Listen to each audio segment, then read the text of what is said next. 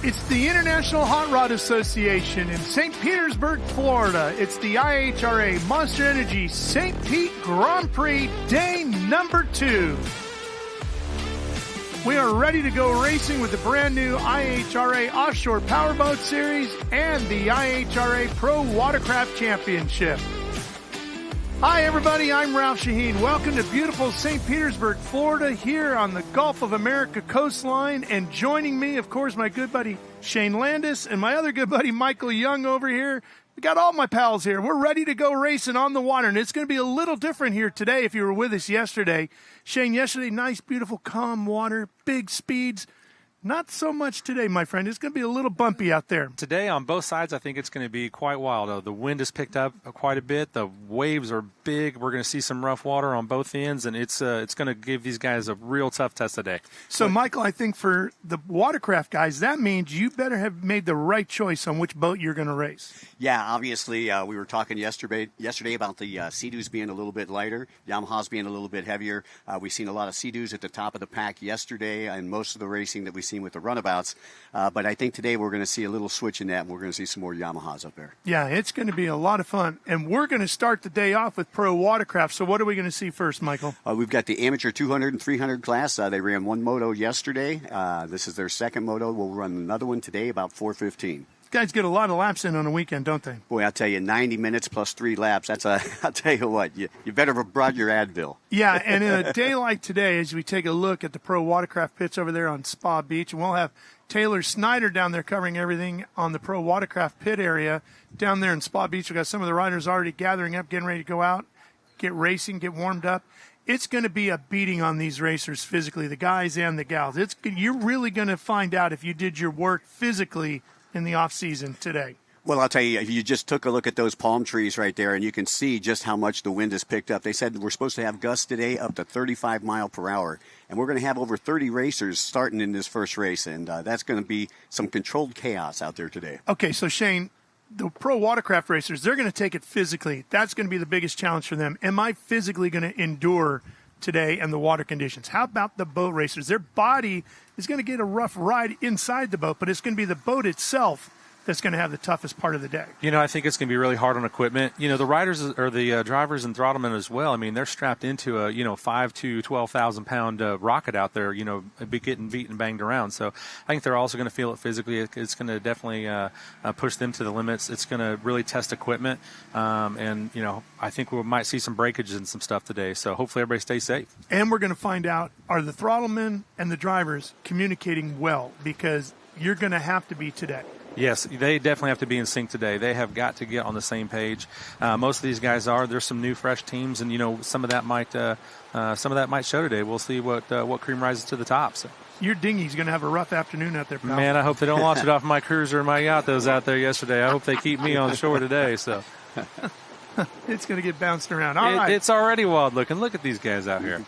This is what we have in store for you today, and it is a long day of fun racing here. We hope you stay with us on Speed Sport 2, where you are right now, and then shifting over about 11 o'clock as we get ready for the first offshore race of the day.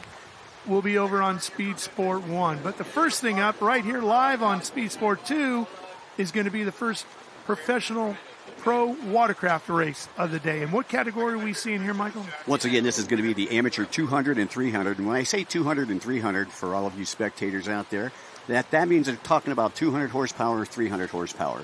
So I believe we've got 4 riders, or racers rather, that are going to be in the 200 class, and we've got another 28 racers that are going to be in the 300 class. So one of the things that you do see with this is you see a lot of lap traffic, and you get to see it early. And with 30 minutes plus a lap, that's it's going to be a beating for a lot of these guys, and it's going to be a battle of attrition and how you get around all that lap traffic. Yeah. How is the course going to change for these racers? Right now they're headed farther out into Tampa Bay as they go away from Spa Beach, and then they're going to hang a big right, come across the bay, over to the pier, make another right, and start heading in towards Spa Beach. How will the course and the waves change around a lap? Well, again, it all depends on which way the wind's blowing. As you can see, there's a lot of sheep on the bay, or a lot of white caps out there, so to speak. And again, like you said, they're going to start up here at the northeast section. All right, let's go now down to the pit area as we get ready for our opening ceremonies, and we'll kick things off with Mr. Jim Black, the Racing Performance Ministries chaplain. Let's have a prayer together. Thank you for being with us today. Lord, we thank you for a wonderful day today, a windy day, and yet there's so many things going on in so many lives, and so we ask your blessing. Meet the needs of each and every one. All of these in competition today, protect them. Bless their families as they watch, the fans that are here. And Lord, we ask you to guide us and direct us and help us today as we enjoy ourselves and our company with one another, as you bless us and give us a great day. In your precious name, amen. Thank you, Jim. What a beautiful scene. That's the skyline of St. Petersburg, Florida in the background. As you can see, the racers still making their way up. That's how far they have to go away from Spa Beach out to that first big buoy. It's a big run out there. We're going to find out who's got the power today going out to that first big buoy.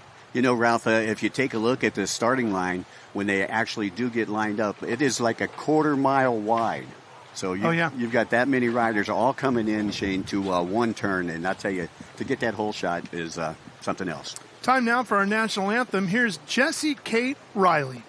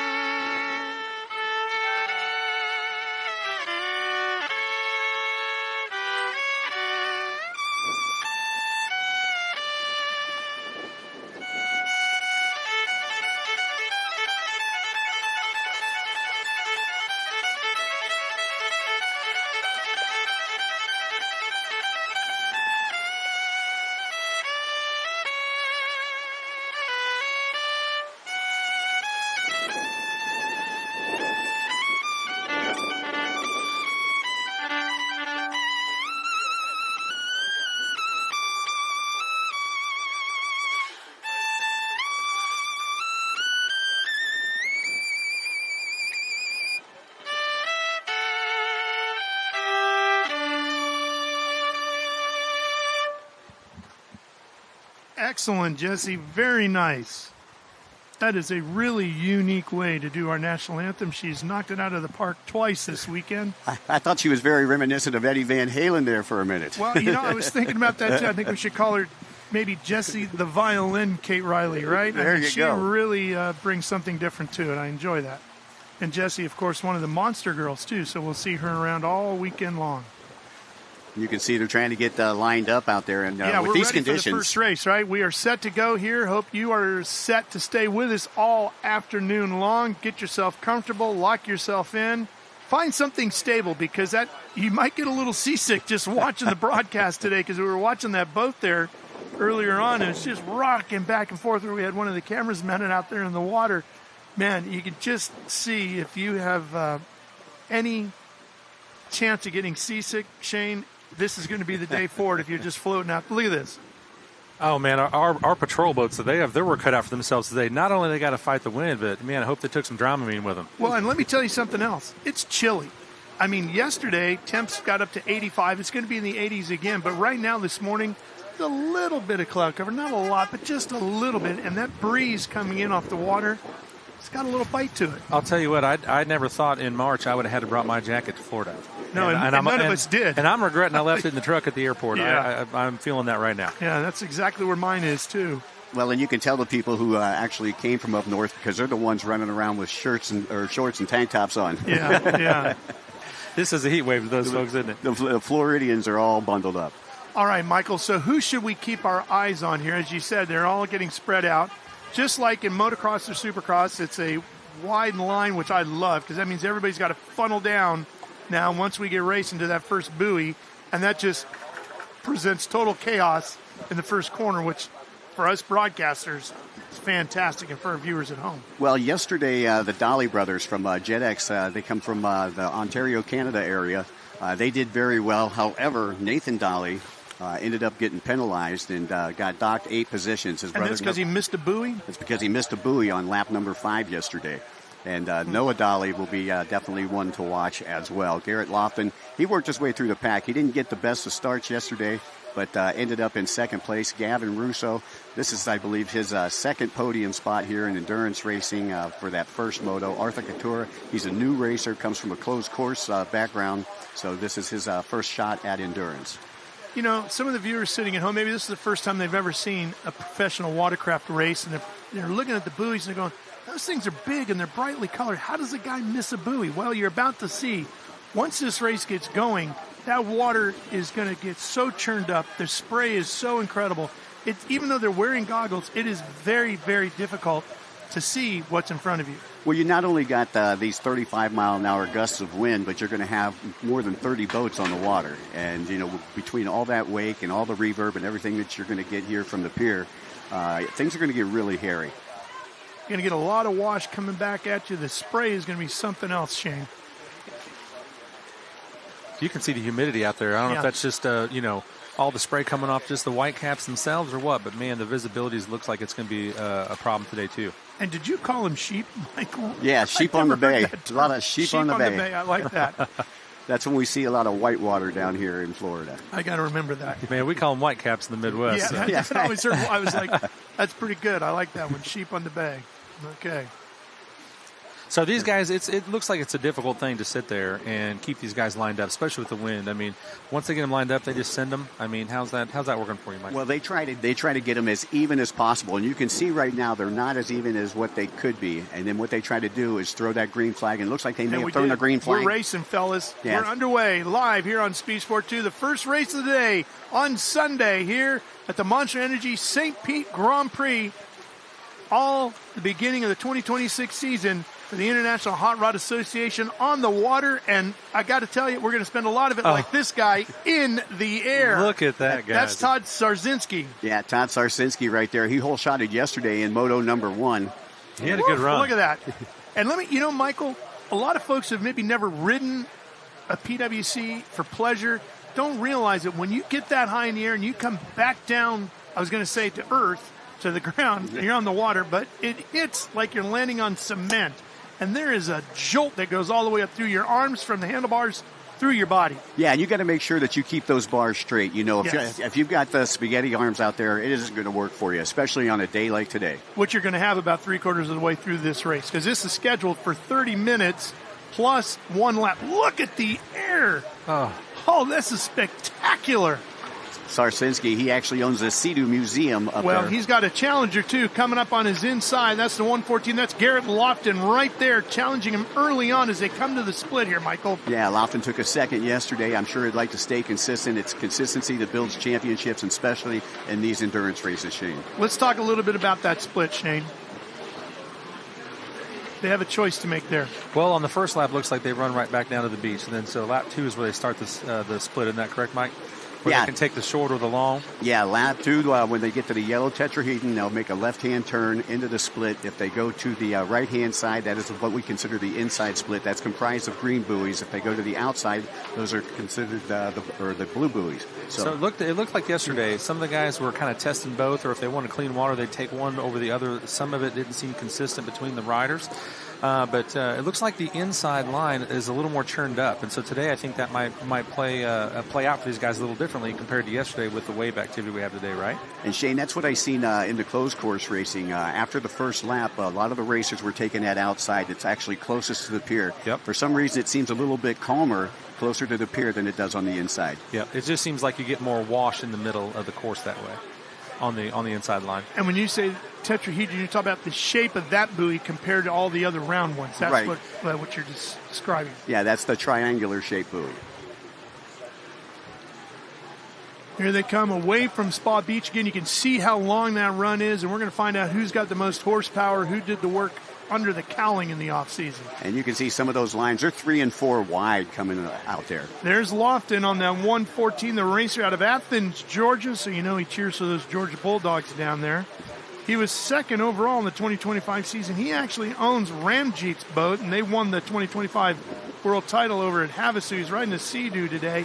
And the thing I find interesting about him, Michael, in talking to him, doing some research on him, he says, I don't practice, I don't train, I just race. That's one of those things about those Georgia boys, you know. I mean, they're just naturally, you know, they're just naturally fit, and they come out here, and they really do a great job. Banji now living in Georgia as well. And Ramjeet, who you were talking about, will be racing in our pro class a little later on today. Well, that's the kind of thing A.J. Foyt would have told you. I don't train, I just get in race shape. And you get in race shape by racing, right? You got to spend 500 miles behind the wheel of the car in the hot sun and get yourself tuned up and ready to go. Well, let's introduce you to the third member of our broadcast crew for our Pro Watercraft Championship. Here's Taylor Snyder.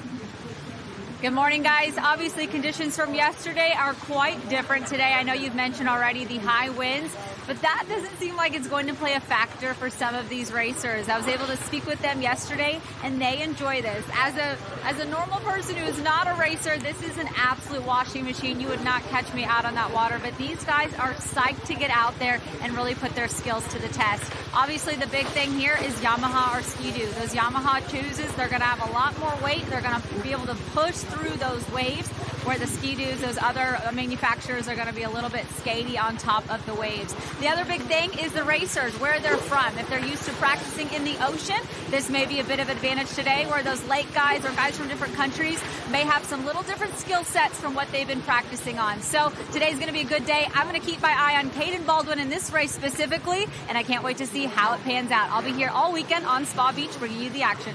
Thank you, Taylor. Now, Caden Baldwin right now shows back in 7th. He looked incredibly fast yesterday. Basically had the thing won till the final. He was inside of 5 minutes and 1 lap to go to the end of it, and then disappeared. He's a lake guy. He's from Sherrills Ford, North Carolina, up where I am, up on Lake Norman. So I know he's not used to racing on a lot of rough water like this, except for when he visits places like St. Pete today. Well, I'll tell you, you know, a lot of these racers, they prefer this rougher weather. When they have the rougher weather, they think it's more rider ability more than you know, how much you got behind you as far as sponsorship. And so a lot of these consider this an equalizer when it's rougher water. I could definitely see this as a much more difficult thing to practice for. Even if you don't go out and practice and ride, it's hard to say, man, the seas are rough today. Let's go dunk it and let's go give it a go. This is a lot harder thing to practice for. To put this into perspective for those that are maybe car racing fans, this would be like saying you can't practice for a rain race unless it goes in range, and then you go haul out to the racetrack and you're going to go run laps, right? So a day like today, you just never know when it's going to happen. But if you do live near the ocean, you get a day like today, and you are a pro at this, and you want to be good at it, you got to get out there. Well, here's the difference. You know, we're racing in a bay today, so it's more like a washing machine, whereas if you're on the ocean, it's surf, and you can kind of read the surf. You know, kind of like in motocross, you can double up, triple. But here, the water's coming from every different direction. Yeah. And so it makes it a lot tougher with conditions like these. And that would be Tampa Bay, by the way. This reminds me of Lake of the Ozarks on the weekend, guys. Yeah. I think these pro guys could benefit So from many weekend boats ride out there, that are right? like, oh yeah, thousands of them at once, and it's nothing but bluff walls. So, this is a rough water, but it looks normal to me for our at-home lake at least. So. Now, most of us recreational riders, we have to go look for the guys on the wake boats to find some good waves like this and then cut over and take advantage of the wash coming off the backside of that wake boat, right? Get yourself some air. And a lot of those wake boats, they don't like that. No, they don't. But we do it anyway, right? We do it anyway. So Lofton, Caldwell, Sarzinski, Noah Dolly, Couture, that's your top 5 right now as we look at our amateur endurance 300 category. Seeing the top 5 in timing and scoring there. Yeah, I would have figured Caldwell had a 12th place finish yesterday. I would have figured he would have done a lot better, especially with the calmer water. But he has worked his way up to 2nd here today. And he is sponsored by Monster Energy and Caldwell Racing, as well as MTI Boats, one of the powerboat companies. Yeah, and Sarzinski's fallen back one, but here's the one I'm keeping an eye on. Caden Baldwin, we talked about, Taylor brought him up. He has moved up to 6th. Just a moment ago, we had him back in 7th or 8th. Now he's up to 6th, climbing up through the field with 22 and a half minutes plus 1 lap left to go in this one. So plenty of time yet to go. Yeah, you want to keep your eyes on 706 Dolly, too. Dolly was the one that ended up taking the win yesterday, but he had started out in about 8th or 9th place, but was able to put that Sea-Doo on top of the box at the end of moto number 1. And Lofton right there on that 114, the Sea-Doo out front, and continuing the lead, getting lots of air and having a good run. Caldwell taking the lead now. Cooper Caldwell, again out of Texas. Yeah, it just got around him, didn't it? It just changed on our timing and scoring. And you can take a look at these lap times. They're way bigger than what they were yesterday. Yesterday, we were looking at about 2 minutes, 30 seconds. Today, 3 minutes, 4 seconds for Cooper Caldwell on that lap time. And a 14-second difference back to Lofton with a 3:18. And he just got past him, so you can imagine, Cooper right now is on a tear out there on boat number 193. And that's tough when you're dealing with conditions like this and you think you're really moving and all of a sudden somebody blows by you. That's not an encouraging sight. So again, you got Caldwell out in front, Lofton in second, Todd Sarsinski in third, Arthur Katura in fourth, and Noah Dolly in fifth. And as you said, Caden Baldwin right now on the move in sixth place. Take a look at Spa Beach and how they have to race around those jetties after the split section. There's that triangle buoy that you're talking about where they have to make their decision. And you can see they can go inside or outside. He'll either hit the blues or the greens there. And you can see the blues, that's the outside split. The greens there are the inside. The challenge here, Michael, as you watch these racers dealing with these waves, at some points, depending on where you are on the course, you're headed nose first right into the wave. And then depending on where the turn is, changes, and you might be hitting the wave completely on the side, or the wave might be hitting you to the side. So you never really have the opportunity to pick and choose how you want to attack said wave. Yeah, if we were taking a look right there, that was 908. He was taking a look at the bumpy ride that he's got right there. That is my good friend Rafael Acosta, who owns a Pinned Up Performance just down the street in Hudson, Florida. And you could see he was getting tossed around like a rag doll out there. Yeah. And he's a big fella. There's the 502 Baldwin, who we were talking about. Caden up to sixth still and trying to close in on the backside of Noah Dolly, see if he can get himself up into the top five here. Caden sponsored by Champion Power Sports. Just inside of 20 minutes and 1 lap to go here. First race of the day from the IHRA Monster Energy Grand Prix of St. Pete. Stay with us. Home and Auto, you're ready to hit the open road. Ooh, or set sail on your next adventure. Tomato, tomato. And because you save time and money, you could just go where the road takes you. Ooh, nothing but smooth sailing. Don't throw out the baby with the bathwater. Jamie. Stop. Okay, looks like we're in ship shape. Yarr, shiver me timbers. That's an impression of a pirate. Mm-hmm. Boat.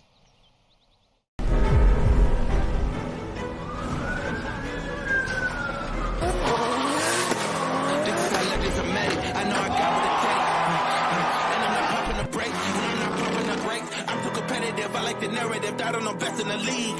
Who you comparing with? That is competitive, top of the throne in the league. How you moving slow on the speed? I just been bringing the heat. I just been bringing the fire.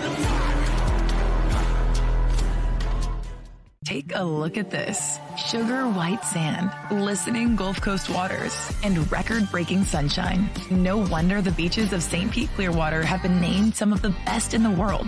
And if we stopped there, you might miss the best parts, like world-class museums and murals that fill the streets, Michelin-recognized dining, and ancient mangrove adventures, live music, and so much more. Come explore at visitsbc.com. The wait is finally over. The IHRA Stock Car Series is here, and it's on Speed Sport 1. This is what stock car racing is all about. The International Hot Rod Association is going stock car racing. There's big money on the line, and racers willing to push the limits for a piece of the pie. Leaning on each other as we cross the start-finish line, head down into turn number 1. Watch the entire season on Speed Sport 1. It's free to watch. Go to speedsport1.com for details and viewing options. Petersburg, Florida, here in the Tampa Bay part of the water, as we're watching our first race of the day, the IHRA Pro Watercraft in action here, and look at how rough Tampa Bay is here on this beautiful Sunday morning. Ralph, that last lap, Garrett Lofton was able to get around Cooper Caldwell, turned in a lap time about 9 seconds faster. Wow. So Lofton back into the lead, Caldwell back in second, Shane. That's going to be quite a battle. I think you're going to see some some more changes as the day progresses here. Well, we had another one during that break, and that was Caden Baldwin, who we've been keeping an eye on. It moved himself up to 6th, just slipped back to 7th because Daniel Silva got around it.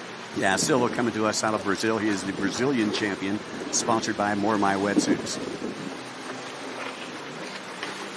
So Lofton turning in the fastest lap time so far today here in the Amateur Endurance 300 with a 3:03.222. And that's a pretty quick lap time in these conditions. As we were saying yesterday, lap times were hovering right around 2 minutes 30 seconds. Today, 30 seconds slower than yesterday. They'll definitely have a lot less laps in this particular enduro than compared to yesterday. Well, and that's a good thing about a timed race. You know, you don't have to worry about what lap number you're on and anything like that. You just go until you see that white flag, and then you say, hallelujah, I got one more lap left to go. Well, the crazy thing is they're going to do less laps, but they're going to feel like they ran 5 times further than they did yesterday because it's going to be so physically exhausting out there. How do you think this is going to affect their performances later today in later races? Well, that's one thing. You know, the pros got to race 2 motos yesterday in the smooth water. Today, the amateurs are racing in the rough water 2 motos, and there's going to be some sore amateurs at the end of the day today. I just wonder if you'll see some fall off and some different, different positions, from the first race to the second race later today. Well, definitely, I think you're going to see some fatigue. We've got some riders. I mean, we've got riders out there from the ages of 16 all the way up to 60. Yep. So, you'll see some of the riders getting a lot more tired than others. But again, it is a battle of attrition. You know, I've always said it's a hat trick that makes you a winner or a loser in endurance racing. You've got to have 3 things. You've got to have the physical stamina. You've got to have a boat that's going to run for 30 minutes plus a lap. And then you've got to have the mental capacity. As we take a look at a replay right here. That looks pretty dicey. Yeah, that's Ben Montel on the inside right there. Montel comes off the gas. He had the line taken away from him, right? He got hung all the way to the inside there. Yeah, that was Baldwin that was able to, that's who he was dicing it out with, Baldwin. Montel hitting the podium last weekend in the Cayman Islands, as we had a race down there last week. That was not for position, as Baldwin still sits in 7th as we watch the 1:17 through here.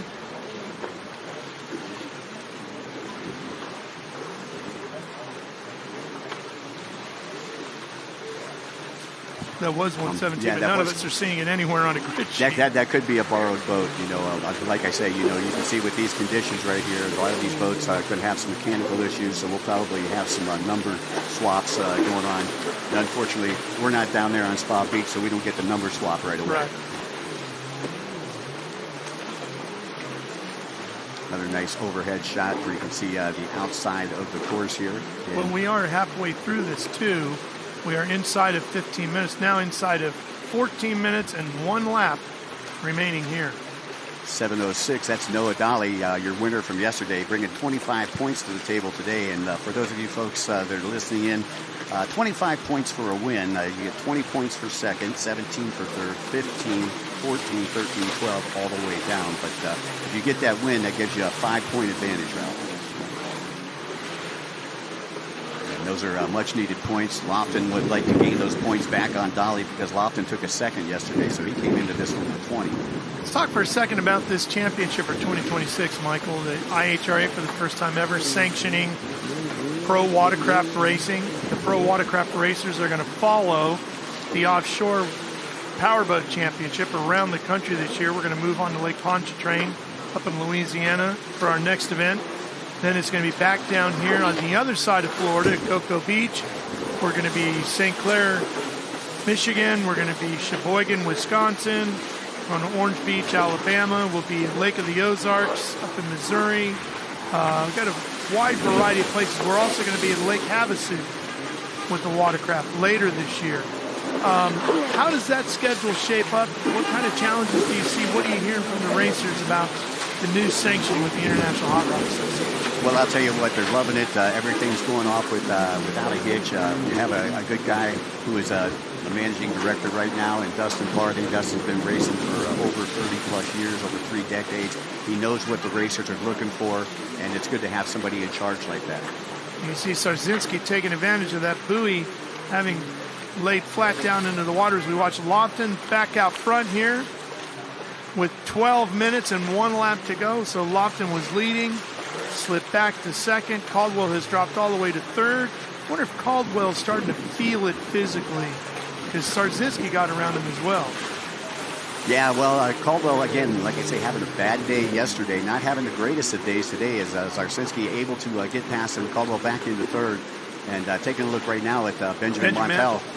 Montel currently sitting in the 7th place position out of Fort Lauderdale, Florida. Does all his own mechanic work as well. That's our beige boat that we were having fun watching yesterday. Yeah, right. The beige looks really good on that azure water, right? Yeah. Well, it was, as we were talking about yesterday, it's one of those liveries, I think, Shane, that if somebody just said, hey, we're gonna put a lot of beige on the boat, you might go, I don't know about that. But once you see it, it looks sharp. I just think it looks like beach camo. Yeah, beach camo. That's good. I think that's really where we're at. I like that. I love it. Yeah, it looks great. He's sneaking around out there on the track, right? Lofton, Zarsinski, Caldwell, Dolly, Kartura, 1, 2, 3, 4, and 5 right now with just over 11 minutes left. Man, he stuffed that one, didn't he? Oh my goodness, like a Thanksgiving Day turkey. That was James Dowan, 89, who got the worst end of that bargain right there. Just when I'm back on board with your race leader, Lofton riding smooth. A lot of these guys have a lot of different riding styles. You can see Laughlin kind of sitting back on the seat right now. And a lot of times these guys are going to be very aggressive. Like you seen Jay Edworthy yesterday in the pro class, guys, and he was in that attack position the whole time, using his knees as shock absorbers. Some of the guys prefer to sit down, but I think when you sit down, that's a little more jarring on your back. We're going to see the stand-ups come up a little bit later on. So you'll see two different forms of boats here. Boy, get a face full there. And, you know, it wasn't even pump wash. You know, that's just the regular bay water that you see here. A lot of times you'll have somebody in front of you. He's struggling with his goggles right now. That's a challenge, boy. And he wants to keep those goggles on, Ralph. You have to. Yeah, that is definitely a failure you do not want to have. So you couldn't see anything out there, especially with it being salt water. I mean, not only is it going to burn, you know, you definitely keep that out of your eyes. Well, that's it. The salt water, that the salinity in the water here in Tampa Bay, pretty high. And that's one thing that you don't want getting in your eyes, affecting your vision, especially when you've got 30 of your best friends racing around you. They're not going 80 miles per hour today, I'll tell you that. Probably going closer to 45, 50 miles per hour. But in this kind of stuff right here, you don't need anything. But that's what's really impressive, because to go that fast in these conditions is really an accomplishment.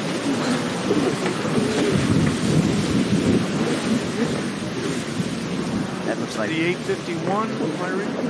I think that was 961. 961 Halab. Yeah, Halab.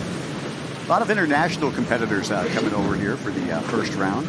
Arthur Couture has moved up through the pack. Sarsinski back into third. Couture in second. Yeah, he was in fifth just 2 laps ago. And Caldwell has now dropped to fourth. Lofton hangs on to the lead. Sarsinski starting to fade now. Caldwell able to get past Sarsinski. Let's see if Dolly can get himself now up into position. He's been hanging around there in fifth. And Baldwin still hasn't crawled up beyond seventh. Now, we were just talking about Couture working his way through the pack. Couture on that last lap just turned in the fastest lap time so far of the race was a 3:01.587. He was on a heater. Yes, he was. That's the 04 right there. That's Greg Gaddis. Gaddis right now showing an 8, so he's in the top 10, and he's right in front of Nathan Dolly, who you talked about at the beginning of the show. Yeah, Nathan unfortunately took a second yesterday, but got docked a lap, ended up, I believe, in 9th overall. So got, 8th overall. So got docked 7th position. So had a tough day yesterday, and trying to get back some of those much-needed points here for the day. You know, here's the difference between this and like a rain race. On a rain race, things start to dry out. You can find a different line, right? If you're not comfortable on the wet, you can find the dry part of the racetrack and just move over there. Here in this kind of water, there is nowhere else to move. It's bad everywhere. Now, we always compare this to like motocross on the water, but the difference is these guys have an ever-changing track. In motocross, at least you know where the ruts are, you know where you can go in, you know where your line's going to be. Here, you don't know where your line's going to be. You don't know where your line's going to take you. Well, you get on that heater lap like we just saw, and then the next lap you could fall off because the water conditions are definitely going to change. It's ever-changing. There is a part of this where you're in control, but for the majority of it, the water's in control. It's going to decide where it wants to put you. There's that 117 again. Unfortunately, I believe we got 117 as a borrowed boat here. Now we've got the 200 class that is racing with these guys as well. Baron Murnick took the win yesterday in the 200 class, and I haven't seen anything from the 200 class yet.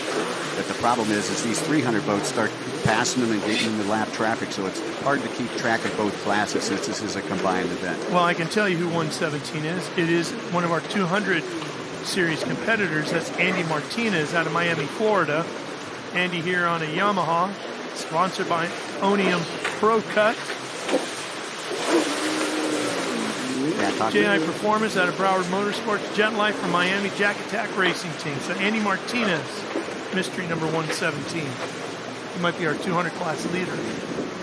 Remember, yesterday Andy had a pretty good run. Yeah, him and his father are both racing out here in this class today. That's Garrett Lofton, our overall race leader and our class 300 leader. Lofton riding pretty smooth once he was able to get past Caldwell.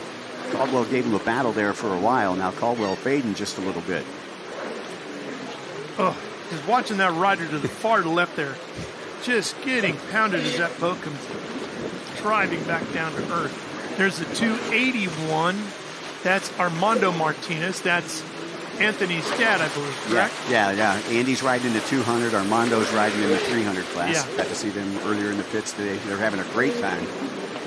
That's Nathan Dahl, you see on 917, trying to work that inside line. Yeah, this could be a fight for position here. Nathan is with Gaddis. That's where no, that's not for position there. Not sure who that other rider is. It's not boat number 4. I believe that was a 200 rider, and that's how he went past him so quickly. Lofton, Katora, Sarzinski, Caldwell, Dolly, your top 5. And Benjamin, Baldwin, Gaddis, Dolly, Martinez, your top 10 here. That's Lofton working on the back side of the pier here, getting ready to come back in toward Spa Beach and make his decision whether he is going to go inside or outside as he makes the turn, and he'll come right in front of the back side of the pier here. And boy, I'll tell you, those folks in the VIP section back there, man, they got it made. They got a great position to watch all the racing, not only the PWC racing, but the Offshore Powerboat as well. Yeah, I thought Shane had some real pull yesterday. I was trying to get him to get us up in the VIP booth, move our booth over there. Man, I'm telling you, that's right. Short. I'm just glad to see they still have a tent left with the kind of winds we had overnight. Well, there was a point where our tent was literally on its way into Tampa Bay, and if it wasn't for you and a handful of our other guys luckily catching it. I make a pretty good anchor. Man, I saw that thing go. I kind of prepped for a couple hours. Like, I'm going to have to get up quick if this thing goes. So, luckily, we were able to hold on to it.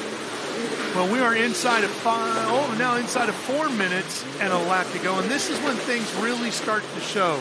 Is your boat strong enough, and are you strong enough, and what's your will at this point? If you're in a fight for position, as Katora has moved all the way up to second here, can he hang on? Can he catch Lofton? Can he fight off Sarzinski and get that middle step up on the podium? Well, I know a lot of these guys, what they'll do is they'll tape a stopwatch right to their bars, so they know kind of where they're at on the track, because we don't really have a timer where they can see, exactly when they're going to be finished. Exactly, no headsets. Taking a look at Caden Baldwin there, still running in 7th place as he makes the turn and heads toward the split section of the track right here. And you can see Caden wearing some different things. He's got, looks like a windbreaker on top of his wetsuit and his life jacket. Yeah, that's a neoprene tour jacket. Yeah. Trying to keep as much water off as you can. Yeah, we normally use that for cold weather. You don't see that too often down here in Florida.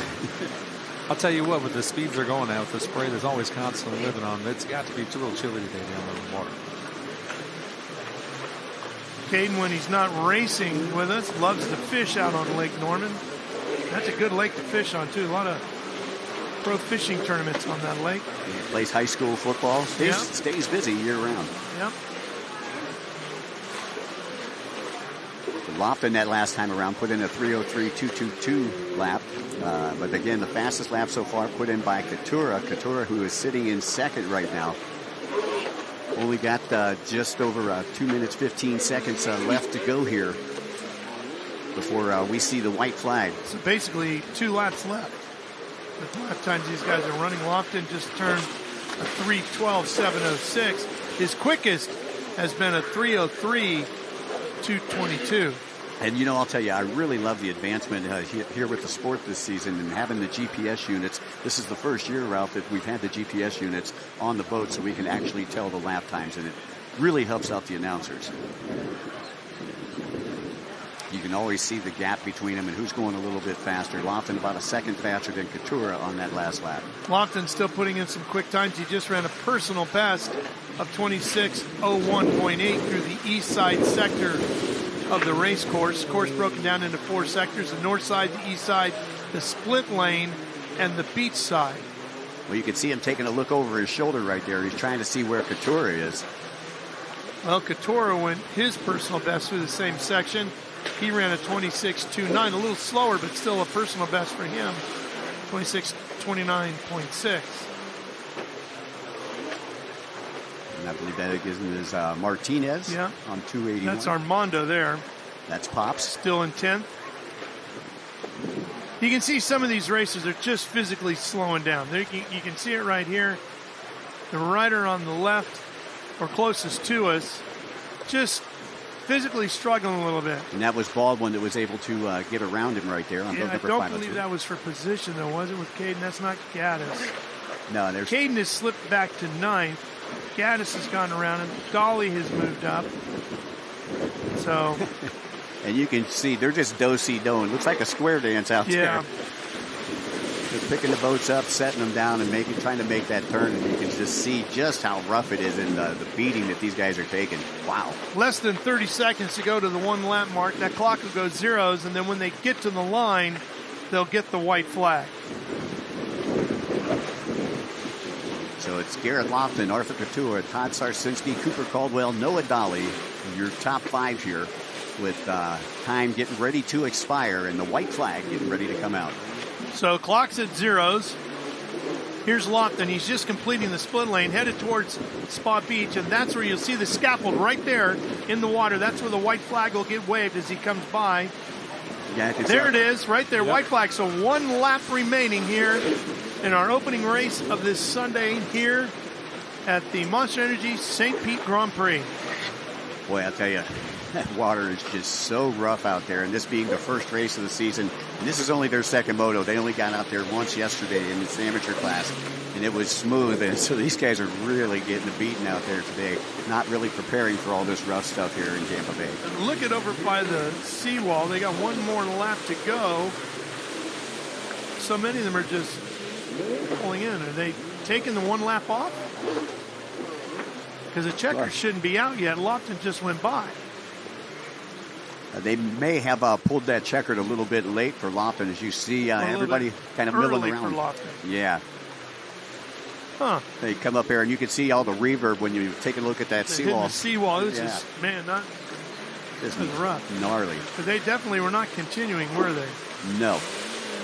I think they got the white flag a lap early is what I think happened there. Yeah. That's probably exactly what happened. I swear when Lofton went by, that was the white flag that was waving, right? Yeah. Was it just me? You guys saw it too? No, I saw it too. But yeah, he stopped there.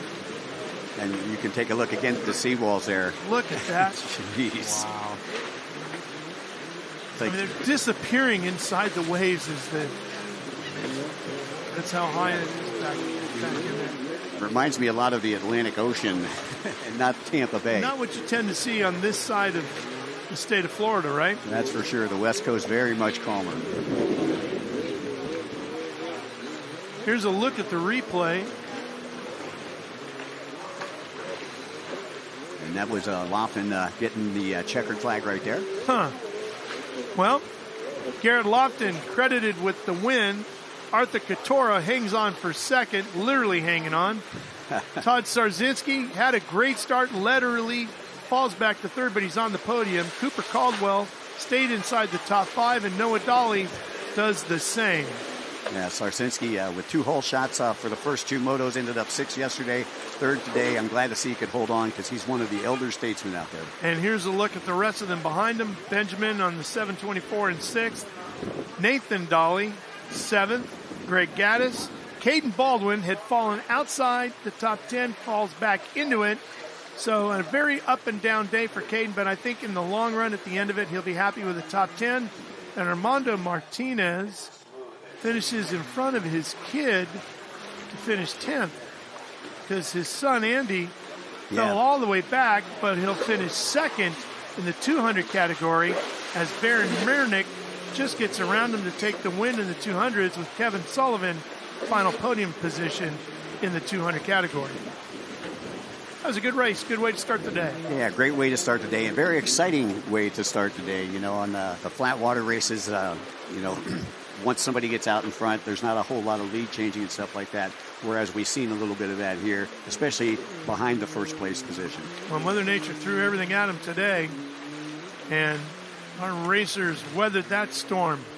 Exciting action. We got plenty more coming your way. We'll have boat racing and more pro watercraft all day long here on Speed Sport. So make sure you stay with us for more of the IHRA's Monster Energy St. Pete Grand Prix. Be right back. Is the home for the IHRA Offshore Powerboat Series. Watch top international teams push the limits of some of the fastest boats in the world, reaching speeds of up to 180 miles per hour. 14 classes, racing hull to hull, from Pro Class 1 to Super Cat. It's the IHRA Offshore Powerboat Series. Catch the entire season on Speed Sport 1.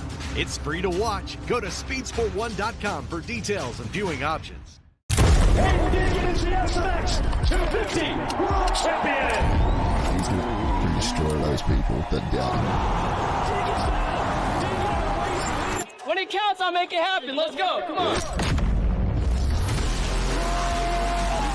This is the time to show that I got that dog here, right? Hey, dig and win. For the 2025 Monster Energy AMA Supercross Super US #1 plate.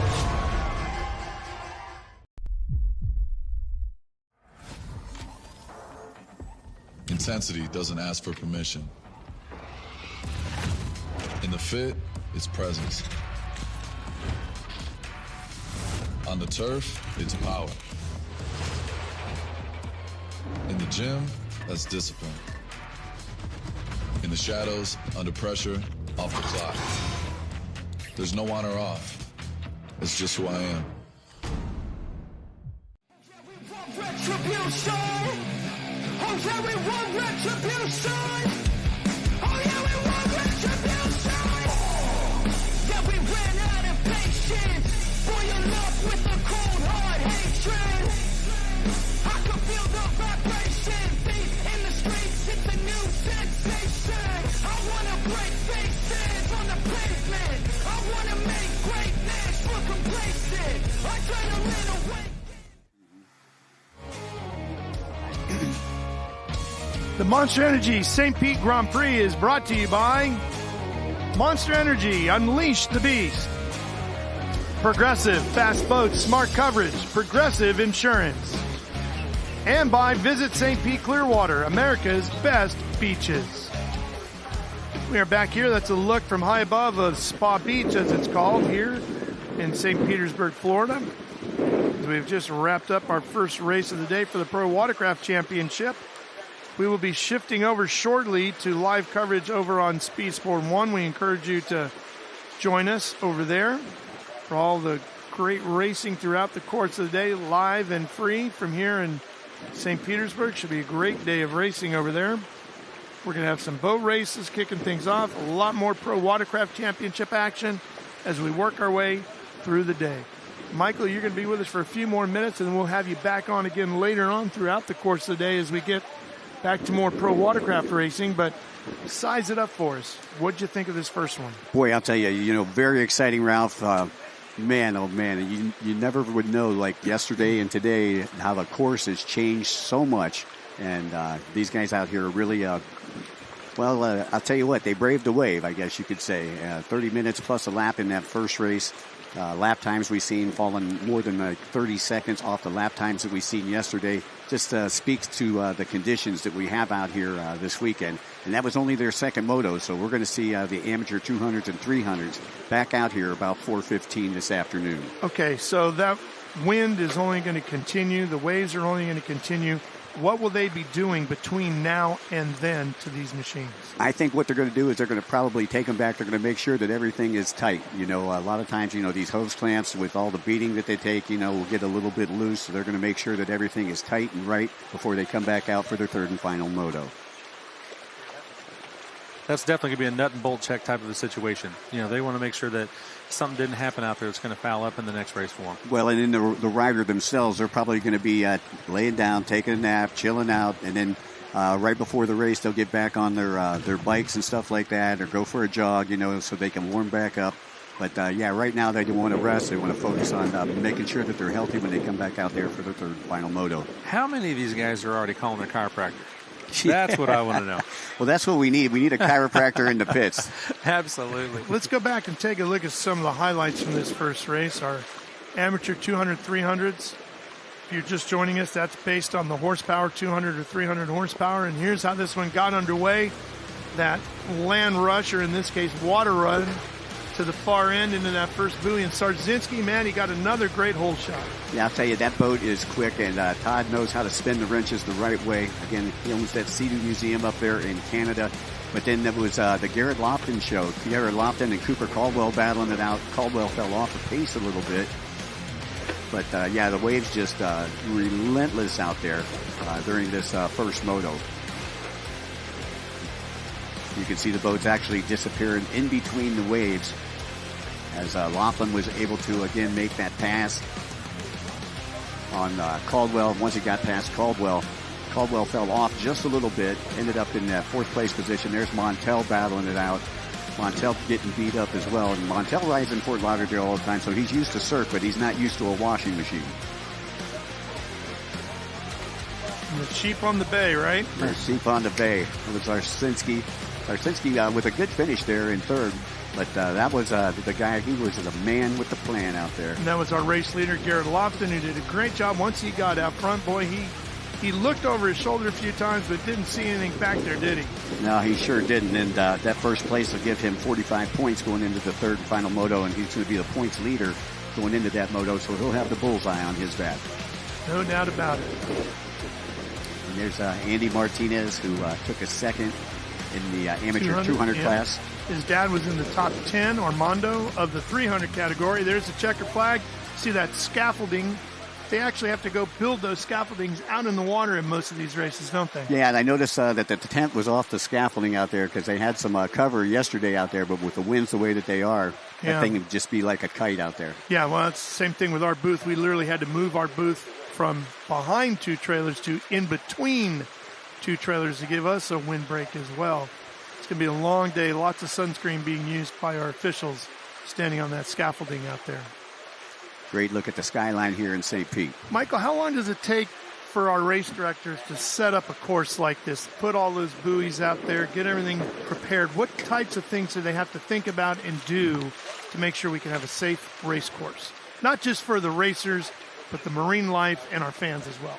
Well, I'll tell you, they start on Thursday. It doesn't look like it's that much, just throwing a couple buoys out there, but it is really a complicated process because not only do they have the buoys out there, but they have counterweights on the buoys. They have anchors on the buoys. They have to make sure that the rope is the right length. You've got a variation of depths in water. We're racing in 3 feet of water, 4 feet of water on that inside break. But on the outside, when we're out in front of the pier, you're looking at maybe 30, 40 feet of water. So you really got to go out. You got to measure all that stuff before you come in. You cut your ropes, you put your anchors on, and get your counterweights and your swivels all together.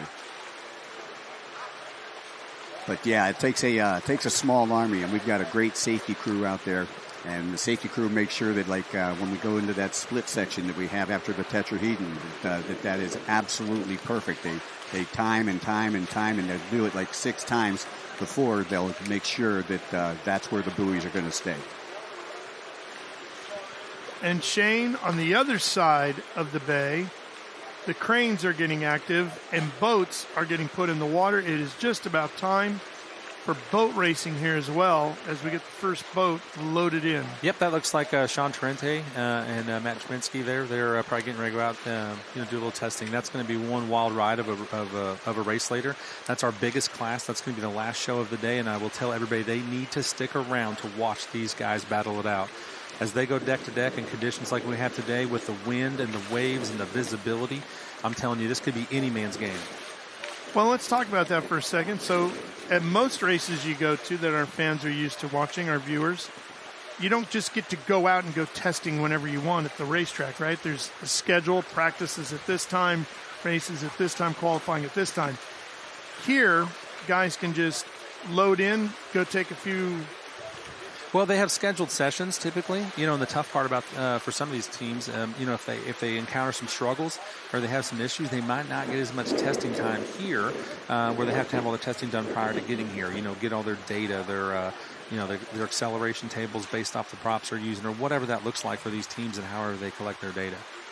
So they're a little more limited when they are here, but they try to take as advantage of it as possible. And if the conditions change and they're allowed to go out and test a lot of these guys, you'll see them do it. And you need it on a day like today because you just don't know what you're going to get out there until you get out there. Yes, this is correct. Every wave, every corner, everything is different. Just like on the PWC side, you just never know what you're going to encounter. This is not a race track per se that you can learn and figure out the apexes and try to hit them the same every time. This is an ever-changing deal every lap, every minute. Well, there is going to be a bit of an adjustment in our schedule as we get ready to shift over here in a few minutes to Speed Sport 1. The original plan was to shift from our first PWC race here live on Speed Sport 2 over to Speed Sport 1. And when we do that, we would see the first offshore powerboat race here at 10 o'clock when we go up. Now we have been told the first offshore powerboat race is actually going to be at 11 o'clock East Coast time. But when we do shift over here in a couple of minutes to Speed Sport 1, we will have the next pro watercraft race ready to go. And this is going to be a stand-up event, Michael. GP3, I believe? Yes, that's the Pro Ski GP3. Great racing yesterday in the Pro Ski GP3. And we had a female, Britton Reinhard, who actually took the win in that class in Moto number 1. So she was fast yesterday. Oh, yeah. You're not done, Michael. You don't get to go anywhere just yet. You got to hang around, do another race with us. Hey, well, I like hanging around with my pals. Yeah, so you had Britton Reinhard, who took the win yesterday. Gary Holbein Jr. out of Fairhope, Alabama, ended up taking a second place yesterday with Cash Crawford out of Lake Havasu taking a third.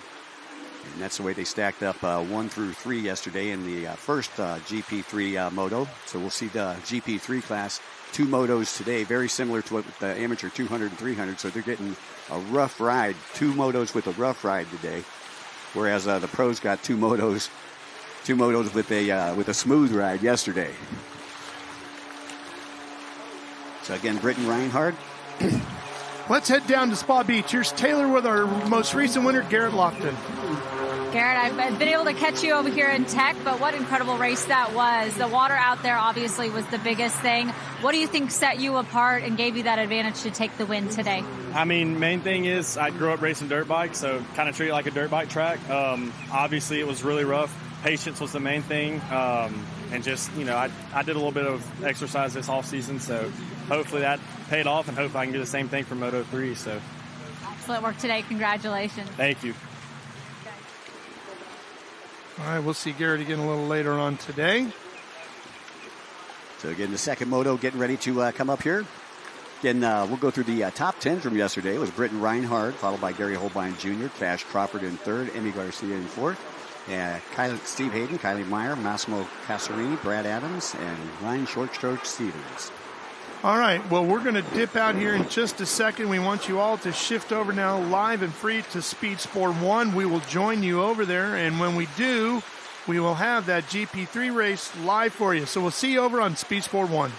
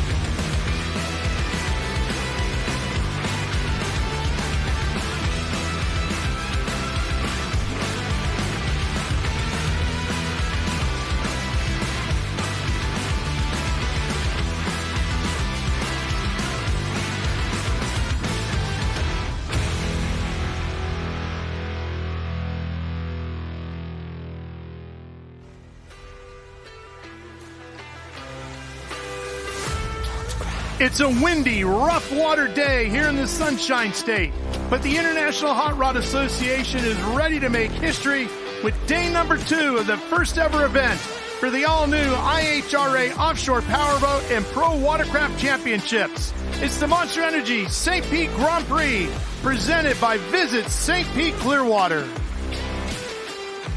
What a blustery day we have here. Well, hi, everybody. I'm Ralph Shaheen. Welcome to St. Petersburg, Florida. Yeah, we are in the Sunshine State, but maybe today we should call it the Windy State. I know they have the Windy City, but we're going to be the Windy State here today in Florida over on the Gulf Coast. I'm Ralph Shaheen alongside my friends Michael Young and Shane Landis as we get ready to go racing. We just had, if you were with us on Speed Sport 2, our first pro watercraft race of the day. We're going to have another one coming up for you in just a minute or two here on Speed Sport 1, and then an action-packed day with more pro watercraft and Shane, all of the offshore powerboat racers. And this is going to make for some really interesting racing with all that wind and choppy surf. I'll tell you what, it's going to be a wild day. It is windy. It is rough, and these guys are going to feel it. And Michael, as we just saw with the pro watercraft racers, it's a wild, rough day for them as well. Well, and you got to see the runabouts out there with the endurance race. Now, these are going to be stand-ups that we're going to be taking a look at next. And imagine how rough it's going to be on a stand-up. You've seen how rough it was and how the runabout riders got beat up. But these guys and gals are all going to be on stand-ups. Well, we have two colleagues covering all the action in the pit area for us on both ends of the bay here today. Let's begin in the pro watercraft pit area. Here's Taylor Snyder. Hey guys, I'm down here on Spa Beach, and what a difference it is today. Like you said, the weather is the big factor. And these guys are not in boats. They're not seatbelted onto anything. They are riding on their own 2 legs. And right now I'm talking about those Ski GP and Ski GP3 riders. They're going to have quite a challenge today to keep that endurance up. It's class, but with the to feel like an endurance race out there. There's a lot of riders that are young. There's a lot of riders that have been veterans. So it's going to be a race of attrition out there. There's going to be a lot of battles going on. This class is huge, but the biggest thing, I can hear them right now, is the start. So these guys are actually just going to take off from standing. It's quite an incredible feat to see. So I'll be here all weekend bringing you the action and the storylines from Pro Watercraft, and I can't wait to see the racing action going down. All right, Taylor, thanks. Yeah, these guys getting underway, and you can see how rough that water is, and they're just getting this thing underway. It's going to get churned up, and boy, they're going to get launched off those waves, Michael. I'll tell you, this is exactly the kind of weather that these ski riders like. Again, like I said, it kind of separates, the better riders from the mediocre of the pack. Britton Reinhardt, again, a big winner yesterday on boat number 851. She will be the one to watch. And you can see the long run out to the first buoy from Spa Beach where Taylor was standing. And you got a split start right there. It's not like the endurance race where they started with a running start. They actually started from the beach with 2 holders. And half the pack will go to the outside split. Half the pack will go to the inside split. They'll come into a merge buoy right there on the outside of the jetty. As we take a look at boat number 201, I believe that's Massimo Casarini. Let's take a look at the race course that we're competing on here today so you get an idea of the layout. Love this, how our folks at Defy just lay this out over the water. It's exactly what it looks like from above. And you can see the split. Here's where they come out of Spa Beach over to that first buoy, which is a lot further out than you think it is. That's quite a long run there. Yeah, definitely a long run. Then you got your split section, but everybody on the pier has got a good place to view the races. You can see the pier there in black all the way out into Tampa Bay. That's a look at our pro watercraft race course here at the Monster Energy St. Pete Grand Prix. The pier's filling up out there, guys. The wind's not deterred anybody from come out and watching a great race and having a good day out here. Yeah, I think you're going to need a shoehorn to get in that Monster Energy VIP tent today. Yes, you will. They were packed yesterday. But you know what? I bet they'll make some room for you. It was a great experience up there for everybody involved that I spoke with last night after the race. Yeah, your early leader here in the GP3 class is Cash Crawford. 15 minutes plus a lap. We've got just over 12:30 left to go in this one. And Michael, we have 2 different categories out there running. This is actually the Ski GP3 class. Just GP3. Yeah. Tell us a little bit about those GP3 boats. What are we looking at? Well, the Ski GP3 boats are the 1050 motors. Yesterday we seen the 1500 motors with the GP1s. These are the 1050 motors that you're seeing out here today. I believe all the boats out there that you see are going to be Yamaha Superjets for the most part. You're not going to see any Kawasaki's out there. Cash Crawford, Gary Holbein, Massimo Casarini, your top three right now. You can definitely tell a difference from yesterday. This rough water, this conditions is going to affect them. It looks like they're having difficulty even staying in the tray or switching their footwork, depending on which kind of corner they're taking. It looks like that's going to be a little bit delayed process for them in this race. Well, exactly. Like when you set up for a turn, you're normally switching your feet and stuff like that. But here, with all these waves, you're not going to have time. A lot of times you'll have to run your feet side by side and then figure it out once you hit that wave when you're diving into the turn.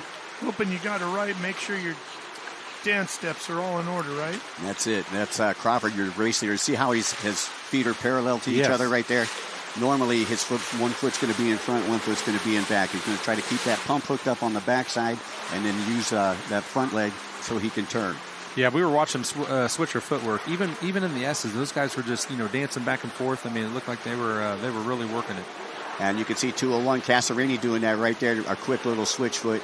Now he's got to go parallel as he leans into the turn and switching feet again. But again, you've got to wait till you got the time to do that because you don't want to be switching when you hit a wave. Well, it's a ballet, but in this kind of rough water, and none of it is choreographed. He is tiptoeing through the tulips, that's for sure. You can see him coming out of the split right now. Crawford's still your leader, followed by Holbein Jr. Problems here for Emmy Garcia out of Lake Havasu on her Yamaha. Yeah, the Garcia family moving over from France just a couple of years ago.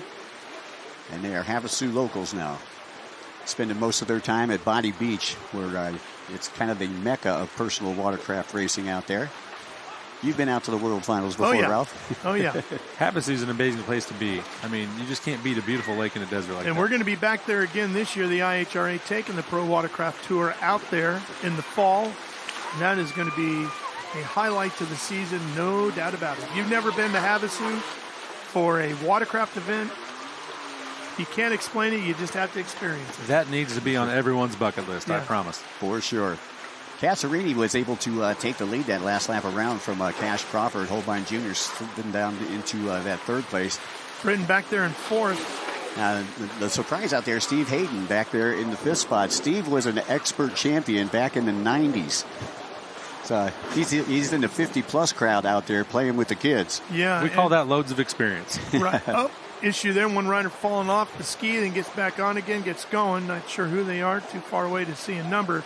Emmy Garcia, who we saw just moments ago on screen, is running in sixth. And Kylie Meyer, Brad Adams, and Ryan Stevens should be rounding out your top 10 here.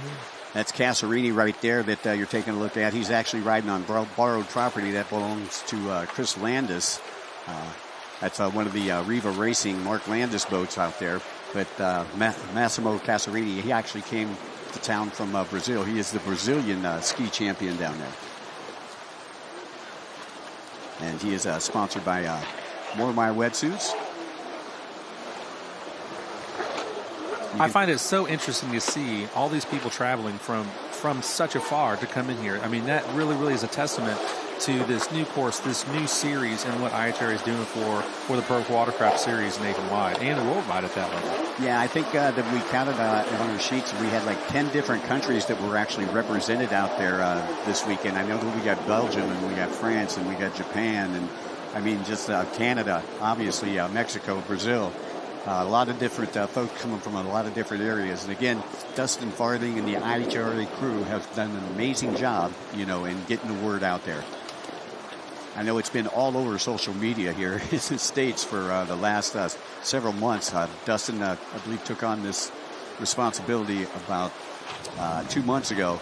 And it's amazing what you can do in 2 months. I'll tell you, he's definitely the right guy, though, for it. Man, he is high energy. You would think that guy is just always on, and he sure is, you know what I mean? So look at them having to just pick their way around, just burying the nose. They're submarining that ski. Yeah, and it looked like Crawford had went into the lead there for a moment. And looks like he's able to get the lead back from Massimo Casarini.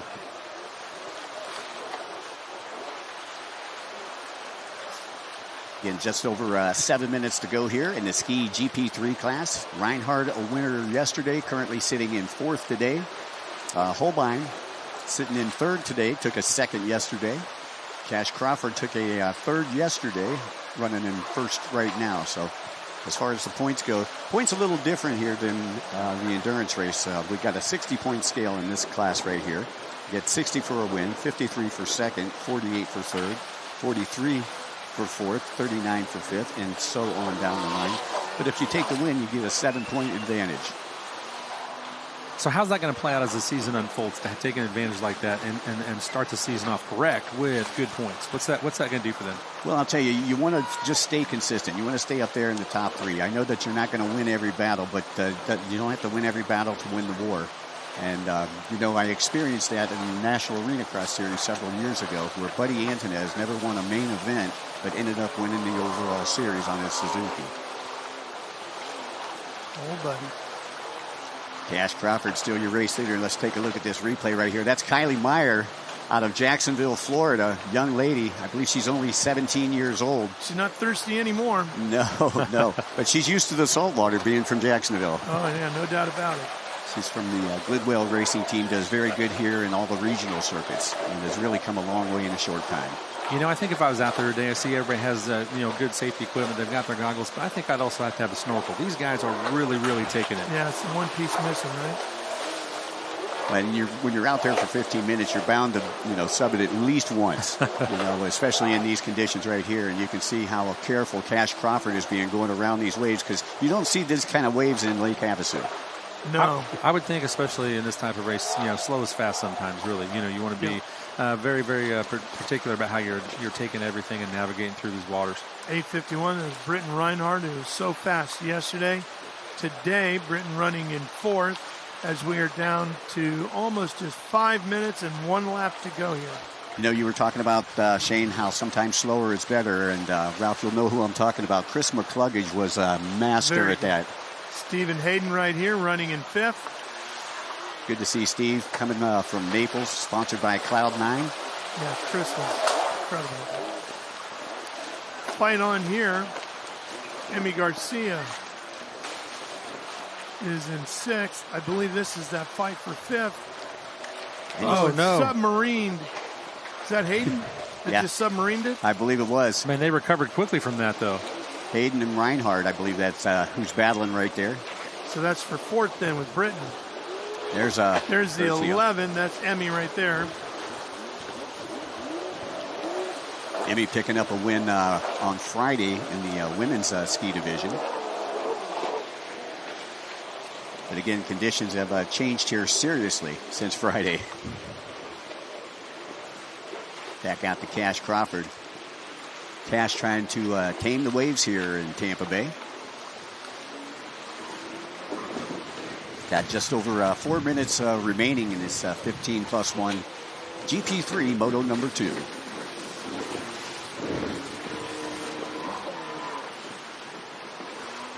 Look at the course. And you see that's what we call the MasterCard buoy when you see that yellow and red mesh Here's together. That battle we were watching. Watch this boat just get submarined right here. Yeah, went down to Davy Jones' locker. Powers back up out of the water. Hold on to the position. And you can see a good look there at the split section. 201 Casarini, who has slid back into that 3rd place position. I figured Casarini be doing not doing a little better, but he would be able to tame these waves a little bit better. However, he's not on his original boat. He's on borrowed property out there. Cash Crawford. Yeah, Cash has to dip his head, and he sees it coming. He knows he's going to get the big roost of wave, ducking his head, trying to let as much of it as he can go over him instead of right into his face. Yeah, you ain't got enough Rain-X for those goggles to be clean. No, and they are all wearing open face helmets, of course, with the goggles on.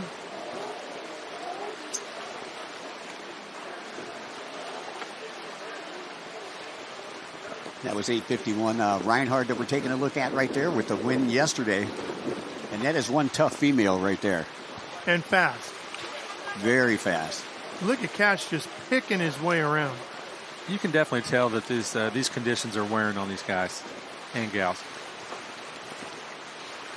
Yeah, not too much time left to go. Don't have our lap times right now because our battery's a little bit low, but I would imagine they're probably running close to 2-minute lap times, where as yesterday they were running about 1 minute and 30 lap times.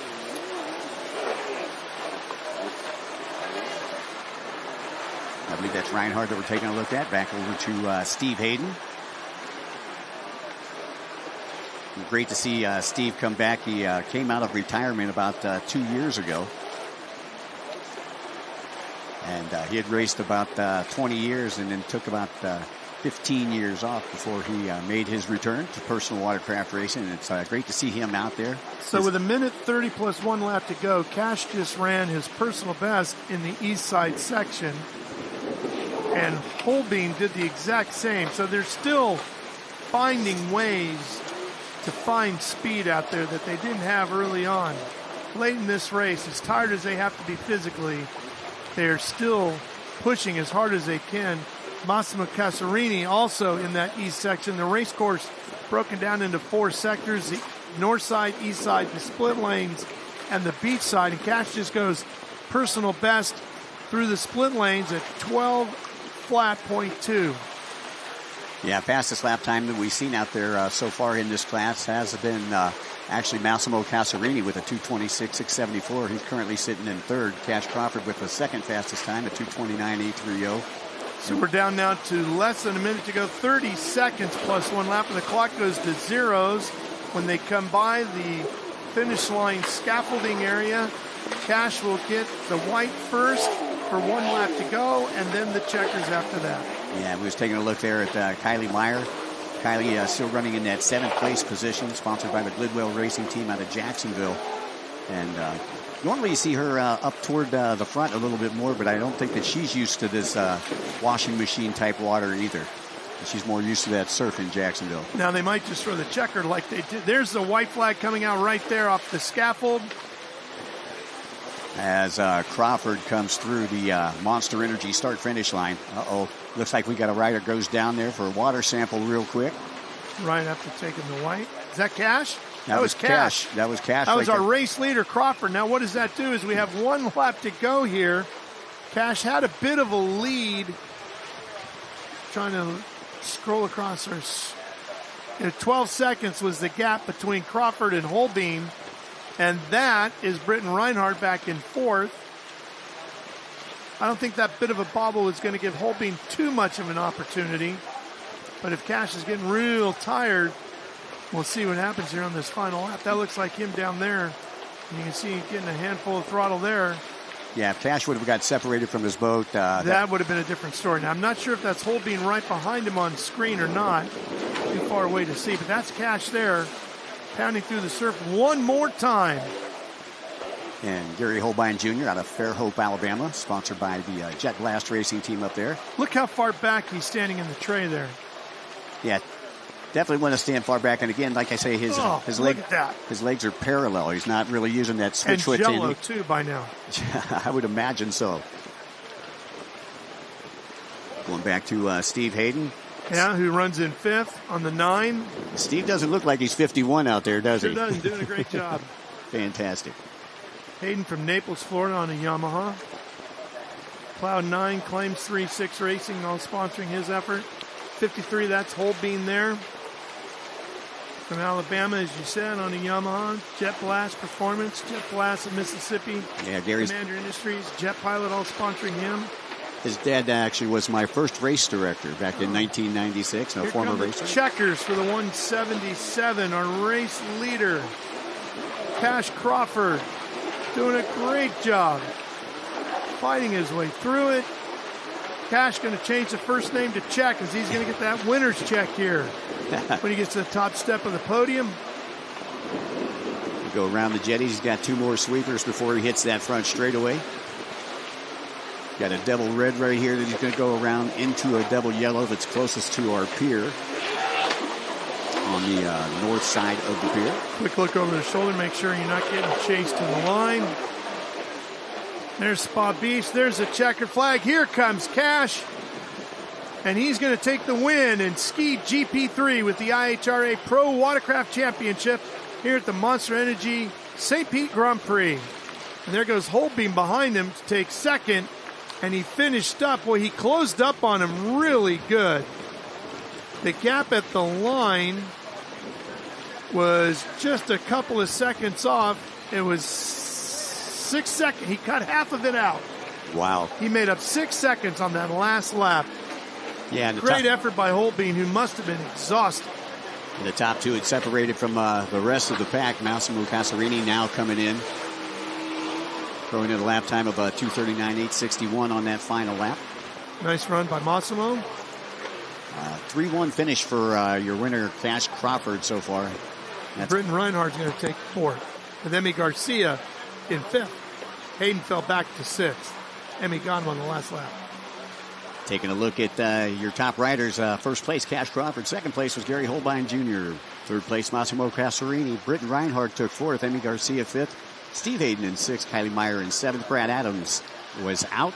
Yeah, everybody below that all fell out of this one. And we're going to take a quick break here on Speed Sport 1 as you take a look back towards Spa Beach here off of our pier. Racers getting out of the water. And we will be getting ready for the first boat race to go as we get set for the IHRA Offshore Powerboat Championship. Next in action here today at the Monster Energy St. Pete Grand Prix. So stay with us. We're coming right back for more. Take a look at this. Sugar white sand, glistening gold.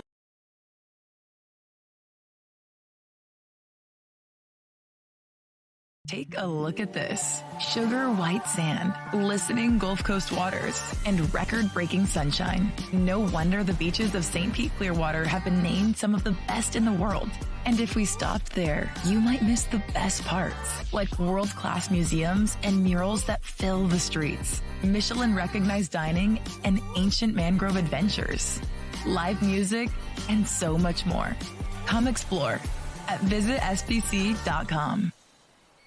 Speed Sport 1 is the home for the IHRA Offshore Powerboat Series. Watch top international teams push the limits of some of the fastest boats in the world, reaching speeds of up to 180 miles per hour. 14 classes, racing hull to hull, from Pro Class 1 to Super Cat. It's the IHRA Offshore Powerboat Series. Catch the entire season on Speed Sport 1. It's free to watch. Go to speedsport1.com for details and viewing options.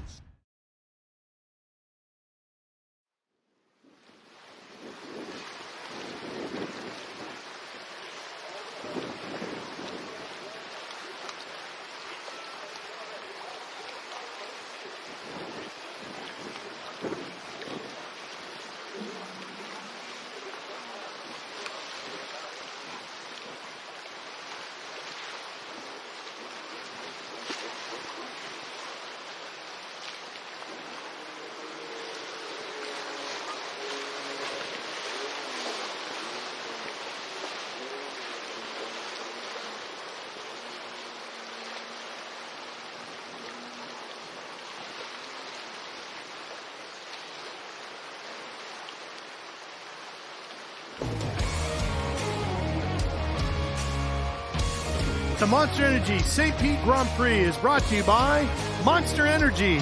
Unleash the beast. Progressive, fast boats, smart coverage, Progressive Insurance. And visit St. Pete Clearwater, America's best beaches. And I think that would be hard to argue with, wouldn't you, Michael? I mean, there's some beautiful, beautiful beaches here. Yeah, I know this is a home area for you, so you're more than familiar with the beaches around here. Shane, have you seen any nice beach that you're going to stick a tent in when we get done? Maybe plant your umbrella? I'll tell you what, there's any of them around here that are absolutely beautiful. I think you could go to any one and enjoy your day, and you just can't beat them. Yeah. Well, I know Taylor is quite fond of old Spa Beach over there. That's where I'd like to go hang out. That's what it looks like. She like. looks like she's having a great time down there. You know, we've been racing over at Spa Beach for nearly 40 years now. Started back with the old Busch World Cup Series. Oh, wow. Let's take a look at the highlights from this last race. GP3 got underway from Spa Beach. Again, you can see the rough conditions kind of separating everybody on the way to that first turn.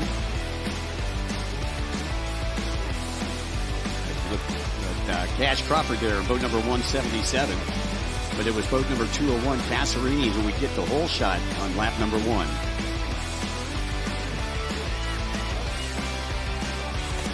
Garcia subbing it right there. And Garcia again taking a win earlier this week. As we look at the 201, that is Massimo, Passerini, and then Cash Crawford able to get by. And boy, he had that nose of the boat sky high and then just submarined it, didn't he? Yeah, I'll tell you. Again, these waves completely unpredictable. And we go on board there with Kylie Meyer. Same thing happened to Kylie right there. Whew. Goes deep in that water. You would think this is almost a freestyle competition. You sure would, the way that was done. I mean, it's a dunk test of a whole different kind there, Shane. I'm telling you, it looks like surfers. They're heading out to catch the right wave, and they go through the one they don't want. Yeah. You know what I mean? Yeah. And that was the battle we seen between Britton Reinhardt and Stephen Hayden. Here's Cash out front where he was all day long.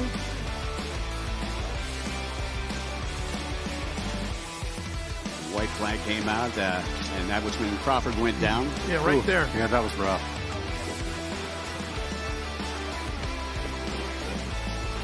And especially right there where the flagging area is, because that's where the seawall is, so that's where you're getting the most reverb.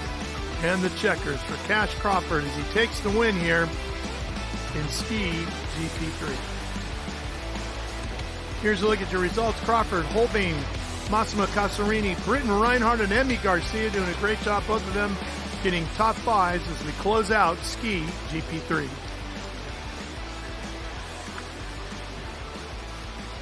Well, Michael, we've had 2 races so far. One is sit down, one is stand up. We got a full day of racing yet to go with our Pro Watercraft Championship. What can we expect? Well, I'll tell you, we've got the GP1s that are coming up. Those are the fastest boats and the fastest riders you're going to see, and they came from all over the world to be here. I believe we've got 20 riders in that Ski GP1 class, and we've got another moto of Ski GP3, and then we've got the pros be coming out one more time for their amateur enduro final, and then the amateurs will round out the day here in St. Pete.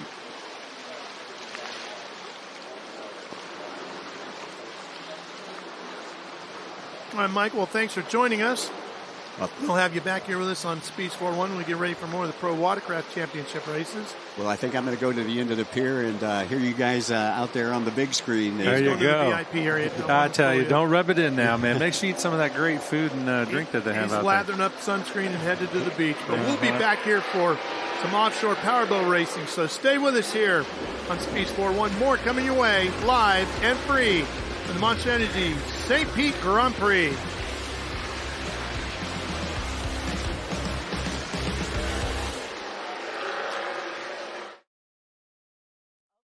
You've bundled your boat and RV with your home and auto, you're ready to hit the open road. Ooh, or set sail on your next adventure. Tomato, tomato. And because you save time and money, you could just go where the road takes you. Ooh, nothing but smooth sailing. Don't throw out the baby with the bathwater. Jamie. Stop. Okay, looks like we're in ship shape. Yarr, shiver me timbers. That's an impression of a pirate. Mm-hmm. Boat.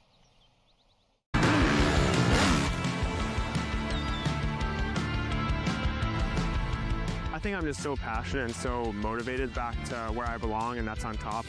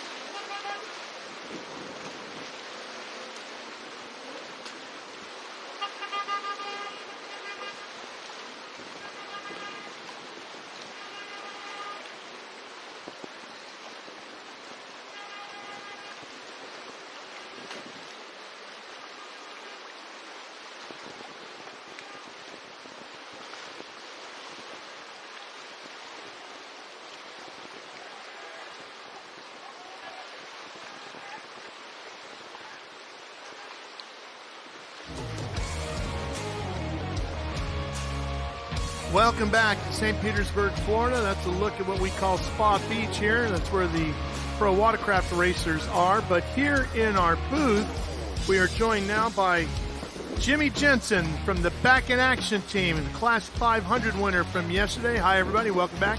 That's Jimmy right there next to us. Shane Landis with me as well. Congratulations on the win yesterday. Get a little bit different here today, huh? Let's get you turned on there. Glad we're not out there today. That was a great performance, I'll tell you. Man, this course is going to be a whole lot different for everybody, isn't it? Man, they're going to get beat. How bad do you think it's going to be? It's going to be rough. It's going to be rough. They're going to have a hard time walking when they get out of the boat. Yeah, it's going to be a little bit different. What types of things will they do to set the boats up for conditions like today? Definitely smaller props for sure. Yeah. And weight. Putting weight in the boat. Try to keep the boat settled. Pushing all that weight to the front, I would think. Correct, yeah. Yeah. I think some of these outboard boats might drop motors. Drop the engine height a little bit. Yeah. Keep the shaft in the water possibly. Yep.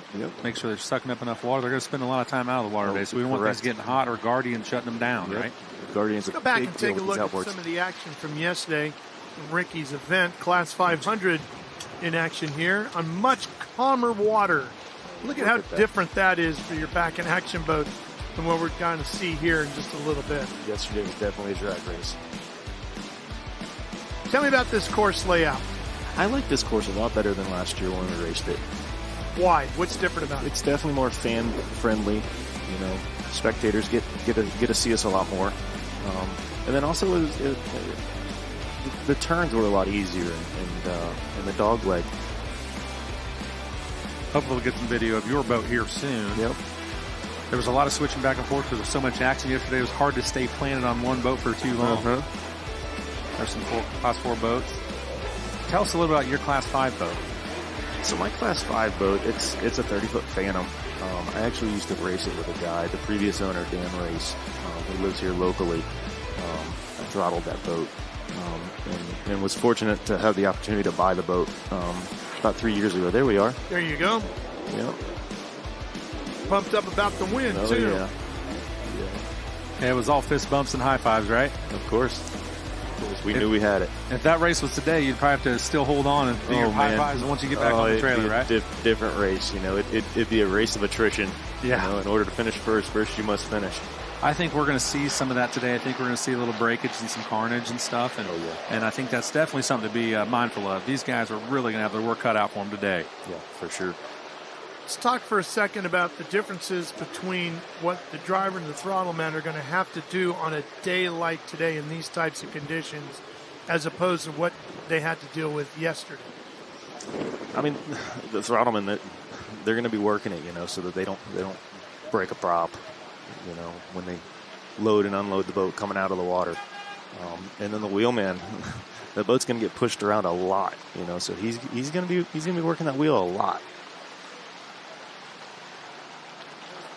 It's definitely going to be a fight. It's going to be a struggle for those guys. I mean, everybody's going to not only try to, continue to hold themselves in the boat. Belts help with these closed canopy boats, Correct. Right? You guys have a whole nother, set of demons to battle, right? When you're in an open cockpit boat. Correct. We're not strapped in, so we have kick plates, that we push ourselves back into the seat just to hold us there, and grab bars to hold on to. They would definitely be getting their workout today if you guys had a few races today versus yesterday. No doubt about that. Oh, yeah. Well, we got a few boats out there getting a little practice in, a little testing, so we can get an idea of what they're dealing with.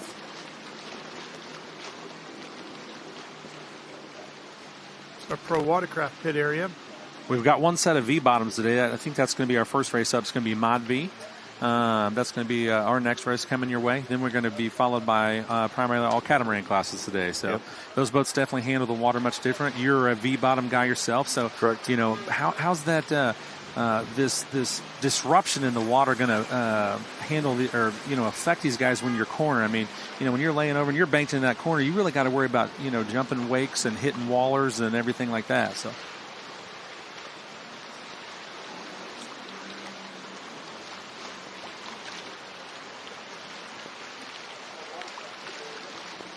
But as a V-bottom driver, does that give you a lot more, difficulty in reading the conditions, especially, when you're not, running down a straight section? I've never Here we go, getting a ran a good cat. look at what those conditions are like right now. This is live. These guys are practicing. Well, I mean on your V bottom though, because that's our first class up to Mod V. So I know those guys are going to have a whole different type of plan, possibly, than the cat guys that are really going to walk across the top of it. Correct. Yeah. Which we're seeing here, because this is a cat. Yep, that's a catamaran. Correct. It doesn't look too bad out there, but I guarantee you, it's deceiving. Yep.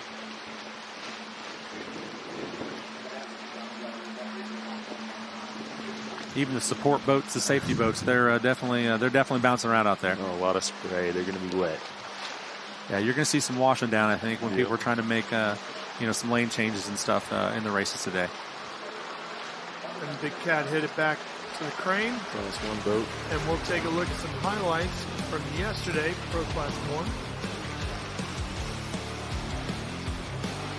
1. There's the MCon Monster Energy boat. They had a strong finish yesterday at second place. They were up there in the contingency, all day. But it could be anybody's race. These guys have to survive. They have to make it. And they had that one mistake right there where they almost missed that buoy, came out of the throttles, had to double back around to catch that buoy, and that cost them 2-minute shot penalty of a win. So I talked to some of the guys in the drivers' meeting this morning. What happens out here, this is different than, racing on a lake. It's really hard to get your landmarks out there. If you're on the outward bound side, you don't have anything to use as a guide, or any kind of landmark to make, hey, I got to run 1.5 miles, 2 miles towards this point. It's probably easy to get lost out there, I think. It is, and as you're doing your parade lap, it's pretty easy. You can set your points of references to land and stuff, but once you get all those boats out there and they're churning the water up, it gets real hazy, so you kind of lose that vision. Jimmy, this was the first event weekend for the brand new International Hot Rod Association, the IHRA's Offshore Powerboat Grand Prix Championship. What did you think? How do you feel about the IHRA as a new sanctioning body here for offshore powerboat racing, and what do you expect out of the 2026 championship? I think they're crushing it. You guys have a ton of people here helping. There's no question. Everything's black and white. I think they're doing a really good job. Great. The production, definitely helps their sponsorships, and the prize money. We've never seen that before. Yeah, that's never been a thing. Yeah. Get you down the road to the next race. Of It's going to course. be Lake Pontchartrain. We'll see you there in Louisiana, It all right? helps. We're going to try. Well, we hope to see you there, and we hope to see you all season long. Thanks Yes, for sir. stopping by and joining us. I appreciate Our it. winner with back in action yesterday in Class 500, Thank you, guys. Jimmy Jensen, joining us here. We're going to come right back. We got a lot more racing. The first Offshore Powerboat Championship race of the day right around the corner here on Speed Sport 1. Stay with us.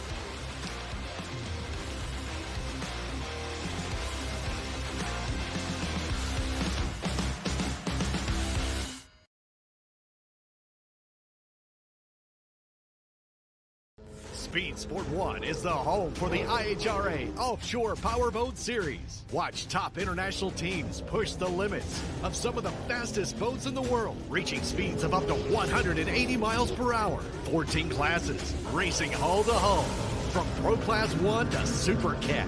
It's the IHRA Offshore Powerboat Series. Catch the entire season on Speed Sport 1.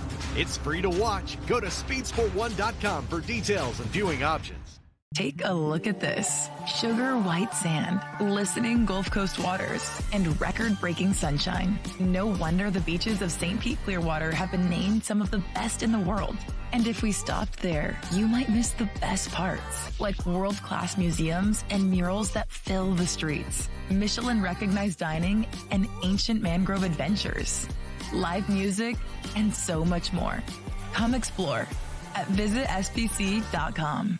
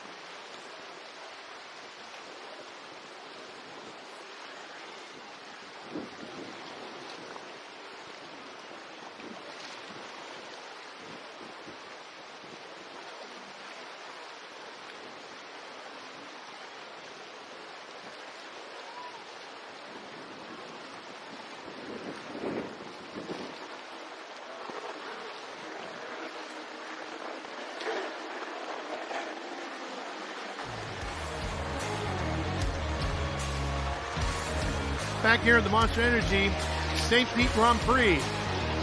IHRA Offshore Powerboat Championship getting underway here today. Day number 2 of the Grand Prix. It's been a great weekend so far. But look at the white caps. That is going to greatly change things here today, Shane. But what do they call them? You call them sheep? Sheepbacks or something like that? Sheep in the bay. Sheep in the bay. Man, I've never heard that one, but just look at the size of those rollers. I mean, most of that, once you get offshore, it looks like it's going to be a pretty consistent swell. So hopefully these guys will be able to read the waves and really, really be able to settle in on these rough conditions. Yeah.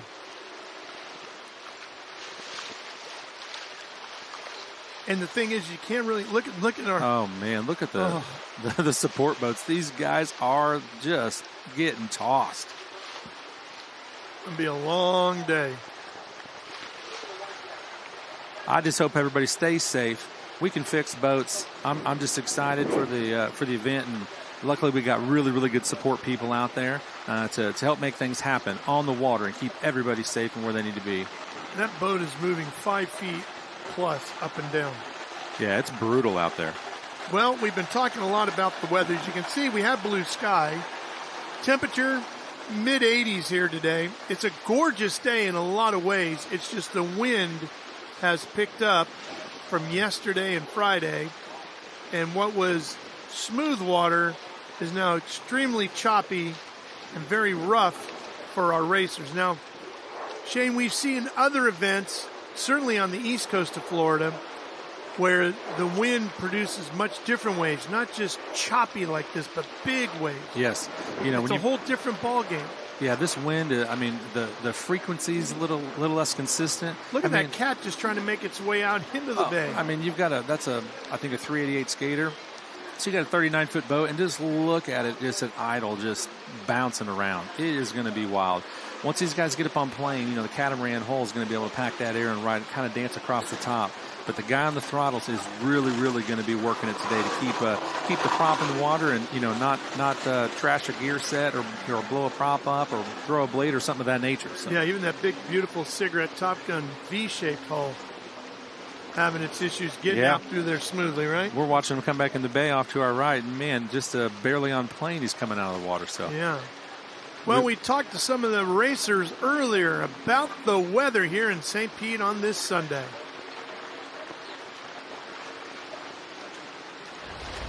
You know, there's a lot that can happen on a race course. It can be very rough. You have to be ready for the conditions it'll throw at you. It's supposed to be a little more windy on Sunday. You're going that fast, and being able to read the water, it's an adrenaline rush. By the time you blink your eyes, you're hanging upside down. I just remember starting to go up, and then one of the worst feelings that I've had to go through. It happened to my son, actually. He flew out 2 years ago. The air came straight down our tunnel, and it sent us into a backflip. Everything's pretty much determined by the water conditions. Wrecks happen, but they're handing out a huge prize purse. Our boat generally runs better in rougher water. We'll find out, you know, who's the fastest. It's go time, and everybody's got to make no wrong moves. And that's the thoughts of our racers over the weekend as they looked forward to Sunday. I don't know if anybody looked forward necessarily to these conditions, but contemplated what the conditions were. Yeah, some of these guys, they definitely really like the rough water, but they know they got their work cut out for them. I think, you know, some of the guys that have just a super depth of experience will be able to maybe handle that a little bit better. But then it comes down to a test of your equipment. Everybody's still running similar, you know, props and products and things of that nature. So you've got to have the equipment hold up. It's got to last. And if it's not built into the boat before you got here, you're pretty much stuck with what you got at this point. Yep, they can make adjustments. They can make changes. You know, like adjust heights or adjust engine heights on the outboards, lower them, drop them. Props. Yep, they're going to move the weight around. Most of these boats come in, you know, underweight than what the minimum is, but that gives them the benefit of moving the weight around to where it needs to be. My assumption is they're going to push that a little bit further forward in the boat stay in these cats to try to help keep the nose down and keep the boat as flat as they can in this type of condition. Here's a look at some of the information. They're all considering the air temp right now, mid-70s, going to get up into the mid-80s. water temperature right there with the air temp. That wind, man, look at that has wind. doubled at least from yesterday. I'm so glad they kind of moved us our position a little bit. We have a little bit more of a wind break, and we don't have to worry about holding on to the tent and sit here and talk about production as well. So. Yeah, yesterday we were at the back end of our production trailer. Today we're literally parked in between two trailers to give us a wind break as we are on the pier, so that wind gusting straight across the pier. Well, we have two other colleagues that are helping to cover all of our racing action for us from the pits. Taylor Snyder is over in our pro watercraft pits, but over with the offshore powerboats is where you'll find our good friend Tristan Garvin. Hey Tristan, how are you today? Our pro class 1 teams, Out of Pocket Racing, X Insurance, Billy and Kevin. You guys went out there and tested this morning. How was it? It's pretty bumpy outside. We knew it was going to be bumpy, and it's blowing pretty hard, and it blew all night. So Tampa Bay, it gets pretty gnarly here. So I've lived here for a while, years ago, but went out, shook the boat down. We don't have the issues that we had yesterday with the crank trigger. So actually, first time Kevin running in something this rough. So it was actually to get his little wet under the shoes, so to speak, before the actual first lap of the race. But no, I think the boat's hold up good. We have a good team, so I think we'll be all right. So today you guys get to start with the full pack. You're not having to fall back today. How do you feel about that start for today's race? Feel a lot better. We felt like yesterday we were 150 feet back, and we caught them up. We caught up to them on the first turn, so I think we should be good. It's going to be exciting out there. Good luck today, guys. Thank you. Thanks, Tristan. Sounds like they had some issues yesterday. Yeah, I was talking to those guys. I mean, it's crazy how on a big boat, they're so complicated, but a little part can really set you out of the race. That crank trigger he was talking about, something minor. Once the timing gets all fouled up, the guys really had to back it off. If they continued, they could have did some internal damage to the motor potentially. So they made a good call to, go back, park the boat, fix it, and get ready for today. But I will tell you, yesterday's start, those guys start on the outside because that was Kevin's first race as a rookie. They won't have to do that today, but they were the hard charger, I felt like, on that start. Going into turn 1, those guys were, if not ahead of everybody else in a line, they were darn near up front. I mean, they really had a good run going yesterday before they had some problems. And the reason why that's a challenge for these racers to be on the outside is because just like in motocross or supercross, they start across the racetrack as opposed to deep like you would, say, in a stock car race, right? Correct. One behind the other. So if you're way on the outside and you can't make a move over until you're around that first booth. That's correct. Yeah, you have to make sure you hold your line through the first corner per the rules before you can start making any lane changes. And then you have to make sure you have enough length between you and the person next to you in order to overtake a lane. Shane, let's take a look at our course layout here today. Much, much longer than what you've been watching with our pro watercraft course. This is way out here in Tampa Bay. Now, the reason why they're saying it's more fan-friendly is because it does come right past the front of the pier, and this is what they call the Monster Mile here. Yep, when that first started and you start running away from land, that's going to be the difficult part. And some of these guys, I don't want to say they got lost, but there's no visual points to mark out there in the distance like that. So it's super important for those guys to be able to have good, a good vision of where this is going and where they need to be so they don't get out of whack. Yeah, it was a little bit hazy yesterday, and it caught a few guys out. It did. I'll tell you what, like I said, the conversation this morning is these guys love that course, but, it's hard to keep track of where you're at sometimes, especially in the rough water when you're paying attention to the boat and you're up on the wheel or on the sticks and you're making adjustments. There's a lot of things going on all at once, and it's happening at 150 mile an hour. That's a good look at the St. Pete Pier. That's us right there. You see that black tent? Yeah. We're right there sandwiched in between those two production trailers right there. And then the St. Pete Pier just keeps coming out here into Tampa Bay, and you come to this big, beautiful building here at the very end of the St. Pete Pier, and that's where what do they call it, Bar Tiki? Pier Tiki. Pier Tiki. Yeah. Restaurant, bar at the very top, and that's our VIP area, right? Yeah, that's some good footage right there. They've got a lot of great food, a lot of good things going up there. I mean, everybody I talked to last night, they loved what we've got going on with all this VIP. What a spectacular place to watch the races from. You get a spectacular spot, too, right here live on Speed Sport 1.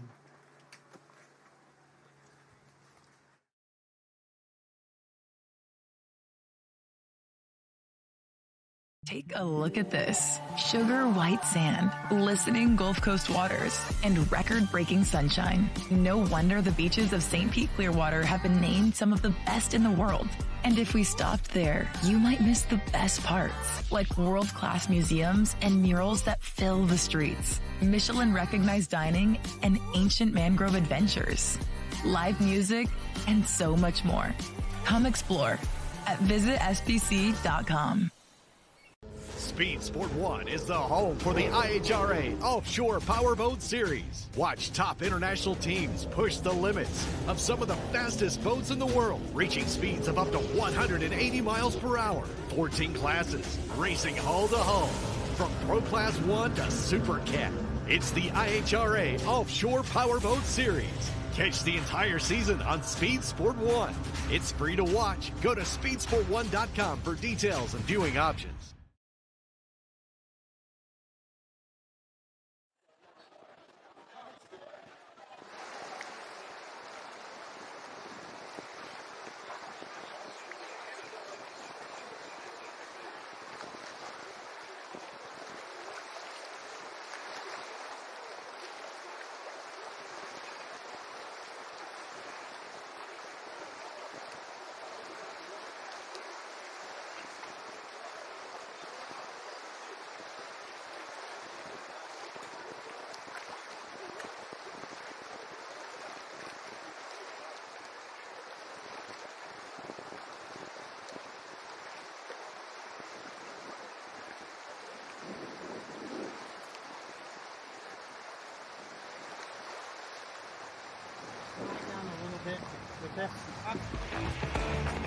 I'm Tristan Collins Garvin, and I do pit reporting for Offshore Racing.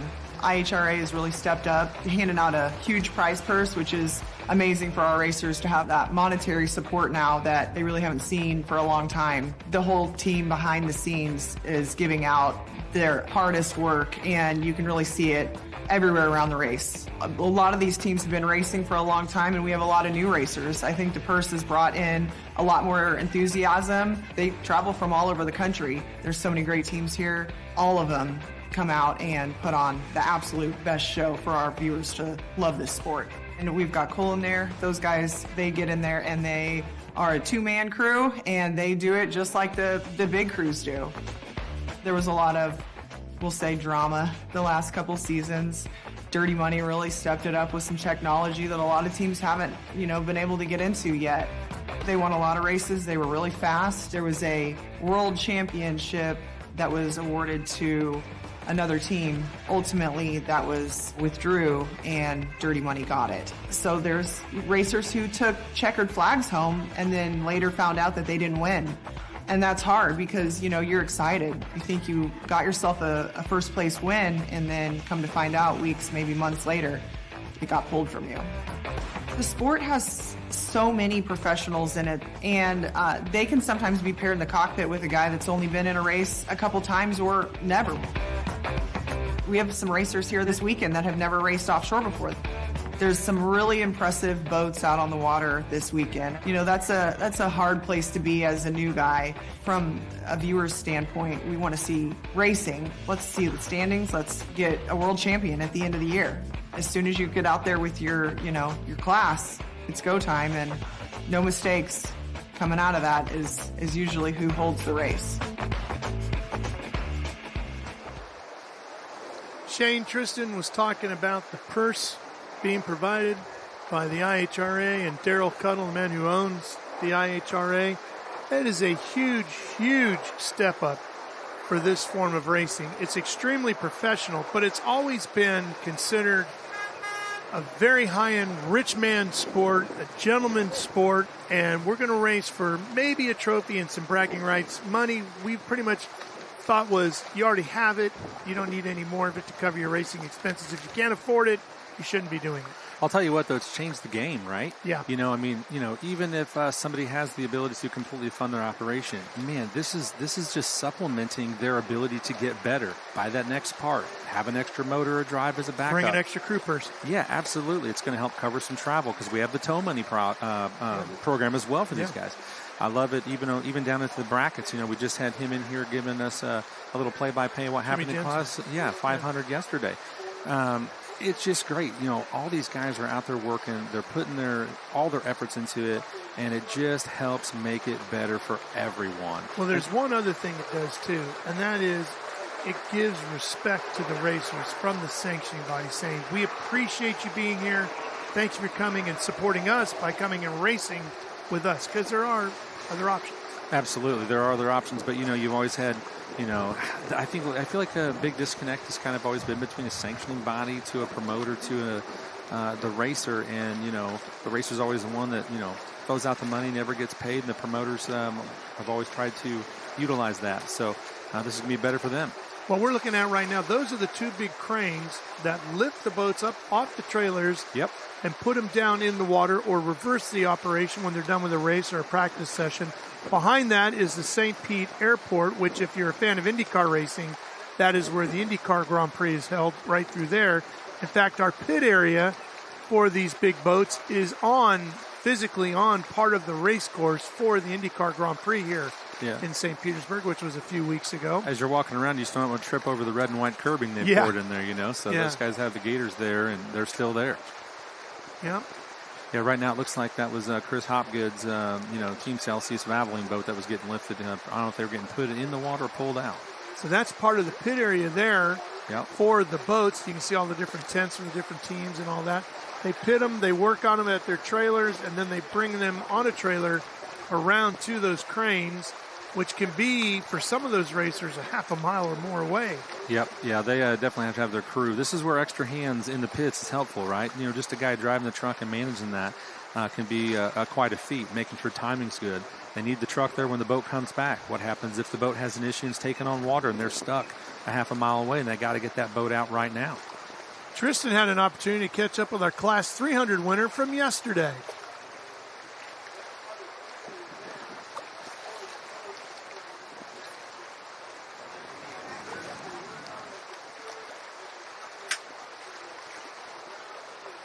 And we're losing a little bit of the audio from that. We'll get that for you when we're ready with it. And that's a real ballet over there as they move those boats off the trailers. You can see some of the trailers getting pulled away. You see one big ex-insurance boat now to back up on its trailer, getting pulled out of the crane area. It is all you can do to not get into some brawls down there, because everybody wants to get in there. Everybody wants priority, and I promise you, every one of those teams feels like they are as important as anybody else. So if everybody can kind of mind their P's and Q's, take their turn, man, we'll get through it. Because I got to be in the water right now, or I got to be right out of the water right now. Yes, but absolutely. The other thing about it, too, Shane, is those boats get pulled up in the air, and they can be 30, 40 feet up in the air as they're swinging them around off the trailer before they put them down in the water. Yep. And, of course, on a windy day like today, that boat's going to be blown around when it's suspended up in the air. But there's guys on the ground with long tethers holding those boats, trying to guide them. Yep. And they physically want to turn the boat around, depending on which way they want it pointed when it gets put down into the water. They can spin those boats in the air, but I'm sure they've got extra crew guys on those tethers today with as much wind as there. And those crane operators, they do a great job running those machines to make sure that the boats get where they need to be. Right there, we're looking at Willie Capiza and JT and the MTI GC Racing Pro Class 1 boat coming out. Now, if you and I were about 8 years old together at the same time, we would have been pushing and shoving each other off the edge of the pool into the pool, right? Yep. Dunking each other. Yeah. Well, dunking still takes place even with these veteran professional racers. If you're going to run offshore powerboat racing, you've got to get dunked. It's called the dunk test, and it's a very, very important part of the safety procedures to get ready to go racing in offshore powerboat world.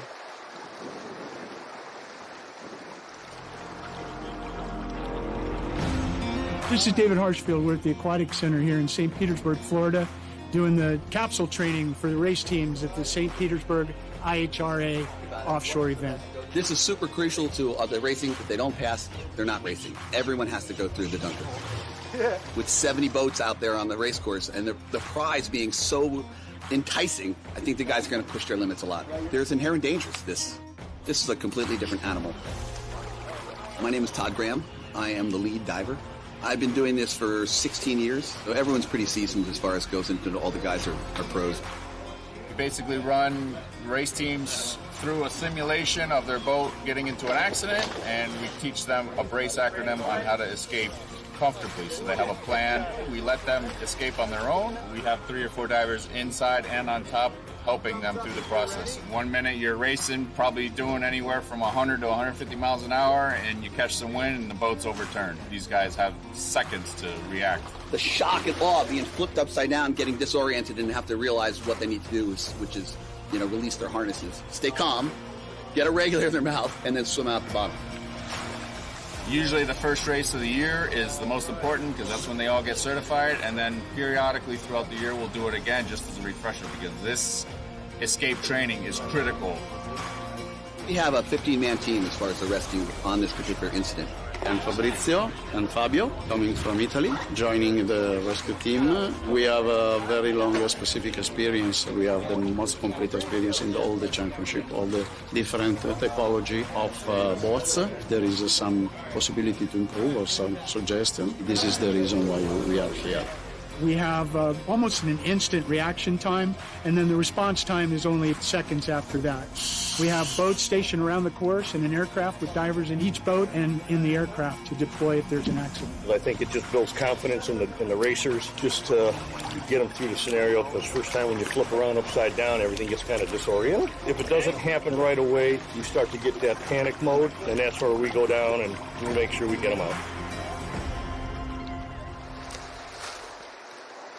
Well, that's a good look at the dunk test. And Shane, you've been through that, and it looks pretty intimidating because you got to imagine it's one thing to get turned upside down in a pool with a bunch of guys already around you ready to get you out. But when you've been going 150, 160 miles an hour across the ocean, and all of a sudden you're upside down, it could be a whole lot scarier. I'll tell you what, those guys, they have their work cut out for them. So I haven't been in the dunker yet, but they're talking about New Orleans putting me in the dunker.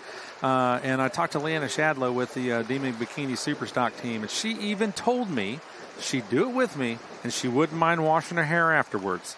So I said, that means you're going to have to do it a second time. She goes, well, if you want to do it, I'll do it with you. And I said, well, all right, man. If the girl's going to wash her hair, I'll give it a go, So. I'm glad you got somebody willing to go with you so you don't ask me. Yeah, no joke. I didn't want to do it by myself either. So I think that's coming up for New Orleans, so we'll have a little bit better way to talk about that from a personal perspective, at our next race. Let's talk a little bit about Mod V. That's coming up here shortly. And one of the top teams there is a Scott-Free Racing team with Steven and Steve Kildall. Yep. So that's a father-son duo, and Steven, he's been driving the boat. He's actually been in a boat and racing since he was 16 years old. And I think Steve told me this morning this is maybe his 19th year. Wow. So he's been doing it forever, and those guys have just been a force to reckon with in the Mod V world. That's the boat floater team, and we had a chance to catch up with them earlier. I'm Steve Kildall, product person for Scott Free Racing, boatfloater.com. My name's Stephen Kildall. I'm the driver for Scott Free Racing, and Scott Free Racing is a family-operated team that my dad started back in '85. Basically, the name comes from my brother who was in an accident, was a quadriplegic, and when he finally did pass away, he was free from his ailments, so the race team was called Scott Free. If he hadn't have had the accident, he would have started racing with me back in 1985. I've been fortunate enough to race with my dad this is our 19th year together, probably one of the longest father-son duos on the circuit. Yeah, he got exempt. You're supposed to be 18. We got him exempt when he was 16. And first race was off the East Coast, and some of the drivers all were like, you got a rookie driver, you got to start in the back, you did that. I said, yeah, we know all that, that's not a problem. And after the race, they all came up and said, we race against your son anytime, he's a gentleman. First race of the year, St. Pete, probably one of my favorite races of the circuit, just how the layout is, the town is, very fan-friendly. Had great success here in the past, so really looking forward to it. We had a real good year last year. We were national and world champions. We learned a lot in setup changes So it's just kind of seeing what the water's going to do, set the boat up accordingly.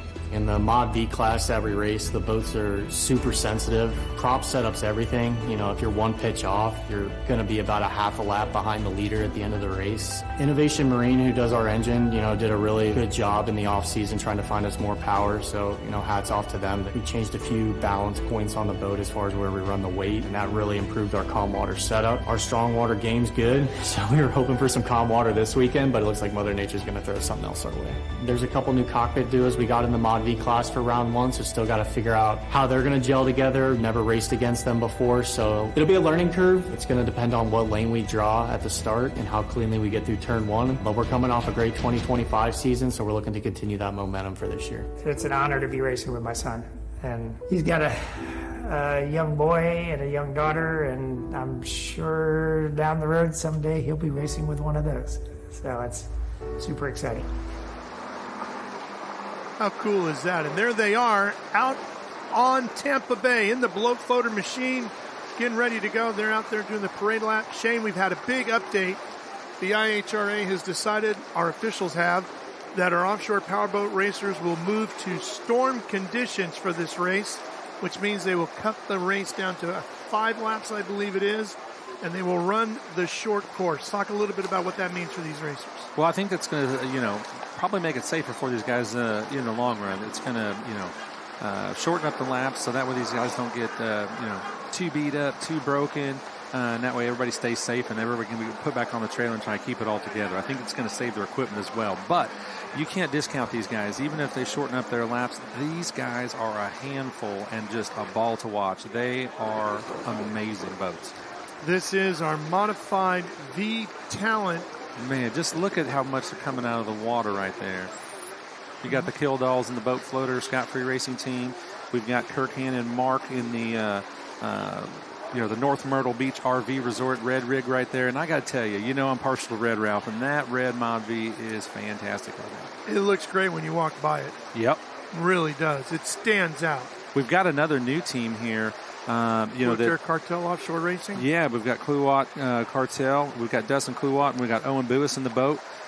They are from New Orleans, so they started bracket racing last year, and they've quickly moved up into the Mod V ranks. And speaking of that team, we got a great foodie report on that team earlier this morning. I did on the way walking over here. Turns out our colleague Tristan Garvin was down in the pit area after all the races yesterday, and Dustin, who owns a restaurant in the area down there near where we're going to be in Louisiana, Lake Pontchartrain, our next event next month, is also a chef, and he rolled it all out last night. He did the other night. Were you there too? Well, yeah. He put spreads out both nights. Yeah, he did last night. And Tristan be. Partook of it, and she said it was absolutely spectacular.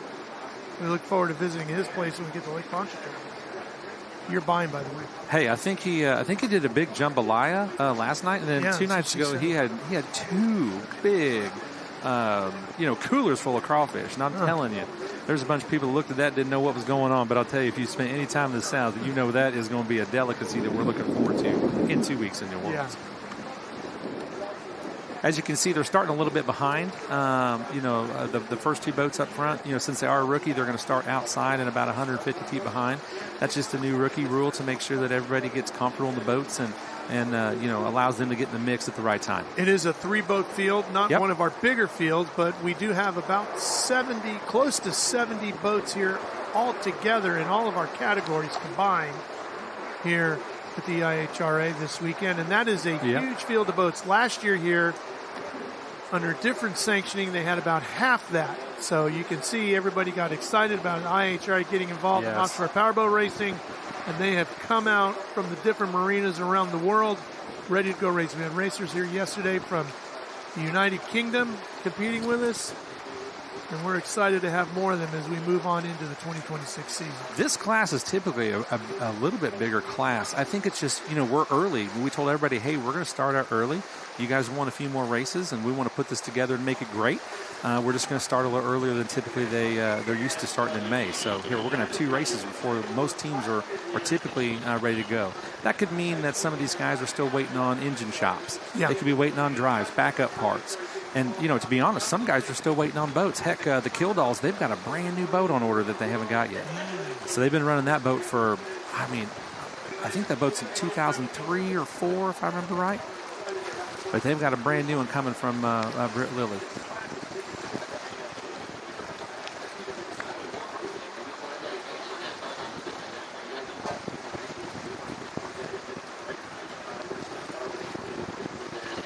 I love that Louisiana that's on the side of it. I talked to Dustin. They are sponsored by the Louisiana Department of Tourism. And you talk about the sport and the field that we're in.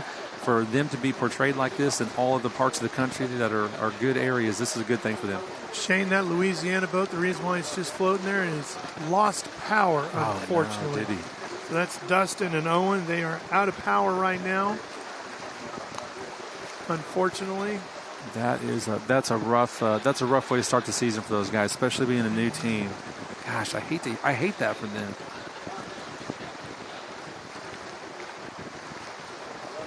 New team with a new boat could have some bugs they got to work out, right? This is true. That boat's pretty tried and true, though, as far as who had it before. But, you never know. Mechanical stuff can happen. Oh, yeah. With as much beating and banging as they took on the parade lap, something might have jostled loose, some wire came off. You just never know what comes apart. Doesn't take much, does it? That's why I said I think we're going to see some of the stuff happen today. I just would have hated to see it happen this early. Yes. So we're waiting for more information on that. I feel like with the water conditions are today, it's kind of like riding a dirt bike down the train track. You know what I'm saying? Yeah. It's going to be rough. Well, you can see just sitting there how much it's moving around. Yeah. Great looking boat, though. Good wrap. Beautiful colors, too. Can't talk enough about those guys. That Louisiana boat is beautiful. Well, the only saving grace for him is it happened here and not at his home race, Lake Pontchartrain. Let's hope they get it all fixed and figured out by the time they get to that race, which is coming up next month in April. We're going to be in New Orleans, Lake Pontchartrain. Hope you can join us. The races are free, easy for you to come out and enjoy all the activity and have a great time with us, see all the races, meet the racers, get the kids out to see the boats up close. It's an awesome way to spend a weekend for a family. So much to do and see. Let's go head down to the pit area now and catch up with Tristan Garvin. Hey, I'm here with Willie and Johnny with Marine Technology GC Racing. This is one of our Pro Class 1 teams. You guys raced yesterday. How did you finish? We finished third yesterday. We didn't really have a really good start, so we got caught up behind WHM, and then we managed to kind of work our way back up. I think we were all the way to fifth, and then we managed to get back up to third. The long lap process helped a lot. Right? What'd you think about that? The long lap, I think it's really good because you can decide if you have too many boats in front of you. You can always go get some clean water for a couple laps, kind of work your way out of that, and then enter the course again. And it was really good. You kind of have to keep track of everybody else because you don't know what other people are doing, what lap they're on. So even though you think you're behind a boat, they go and do their long lap, and now you're 10, 14 seconds in front of them. And you're like, how did that just happen? We were just behind this guy. So it worked out really good. It was fun, and it was, the strategy is really good. Because you got to play that strategy into it also. Johnny, what are you going to do today to maybe get up a little higher than a third place? I know you guys got it. Today's going to be a whole different day. We just went out, and it's big today, so it's going to be, you got to survive it. We're going to go out and run as hard as you can right off the bat. I don't know. We're going to kind of pace ourselves, see where all the boats go, because we're heading dead into a head sea going out and following sea coming back. So it'll be tougher on the equipment and everything. So we'll just pace ourselves, see where it goes, and hopefully with the setup we got, we didn't really get to test this morning, but hopefully we know enough where we got what we need on it. You guys are professionals. I can't wait to see what you do today. Good luck. Yeah, thank you. And great news, Shane. They got the Louisiana boat moving. They are under power, and they are ready to go racing. You know what? Hopefully it's something real minor, and obviously it was because they got it back going. You know what? I bet nerves are high. If I was in that boat, I probably just would have bumped the wrong switch with my knee and killed the boat, and then I'd have had to figure it out. So who knows what's going on there, but the great news is these guys are ready to go. Well, hopefully it doesn't happen again, right? Yep.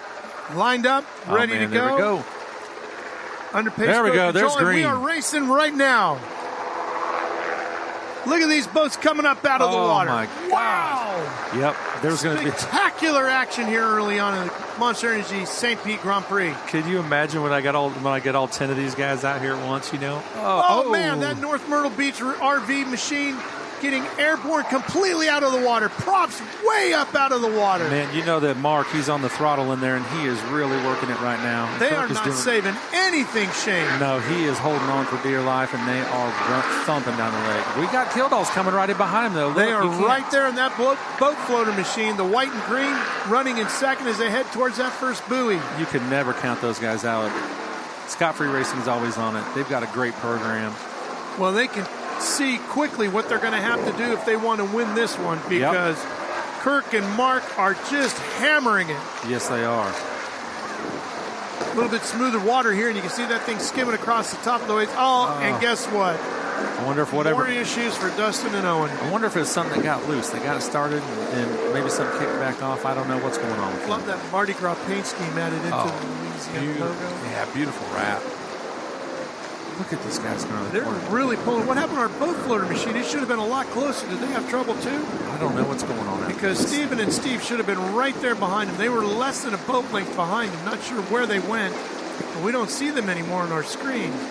I wonder what that's going to change Mark and Kirk's mindset out there. If they know they've got a little air, they're not there, they've got a little room. Do you think they'll back it up a little bit, try to save some equipment, or are they going to go out there and just keep the hammer down? Well, I think if they find out that they're that far out, they can see that the Kildahl's have disappeared, then yeah, you would have to back it off just to save the equipment, get to the finish, right? Yep. Try to save it for another day too. Yeah.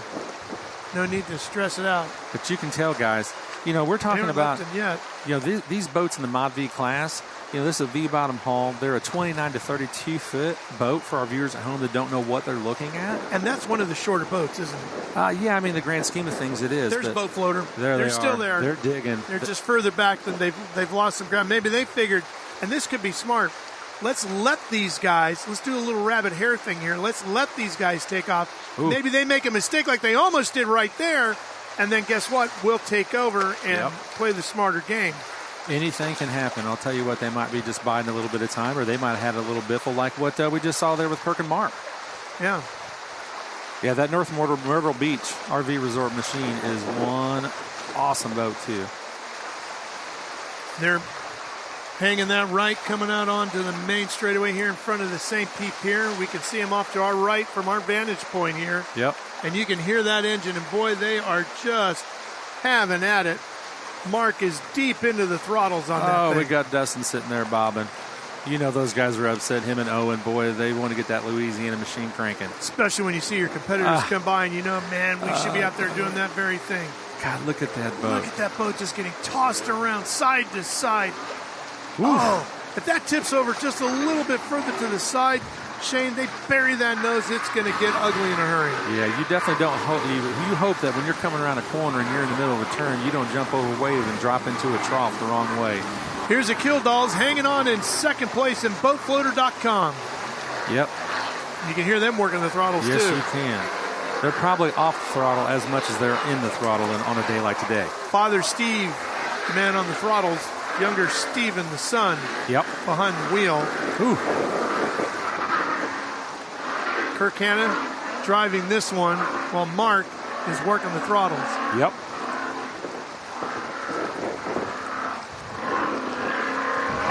Camera even struggling to keep up with them going so fast. Yeah. To give the viewers at home a little more insight on the boats, right? You know, since they're just possibly seeing this for the first time. You know, this boat, like I said, is between a 29 and 32 foot in length. It's a closed canopy, purpose-built race boat. You know, they have different weight ratings depending on how the boats are built, between that 4,750 and 5,000 pounds worth of minimum weight. That allows them to move some weight around the boat, which I'm sure, like we talked earlier, they've moved some weight around towards the front, try to keep that nose down so they can, keep crushing those waves out there.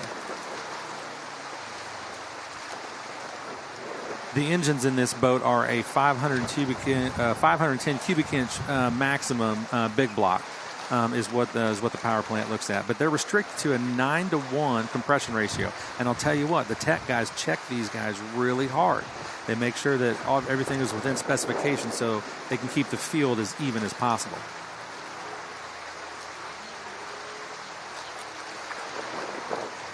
You see that boat leaning from one side to the other. Here comes Boat Floater, the Killdalls. He looks still charging hard in second. Well, they were talking in that little interview a minute ago about, they've moved some weight around for a rough water adjustment. Looks like they might have hit that right. They might be in second place now, but that boat looks pretty flat. It does. It looks pretty darn good, all things considered. Absolutely.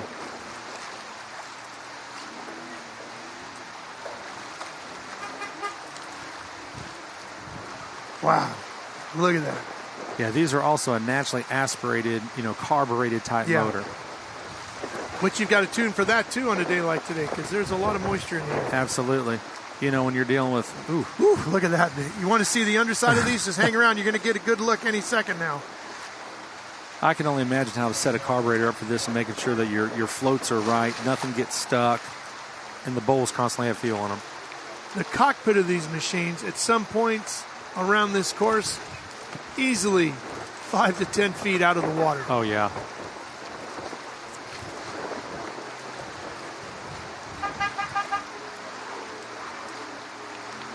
A day like today on the water, to me, is like watching the Baja 1000 of an off-road race, only it's on the water. Yep. Constantly being kicked up, jarred, thrown around, launched, hard landings. It's like our own version of King of the Hammers on the water. Yeah, well, as they say, it was the great Parnelli Jones who once said at Baja, it was an all-day plane crash. That's basically what these guys are doing. Look at Boat Floater come flying up out of the water. That beautiful machine, boat number 2, Scott Free Racing. North Myrtle Beach RV Resort boat from South Carolina, and unfortunately our machine out of Louisiana getting towed in. Again, a shortened race here, scheduled for 5 laps. We don't have timing and scoring at all for these, unfortunately. We know who the top 2 are, but I'm going to guess we've run 2 laps, working lap 3 now. Yep. Yeah, and we're talking about ballast. I just got some additional information. So these guys are running like a water-filled ballast, but they get inspected before each race to make sure that these are empty, if I have that information correct.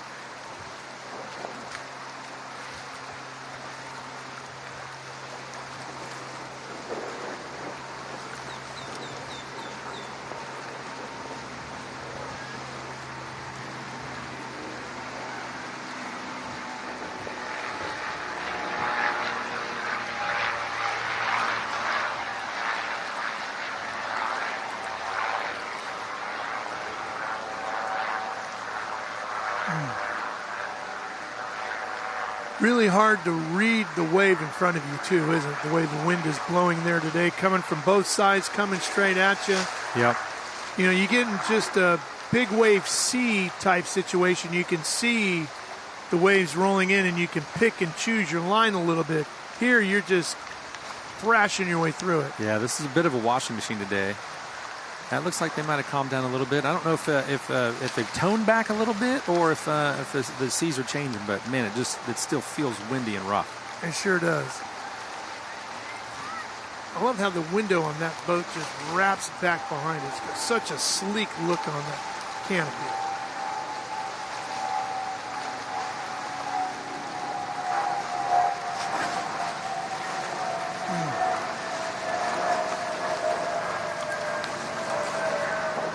Man, it's a no-holds-barred deal here, isn't it?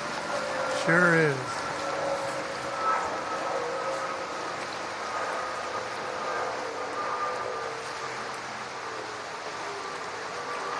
Yeah, that North Myrtle Beach RV resort rig is an outstanding machine. Well, the machine's great, and our driver and throttle man here are doing an incredible job of working together. Yes. And we can't overstate that enough, how much they have to be in sync to get that boat to go that fast in conditions like this. This is where we'd love to have be a fly on the wall on the inside of that cockpit. I mean, are these guys calm? Are they collected? Or is this just, you know, is there just chaos and mass conversation going on? You know, it could be either way. Yeah, I've talked to some teams where they say, man, when it's crazy, they're quiet, and they chat more when things are going good. So it's hard to tell. Well, how the conversation goes might be a little different, right? The level of intensity of that conversation. You can see Tampa Bay off in the distance, the city. Skyline of Tampa there, you see it. Barely through the haze. Running that shorter course might help with the visibility going down that front straightaway into turn number 1 today. Yeah, keeping your markers and your bearings about you is going to be important.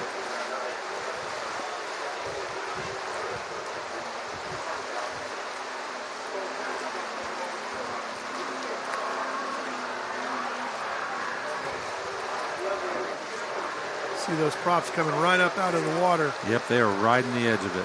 Boy, that throttle man's busy.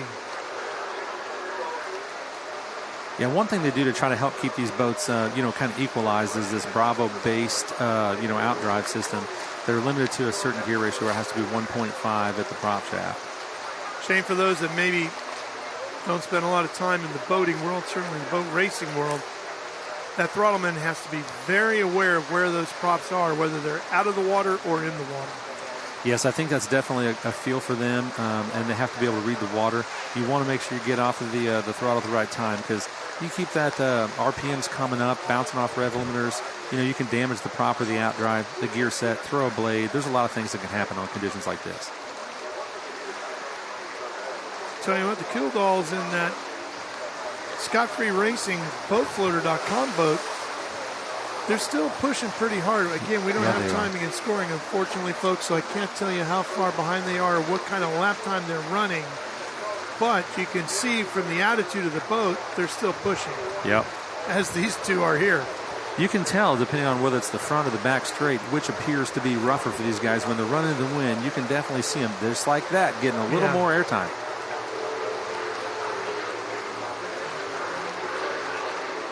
I see him jump up like that. Reminds me of Michael Jordan back in the day with all the hang time wearing a red jersey, I'll tell you. And what a way to kick off your season, too.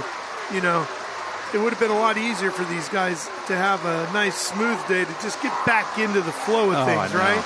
No, we're just going to crank it up to 11 for you here on race number 1. Good luck. We're all counting on you. Yep, throw the mess at them. Yeah.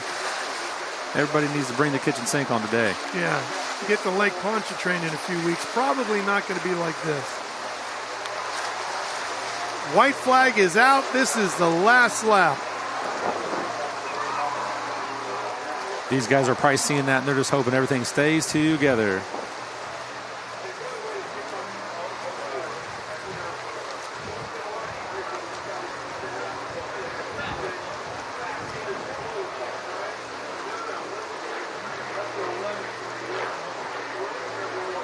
Mark Rinda, the throttle man, Kirk Hanna, the driver, North Myrtle Beach RV Resort out of South Carolina. Out front, having led every moment of this one, finishing up their final lap here at the Monster Energy St. Pete Grand Prix in Modified V. Ooh. They could just nurse her around a few more corners. Yeah, a little fun fact, I think Mark's the one that builds the engines for this boat, actually. Did a nice job. Yes, he did.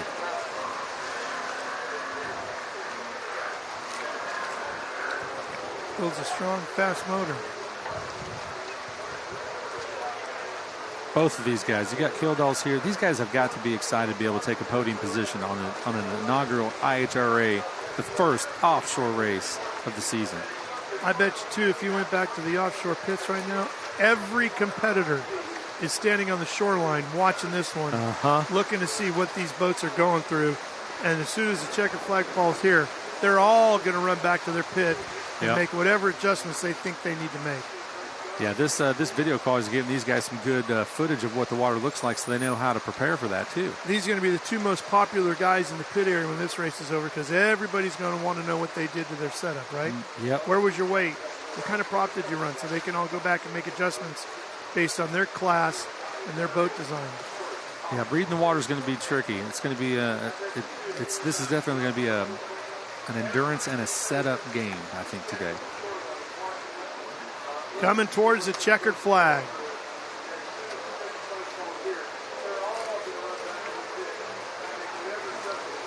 Final trip up the front straightaway in front of the St. Pete Pier.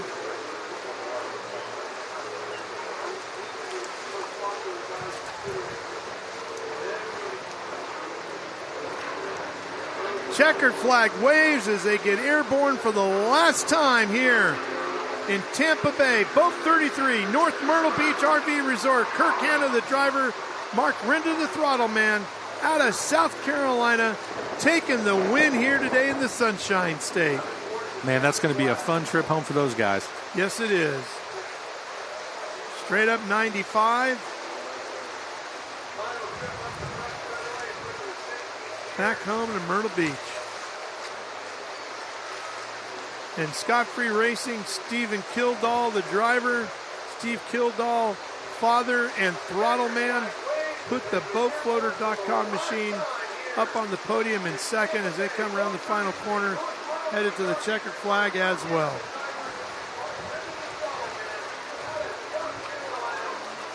And a tough day for Dustin and Owen as their debut in their new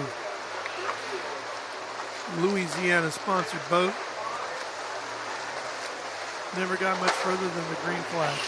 Yeah, that's a tough one, but I guess, at least they're here, they're learning, they're getting racing, some information, and that's racing. Breaking stuff, fixing it, that's part of it. Checkered flag and a fine second place effort for the Kildalls. And you know what? Winning championships is all about maximizing points on your bad day. They knew today was not their day necessarily, or they made the smart decision to let's not push and break our equipment. Let's get max points out of here. Yep. We can get a second. That's going to be great. That might pay off when we get to the season finale later this year. We might be looking back on today going, that was a really, really smart run. Yeah, if you look, all these guys are out here running for points, and the guys that don't have their boats done yet, and they're at home and they're wishing they were here, I tell you what, that might shake things up towards the end of the season. First race in the books for our IHRA Offshore Powerboat Championship on this Sunday afternoon. Modified B in the books. Congratulations to Kirk and Mark. We'll be right back to the Monster Energy St. Pete Grand Prix.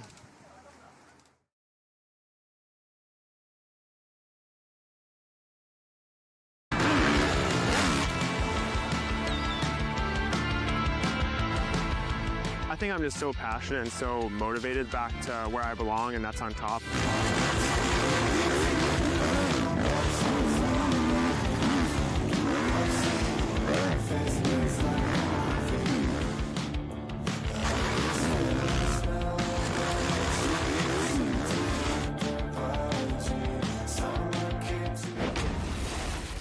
Okay, now that you've bundled your boat and RV with your home and auto, you're ready to hit the open road. Ooh, or set sail on your next adventure. Tomato, tomato. And because you save time and money, you could just go where the road takes you. Ooh, nothing but smooth sailing. Don't throw out the baby with the bathwater. Jamie. Stop. Okay, looks like we're in ship shape. Yarr, shiver me timbers. That's an impression of a pirate. Boat.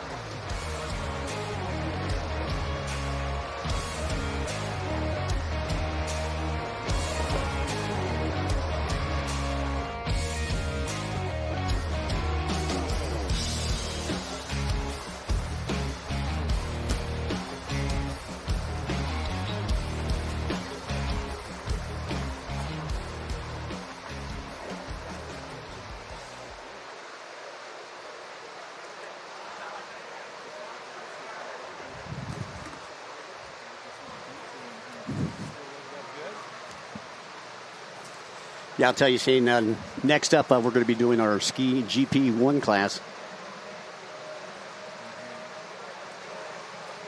This is our Ski GP1 class that's going to be coming up next. These are the fastest riders around the world that'll be racing in the Ski GP class. If you take a look at the skyline there in St. Pete, windy day for racing out here. That's going to separate the men from the boys.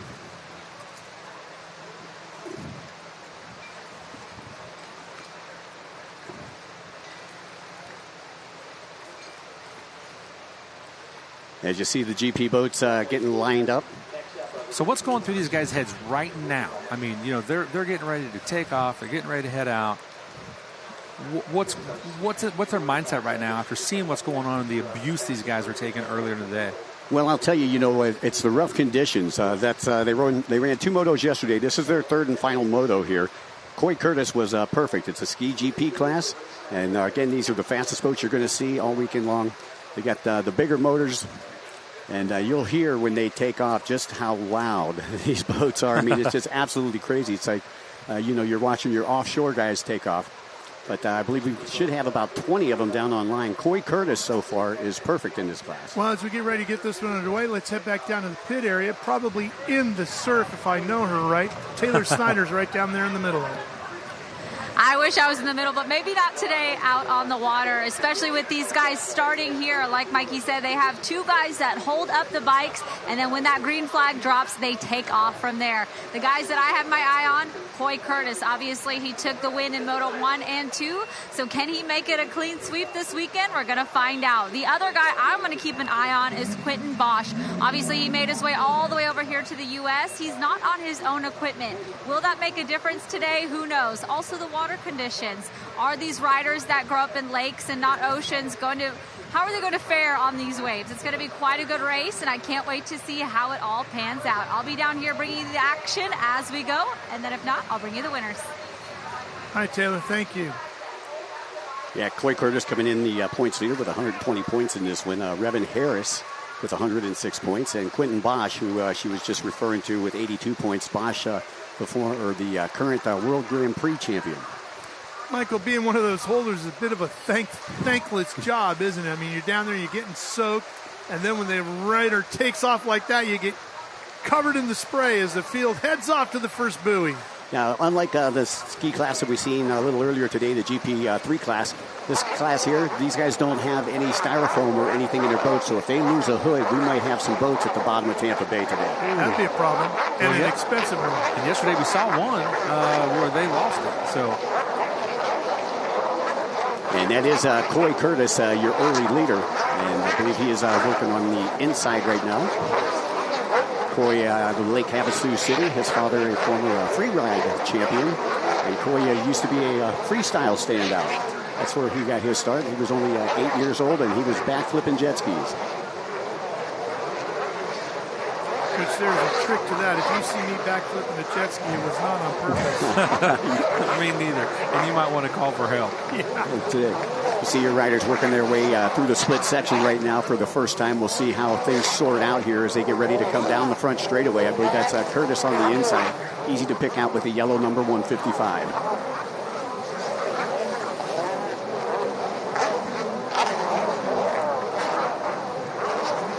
They'll work their way toward Spa Beach for the first time here in the 3rd moto. That is David Cabrera out of Miramar, Florida. We call him Speedy. Yeah, he's one of the best tuners in the game.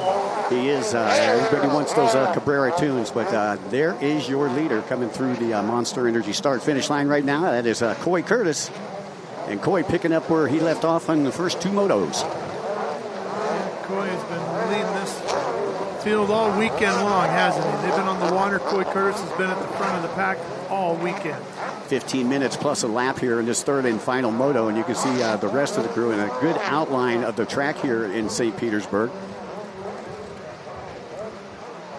So you got Harris and Curtis running 1 and 2 right now. Harris with 2 second-place finishes in the first 2 motos. Dustin Matsuris up into 3rd. Matsuris had some problems in the first moto, so he's pretty much out of it when it comes to the point. And Quentin Bosch in 3rd. You saw Revan Harris there. I believe that was Revan that Or is this Revan here now? That's Revan This right is there. Revan, so it wasn't Revan. We saw what I thought was the leader there for a second. Bury the boat, powered through it, got it back on top of the water instead of under it.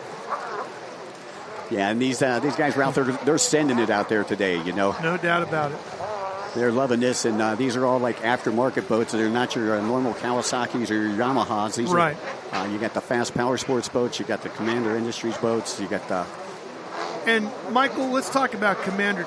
There you go. There's Revan burying the boat. Let's talk about Commander just for a minute.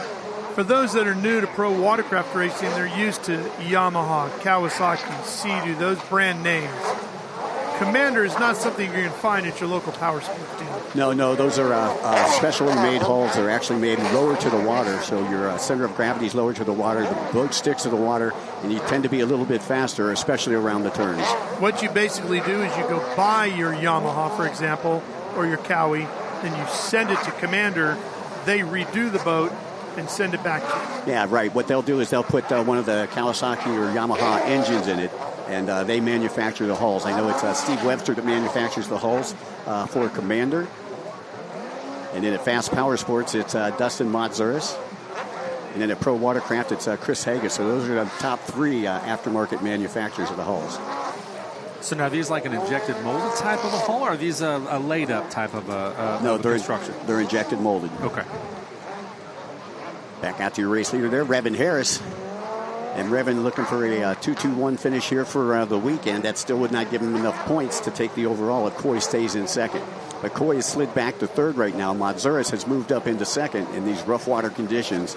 And Matzuris originally from South Africa, so he knows a little bit about rough water. Yeah. And Revan is on one of those aftermarket boats. Oh, here's exactly what you were talking about earlier. Yeah, that was Wildeboer that went down, and you don't see that too often. He is a very talented rider. Back to the front of the field, and there's Revan. And we get a closer look at Revan's boat, one of those aftermarket machines. You can see how much thinner that boat is compared to what you're used to seeing at your local power sports dealer that you buy and ride on your local lake or ocean. And there's a look at Coy Curtis, who has won the first two motos, knows exactly where he needs to be to take the overall. He's got Quentin Bosch right behind him, pressing him. As you can see, there's your leaders right there going at it. It looks like that was Harris. Yeah. That was, I believe Harris that went down. That was a Motz that went by, so I believe Dustin Matzuris has went into the lead. Yeah, it looks like Dustin Matzuris, longtime racer in pro watercraft competition, has moved himself up to the top spot on boat 50. Matzuris out of Phoenix. Fast Power Sports, the sponsor. He's running a Fast Power Sports entry. Yeah, that's actually the boat that he manufactures. So, and Matzuris, this is his first time that he has come out. And he's down now. And look at this, another battle. Here comes Curtis. Curtis comes flying up now. Coy Curtis on the 155. Here's a look at it. Here's Harris. He gets out of it. Matzuris comes by just when he thinks everything's getting smoother, only for a little bit till Coy Curtis comes along to challenge. Yeah, so some great racing here, and I knew that this weather right here and this wind, the conditions that we have out here would definitely play a factor. Coy Curtis out of Lake Havasu. TC Freeride, Frederico Demolition, Chase Mechanical, all some of the sponsors along with Fast Power Boats for him. This one just getting underway. Ski GP. We have 8 minutes and 30 seconds plus one lap still to go here. So we will be right back for more great racing action as this one continues here on Tampa Bay. Stay with us. More coming your way on Speed Sport 1.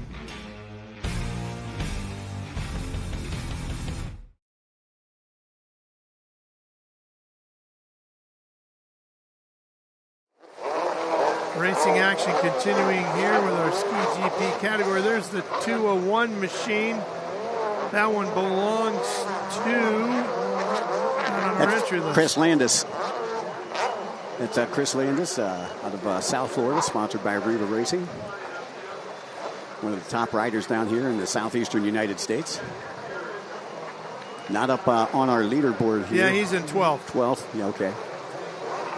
Mazur is turning in the fastest lap time so far here in the GP1 class, a 2:04.710. Turned a personal best in the east side sector of the racetrack. Course broken down into 4 sectors, north side, east side, split lanes, and the B side, he was a 4:54.9 through that east side sector. Curtis, Harris, Bosch, Ritchie, and Prado all turned personal best, however, in the split lanes. And Harris, who's on a charge, does the same on the beach side. And Matsouras now, his personal best of a 5:31.5 as he continues to lead as he thunders through the split lanes.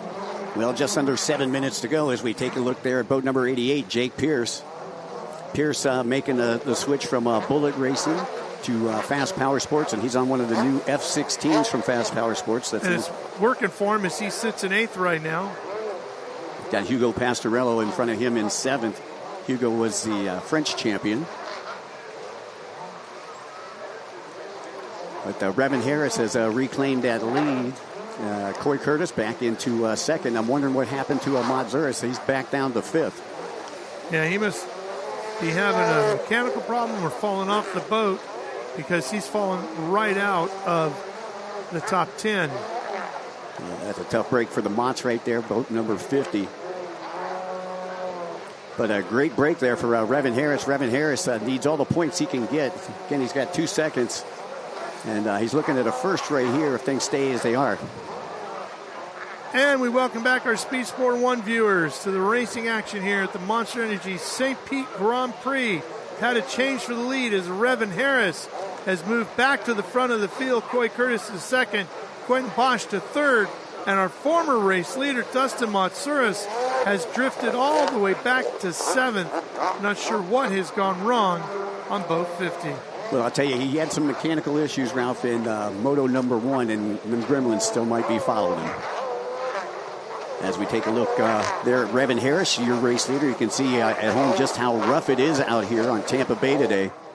Winds picked up overnight, and we have gusts up to 35 mile per hour here today.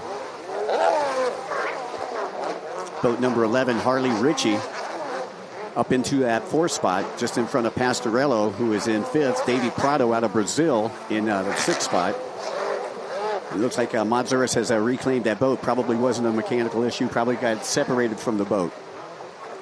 And a couple of racers who had good runs yesterday, Devin Farthing and Scott Champion, a former motocross, supercross racer. They're both out of this one already. It's a tough day for them. Watching the 201 boat here of Landis. He's in 12th.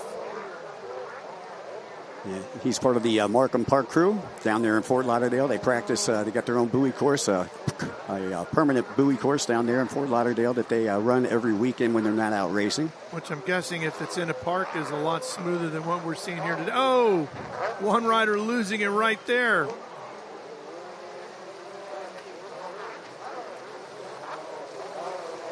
Nice overhead shot. You can see Spa Beach. The bleachers set up. A little windy out there today, so not a lot of people in the bleachers. Coy Curtis still maintaining that 2nd place position, or we are just under 4 minutes to go. You got Rick Shirker. Rick, a KG veteran, coming back. Had a child a couple years ago and took a couple years off, so it's good to see him back out on the water. One of our champions from Pennsylvania. Shirker just inside the top 10, holding down 9th right now.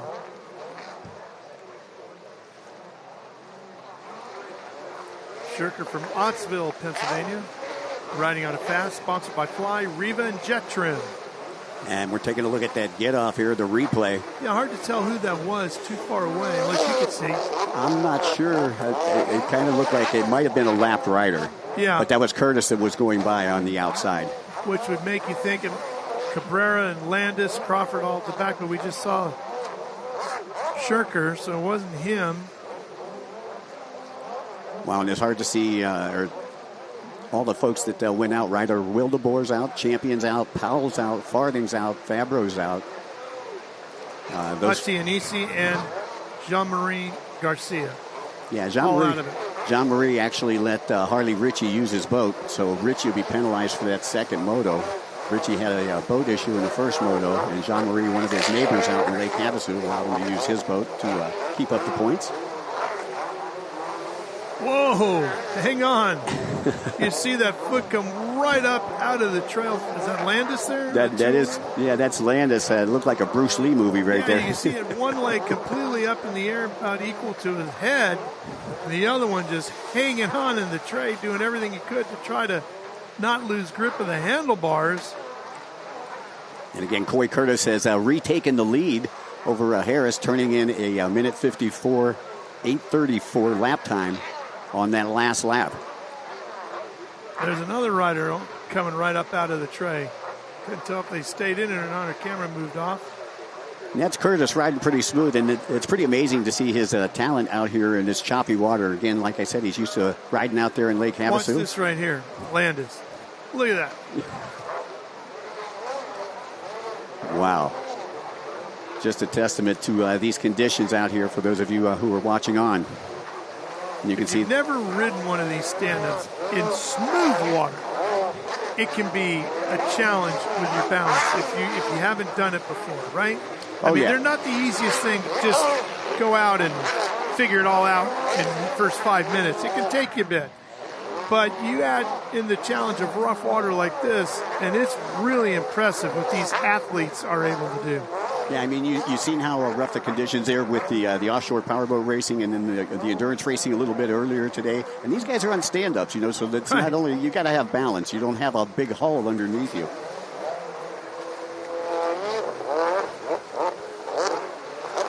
That's boat number 88. That is Hugo Pastorello out of France. As we take a look, Pastorello has moved up into that 4th spot just behind Quentin Bosch out of Belgium on boat number 98. Hugo from Toulouse, France, riding on a Cowie, sponsored by Kawasaki Bud Racing, Milwaukee, Snickers, Thomas and Danizen, Cross Call, Champion Lubricants, Isuzu. Boy, I haven't seen anybody sponsored by Isuzu, and I can't tell you how long. And Go Fast Us. We just need Joe Isuzu out here. Yeah, right? Fastest lap time turned in so far was Coy Curtis of minute 54, 8:34. That last lap he turned in a 2 minute 8:18. As time starts to tick away here in the Ski GP Moto number 3, Coy is looking to pull a hat trick and win all 3 motos. Clock about to go to zeros, and we'll see the 1 to go, white flag. So we have gone to zeros across the board on the clock. Coy comes past our scaffolding. He should get the white flag and have to hang on for one more lap. I'm just thinking the last time I talked about it, a Isuzu at a race is probably back in the Mickey Thompson Stadium off-road days. That was quite a while ago. Nice look at the point here in St. Petersburg. There's Revin Harris. Revin still holding on to second place. And a 2:22 would give him a second overall on the box tonight.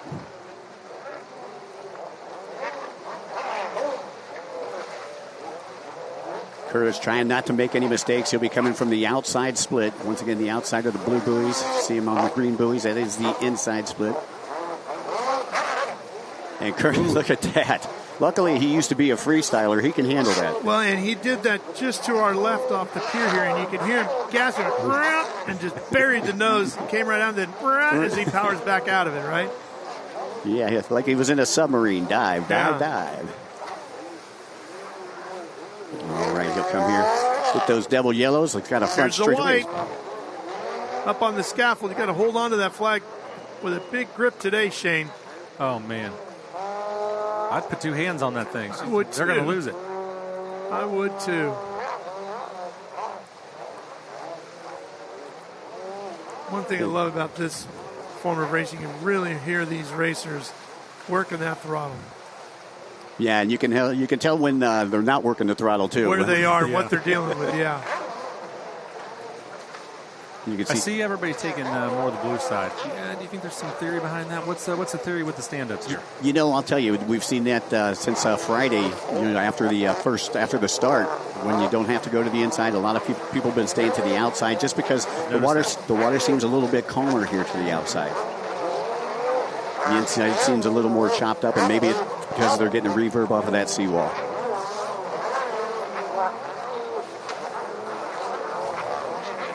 So again, Coy Curtis on the white flag lap here.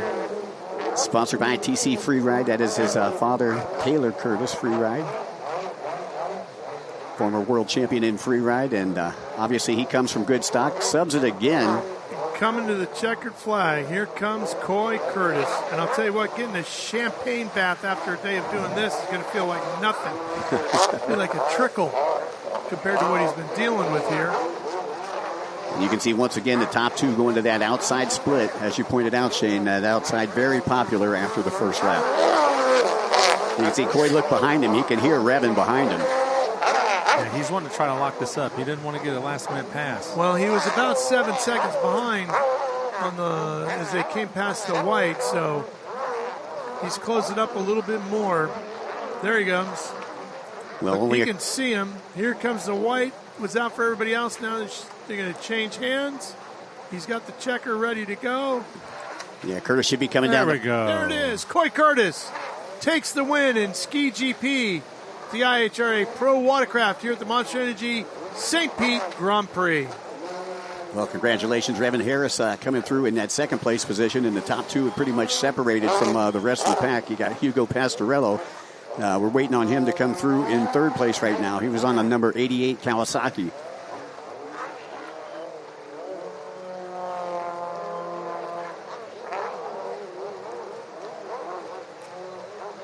So again, you could just see the separation there between first and second and third place. Pastorello, I believe, just getting ready to come down the front straightaway now.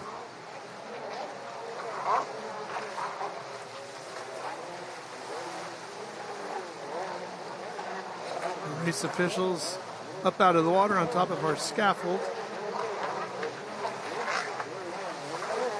Got our scores there, and then, of course, our flagman, Ryan Scaglione.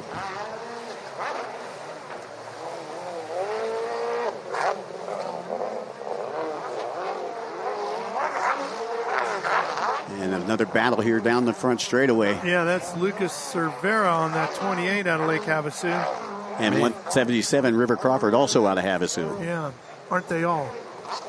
Yeah, I think we brought half the Lake Havasu town here. Yeah, it's pretty empty today in Lake Havasu. We even have them on the offshore side, man. We're getting them from everywhere over there. Yeah. No problem getting a restaurant reservation today. Everybody's here. Yep. All right, nobody's at Body Beach today. No, pretty empty. Unless you're sitting in the right sports bar and they're airing the right broadcast, right? That's right. Nice look at the Spa Beach right there as the riders will mill around until everybody comes through that start-finish line. Again, congratulations to Coy Curtis going 1-1-1 for the weekend and taking the win here in the Ski GP class. And he'll get the lion's share of that $37,500 purse.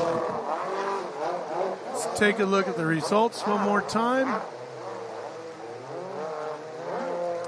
Here's where they look. Coy Curtis, Revin Harris, Hugo Pastorello, Quentin Bosch, Davi Prado, rounding out the top five as you look on down through the rest of the field here today. As that is the unofficial results for our Monster Energy St. Pete Grand Prix Ski GP event for the IHRA Pro Watercraft event. Michael, we'll see you back here a little bit later on. Shane, don't go anywhere. We got more offshore powerboat racing coming our way when we come back to the Monster Energy St. Pete Grand Prix. Stay with us, folks.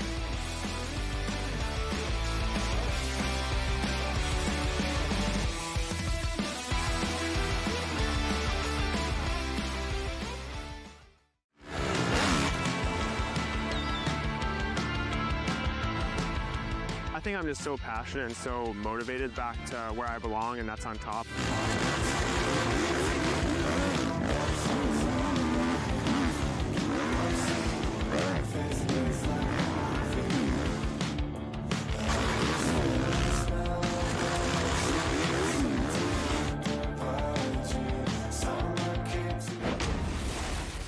Okay, now that you've bundled your boat and RV with your home and auto, you're ready to hit the open road. Ooh, or set sail on your next adventure. Tomato, tomato.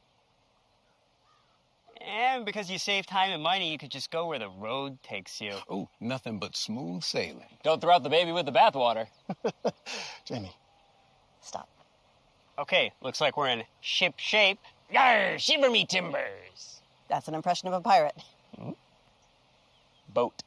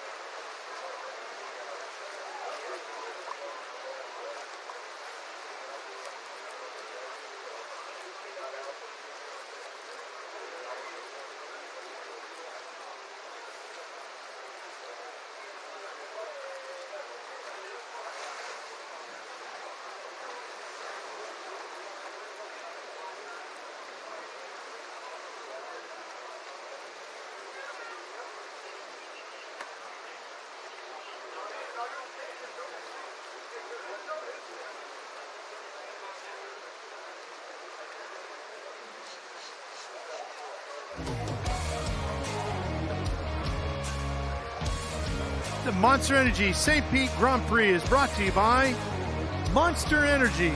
Unleash the beast. Progressive, fast boats, smart coverage, Progressive Insurance. Visit St. Pete-Clearwater, America's best beaches. Yamaha Wave Runners, built for power, performance, and the water ahead. And by VP Racing Fuels, powering champions on land and water. Welcome back. St. Petersburg, Florida. Racing today in Tampa Bay. The IHRA is here kicking off the 2026 season. Got, 4 different series racing on water this year under the IHRA banner. We have the F1 Powerboats, which kicked their season off in Bradenton, Florida. Yep. We have our Pro Watercraft racing here with us. We have the Offshore Powerboats racing here with us. And we also have the IHRA Drag Boat Series, which will be racing in 2026. I believe they started. They get things fired up in May, if I remember right. Well, let's meet the winner of our last race with the Pro Watercraft. Here's Taylor. I'm down here. Coy's walking up right now. What an incredible finish. We call that a clean sweep. You took that win in all 3 motos. How does it feel? Oh, it feels so good. I've been working for this moment my whole life pretty much, and it just feels good to finally get it done. That last moto was so freaking gnarly. I've never rode in conditions that rough before. I was literally looking up at waves and stuff. It was absolutely insane. I got to thank you to my sponsors, Monster Energy, TC Freeride, Fast Power Sports, Marine One, FL Visual, Anderson Power Sports, 60 Helmets, and IHRA for putting on this event. I'm super stoked.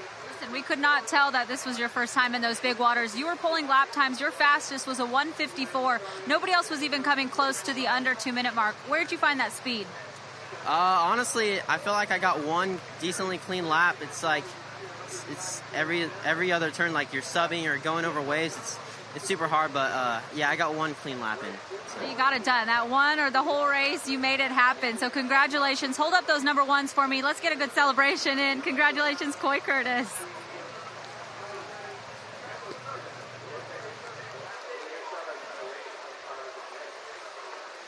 Well, they get more boats ready to go racing over there. We're getting closer to factory stock getting set to go, Shane. And what can we expect out of factory stock? I'll tell you what, these are some amazing big outboard catamarans, and I think they are going to give us one heck of a show today.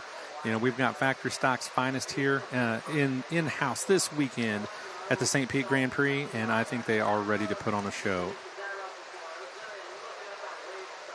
Let's take a look back at our Ski GP race from our Pro Watercraft event earlier. Show you what that looked like. Here they go, firing off from Spa Beach.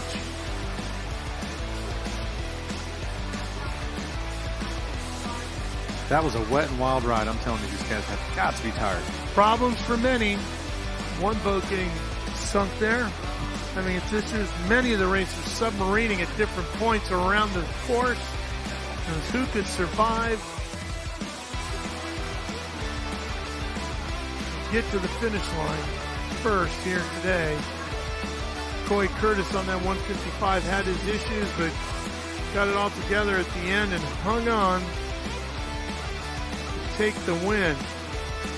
Landis on the 201 had multiple issues.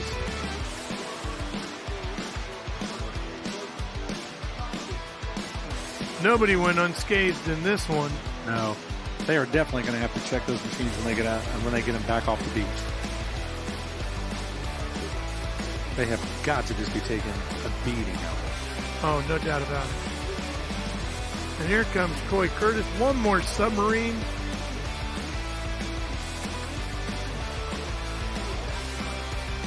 And a checkered flag for the winner.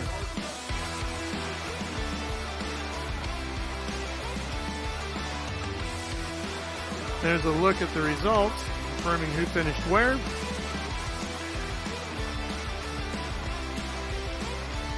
And we'll have a lot more pro watercraft racing action for you as we work on through the day. More sit-downs, more stand-ups yet to go.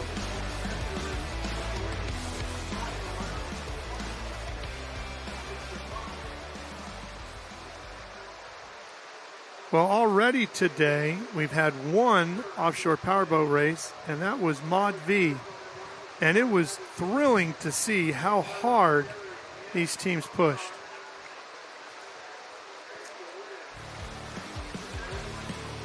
Got some replay action here. Yeah, that Mod V, I'll tell you what, there was a little bit of carnage early, just the way the water was rough. We saw the unfortunate inability to keep continuing there with the Team Louisiana boat. Those guys had a rough go and a rough shape today, but you know what? I think they're going to be able to get back out there, get it put back together. Hopefully nothing broke that's super terrible, and they'll be back with us in New Orleans in the next 2 weeks.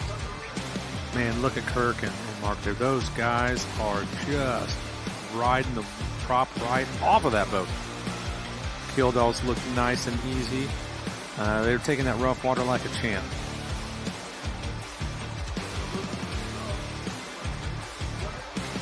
And in the end, that 33, that beautiful 33, look at how aggressive they had to push that thing, get out front, Kirk and Mark. And the Kildahl's right behind them all the way to the finish line, gave them a good fight. Pushed them hard, and Mark and Kirk held on for the win in the North Myrtle Beach RV Resort, number 33. There's no way those guys could have stayed up front and just coasted with Kildahl's on their heels, I tell you. Well, Tristan caught up, unfortunately, with the Louisiana boat that got knocked out of that race. Let's hear from them now.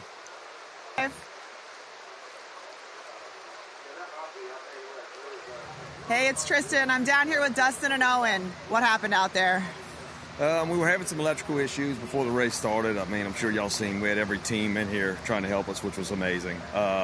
Fought it with the MSD box, swapped some out, thought we had it good.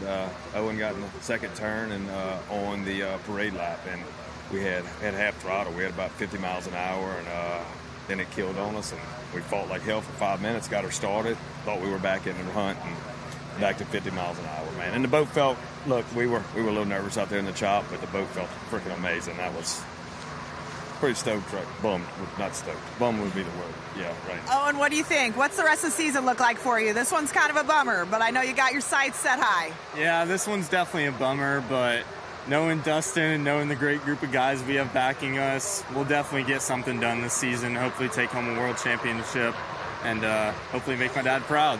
We'll see everybody in New Orleans in 2 weeks. So we're going back hometown. So we're going to get this thing rocking and rolling. You can see the team back here. They're about ready to get turning wrenches on it. So we'll be back. Good luck, guys. Thank you so much.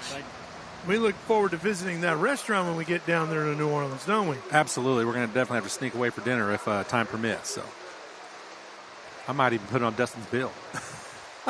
You might not know that yet, but it's coming. It's coming? It's coming. All right. Yeah, those guys got a great team. I'll tell you what, that's a pretty positive outlook, for a rough day, for a long weekend. But these guys, their heads in the game, and they are here to compete, and they want to do that. And they've got great people pushing them, and I guarantee you they're going to be out there at the next event with us. If you're going to go racing, you got to be prepared for frustrating days like that, right? Yes, you do. And sometimes there's more of those than the highlights, but that's all part of it. But we're going to have some highlights for sure, because we're going to go racing here with the offshore powerboats when we come back here to St. Pete on Speed Sport 1.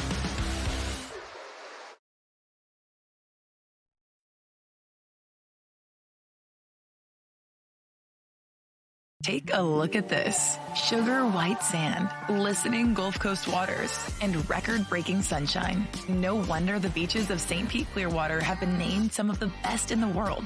And if we stopped there, you might miss the best parts, like world-class museums and murals that fill the streets, Michelin-recognized dining, and ancient mangrove adventures, live music, and so much more.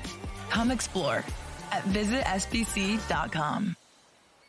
Speed Sport 1 is the home for the IHRA Offshore Powerboat Series. Watch top international teams push the limits of some of the fastest boats in the world, reaching speeds of up to 180 miles per hour. 14 classes, racing hull to hull, from Pro Class 1 to Super Cat.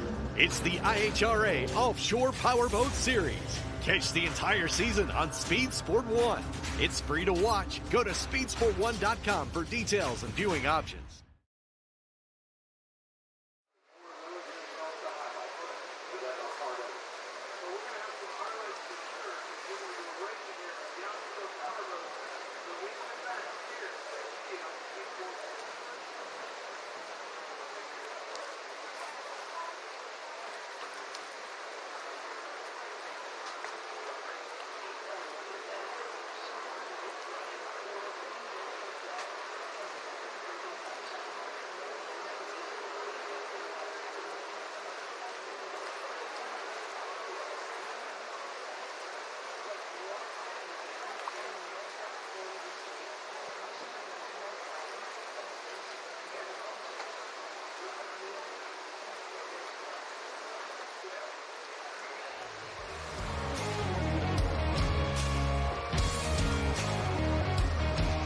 Welcome back, everybody, to St. Petersburg, Florida.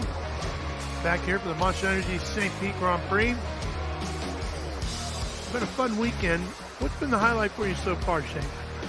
Man, I'll tell you what, that Pro Class 1 race yesterday was pretty darn good. I'll tell you what, they had a really, really good start, and I'm really excited because they've made some adjustments of how they're starting the races and stuff today or this weekend, and I think that's going to give everybody a more consistent start. I don't think we'll see as many jumps or missed starts. So it's just going to be great as we go forward. Justin out there in the pace boat, he's going to do a really good job getting these guys lined up. They may not exactly pay attention to the course markers on their lead up, but once he brings them in, lines them all out, he's going to let the green flag fly, and we're going to start racing hard. That's Justin Martin, who is our official starter. That is correct. What yes. kind of things is he focused on? What's he looking for out of the racers? You think about, and I'm using an example here. Start the Indianapolis 500, you got 11 rows of 3 across, and they're trying to get, it's not going to be perfect, but you want to get as many of those first few rows lined up 3 across. So typically, Justin's, he's pretty good at calling those guys. So, these guys have comm systems and he can talk to them. He's going to get everybody lined up. He's going to tell them, so-and-so needs to pull up or push back. And once they get everybody in line and he likes the line, he's going to kind of let it go.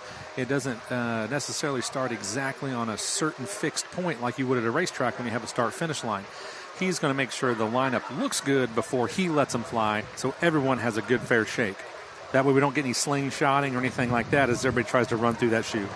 So Kirk Hanna was the driver. Mark Rinda was the throttle man in their North Myrtle Beach RV resort boat that took the win in Modified V. Tristan is standing by with them. All right. Yeah, guys, I got our first place winners for the last race. How did it feel out there today? Well, I tell you what, it was rough out there, but this is a great season opener. Our first race, checkered flag, #1, baby. How was it? It was rough, definitely rough. We went a little bit big on the wheel, but we made it through it. Hey, you got a checkered flag. I'd say you did it right. Is there anything that you're going to switch up or do different for the next race in Louisiana? Well, that's our secret. We're not going to tell you that, Oh, maybe just something a little bit. We're working. We're changing things on this boat every race. Every race we get better, and we're super stoked. You got a really competitive class, so you guys must have done something right today. Congratulations. Thank you. #1, North Myrtle Beach. A lot of fun down there in North Myrtle Beach. Oh, yeah. I love those guys. He told me that boat was new last year, so I can definitely see that they're taking some good notes, making some changes, and they probably are ever working on new setups and arrangements on that boat for the upcoming conditions. Yeah, they don't see a lot of rough seas like that unless a hurricane's blowing in off the Atlantic like that in North Myrtle Beach. Yeah, they definitely don't want to be involved in any of that, I promise. But Those guys, they seem to have their head down. They're grinding. They're always competitive. They're always present. And, they're going to be a force to be reckoned with this season. These factory stock boats that are coming out, tell me a little bit about what the machinery is like. What are the rules for this category? Well, so your general specifications on these boats, we're talking about a catamaran that is no wider than 11.5 foot wide. We've gotten that 35 to 40 foot range, for length on this type of craft. And, we've got a minimum weight after the race. They have to weigh around 6,750 pounds. So, that's definitely going to be a feat. These boats are a little bit lighter laid up than that, but that allows them to move some of that weight around, which conditions like today, I think you're going to see a lot of setup changes from how they qualified, the other day. Engines on these. This is a stock class. So this is a Mercury Racing 500R competition engine from Mercury Racing. Let's talk a little bit about MF Racing and their driver, Caleb Mead, boat number F5. He's one of the more top-level drivers in this category. I'll tell you what, he's newer, but I think he's got some really, really good guidance with the MTI crew. He's got Johnny in the boat with him on the throttle this weekend. I just love that young kid. He's an absolute go-getter. He's excited to be here, and he's got a great team behind him. I think we'll see him in the ranks. I mean, I talked to him a little bit after qualifying the other day, and they were hanging it out there. They just had a few bobbles that maybe hurt their qualifying position, but I think you're going to see that boat in the mix this race today. Absolutely. He's certainly got one of the best throttle men ever in the game riding along with him, Johnny Tomlinson. We had a chance to catch up with Caleb earlier in the weekend. Hi, my name is Caleb Mead. I'm part of MF Racing number 5, and we're in the factory stock 500 race class. This is my 4th year racing. I started the year I turned 16. Now I just turned 19. My dad has been buying MTI powerboats since 2008, and I ended up growing up with the owner of the company, and he got me into racing and told me when I turned 16 he'd help me get started. So coming from Lubbock, Texas, there's nothing but dirt and ranch land. We have to go to Miami or Lake of the Ozarks in Missouri to practice, and we get to do that 3 or 4 times a year. This year, we had a blowover in Key West, first week in November. It was my first time ever going. We made it out the first turn, headed to the straightaway, and got jammed between 2 other boats. And I think we were running 120 just about. And the air came off the side of both boats in front of us and straight down our tunnel, and it sent us into a backflip. I just remember starting to go up, and then one of the worst feelings that I've had to go through. That's a 3-day race, and it was on the first day. We didn't get our boat back till spring break, so I had 1 day of testing previous to this race. I think it was just a little south of $500,000 for the new motors, and then we had to redo the decking because the carbon fiber got torn into pieces and hatches blew off. We've done pretty well for ourselves in the past year. I'm in the boat with one of the best throttle men, if not the best in the world. And knowing that I have him in the boat, I have all the confidence to get back to the dock safely. Last year was a good season, and I'm hoping we can do that again. I would say we are probably one of the hunted boats this year. I hope y'all are ready, because there's nothing coming between me and a checkered flag. It's going to be a lot of fun to watch, but man, how tough is it if you want to get some practice laps? You got to go from Texas to Miami. Yep, those guys always seem to be traveling. They've had a lot of work to get that boat put back together. There they are right now. We're seeing them kind of trudge around out there. I heard that Johnny, when he's in the boat, he doesn't talk a whole lot. He's just all business.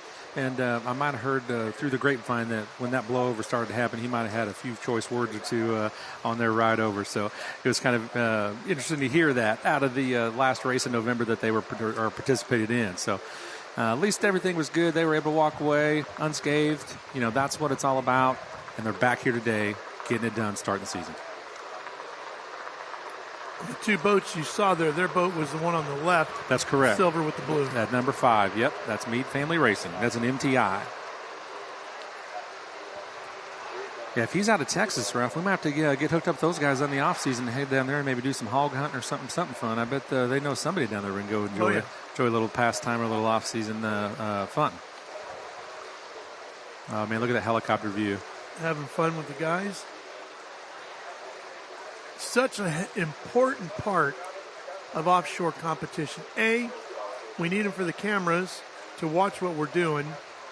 B, we need them to keep an eye out, depending on where we are, for marine life. Yep. C, we need them to keep an eye out for things on the course that might be floating in and out that we don't want around.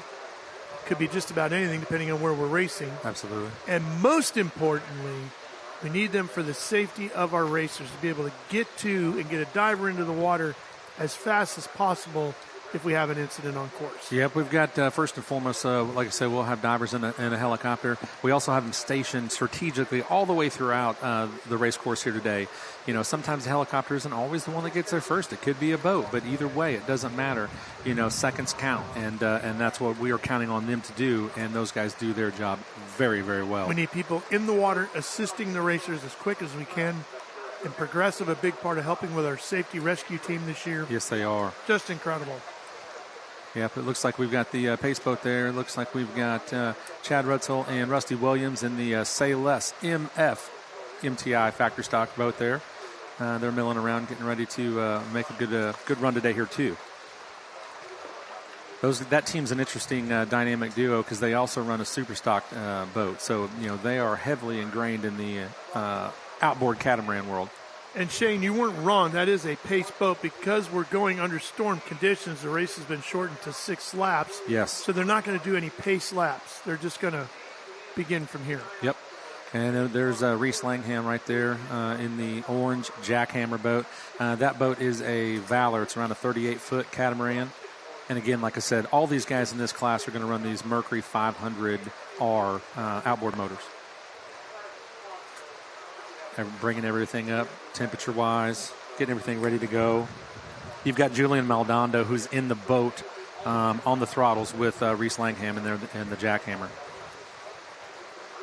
This one's scheduled to have, 6 competitors in this race. Rusty Williams Racing, Rob Lockyer Racing, Jackhammer Offshore Racing, Manatee Marine Unlimited Incorporated, Lake Wiley Racing, MF Racing, and 151 Express. Yep. We haven't seen all those boats quite yet. Now they're all out there milling around. We just haven't had some good camera shots quite yet, but we will definitely introduce those boats to you once it gets cameras and some eyes on them. Joe Spaloric and Garrett in that Lake Wiley Racing machine out of South Carolina. That's a brand new entry, isn't it? Yep, that's a newer team that formed last year, but I'll tell you what, those guys are an absolute hoot, and they are here to throw down and do a little bit of battle. I love their story. Their boat is all white, and when they show up at a race, their boat is freshly clean. And the last 2 races, they've allowed all the fans and all of the people in the pits when they're walking around. They take markers and they sign the boat, so everybody gets to put their name up. They say they are here for the fans, and they are sponsored by the fans. But that Lake Wiley Racing machine is a beautiful boat out there. And Lake Wiley. It's listed here, their team out of South Carolina. Yep.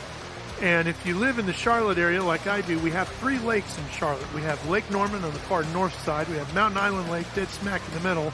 And Lake Wiley on the south end of town, which part of the lake is in North Carolina and part of the lake is in South Carolina. They live in the South Carolina portion, but we can call them one of our own. They'll be our hometown team, so We'll cheer these guys on. Oop, right there's the 151 Express boat. That is another MTI entry. That is Ian on he's driving the boat. And then we've got Nick Impressa. He is on the throttles. If you've been around the racing scene for a while, you know, both of these guys, you know, they've been in other boats too, but, you know, they are one heck of a team in that particular factory stock option we have right here today. I might just have to catch a ride with them in the rig to one of the upcoming races. Man, I'll tell you what. That'd be fun.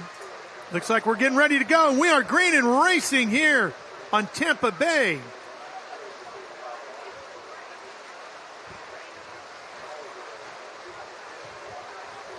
It looks like he's still lining them up. Oh, yeah. The way they roared out of there, I thought we're going green right away. Yeah, I think that's just the deal, trying not to do the parade laps. There's, like I said, the 151 Express, Lake Wiley on the other side. That's the white boat with some of the green trim. We've got the Meade Family Racing boat number 5 there on the foreground here. Chad and Rusty there, they're getting a little washed down. Hopefully they can get pulled up into the slot.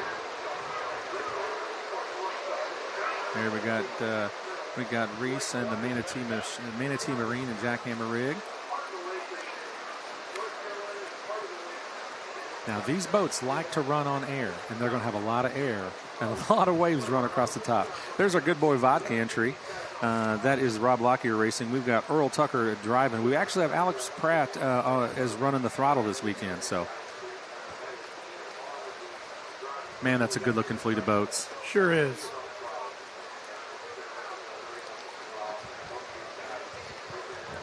And again, still early in the year, so this team or this class is going to be bigger as the season goes.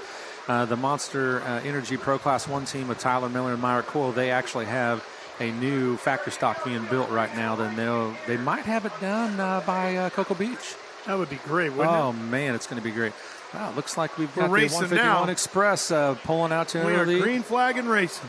Do not discount Jackhammer Manatee Marine. Boy, that's those that guys bright orange boat. They were coming on strong up the inside. They are pulling hard. Gosh, look at these guys.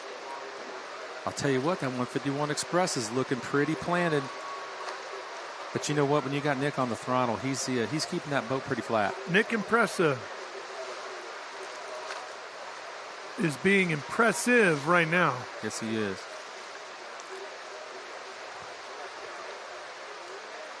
Man, look at all that wash out there. Hitting that first buoy. Yeah, they've got to maintain their run lane until they make it through the first turn. So there you see Jorge Arena normally in that boat. Ian Morga, right?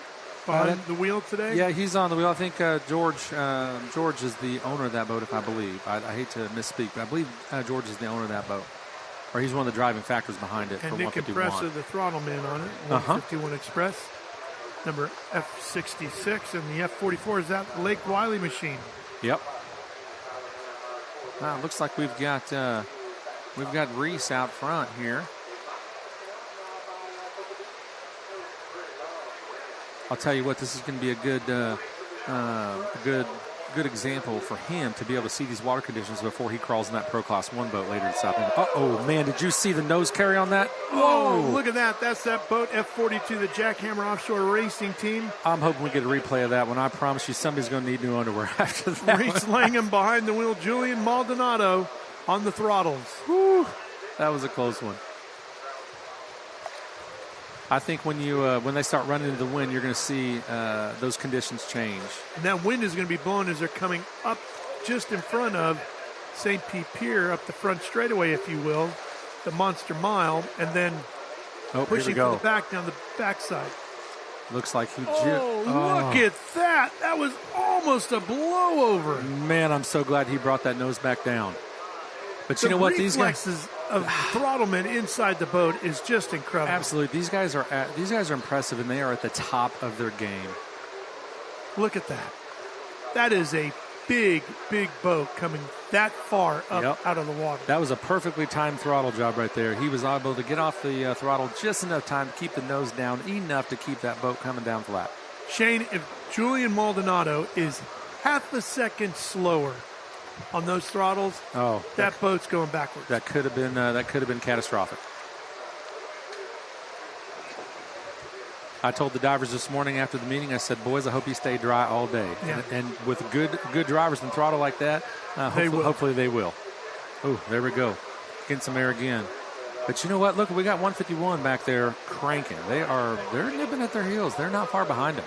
One bobble or a little too much hang time, you might have these guys deck to deck again.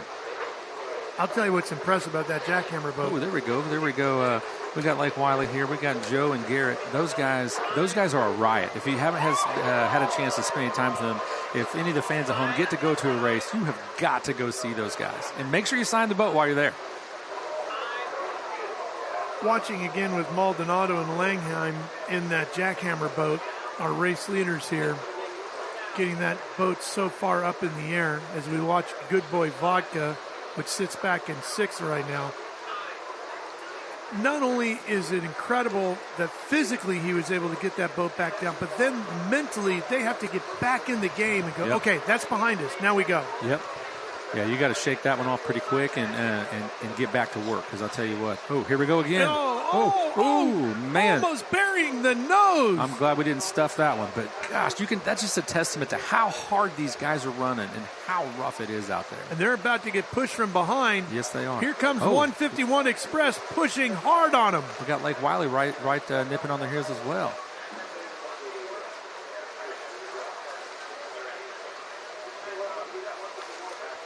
You talk about exciting action. My Lord. You can see him at the far end of the race course there. Here we go. Come back. Watch this. First, almost a blowover. And then watch the nose right here go deep into the water almost. Wow. That was such a good job. Just job. Crazy. Man, you just got to hold the wheel, hold on, and let your throttle man do his job. And that is what we're seeing right here. That Manatee Marine machine is just set up well. Those guys down there know how to set up a race boat. Oh, here looks comes, like we got Lake Wiley? Yeah, Lake Wiley has gotten around 151 Express for second, and now the lead. New leader here in factory stock on the outside. Here comes that Lake Wiley Racing entry. Joe Spaloric and Garrett on the throttles. And the South Carolina team is moving into the lead here. I'll tell you what, there's Jackhammer right back past him to the inside. Not giving in yet. Looks like he's riding just on the outside edge of his wash, trying to not get washed down so he doesn't lose the visibility. Look how close they are, deck to deck here, racing in St. Pete in the Monster Energy Grand Prix. Great racing action here with factory stock. They want to make sure they don't push each other through those buoys. They want to hit their marks. And now you have the real challenge mentally here. Yep. I've got to be quick, I got to be fast, but I can't make a mistake, because if I make a bobble here, it could be costly in a lot of different ways. That last one where we had that last replay, that allowed Lake Wiley to gain that ground. All right, we've got some in-camera footage right now. Not sure which boat that was we were on board. Looks like 151 Express has fallen pretty far back, and the Meade family racing behind that. Man, look at how rough it is in there. Just look at the things that are moving in there, how hard it's hitting, and the jostles that these guys are feeling. Again, it's the throttle man on the left, the driver on the right. The throttles themselves, however, in the middle of the boat. I'll tell you what, I was talking to Garrett in the Lake Wiley machine here a week or so ago, and he said, he goes, don't rule us out. We're a newer team, but we are coming to play. So. Yeah, and that is for sure, because they are right in the thick of it. Lake Wiley Racing, shown on timing and scoring in third, but they are second right now on the water. Yep. But everybody is shaking Jackhammer. Lake Wiley closing again. Here's Good Boy Vodka. Still showing in sixth on timing and scoring. Not sure if that's 100% correct, to be honest with you. I'll tell you what. That boat named Jackhammer probably feels like they're running a Jackhammer. Aren't they? Yeah. It's appropriately named for today. No joke. Man, this race is pretty close. Some of our viewers at home might think that there's some distance there, but I'll tell you what, one little mistake can make all the difference in the world. We're only talking seconds. That Say Less MF boat you just saw, F21, is holding down third. So this is Lake Wiley Racing we're confirming now that we're on board with right here. Man, watch the throttleman there. See how he's constantly in and out. He's reading the water. This is no easy task. This is not an easy job. That's Garrett on the throttles and Joe Spaloric, the driver, working that wheel. And here comes Lake Wiley Racing. You see him right there. That boat's maintaining a pretty flat attitude out there. I mean, they must have really hit the mark on the setup. I guarantee you they don't see water like this on Lake Wiley. No, probably not.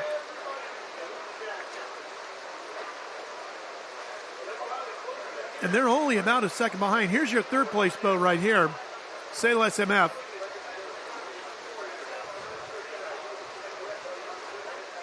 You know what? That MTI looks pretty flat. They must have hit the setup pretty well, too. They just got to keep digging. Here's a battle for the lead again. It's heating up once again. Oh, man, this is Lake intense. Wiley coming after him. Jackhammer on the inside of that bright orange boat. Lake Wiley in the white with the green and black trim. Both getting tossed, bounced out of the water, and the racing intense here in St. Pete. Look out! Man, he got a little bit of air and came down and had some Dyson. Boy, that Lake Wiley boat got thrashed up out of the water, tossed all around. Now he's caught back in the spray, and Jackhammer able to pull away and catch a breath. Oh, look at back in third place. Did you see the air? Say less MF, not far out of this. The same thing happened to Lake Wiley right there. The wind must be coming across just right, and the wave conditions, when they come down, it's going to hook that boat. And that's the backside of the racetrack coming back towards us. Boy, you are earning your money today as a throttle man. That is no joke. Too bad the business of that position pays nothing, right? I'll tell you what, back at Say Less MF, we've got Rusty in there working hard. Well, don't go anywhere. We're going to be wrapping up factory stock when we come back live here on Speed Sport 1.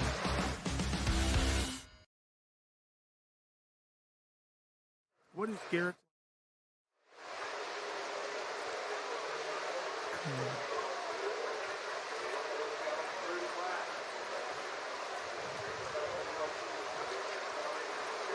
Still watching the action here with Jackhammer.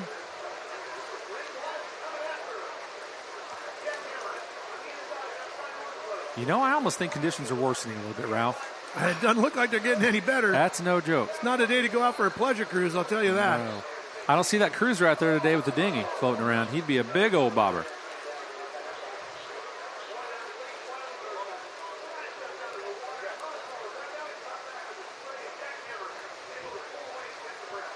Tell me again how much these boats weigh, Shane?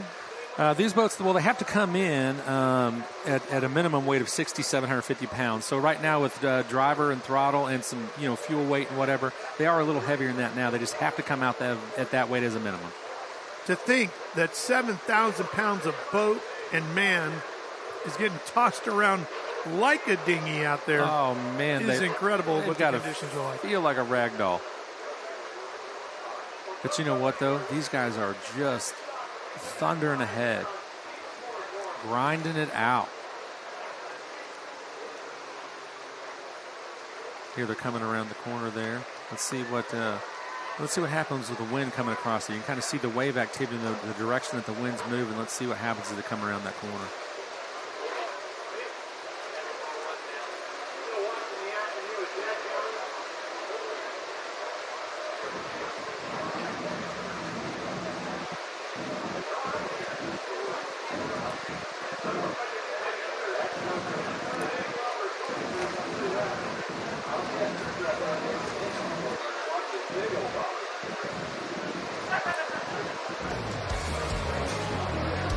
Welcome back here on Speed Sport 1 live at the Monster Energy St. Pete Grand Prix. And way out there you can see the top two boats. Here's your race leader, Jackhammer. Boat number 42 leading, has led every lap so far of our 6th lap race. We're halfway through here at factory stock. And right on their tail is Lake Wiley Racing. There you see Lake Wiley getting bounced around. On board here. This is on board that's Reese. Jackhammer. Yep. It's Reese and Julian there. And you see the Say Less boat right there. That boat, F21, sits back in third. Good Boy Vodka has moved up to fourth. Then is Meade Family Racing. And unfortunately, 151 Express has fallen all the way back to sixth after running in second early on. There's been a lot of shift in position with this race. And like a lot of it's going to come down to is the setup that they put in this boat. Some of these guys hit the mark. Some of them might not have. Some of them are going to have to go back to the drawing board for the next one. And remember, folks, these boats weigh well over 6,500 pounds, and they're being tossed around like they're a rubber dinghy. That's how rough these waters are. Yep. That was some good in-camera footage. You got to see the both driver and throttleman and the jackhammer boat there a minute ago. You know, when you look at those guys, they are intense. There's Good Boy Vodka holding down fourth. Man, it's great looking boat. That is a good looking boat. That gray and that safety yellow color, whatever you call it, is outstanding. You got Earl and Alex back there in that Good Boy Vodka boat. They are working their tail off trying to gain some position back there. Here's our Lake Wiley guys. They're not far off the pace. It's interesting. There's a certain spot in the course almost every lap where they really get close to where it becomes a side-by-side thing.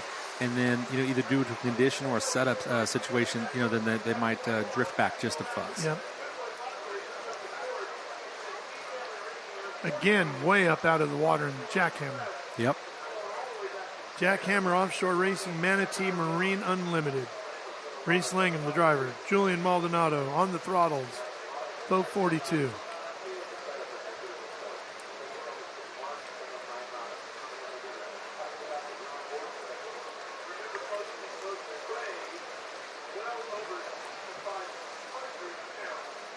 Man, you know what? You can hear even through our headsets these boats smacking the water. Yep. That's something these viewers at home just can't quite grasp. I'll tell you what. We've got a lot of races coming up throughout the whole year, and if we're anywhere near you, you need to come out for the weekend and experience this in person. They're free to attend. Here we go. Here we go. Here's inside. Watch these guys work the throttle as we bounce back and forth between both cockpit views.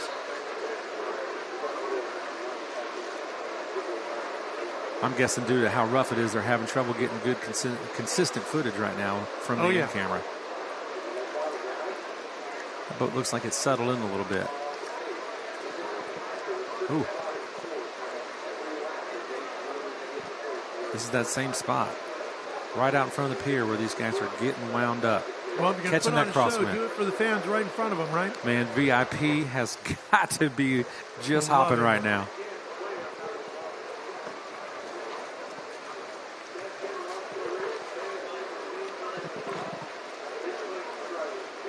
We said it earlier today with our first race, with the modified class out there. These guys are going to be so popular when they come back to the pit area because everybody's going to want to know what they were doing with throttles, what they were doing, the setup, where were their weights, because everybody knows it's not going to be any smoother for them when they get out there. Yep. You know, it's interesting, though, when you look at who all's in these boats and some of the other classes they've run. Like right now, we've got MF Racing right there. there. MF Racing. We got Caleb and Johnny. Johnny also pilots or throttles the Pro Class 1 boat. So he's actually out here. He's getting some information that he's probably going to go back and talk to Willie about for their Pro Class 1 race. You got the Sayless MF guys. They also have a super stock boat, and they're the pair together. So they're also getting some information and to go into that next race. That's our last one of the day. Those will be the only guys that won't tell anybody else what they did. Oh, I promise you, those guys are going to go back to their trailers and rest up and not talk to anybody and give any extra details. They're going to take every competitive advantage they can get in conditions like this.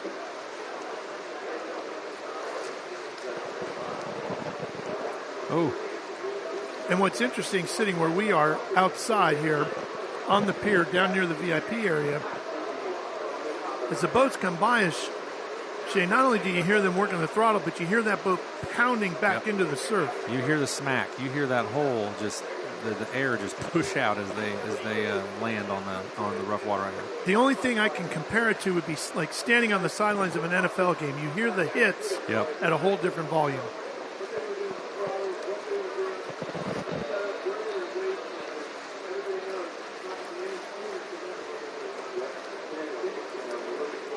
These guys really, I don't think there's any bugs in that boat to work out. That was a new boat for them last year, but they have it dialed in now. It's some good performances last year too, but these guys really know their stuff. When they come up out of the air, they're out of the air for a good tick or two on the stopwatch. Yep. And at the speeds that they're going, they are flying 20, 30 yards before they come back into the water. That's why timing is everything. And like I said, these guys have to work together as a team. To work the throttles that way, the last thing you want to do is over-rev the engine. You know, you've got to worry about making sure you don't lay on the rev limiter. You don't want any of these boats going in any kind of guardian mode, which means the engine shut down on you.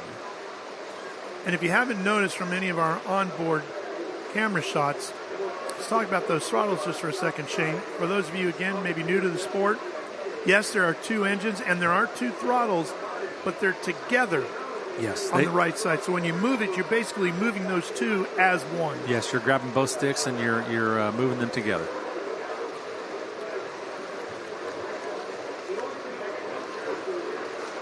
Look at those outboards bouncing around back there. There's a lot of pressure on those motors in rough water like this.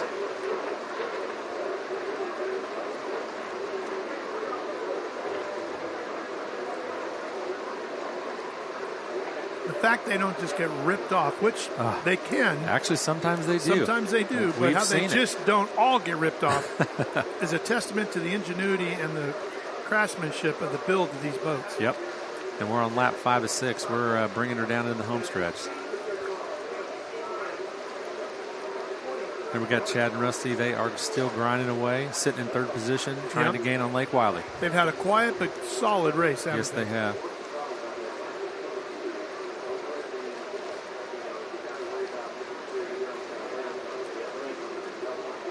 But look at, like I said, every time we get in this particular spot in the course, these guys are gaining. They make a run on Jackhammer at this point. So it's still anybody's game.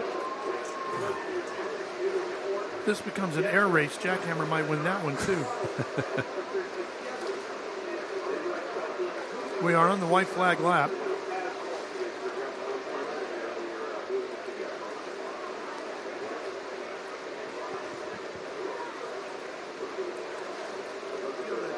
Feel that sun coming out a little stronger now. Yep. Temperature going up a little bit. Supposed to be into the 80s here today. I'll tell you what, as they bring this back around, you know, Team Jackhammer, the Lake Wiley team, everybody out there is sitting in a good position right now to take a podium. They're all holding their breath. Those teams are crossing their fingers, hope that nothing breaks, nothing goes wrong as they try to bring in the checker flag. And buddy, there's no guarantee of that, even halfway back around. Again, half a lap here could be 3 months. Yes. Looks like we've got the Good Boy Vodka entry. Looks like they must have broke something or whatever. We're showing that they are out. They were in fifth. That's probably where they were in fourth. They've dropped back to fifth now. And that puts Caleb Mead Family Racing in the MTIs, puts them back up into fourth. And 151 Express had their issues, and they'd fallen out and were listed in sixth. Yeah, and I hate to see that for those guys because, man, they made a hard charge early, didn't they? Sure did.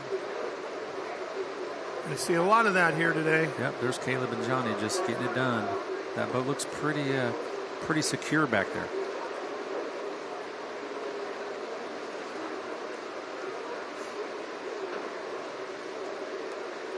Oh! Whoa! And making that even worse was coming out of the water and getting pitched sideways. Yep. When those guys come down, that's a whole different thing for them to have to react to. Not only the throttles, but the wheel. Yeah. You got to hold it.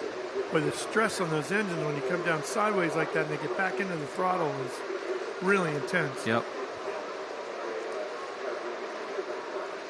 That's the kind of moment you can do some serious damage to your machine. Yep. You definitely don't want to break anything, especially on a last lap like this. But you don't want to lighten up either because it could be anybody's game. Coming out of that final corner, making their way back up the front straightaway, headed towards us here on the pier.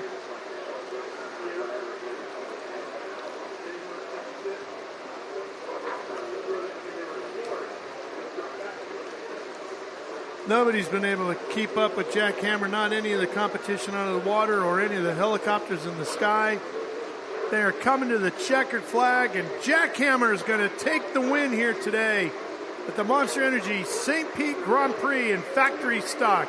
I bet you if we get those in-camera footage back for position 1, position 2, those guys are all ecstatic and excited. Probably high fives all the way around in that boat. That's if they can take their hands off the controls at this point. With Congratulations to driver Reese Langheim, throttleman Julian Maldonado, Jackhammer Offshore Racing, Manatee Marine Unlimited Incorporated. That is a machine. Boat 42 taking the victory here today. Factory stock. Wow, what a show. That's your third place finisher there. Say less MF. Second place going to Lake Wiley Racing.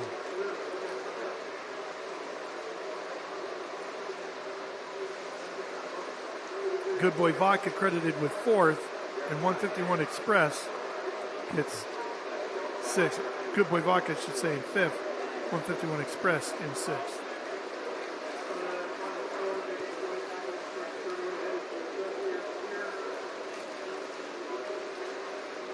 There we go. Now they've slowed down enough to we can get some good footage. Yep. They're looking for some fresh air. You got Reese trying to get it to the right spot. They want to get that checkered flag, don't they? Julian pops up first. Man, these guys are got to be excited. There's that IHRA rescue boat. Boy, they're looking good out there.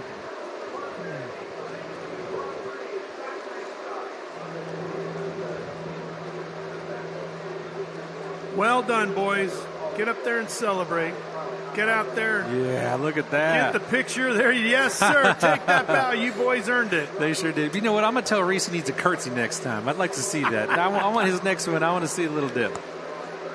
All right. I'm going to talk to Boss over there. If you haven't met Boss, that's Dad. That's Dad? I'll make sure he puts the kibosh on it. I need to tell my son that Boss is the dad. Okay. Take He's note even of got that, a shirt Lucas. that says Boss on it, I'll tell you. Take note of that, Lucas. Boss is coming home tomorrow morning. That is all right. That's a team right there. We'll be right back for more on Speed Sport 1.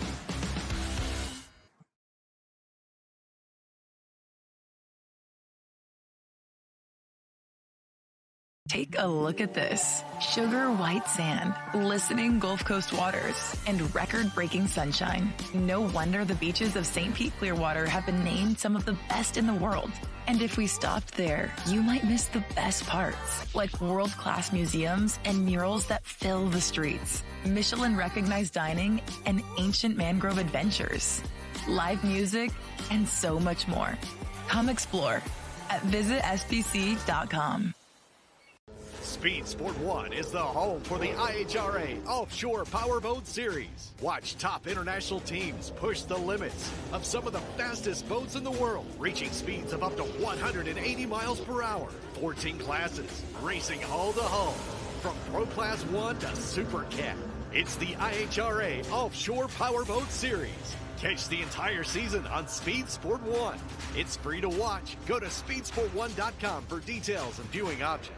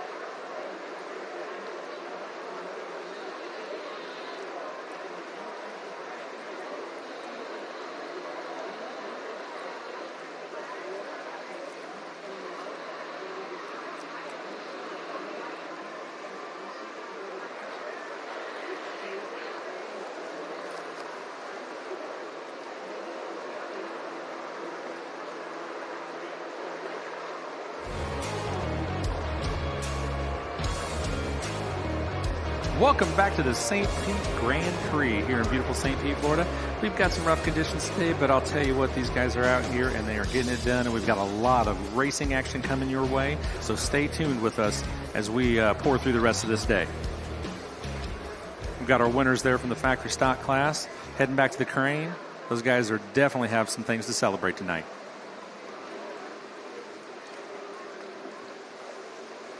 All right, let's look at our replay here. We've got Caleb there on the left. They're still milling around. We've got Say Less. We've got everybody out here. They're getting them lined up. And here they let him go. This was on the first lap. He had 151 out for a hard charge early, and then there came the Jackhammer Manatee Marine entry. And they have been hanging it out front the whole time, and they did a whole lot of that. I hope those guys have their pilot's license by the time they get done with this. They've got to have enough hours to get credentials. Look at that. Look at that. Good testament to the boat. You had Lake Wiley right there. We're looking at the replay. That's a Doug Wright. Doug Wright builds one stout boat, and that thing was up in the mix all day, sitting in second place. Got Good Boy Vodka there, Rob's team. Ooh, the boat caught and took a little hook, but you know what? They were back in it. They were on the wheel and doing everything they needed to do. There's so many good highlights of this race. I hope everybody goes back and they'll replay this whole thing and watch it again. You can definitely take some notes and learn a lot from these guys. And I'm sure they will probably go back and review some of this footage on their own.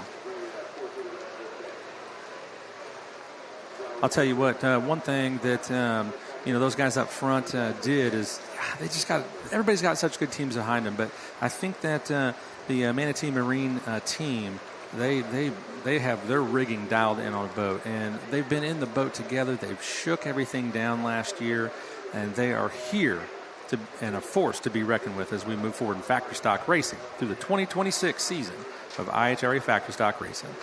As you can see right now, we've got Dirty Money there. We've got some Super Cats coming out. We've got, there's our EWB. That's the Lake Havasu crew.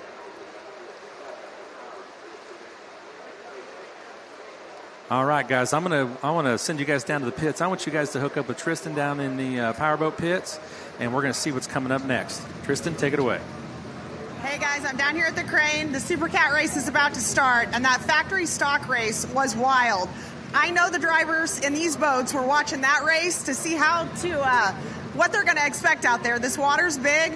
These Supercats love big water, though. I know these drivers are so pumped to get out there. We're going to see an amazing race. I cannot wait to see who wins this one. I'll tell you what, this is another one that you are going to get a lesson on. These guys, these boats are big. They have big tunnels. They love the rough water, and all these guys are faunching at the bit to get out there and show everybody that's watching at home who is who with the Supercat ranks here on Sunday in St. Pete, Florida.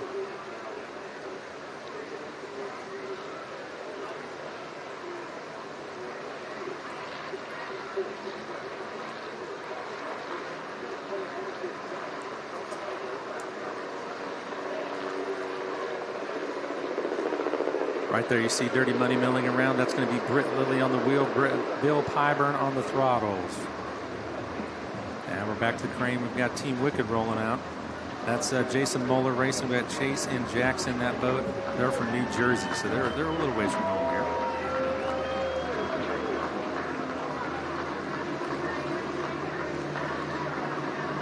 here. Yep, that's our factory stock winners. You got to see those guys, man. They are celebrating. Here's our bow again. Look at that. Man, they are doing this for you guys here at home. They love this sport. Yeah, we got Reese down there doing the Arsenio. I'm going to have him teach me the ropes on that one. Come on, Reese, give me one more.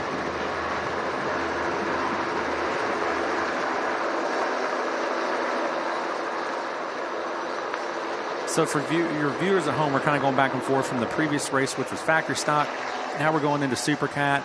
As you can tell, these engines are hanging off the backside of the previous race that you just saw, and you were watching the winners there from the Team Jackhammer. So those are outboard engines. Our next set, we're going to have Supercat action. These are a big block V8 internal combustion engine and traditional stern drives on the back of these on the back of the transoms here. So you've got a big difference. These boats are a little larger, they're a whole lot heavier, they're wider, and they're a whole lot meaner. When you hear these guys throttle up after they go through milling, I can feel the thunder coming off the water right now as I'm sitting here in the production booth. I'm looking over. I got Team Graydale here. Man, everybody is just getting cranked up. All right, there we got Kelly and Ron with Team EWB. That is a 368 skater, I believe, is the size of that boat.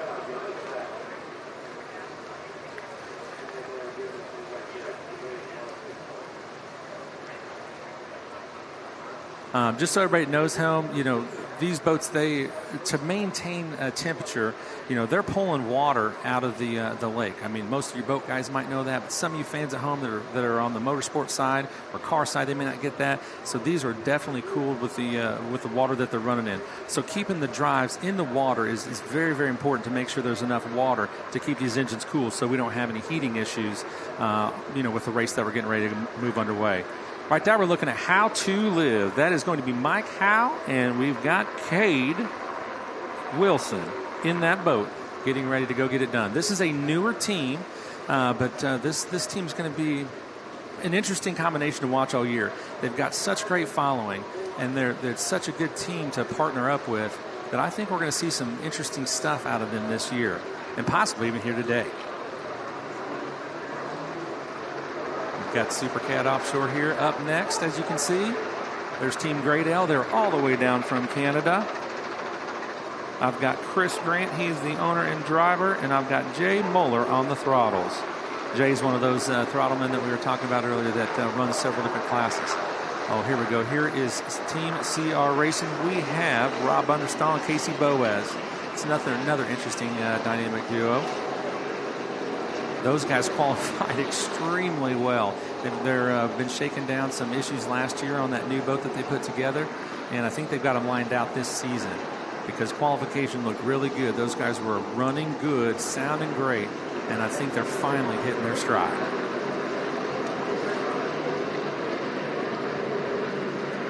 getting ready for these Supercats coming up next here. Look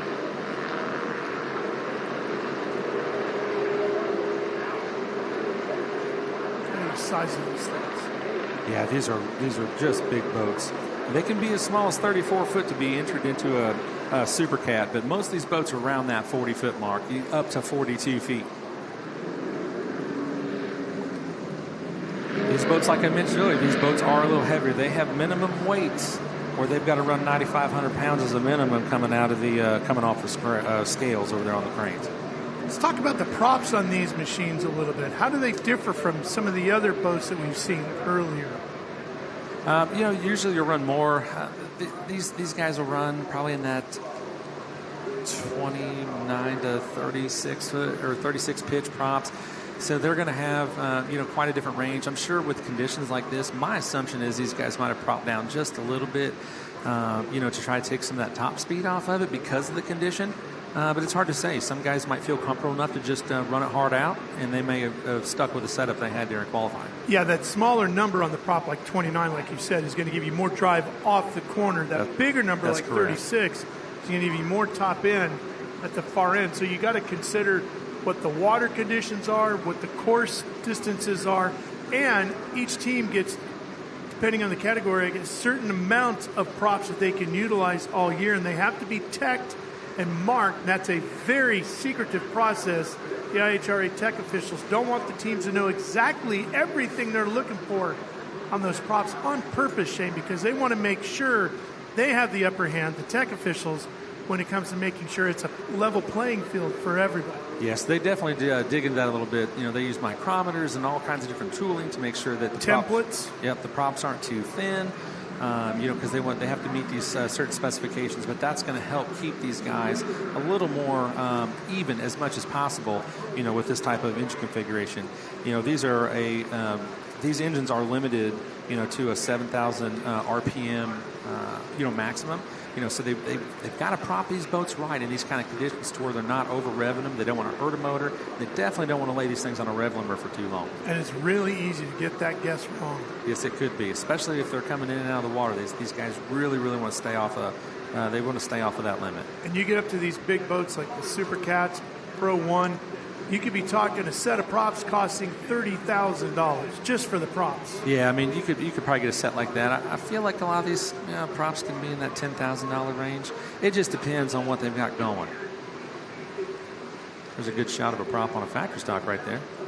These things are highly polished. It makes them go through the water a little bit better.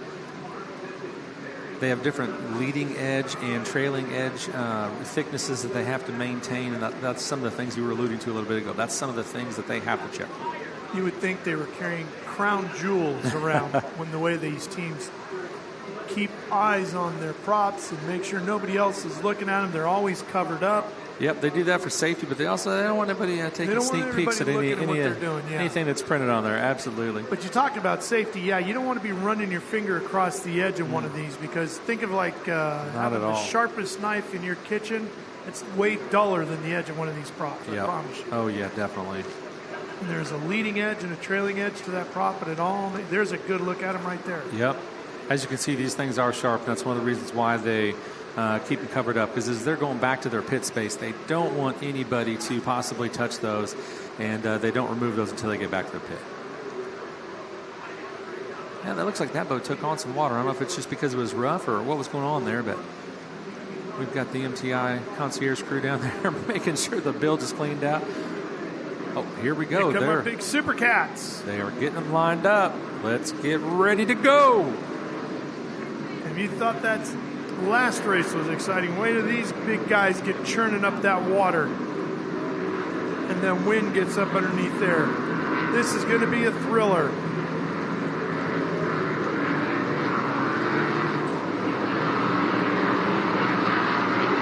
Green flag, and we're racing here at the Monster Energy St. Pete Grand Prix with the Supercats. 6 of the biggest, baddest boats in the world out charging across Tampa Bay right now. You can just feel that thundering in your chest here on the pier at St. Pete. Dirty Money, Jason Mueller Racing, Rob Understall Racing, How to Live Offshore, CJ Grant Racing, Graydell, and EWB Racing, all headed to turn 1. Man, these guys are stacked together. And that's Rob Understall Racing. The CR Racing is the name of the boat. That red and white machine up front there, boat 08. That's Gradell just off to the left? Yep. They were our top qualifier the other day, and they really threw it down. But you know what? We say that. These guys were within seconds of one another. I mean, It was that tight. This racing is so close. So as long as everybody does their job, gets out there, runs the boat correctly, this is going to be a really close deck-to-deck battle. That's that CR Racing, the name of the boat. Rob Understall, Casey Boaz, the Rob Understall Racing entry. Yep. Casey Boaz, that in the boat world, that would be Herring Propellers. We'll put those two names together, and all of our fans out there is going to know who that is. Coming through the first set of corners, headed back down. Whoa, already up and out of the water. Now you've got Britt. He looks like he steered that boat out a little bit, take that corner a little bit wider. And you got Bill Pyburn over there. Lilly, Billy Pyburn, Dirty Money Racing. You betcha. Boat number 3, the orange boat. Silver, black, and orange, I guess. Yep, that boat's owned by Bo and Tiffany Renfo. You know, their sponsors, they've got Renfo, they've got Boxo Tools, Rockford Fosgate. And if you've been around any of the stereo and the audio stuff, those guys are the pit party. I'm telling you.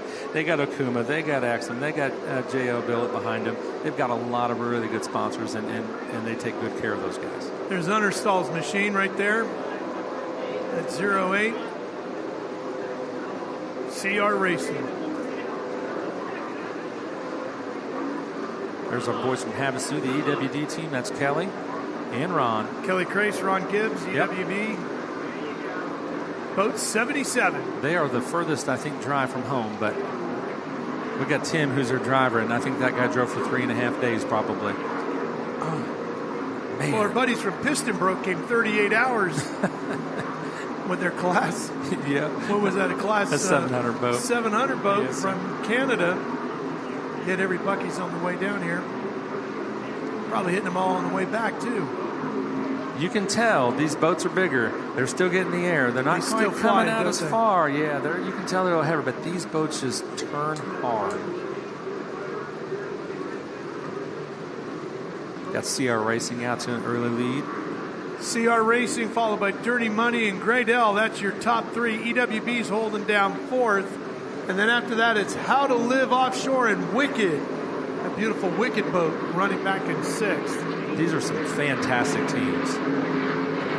Wicked is Chase Muller and Jax Muller, and that Jason Muller Racing entry out of New Jersey.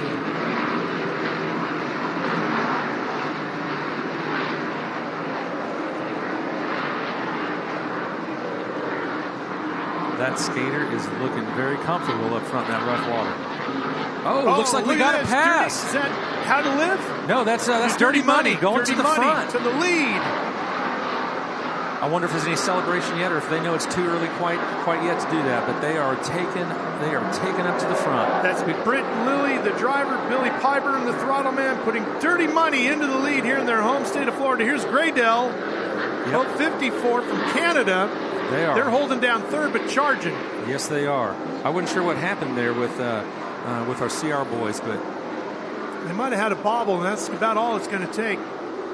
Oh, they went off course, we're told. They were under power, but went off course, and that opened the door and slid Dirty Money right there into the lead. Those guys were just patiently waiting to see if there's any mistakes made or mechanical breakdowns that possibly happened. They were ready to go. There's a lot of strategy in this game for these guys, too. Here's that Let's pass. See what happened look. there. You can see CR Racing was off throttle a little bit there. Yeah, it looks like they're really, really slowing down. I wasn't sure what happened there. Almost, I feel like there might have been some kind of mechanical. Could have been. They were definitely off throttle. Because Dirty Money went by like they were. Like they were standing still. That's the same spot that the factory stocks are getting. Right? There's something with the current. There's something with the wind, the way it's whipping across right there as they're coming out that's getting those boats upset. And I hope all these drivers out there are paying attention to that for upcoming races. Buddy, that is a lot of boat to get that high, that far up in the water. Yes, it is. And you've got Chris Grant. These boats weighing close to 10,000 pounds. Yeah, I mean, they've got a 9,500 minimum weight when they come out, but they're heavier than that with driver, fuel. Full of fuel right now. Yeah. 2 drivers in there. You're pushing 10,000 pounds. And you're flying that thing literally over the water here in Tampa Bay. That is another good-looking skater right there in the front. Mm-hmm. Dirty Money in the lead here. Monster Energy St. Pete Grand Prix. I don't know if you've been over in the pits and checked their pit spot out, but that box of tools, that's one heck of an outfit that they've got backing them up. They have some cool-looking boxes and everything else. One boat idling its way back. I thought maybe that's How to Live. How to Live is showing back in 6th. They are out of this one. So it must be a mechanical issue for them. Tough break there for Cade Wilson and Mike Howe. That's a fun group to be around as well. Haven't met anybody in this world of offshore powerboat racing that's got a bad attitude. Even the guys with the bad attitude boat are having a good time. That is no joke. Maybe we get the cameras to pan down and see where everybody else is stacking up. This race up front's pretty intense right now.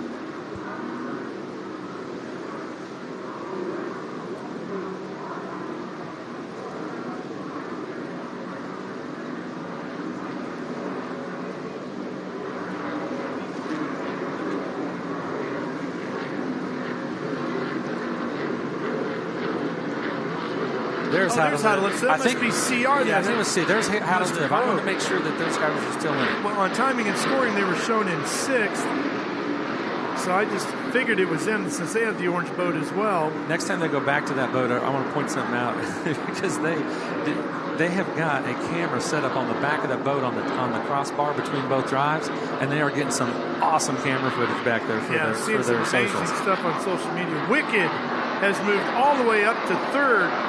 Great for them. EWB has dropped to 4th. And CR Racing and How to Live.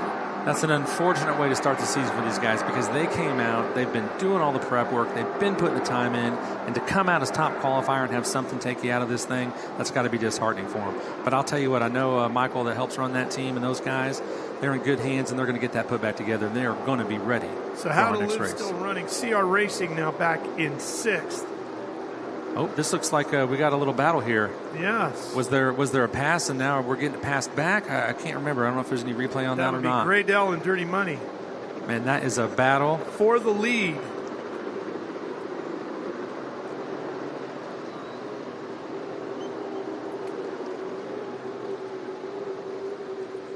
Yeah, that was they battled it out all last year, and it looks like they're starting this season off no different. Dirty Money looks like they've laid claim to that top spot.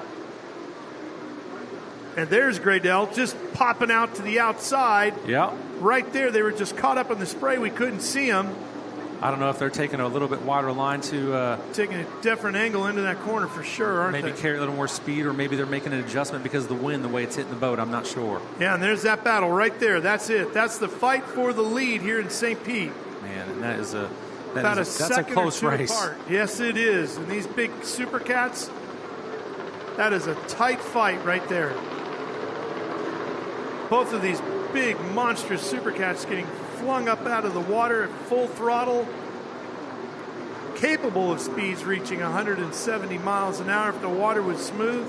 Not sure what top speed is today. What would you guess, Shane? I think these guys, they can run the 140s, 50s pretty easily. And I think that's probably what we're seeing out there today in this rough water. I'll tell you, Bobby Adams, he's the crew chief for the Team Dirty Money, and man, he cracks whips on those guys. That's one heck of a team, and they've had a lot of they've had some struggles this weekend. They had to do some engine repairs and swaps. Look at Graydell just pop out of that spray. Yeah. After testing, or maybe it was qualifying, they had an engine swap the other night, Friday night during the pit party. And then I saw them doing some more engine work last night after the race, probably getting in preparation for today. I'm not sure exactly what they did, but those guys are always turning a wrench and always working around the clock. That Graydell boat, driver Chris Grant from Toronto. Yep. Jay Muller out of New Jersey. Man, these guys are close. 2025 National Super Cat champions. Jay Muller, multiple national world championships, been racing for 35 years, running a skater with IHRA racing engines. off the bat. And they are the only Canadian Super Cat team. And they're racing here with us today in St. Pete, doing a great job as they battle for the win here today. Yes, they do. They definitely have their work cut out for them. No doubt about that. Oh, yeah. Oh, we got a battle back here. It looks like for what, third, fourth position? Yeah, that's wicked right there. You've got Chase and Jax. They think they're sitting in third pretty tight. And you got EWB right there. Kelly and Ron say, hold on, guys. We're not done yet. We're coming for you. Chase, 24 years old. Jax, the throttle man, is 22 years old. Jay Muller owns the boat. Craig Kaltnecker is the crew chief on that machine. Lakeside Construction and Fuel One, the sponsors for Wicked. They were third place at Cocoa Beach last year, and they took the win in 2024 in Michigan City. Driving a motion boat powered by Sterling engines. I honestly think that third, fourth place battle is probably a little bit tighter than the first and second right now. They are together.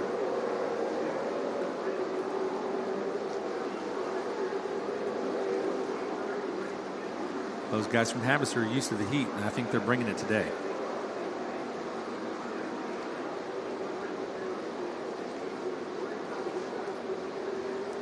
There's another good view. Look at the tunnels, guys. For those viewers at home, these guys pretty much right on air. There's not a lot of boat in the water.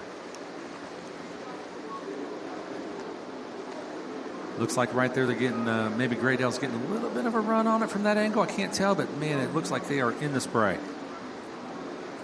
That definitely is going to cut down the visibility for them. Yeah, for sure. Good thing they're young and fearless, right? Well, we are halfway through our Super Cat battle here at the Monster Energy St. Pete Grand Prix. A lot more live racing action with the Super Cats coming your way here on Speed Sport 1. Stay right here with us. Dirty Money out front, but can Graydale, the boat out of Canada, or Wicked take the lead away?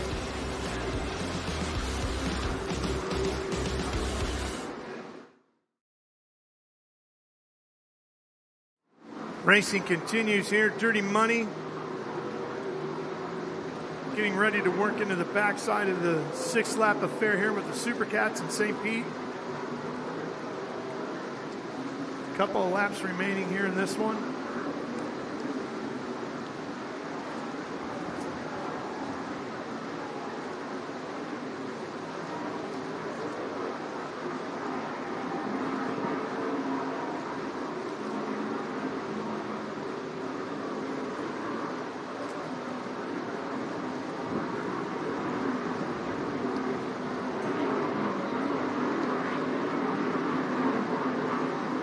Tell when they're coming out here at the end of the pier with VIP where we're at. Man, we really hear them over our headsets.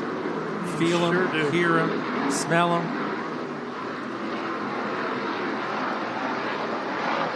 There's Wicked. The Mullers. They've got to feel pretty good to at least right now being in the shot for a podium. So we'll see if the EWB team can pull up from Havasu and take it back from them.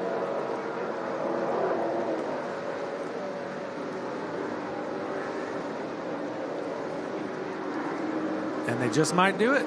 They're taking a run at them. Here they come. EWB on the outside. Wicked on the inside. Oh, man, they're catching some air. I think they can feel each other, and they're pushing it a little bit harder right now to try to maintain position. Yeah, Jax Muller gets a little deeper into the throttles on Wicked for now and reestablishes the position. Ron Gibbs on the throttles of EWB, giving chase with Kelly Craze on the controls.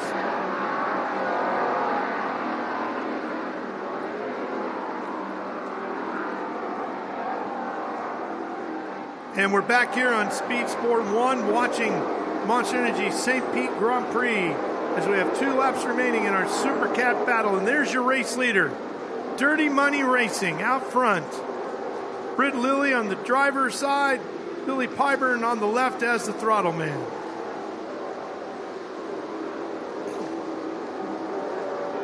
And this is a battle here. This is a fight for third. Wicked by half a boat length out in front of EWB Racing, holding down the final spot on the podium. But for how long? Look at EWB coming on strong. Man, he had a run going until he got a little too much air there and disconnected from the water. He still may be able to produce that and get it done. That was Ron Gibbs on the throttles there. Had to back out of it just for a second. Gosh, these guys are just going at it. I'd hate to see these guys in a boxing ring. Could you imagine? I'm telling you, there's no give up in any of these competitors. Here's Wicked.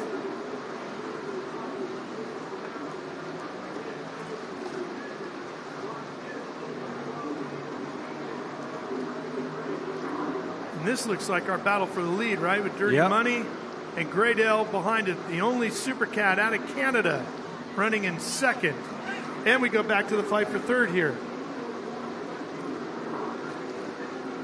With Wicked and EWB. Making another run there for the third place.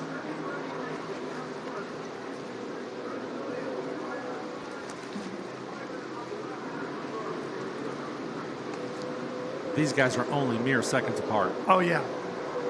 At those speeds, that's about a second and a half.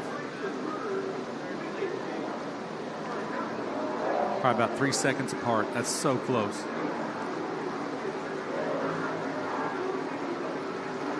One misstep, one part failure, you just never know. And you just hope it's not some $30 hose that takes you out of this.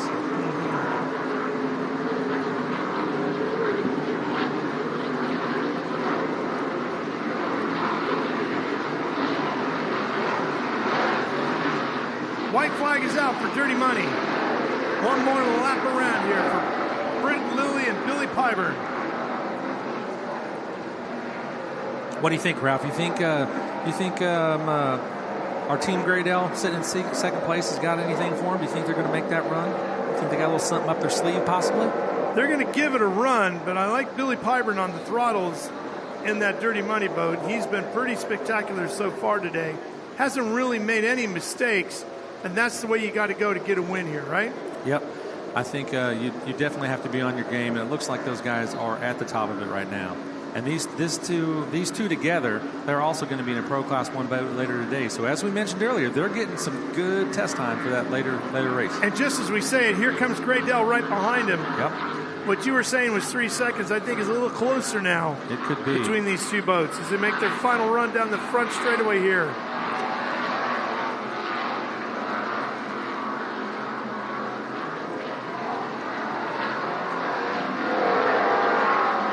Graydale had a mistake or a bobble somewhere because they were a lot closer than that just a second ago. And here's Wicked. What happened to EWB? Oh, EWB, we're told, missed a buoy. Oh, no, that's heartbreaking. So the fight for third is done. Gosh, this looks like such a close race. I think you're right. That's got to be closer than 3 seconds. That's the fight for the lead, and from that wide shot, it doesn't look like it's nearly that close, but here, unless our angles are way off, they look like they are right on top of each other. I know, it looks they have like to be they're right on top spraying of each other down. I mean, it looks so close. It looks like, they are deck to deck. Oh, There's no doubt about it. They are right there on each other. Gosh, that is a race. Couple of turns to go.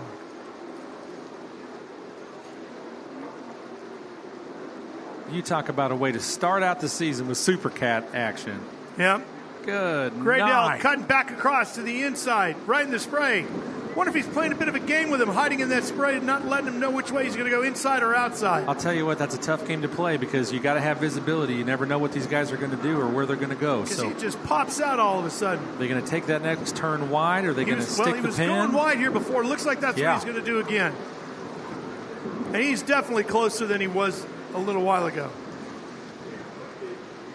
If Pyburn and Lilly bobble at all here in these final couple of corners, it could be our favorite Canadians game. You yes, never know. Sir. The Graydale boat is right there ready to pounce with Grant and Muller behind the controls.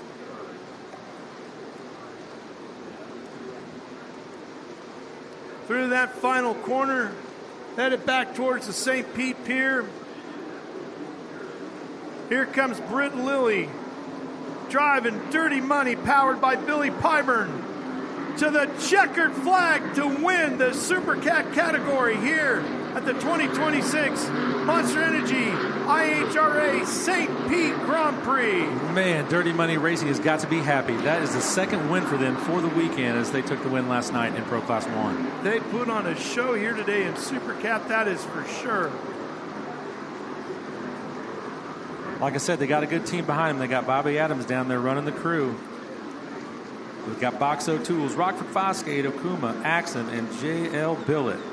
If that's the all kind proudly of supported on that boat. If that's the kind of competition we're going to see all season long in Super Cat, wow, is it going to be a tough year on these competitors. Yep. And I got to say, as an Earnhardt fan, I love that Richard Childress Racing style font on that number 3. The nose of that boat looks fantastic. There is a lot of people that find that very familiar. And I'll tell you what, Big E would be thrilled with the way those boys ran that race. He'd have been proud of that one. I grew up going to NASCAR all the time, grew up going to Daytona, and I remember seeing him win his first one under a yellow, and I remember years later watching him hit the wall. It was the most terrible thing I'd ever seen in person. Well, let me tell you this. Big E and his bass boat might have given those boys a run for their money today. I've seen some of that old footage, man. Here comes Wicked, taking the third place finish here today. Those young boys in Wicked out of New Jersey put on a great run here.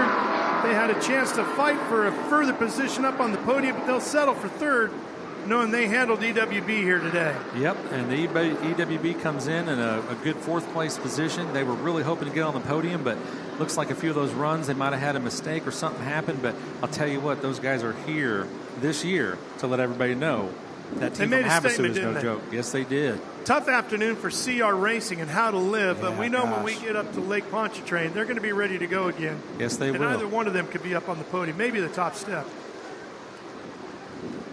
Any given weekend, any given race, it could be any of these guys. Dirty Money, Graydell CJ, Grant Racing, and Wicked, your top 3 here today. Unofficially, of course, at the Monster Energy St. Pete Grand Prix.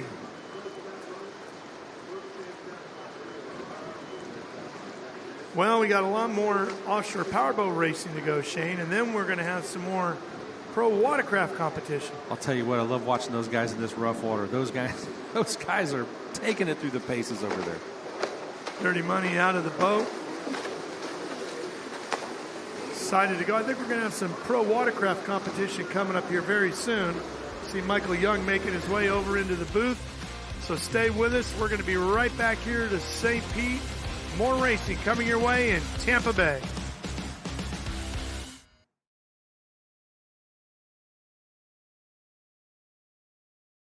Okay, now that you've bundled your boat and RV with your home and auto, you're ready to hit the open road. Ooh, or set sail on your next adventure. Tomato, tomato.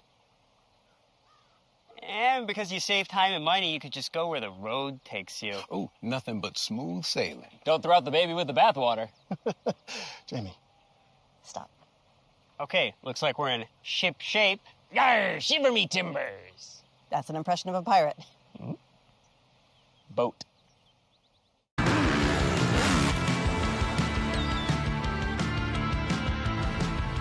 I think I'm just so passionate and so motivated back to where I belong, and that's on top.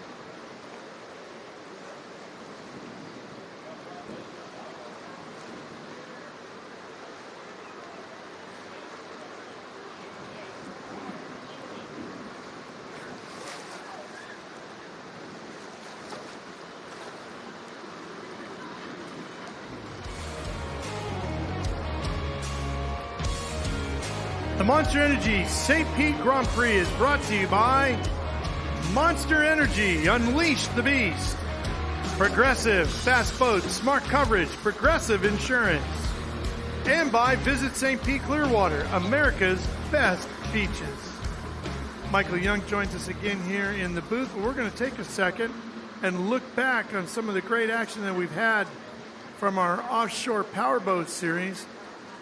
Going back to this battle right here, Shane, what a show this was.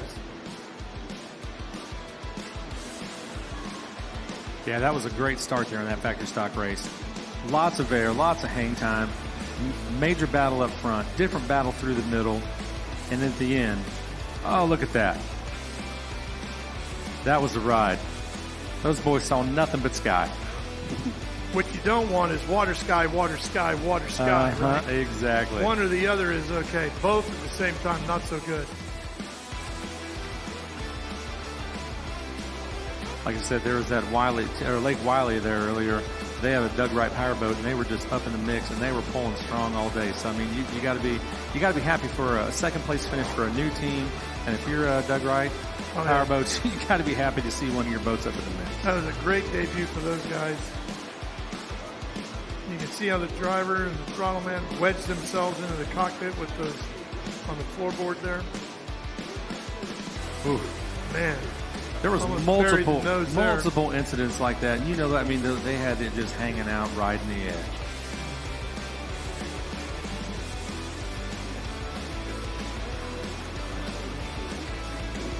There's the checker flag with Jackhammer taking the win. And the celebration bow. Like I said, I love it when Reese is doing the old Arsenio. I mean, I'm gonna have to give him a bad time about that one. That's how they cross the line. Jackhammer, Lake Wiley Racing, and Say Less, your top three. Tristan had a chance to catch up with Reese and Julian.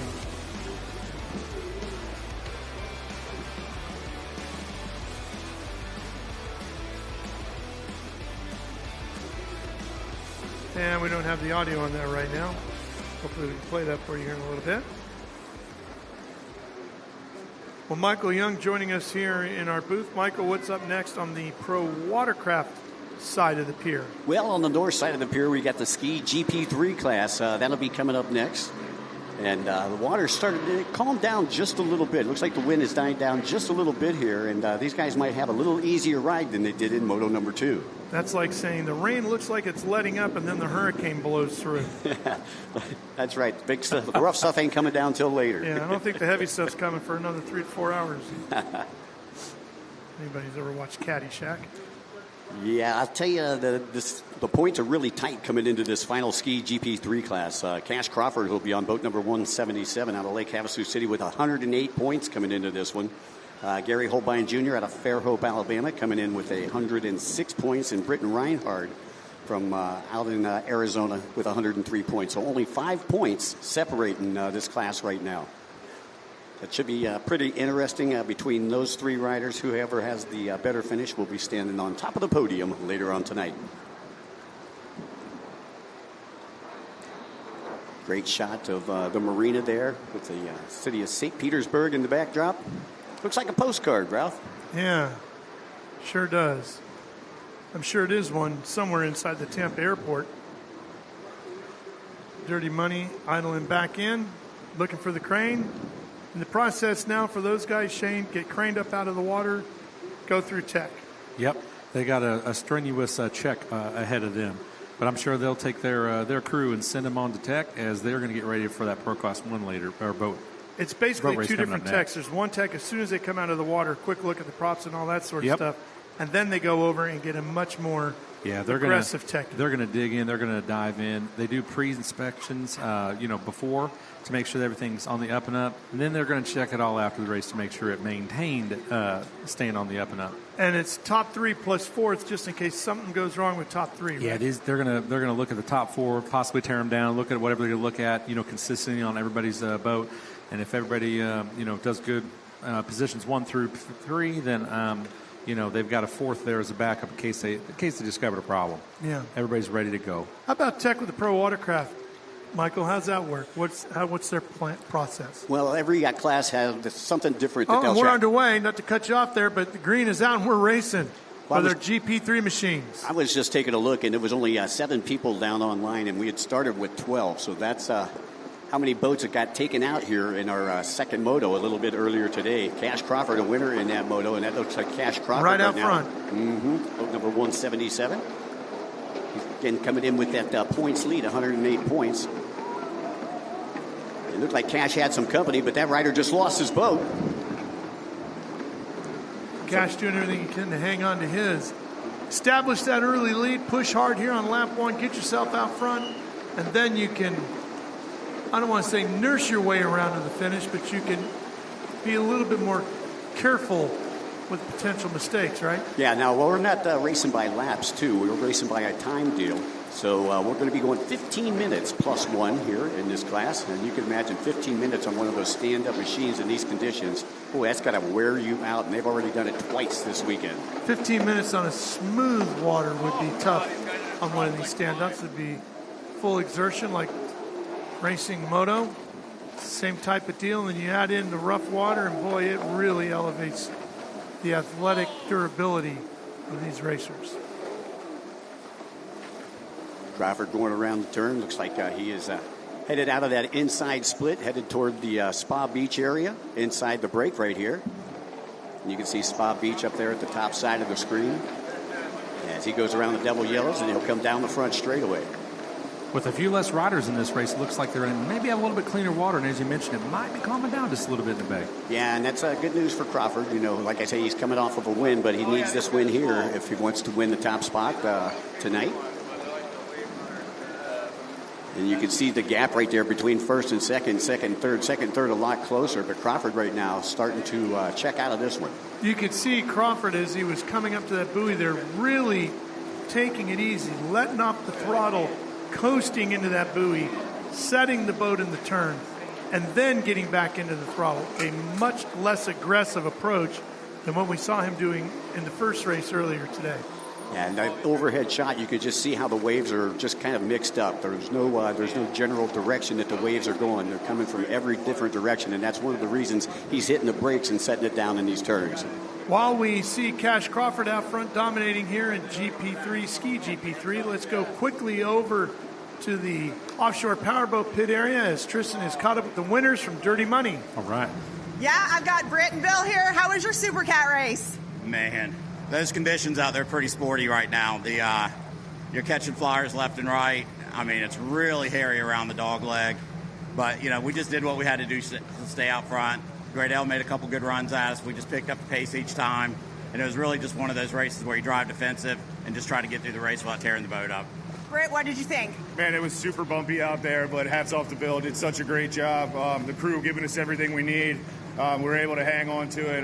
The Great L team did a fantastic job. I mean, they never let us slow down at all. So yeah, we were pushing nonstop. I'm still shaking, man. I'm just happy to be here holding this. Hey, I know you guys got to go get in that Pro Class 1 boat. Congratulations on your Super Cat win. Let's see what you do in the next one. Thank you. Thank you, guys. I can only imagine how much of that adrenaline is pumping over there for those guys. And Shane, while we continue to watch Cash Crawford out front here, that dog leg is right there on the backstretch. That's that same spot we saw the guys coming up out of the water more than once. Yep. That you pointed out. I think the wind's just coming right across there and it's going to catch those boats just right. So everybody needs to be taking notes that's still in the pit that has their boat race left to be to run this afternoon, for sure. But you got to love Britt Lilly, man. Super humble guy. He knew that the Team Great L team was right there behind him, and he couldn't let up, and he knew they were giving it their all as well. So that was an amazing race. And over here in the Pro Watercraft side of things, Cash Crawford on boat 177 out front in our Ski GP3 competition. Gary Holbein Jr. actually turned in a faster lap than Cash Crawford that last time around, as we have just over 10.5 minutes left to go. Holbein Jr. Turning in a 2:15.061, and Crawford with a 2:16. Crawford with a problem there. Crawford with an issue, and Holbein goes by. Kazarian goes by as Massimo moves up into second. And Crawford finally gets going. He's fallen all the way back to third. So a big change here in our Ski GP3 battle, and that's going to hugely impact Crawford in the fight for the overall. Yeah, Gary Holbein coming into this one only 2 points down to your leader, so if he takes the win here, he would take the overall later on. And there's Holbein in the lead with Massimo Casarini sitting back here in second. Casarini again coming all the way up from Brazil, and he's... Let's take a replay. Watch Crawford here at the front, right here. He submarines the nose, buries the boat, comes out of the tray, and had to get himself back onto the ski and get it going again. Yeah, actually had a 180 around, and that's not exactly where you want to be when you're 180 and you got guys coming at you, 40, 50 mile per hour. That was a bad spot to go down. Cash Crawford last time around a 2:16.651. Holbein Jr. with a 2:15.061, and that is the fastest lap time that we have so far by Gary Holbein Jr. out of Fairhope, Alabama. Here's Holbein right here on the 53. That is Massimo right there, right? Casarini? I believe that's actually Steve Hayden. That's 9. That's Hayden, yeah. Hayden out of Naples. Shown down in fourth. Crawford, Holbein, Casarini, Hayden, all running personal bests through the splits. The quickest one of them all was Crawford, the 3:41.8 through there. Oh, man, he biffed it. Got a little too close, but he knows there's another guy right behind him, doesn't he? Oh, he That does. was Holbein, wasn't it? I believe that was... Because there's Crawford, who's now up to second, I believe.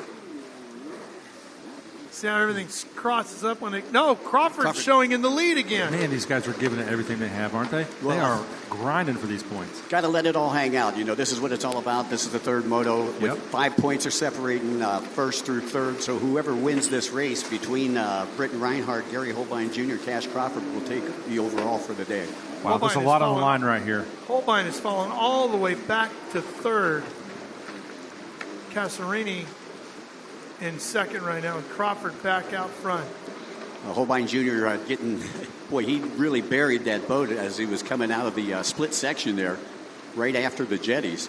We are at the halfway point here in Ski GP3, Moto number 3, as the battle rages on here in Tampa Bay. Stay with us on Speed Sport 1 to find out who wins the race, final moto, and who wins the overall in Ski GP3.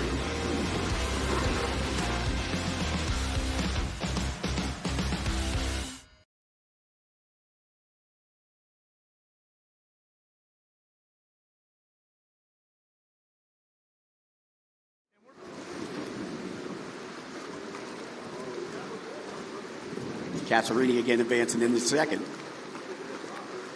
As Holbein Jr., after recovering, will maintain that third place position. He's got Steve Hayden right behind him and Britton Reinhardt currently running in the fifth spot. Looks like those guys are maintaining that outside blue line, aren't they? Yeah, I'll tell you, that outside split, it just seems to be just a hair quicker. And the inside, it's a lot rougher on that inside than what it looks up here on the pier. Yep. Because you would think these guys running next to the pier on that outside split that they get a lot of reverb off the pier. But they're not getting the reverb off the pier that are on the seawall. Michael, you and I are old enough. Shane barely just about makes it, but I love the number design on the 53 boat here of Holbein. That 53 exactly like Herbie. There you go. Yeah, that's what they said when they designed that. I talked to his dad about that, and they said that was his favorite movie as a little kid. Well, it's for all of us. What are you talking about? Right. Herbie the Volkswagen. Shane's over there going, don't you mean Cars and Lightning McQueen? Oh, no, that's my kids. I'm not that young. I remember Herbie, but I was pretty small when all that was going on. Unfortunately, we weren't. Right?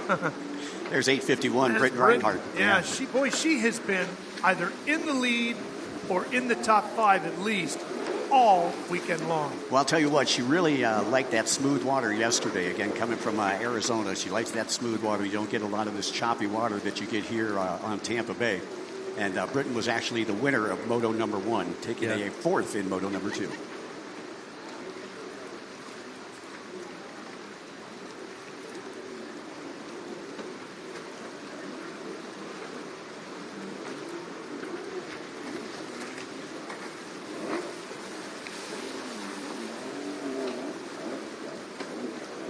High above the racing action here with the IHRA's new Pro Watercraft Series. Kicking off their 2026 season, it's the Monster Energy IHRA St. Pete Grand Prix. And what a weekend it has been here on the Gulf of America coastline of Florida, the West Coast. Just spectacular. And there is Cash Crawford, our race leader, who fell earlier, went all the way back to third, got going again and has fought his way back up into the lead. That's the 529 boat there. That's Kylie Meyer. Kylie all the way back in seventh. And just as we say that, she gets the announcer curse. Stumped, yeah. And Crawford picks his way past. He seems much more conservative in his riding approach since he fell earlier. Yeah, it looks like he's playing it safe right now. Again, you can see him slowing down during those turns and just making sure that he can set the boat up, put the boat down in the turn, and get back up in the tray. And Herbie the Love Boat, boat 53. We love the number. Oh, yeah. And with the white and the black striping, just like Herbie the Love Bug. We'll call it Herbie the Love Boat. He definitely gets style points, Ralph. Absolutely. And Holbein Jr. still holding on to that third place after going down here a couple of laps ago. Casarini still holding on to a second. Let's take a look at the replay here for Kylie Meyer. Hang on, Kylie. Grabs the bars, gets back in the tray, and she's underway. And it's hard to believe she's only 17 years old, and she's already this talented to be able to compete here in this GP3 class. She wins a lot of the regional races down here in the Florida area. Here's fifth place, Britton Reinhardt, winner yesterday. Top five twice now today. I think Britton, again, she prefers that smoother water, that Arizona-like water, I guess you could say. Not used to this much chop unless it's a windy day in Lake Havasu. If you'd like to see one of our IHRA Pro Watercraft races this year, they will be in competition with our IHRA Offshore Powerboat Championship Series all season long. You just look for the schedules on IHRA.com, pick a race near you, come on out to the races. Free to watch from the beach.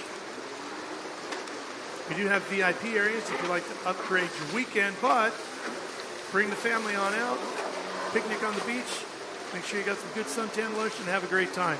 During my break when you guys were talking about the offshore powerboat stuff, I went up to the pier. I talked to a couple of our great race fans up there, and they said they couldn't believe that they could actually get in this race for free. It didn't cost them anything. Not many things you can get to for free anymore, right? That's for sure. Cash Crawford looking to cash in after another 2 minutes and change. You can see the folks lined up along the pier here. Thousands and thousands of folks coming out for the big IHRA event this weekend. All over the Bay Area here because it spreads out as you're looking at Spa Beach to the far right. There's a park-like atmosphere and there's a big arts festival going on over there. People taking in the arts festival and walking over to the bay and watching off the shoreline there. And then to the other side over towards the airport is where all of our offshore power boats are pitted over there, and there's a lot of spots along the seawall there that you can get up right alongside the water and watch the racing from there. And then, of course, right out here, you see it right there on the left, St. Pete Pier. You can walk. How long would you guys say that pier is? Good half mile almost in length? I feel like as many times as I've walked it, it's got to be at least 18 miles. Yeah, it's the way it feels today. Got to be over a quarter mile in length, right? Oh, no, yeah, it's definitely a bit of that. And it sticks all the way out into the bay, and the boats and the offshore guys come right across the front of it. There's Hayden running in fourth, and then our watercraft here racing just off to the left. Yeah, they just redid the pier here just about 10 years ago, and it used to be a wooden pier that came all the way out here, and they shut it down for about 6 months, 7 months, and redid everything. And boy, you can do pretty much anything you can do here on the pier. They've got food, they've got arts, crafts, they've got little music guys that are playing everywhere. Great restaurant. Oh yeah, oh absolutely good restaurant. Man, that at top both level ends is top of the pier, notch. there's great restaurant. Yes. Yeah, Pier Tiki up there on top. Nice restaurant at the end of the pier. You've got the driftwood back there. That is a bonus right now for all those VIP guests. Oh, yeah, to be able to watch from the 5th floor up there on the pier is have something food, else. Have drink, come down if you want to be closer to the water, get in the tent out on the end of the pier. I mean, there's not a better spot in the house, but everything out here on the pier is good. I'll tell you what, I'm looking forward to visiting some of the other stops along the 2026 season.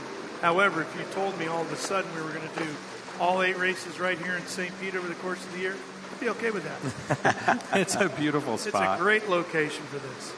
Well, guys, time has expired here, so Cash Crawford will be getting the white flag the next time around. As he has already earlier today. You know, it's funny because Crawford's fastest lap time at 2:16.6, and Massimo Casarini with a 2:15.8 and a 2:15 even for Holbein Jr. He's about to get challenged for the win here. We got to fight for the win here, and all of a sudden Crawford realizes it, and he has changed his riding position. He was way over the bars, looking tuckered out. Now he's gotten a little bit more aggressive. You can see him getting into that throttle earlier, fighting to get his feet where he needs them to be in the tray to maximize the corner speed. And Massimo Casarini is increasing the pressure as best he can from behind, but the waves slow him down right when he doesn't need him to. And with that, Crawford pulls away a little bit. Yeah, and he's getting ready to come down right there, exiting the split from that outside, and you can see the gap there between first and second. Only 4 more buoys to negotiate before this deal is in the books. Crawford trying to power away now. Casarini not done. Massimo hanging in there. As long as he can see him, he can give himself some hope that maybe, just maybe, there'll be a bobble from Crawford here in the final couple of corners. Here they come. Supposed to be the white flag lap completed. That's supposed to be the checkered right now. I believe so, but we're going again. White flag. So Crawford is going to have to fight a whole nother lap. Yeah, that's good news for Casarini. Casarini's got some more time to dive back into this. More time, but he's further back, and he's having big issues. Looks like he came right out of the tray. That'll do it for Casarini. Crawford can make it from here. Casarini going again, but he is way, way off the pace now. Yeah, with Casarini going down, that really took the wind out of his sails. Now 177 there. Cash Crawford can get off the gas a little bit, try not to make the mistakes. You know, Casarini probably trying to get in his head, make him make a mistake, and nothing doing. As we see Ryan Scaglione, our flagman.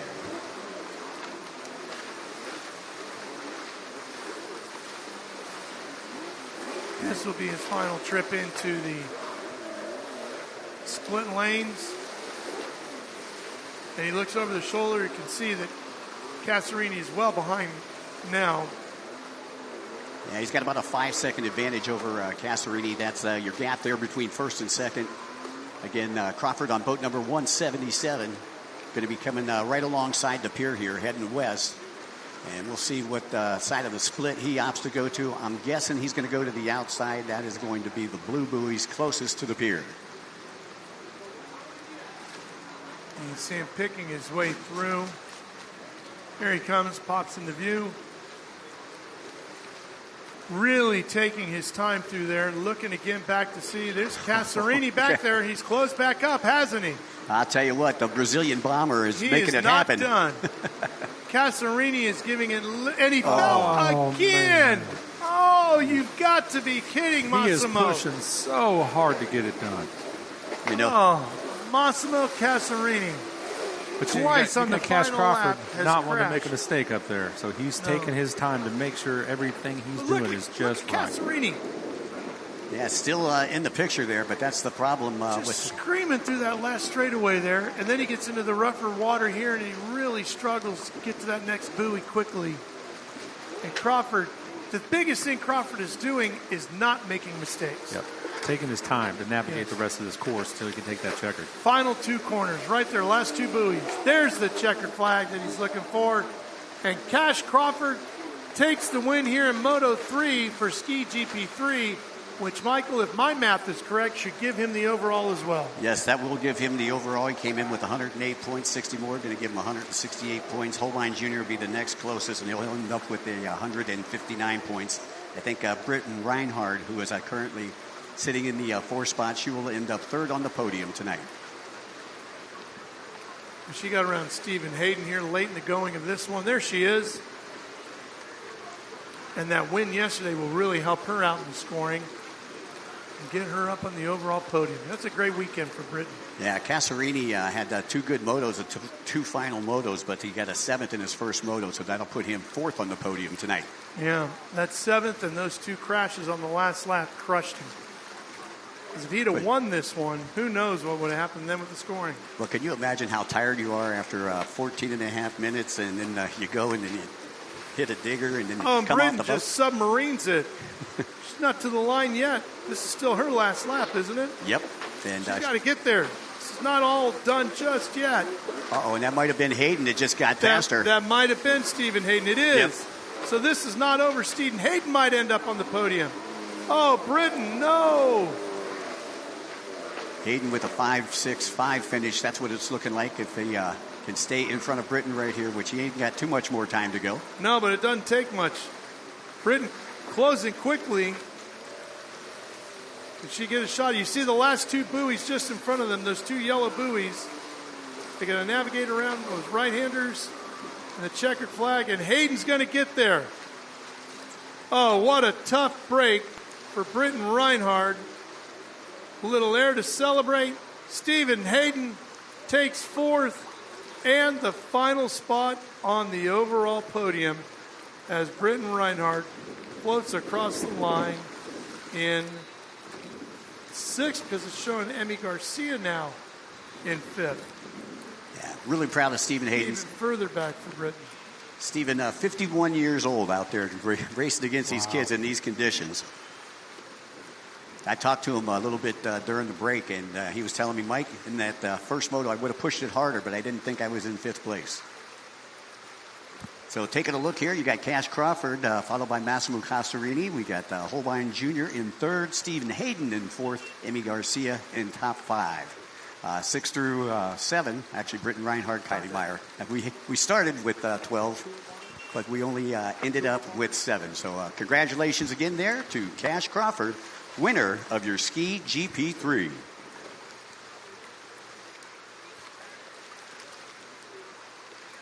And you can see all the... All right, Michael, thanks for coming by. We'll see you again a little later on today.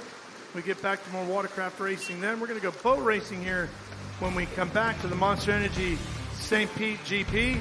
Stay with us here on Speed Sport 1. More fun in the sun and the surf headed your way.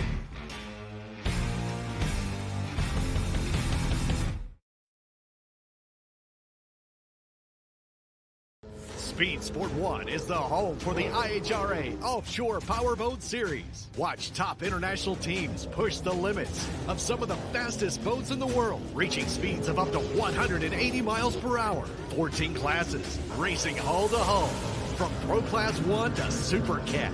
It's the IHRA Offshore Powerboat Series. Catch the entire season on Speed Sport 1. It's free to watch. Go to speedsport1.com for details and viewing options. Take a look at this. Sugar white sand, glistening Gulf Coast waters, and record-breaking sunshine. No wonder the beaches of St. Pete-Clearwater have been named some of the best in the world. And if we stopped there, you might miss the best parts, like world-class museums and murals that fill the streets, Michelin-recognized dining, and ancient mangrove adventures, live music, and so much more. Come explore at visitspc.com.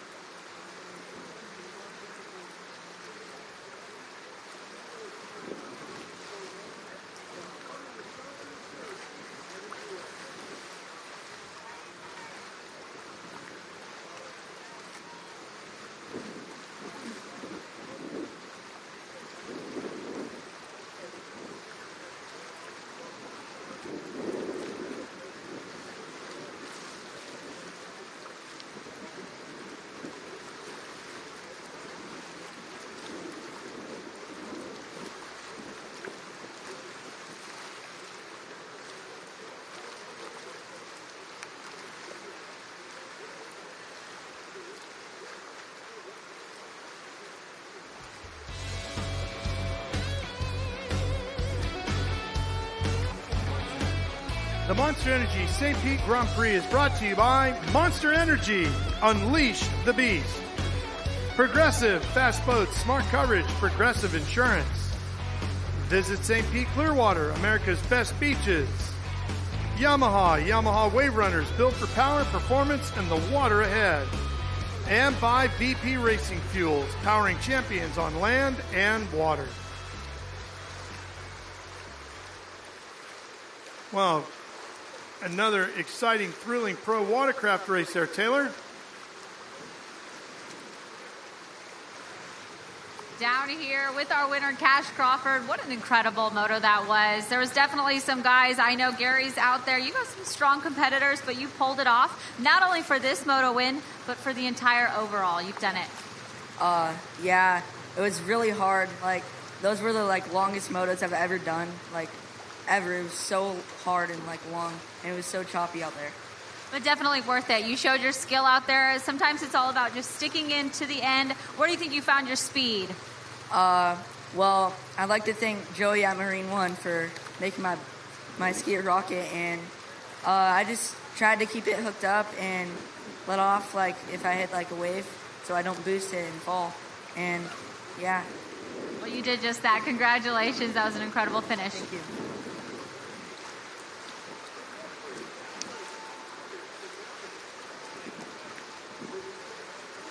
Well, we're going to have more pro watercraft racing before the day is done. And I don't think those conditions are going to get a whole lot better over there. So it's going to be rough for everybody out there today, for sure. On both sides, for sure. And here's a look what it looked like. And boy, this one, just when you thought Cash Crawford had it all locked down. Not so much. For Cash or any of our competitors.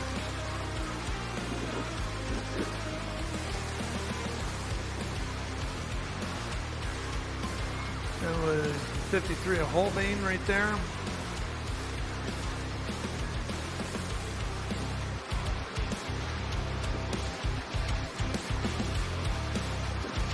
There goes Cash on the 177. He had his issues as well. Here's Hayden.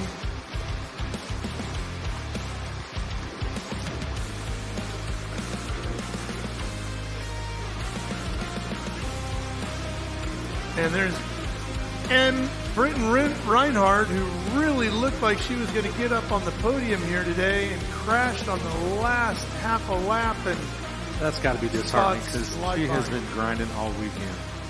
But these men and women have got to be worn plumb slick. Oh, yeah. And there's your results. Crawford, Casarini, and Holbein finishing off the top three on the podium. Taylor, Massimo Casarini gave it everything he had on that last lap, but 2 crashes cost him the win. He absolutely did, Ralph. You're not wrong, Massimo. That was an incredible push out there. You came so close. What happened? Yeah, I was coming close from the first place guy, and then when I got closer, the boats entering downward from the water, and it was difficult for I came back. So all the times that I get it quickly front get straight from him, the boat's going out of the water. Definitely rough conditions. You're obviously from Brazil. How do you train for different conditions like what we see here today in St. Pete? Yeah, the whole of my training is 70% of my training is on the waves. I almost train on the waves. It's difficult for I train on on rivers and something like that. Well, it definitely showed today. You had an excellent run. Congratulations on second place. Thank you very much. I hope that on the next race I'm coming to. You heard it here.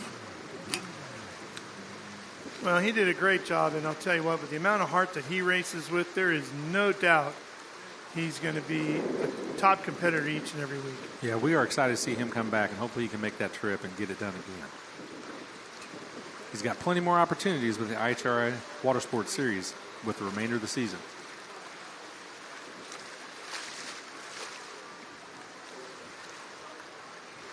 Good look at Spa Beach. Folks relaxing over there. Everybody's kicked back, enjoying the show. Weather's perfect. A little windy, but I'm going to take no rain and good warm temperatures. So, no, we're good. Day's not done yet. What are you saying? You never know, especially here in Florida. But even if it does here in Florida, just stick around 5 minutes from now, it'll be something completely different, right? It'll blow through. I feel like back in Missouri that way. Multiple seasons per day. Okay, we got boats rolling out next. Floating out next, I should say. Pro Class 1s idling out to the milling. Right there, we've got Willie. And Johnny. We've got the Team DMR. We got the winners of the Super Cat race. They're back in the boat again. No, there's not much time to recover for those guys. They're back to back. So we got Britt and Billy Pyburn in there, and they are headed out to the course.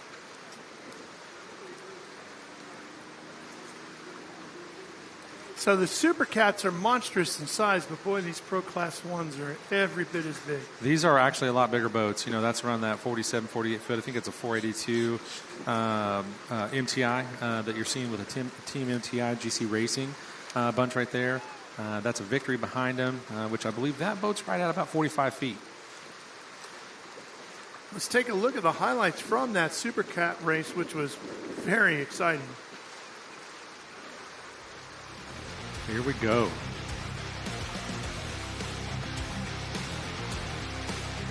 Off they went, headed to turn one. Look at them all spread out. Thundering off into that first buoy. Even the big cats coming up out of the water today. Yeah, that was CR Racing, man. They were the top qualifier, and they had a really, really good showing this weekend, but something must have happened to them, heading into that turn, and it looks like they went on into the infield there. This was brought her back down off here. plane. Yes, it was. That was Dirty Money right there in the 3 with Graydell to the outside. And then this fight here between Wicked and EWB. Yeah, these guys, there was 2 separate races going at the exact same time for position. And it really could have went either way. Dirty Money, that 3 hung on for the win. Taking the first big Super Cat victory of the year. Yeah, the professional level that these guys race at, they try to not have any mistakes, but if they ever do, it costs them. And it looks like those guys kept it together. They must have had a game plan, and they ended up on top. So good for those guys at DMR. Tyler Miller, the man behind the ownership of this beautiful MCon Monster Energy machine here. He'll be at the helm of this one all day, powering it up to the front, hopefully for the win. Tyler's good. Tyler is he's a heck of a good guy on the throttles. When you watch him from the in-video footage, he is really, really intense, and he's got Myrick on the wheel, and that guy's just he's held multiple championships, and that is just an awesome pair to see in a boat together. We had a chance to catch up with him earlier in the weekend.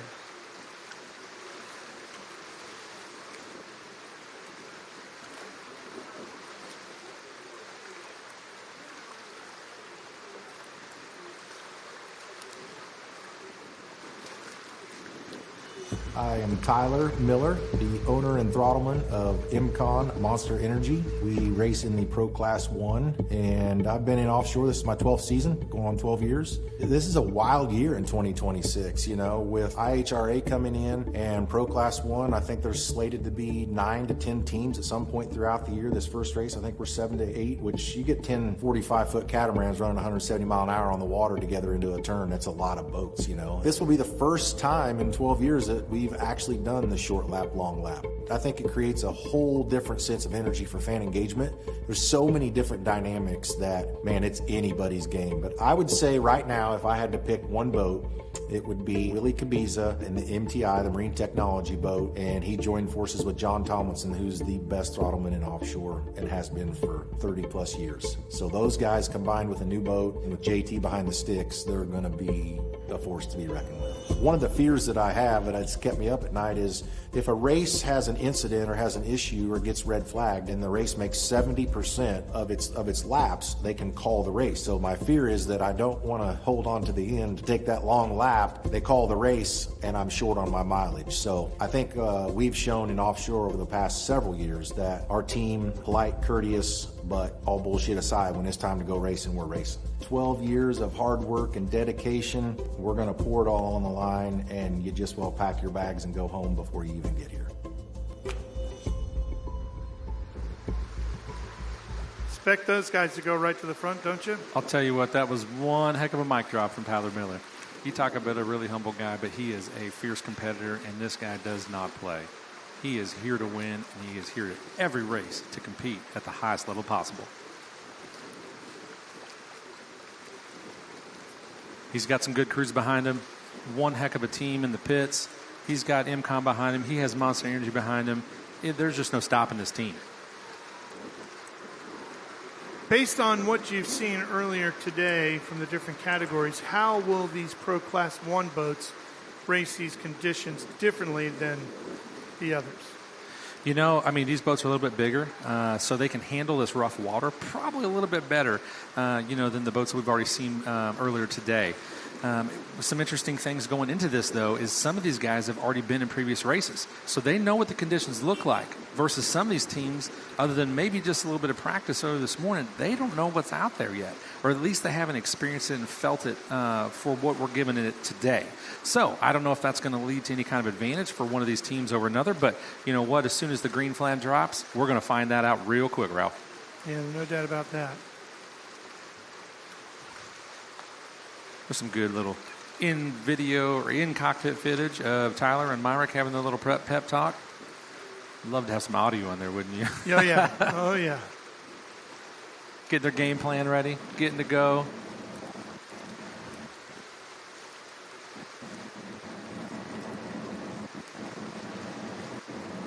Right now, we're looking at the X Insurance North boat. That's going to be Turk and Buis in that boat. There is the X Insurance 10. That's going to be Kevin and Billy. You'll see X Insurance on a whole bunch of boats over the course of the weekend, a variety of categories. Yep. Those folks involved all over offshore racing. Yeah, the boat on the right, we're looking down the tunnel. That is out-of-pocket racing with Kevin Burrell and Billy Moore. They're out of North Carolina. Kevin Burrell, the driver. Billy Moore, the throttleman. They had some unfortunate instances yesterday, like we were talking earlier in the Pro Class 1 boat race. They had to start on the outside because that was Kevin's first race, but they were charging to the front. If they could have kept that boat together and didn't have a little sensor issue that kind of took them out of the race and given them a mechanical, out of the race, I don't know what would have happened yesterday. So them being here right now, they are here to compete, and that boat is fast.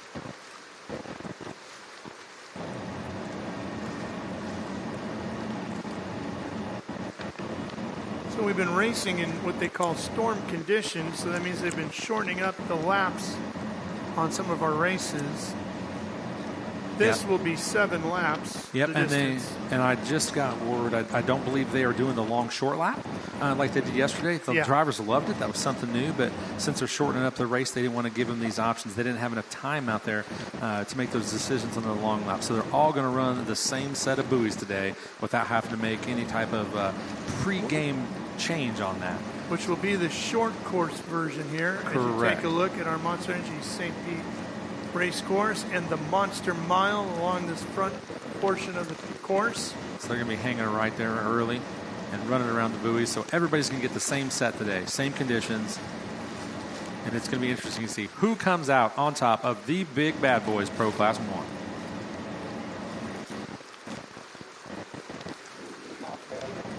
The sheer size of these boats, people, guys at home, you've got to come catch a race. Give me the stats on that. What are we looking at? I mean, you've got boats, that are sitting here, up to from 40 to like 47 foot. Big beams. These have a Mercury big block engine, basically. They're an 1,100 horsepower stock engine, turbocharged, and, these are a sealed motor. So this is a stock racing program.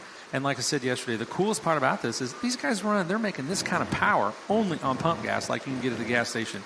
If you want to pump premium in your Camry, it's the same kind of fuel that we're going to pump in this race boat and go out and make that kind of horsepower and making it that reliable.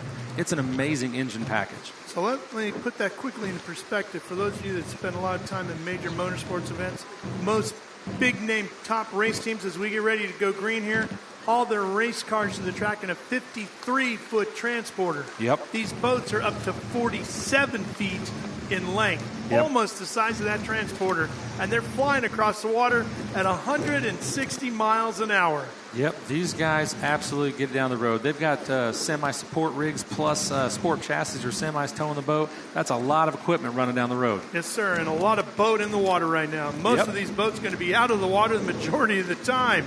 Here we go, looking for the green, getting this one underway. We are green and we are racing, and MWA's moving right to the front. We got Monster Energy right down the inside. Tyler and Myrick said, hold on, boys, let's go hammer it down. Oh, shoot, we got DMR cutting in there. They are thumping down their leg. This is going to shape up to be one awesome battle. WHM was right up there's there at the front. Billy Moore and Kevin, like I said earlier. They hard charged yesterday towards the front. They're going to have to hold their lane until they get to the first buoy, and then you're going to see some shake-up in this stack. I like the start JJ Turk and Nicholas Weiss took there in that X-Insurance boat. They came flying up the outside. There you see them off to the far right. They're going to be a contender when we get to the back straight. And that's where we're going to see that dog leg that gave a lot of the guys in the Super Cat race fits. Yeah, those guys are right there. I mean, like you said, JJ Turk and Nick with the X-Insurance number 11. These guys are so evenly stacked. Yeah, and we got two X-Insurance boats in this one, the green and the orange. JJ and Nick they're in the orange one no, right they're there. In the green. Are they in the green? Yeah, they're in the green. This right here, this is DMR. That is going to be Britt Lilly and Bill Pyburn. Look at that boat pirouette around the buoy. Man. He missed it. He made a mistake there, too far to the inside. You see the rest of the field, and he comes way too close. He's got to get back on course in a hurry. Yeah, I'm not sure what happened there or what's going on with the navigation inside there. They missed it totally. You can see them turning back around again. They're going to go to the tail end of the field in this short race. What a tough break for DMR Racing. I will tell you, don't count those guys out. I've seen this happen before last year, in the Super Cat class, and those guys dug back and they climbed all the way back to the front. Well, don't rule those guys out just yet. Wow, look at that X-Insurance boat get flying up in the air. Deck and to twisted. deck. And then here comes Johnny Tomlinson on the throttles. We got Tyler here with Monster Energy, and we got Myrick sitting on the wheel. Watch that Miss Buoy. Watch here. They're going to turn hard left here, or right, and they're doubling back. All right, we got Tyler Miller and Myra Coyle right there. I'm not sure of the position, but I don't know if they're sitting out front yet. Can't Should quite be see in the lead. That's what it looks like. Coming around to complete lap number one, working their way back towards the front straightaway. Yep, they had a really, really solid finish yesterday at second place. And, but you know what? Those guys were right behind him. Looks like we've got the is that the X North boat, the green JJ Turk Buis powered machine? Right in behind him in second place. Tyler Miller doing a great job on the throttles here. Look at that Monster Energy MCOM boat just storming across Tampa Bay here. We got Johnny and Willie right there to the left of the screen, just checked out. Yep. In that big MTI machine. Willie Cabeza, Johnny Tomlinson in the Milton Colifel Racing entry. Yep. Black and pinkish purple. Here's DMR. They are grinding. They're back on course. They got a long ways to go, but they're not out of it yet. Just completing lap number one. They got to hope some of the others make a mistake or two, though. I'll tell you what, those DMR fans at home and here in St. Pete, just hold your breath. These guys are ready. Stay on the edge of your seat. They're digging. There's JJ and Nick. That's boat number 11. Yep, that's the X-Insurance entry. Turk and Buis, yep. So they're actually in the lead then, right? Oh, we've got Tyler Miller and Myra Coyle. Oh, yeah, no, they are. Okay. We've got JJ Turk and Nick Buis sitting second. Second. We've got GC Racing with Willie Cabeza and Johnny Tomlinson sitting in third. Out of Pocket Racing, which is Kevin and Billy Moore, sitting in fourth place. DMR is sitting at fifth right now. I don't know what happened back there, guys. It looks like, Billy Moff with WHM, he had a good start, but I'm not sure it's saying that they're out. I don't know if they had a mechanical. A great start. Oh, yeah, they come out of the gate like a bull. They were like top 3 as we were heading that first buoy. I'm not sure what happened to him back there, but this is the battle right here. These guys are so evenly matched. Got a skater up front. Looks like, 2 MTI sitting in second and third. Victory sitting in fourth and fifth. There's your second place boat right there. There's your race leader. We are 1 lap down of a 7-lap look at race that here. Getting up out of the water. Yep. These bigger boats, like I mentioned earlier, they're going to handle this rougher water a little bit better, but that doesn't mean you won't see them take flight from time to time. No. Hopefully just not too much. Me too. We've had a couple of very close calls earlier today. If you're just joining us, we had a couple of boats that went almost all the way back over. Absolute nail biters. That throttle, man, both those situations have been a half a tick slower on those throttles. They would have been airborne for sure. Yep, could have been some catastrophic failure. Yeah, watch Tyler in here from the in-camera footage. It's interesting to watch this guy on the throttles. He's got his left hand. He's probably messing with trims or with a tab. Look at those throttles going back and forth, and forth as Tyler's just working it. And he's looking at the gauges too, right? Yep. Watching the gauges in front of him. They have, depending on the boat setup, some of them have 2 to 3 screens of multiple pages of information they can scroll through or the skill keep set and tabs on. experience that they have. Yeah, I mean, they're feeling the boat while they're reading the gauges and monitoring the data in the boat to make sure. Look at that thing skimming across the water. Talk about skipping across a lake with a rock. We're just going to do it with a 10,000-pound boat going 160 miles an hour. Yep, these it's guys the same actually, kind of thing. Oh, I know. These boats are bigger than you think. Heck, these boats have to come out of their dry weight's like 11,800, or they got to go over 12,000 if they have a tunnel tab. So, yeah, once they come off, they have to make that minimum weight. They do not want to take any kind of weight penalties. There's Billy and Kevin there. Man, that boat looks good, doesn't it? It sure does. I don't know how they can see any of those pages, to be honest, as much as they're getting jostled around inside the cockpit of these boats, how you can get your eyes focused on anything in front of you. Yeah, that's not a big window to look out. You're seeing a lot of sky and a lot of water. I mean, it's going back and forth quick. A little electronic digital screen in front of you, right, where you're trying to read numbers? Yep. Forget it. I'm not sure where their spotters are at, but they have, most of these teams have a spotter to kind of help them. Let them know what's coming up if there's been any problems or anything that they're running up on.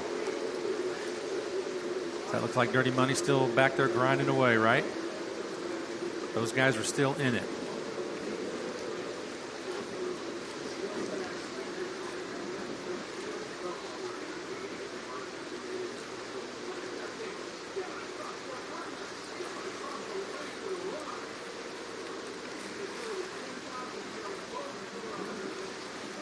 Furthest away from the pier right out here. As they make their way back south. It's interesting. Point on the course south. It's interesting to watch these big boats like this, right? If you caught the previous race 4-2, you saw a lot more boat coming out of the water, a lot more aggressive attitude on those boats that are just a little bit smaller and lighter weight, But these these big boats are just built for this rough stuff. They eat it alive. Monster Energy MCon out front leading here in Pro Class 1. The Mother Ocean giving it everything it can handle here today.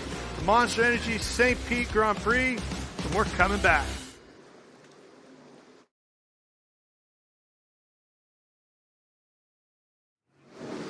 This battle continues on here.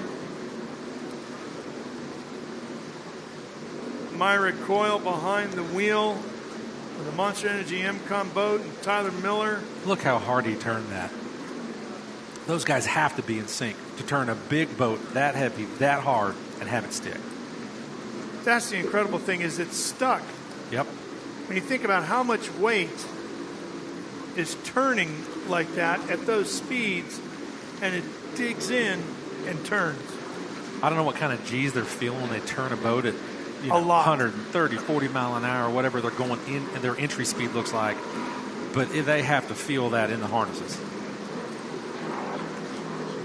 Here's Johnny Tomlinson, one of the best throttle men ever. Yep, he's digging back there. Willie Cabeza on the wheel. On the steering wheel. That MTI program is amazing.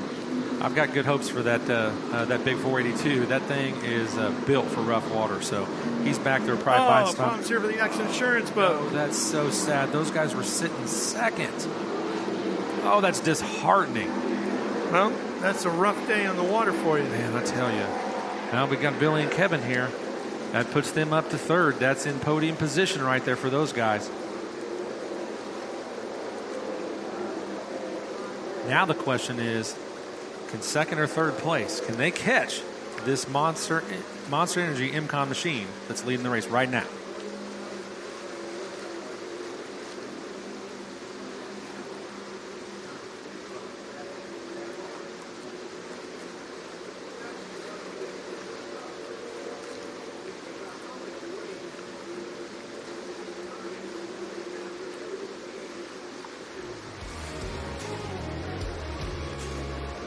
We are back live here in St. Petersburg, Florida, battling it out in Tampa Bay with our Pro Class 1 machines at the 2026 Monster Energy St. Pete Grand Prix. And the Monster Energy IMCON boat leading the race here. Here's what you missed. Problems for the X Insurance number 11. They had a podium position, and they are out of the competition. Yeah, that is just a tough one for them, man. Sit in second place and have something go wrong. Not sure what it was, but man, that's just got to really be a bummer. But, you know, those guys will have plenty of time and be very competitive in 2 weeks. Just caught a glimpse of our second place boat now, which is that black, pinkish machine, the Milton Califell Racing entry. Willie Cabeza at the steering wheel, Johnny Tomlinson on the throttle. GC Racing, these guys are just out there getting it done. That was the team.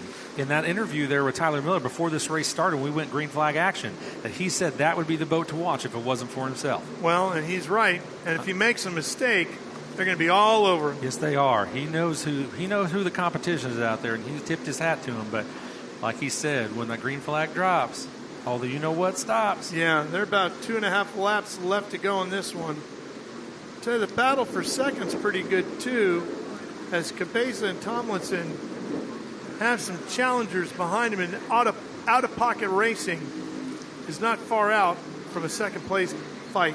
Yeah, Billy Moore is no stranger, even though he's got Kevin in there, who was a rookie in yesterday's race.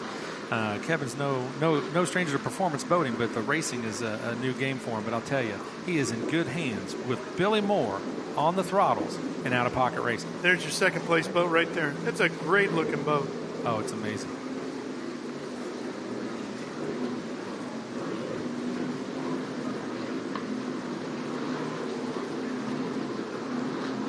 But right now, this is the prettiest boat on the water because it's in the lead. There's our third place. Out of pocket racing, X Insurance, entry number 10. I've got those 1100 Mercuries just singing back there. There's that race leader we were talking about. Any boat that's in the lead looks great, right? Absolutely. This one looks great even when it's just sitting on the shore, though. Oh, there we go. WHM mechanical issues. Yeah, he was off to a good start. He was running in turn one pretty hard, and then I'm not sure what happened to that team after that. That WHM machine's been around for a while, and that is. Well, you saw all the championship stickers I know across the hull, right? He has done so much with that boat over the years, and in boat racing, you know, in general, he's just always been one heck of an ambassador.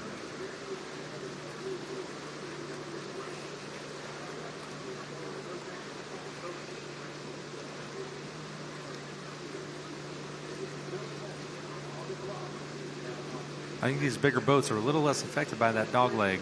Yeah, seems to be, right? We haven't really seen anybody stub a toe going through there in this category. Yeah, I don't know if the wind has died down. Not trying to jinx anything for the next race, but, you know, maybe it's just heating up. It's just a little warmer underneath our tent where we're at. It definitely has picked up temperature-wise. It's supposed to get up into the mid-80s today.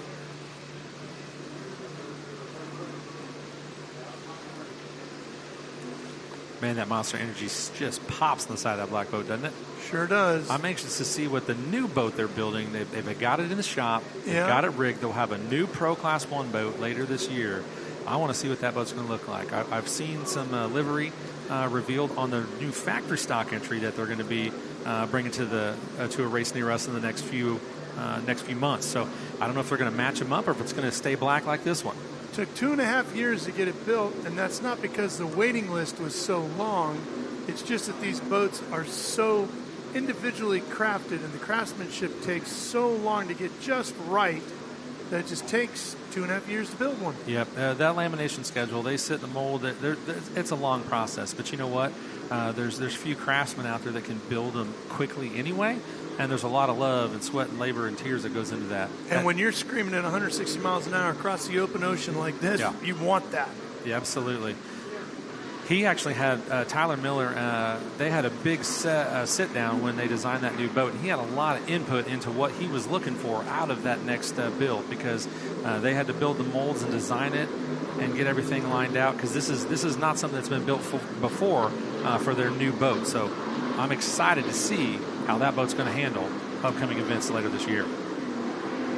And you know, when it takes 2.5 years to build it, you would think, well, as soon as you get it, you better order your next one, right? Because it's going to be 2.5 years before you get it. But there's a lot of guys that do that, though. Yeah, but what these competitors will tell you, too, is, yes, the boat itself is extremely important, and we got to have the best designs and all of that. But it's those engines that really make the difference. And as long as you put new, fresh, upgraded engines on the back, you can go, as you can see here, with this battle for second, has heated up, as we told you was going to. GC Racing and DMR has fought their way back to a podium position. Dirty Money is right in it. I told you cannot discount those guys at DMR. Well, they had a little help with two boats falling out, but they gained up the ground on the water, didn't they? They still have to make up that ground. And it looks like he's taking a fast outside line. He just went around GC Racing. Carried so much speed through there. DMR. I told everybody, if they're sitting on the edge of their seats, if you're a DMR fan, just sit tight. We've got some time. But time's wearing down. We are on lap 6 of 7. Yep. Do they have what it takes to try to catch that Monster MCon machine that's riding number 1 right now? There they are. What do you think their spotters are telling right now? Like, Keep hey, going, dude. Hammer down. Don't back off. Keep her grinding, right? That's what I would think. Look at the attitude on that boat. They're going for it. I think somebody's telling them, no lifting, no let up. Don't worry about the equipment. We got mechanics. Just get to that number 1 spot. What a way to kick off the 2026 campaign if they can hang on and get the win here, right? Oh, man. Pro Class 1 at its finest.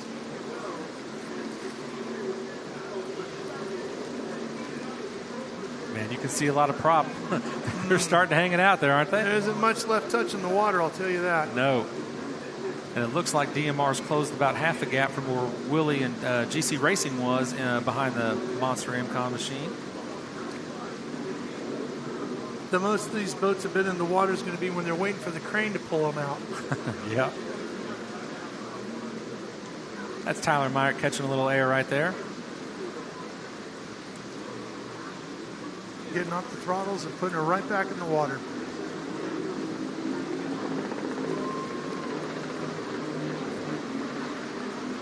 Man, these things are loud too. You can just feel the vibrations coming off the water sitting out here on the pier. Those guys out in VIP have got to feel it. I bet they can just feel the water coming off of the spray as they're sitting out there underneath that tent. Yep.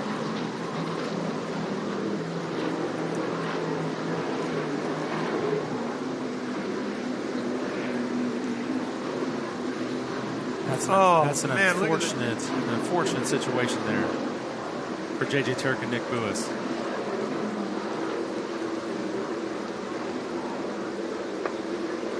There's some damage on that boat. If they made contact somewhere? I don't know if it was just maybe a peel and wrap or what's going on there, but yeah, I couldn't tell if it was just. But why would the wrap just? I don't know. That boat's so fast. If there was one weak edge, maybe it just peeled. I have no clue. As hard as they're hitting the water, that water's coming off the side of that boat. Yeah, I mean, it's got pretty a lot quick. of force to it. Absolutely. There's out of pocket back there, just getting it done, trying to get back to the front and gain a podium position back there.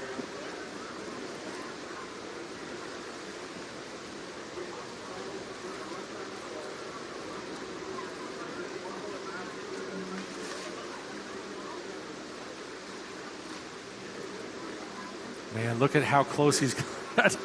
He has dug from the back of the field all the way back to second. I'm telling you, if there was another lap or two, we might have a different outcome. I don't know. We still might. We haven't taken the flag yet, but they are coming down. They are hoping for it to be dropped quickly.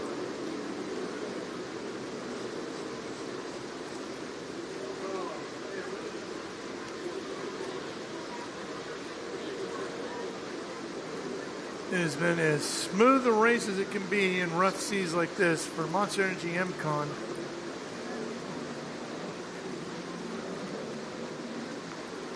I just love that team. I guarantee you, Lindsay, which is Tyler's wife, wherever she is at right now, she is probably screaming and just giving him the best orders ever just to hammer down and get this deal done.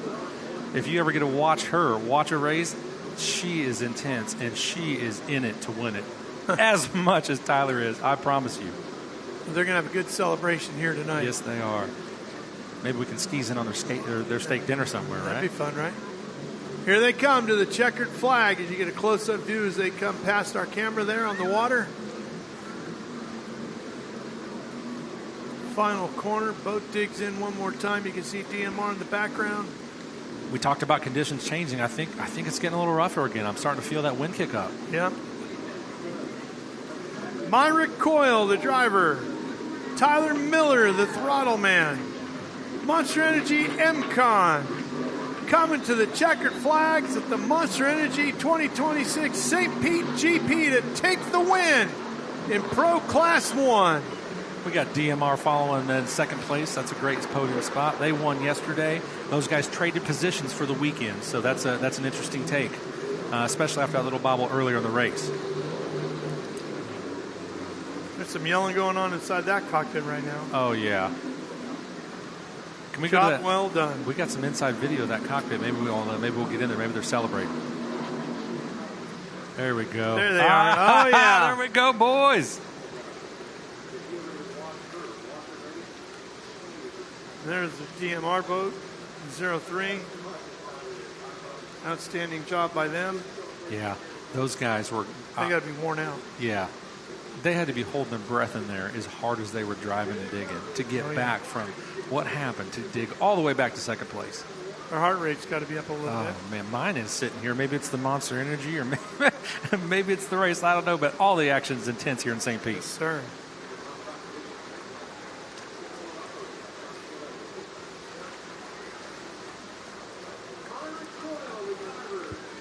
We're going to wrap up our Pro Class 1 race when we come back here to the Monster Energy St. Pete Grand Prix. We're going to step away just for a second here on Speed Sport 1, take care of some business, and then we'll be right back here to St. Petersburg, Florida, show you some highlights, talk to our winners, and wrap it all up.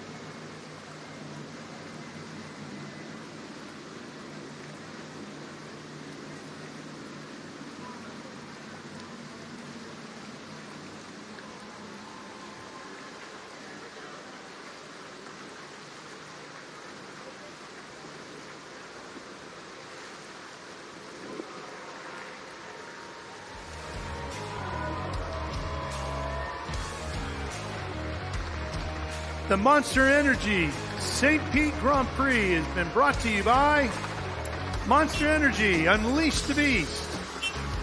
Progressive, fast boats, smart coverage, Progressive Insurance. And by Visit St. Pete-Clearwater, America's best beaches. Well, our Pro Class 1 event was a thriller. That was a real nail biter, I'm telling you. But if you're Tyler Millett and you're Myra Cole right now, you've got to be really, really happy with how your weekend ended up. Had a second place finish yesterday, first place today. It's Monster amazing. Energy M kind of taking the win. Let's take a look at the highlights. Thought WHM was going to be a real player here today. Quick fist bump before they went green. Man, those guys are in sync, aren't they? Look at that throttle working. X Insurance sure looked like they were going to be a player with both boats, and that went away. Yeah, I'll tell you what. That's why I keep saying it could go either way. It's any team's game here.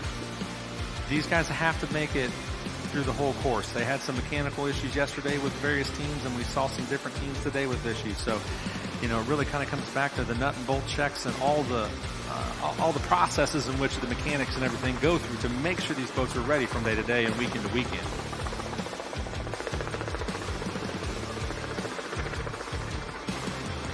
Johnny Tomlinson looked like he had a shot at it too on the throttle of that boat. There's X Insurance. That actually does look like there's some carnage. Yeah, something happened there. I'm not sure what happened. Maybe we'll end up getting a little more information here. Apparently, what I'm hearing from inside our TV truck, which we didn't see, was they barrel rolled that boat. Oh my gosh! Then I'm glad that they're okay and they came back right side up. That would explain the damage. Yeah, there's some carnage there. That second time we thought we just saw the wrap flapping earlier, but that replay showed us a whole different angle. Yeah, that's what I'm being told by our TV truck. Wow. I hope JJ Turk and Nick Buis are good to go, and looks like they went for a ride. Sure does. Crazy. Crazy, crazy day on the water here.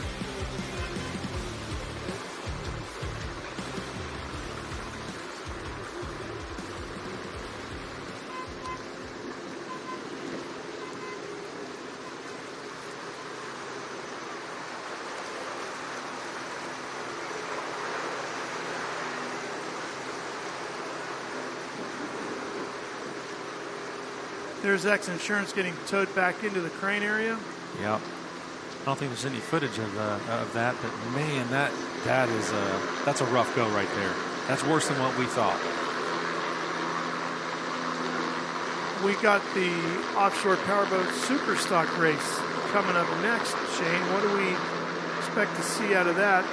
Much different boat than what we just got done racing. So we're back to an outboard catamaran class, but we're going back to a little bit smaller, 300 horsepower engines by Mercury Racing in a lot smaller package. So as rough it is out there today, with the largest class that we have, what do we have in this entry list in there, like 15 or 16? Something like that, yeah. And if all these guys are ever at an event, I mean, we could have in excess of 20 of these in one race.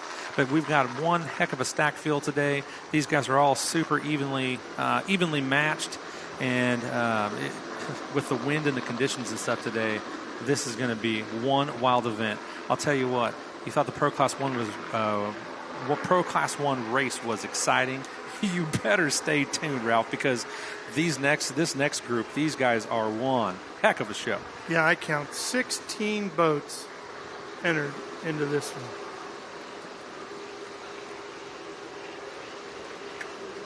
Let's check in with Tristan Garvin over in the pit area for our offshore power boats. Hey, Tristan.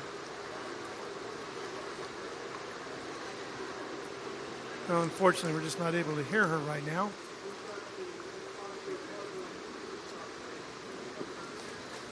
That's frustrating for her and us. And we'll get back to her as soon as we get the technical bugs worked out. Mic check. I hear you now. Go ahead, Tristan. Hey, sorry about that, guys. So we still have our Super Cats in the water because we have so many super stock boats that have to get craned in.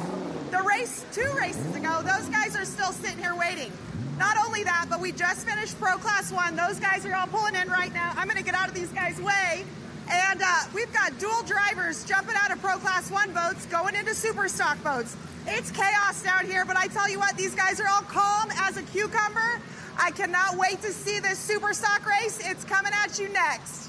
They might be calm as a cucumber, but their heart rates are through the roof. I'm telling you. I don't know how they can be calm, but that just shows you the level of professionalism that they have. But there's a lot of guys jumping off the sticks off a big boat, going back to this smaller package. And, I think mentally that's a heck of a thing for these guys to get from one set of plans to another and go out and do it at a high-end level like that. And there's no similarity, right? No, not at all. EWB's made it back to the crane. You can see the tethers, 3 different points connected to the boat. That's Kelly on the back of the boat there.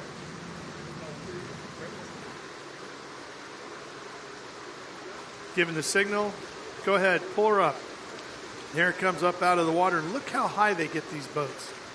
They don't just skim the surface. I mean, they'll get it up 30, 40 feet in the air and then swing it on over and put it not on the ground, on the trailer with a semi to pull it back over to the pit area. As you can see, he's getting ready to happen here. They turn the nose of the boat around.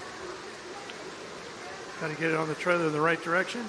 None of this is easy, highly orchestrated. And there's one in the background, as you can see. I mean, you got 2 at once going. These are big boats, yeah. And there you see the trailer where they're going to put EWB. See how big the trailers are. Big truck at the front of it, waiting for the boat to settle onto the trailer. And you don't just plop it down there either. Oh, no, not at all. And those are specially designed trailers made just to haul these big boats. Because hauling one of these down the road is not a simple thing either. Oh, not at all. I mean, they've got to run these boats on tilt because they're so wide. As you can see, that whole bunk mechanism will actually tilt up so they can go down the road and not have to worry about wide load permits or restrictions on transportation. I like that EWB race shirt there, too. You know, I might have one of those that they gave me. Really? Yep. You didn't get 2, huh? No, I didn't. One in a double extra medium, just you know in what? case. But I promise you, I could probably talk Tim out of one. He's the one that's driving that big red machine up in front, towing it down the road. He's got all the T-shirts behind him? Yeah, but there might be a box or 2 in there. Well, remember your old buddy over here. Yeah, I bet we could sneak one from Tim. Thanks in advance, Tim. You can see how busy it is in there by the marina, and you can see the cranes in the background. That's the St. Pete Airport if you're just joining us. If you're an IndyCar fan, that is the same airport where the IndyCar Series kicked off their year with their St. Pete Grand Prix. Just a couple of weeks ago, they're on to race number 3 by now? And we are on to race number 1 here. Our season just getting underway, but this is a bit of an early start for the year, right? Yes, it is. Typically in the offshore world, everybody usually starts around May. But we wanted to come out, set the presence, set the tone for the season. A lot of these guys are wanting a few extra races, so that is what we did. And we are starting here in March at St. Pete. 2 weeks from now, we're going to be on Lake Pontchartrain in New Orleans, followed by Cocoa Beach in May to really get our season going. Of course, a lot of these venues have held offshore races in the past, but for IHRA as a new sanctioning body, every single one of these stops is new for us as a sanctioning body group. Absolutely. A lot of these cities, just like St. Pete, they love having us here, and we love being here. And we hope that we put on a better show than anything or anyone else in the past has ever done, so we can continue to bring in the high-intensity offshore racing that IHRA is going to provide for this year and many years to come. You see those super stock boats already bouncing, bobbing back and forth in the water as they idle on out into the open water, getting ready for their race. There to the left, we had Chris Hopgood and Sean Torrente there. Right there, Steve Bridges in the S25. We got Andy Miller digging deep right behind it. I can't see the number on his boat. That's the black and yellow one. We got Demon Bikini right here. They've got that boat put back together after yesterday's issue. That's the second fully pink boat there, right? No, that's the first on the left is Demon Bikini. We got Nuff Said. Oh, that's Nuff Said. You're right. Yep, right behind it. Now I got Billy Allen there in the background, red and yellow.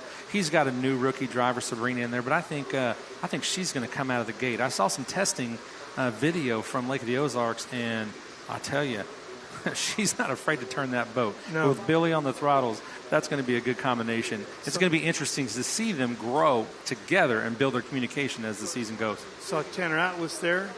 There's Myrick. Tanner Lewis in the Atlas boat, I should say. Yep. Got Myrick back there giving some direction. Trying to get that Monster Energy MCON boat out of there.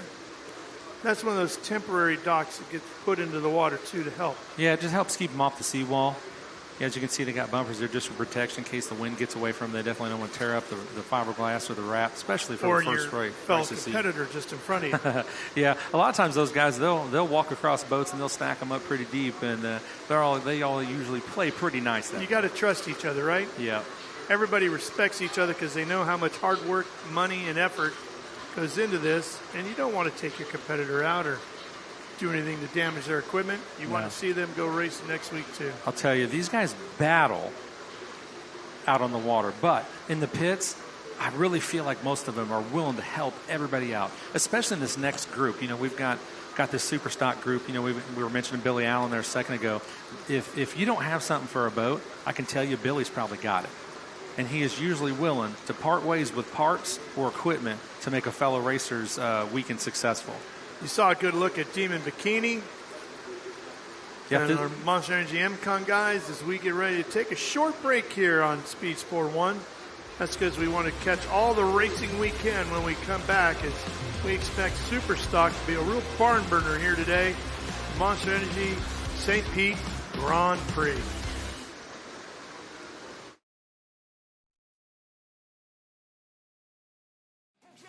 Retribution!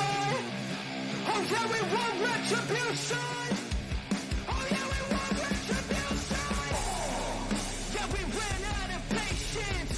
Boil up with the cold hard hatred. I can feel the vibration. Feet in the streets, it's a new sensation. I wanna break faces on the pavement. I wanna make greatness look complacent. Adrenaline away. Take a look at this. Sugar white sand, glistening Gulf Coast waters, and record-breaking sunshine. No wonder the beaches of St. Pete-Clearwater have been named some of the best in the world. And if we stopped there, you might miss the best parts, like world-class museums and murals that fill the streets, Michelin-recognized dining, and ancient mangrove adventures, live music, and so much more. Come explore at visitspc.com.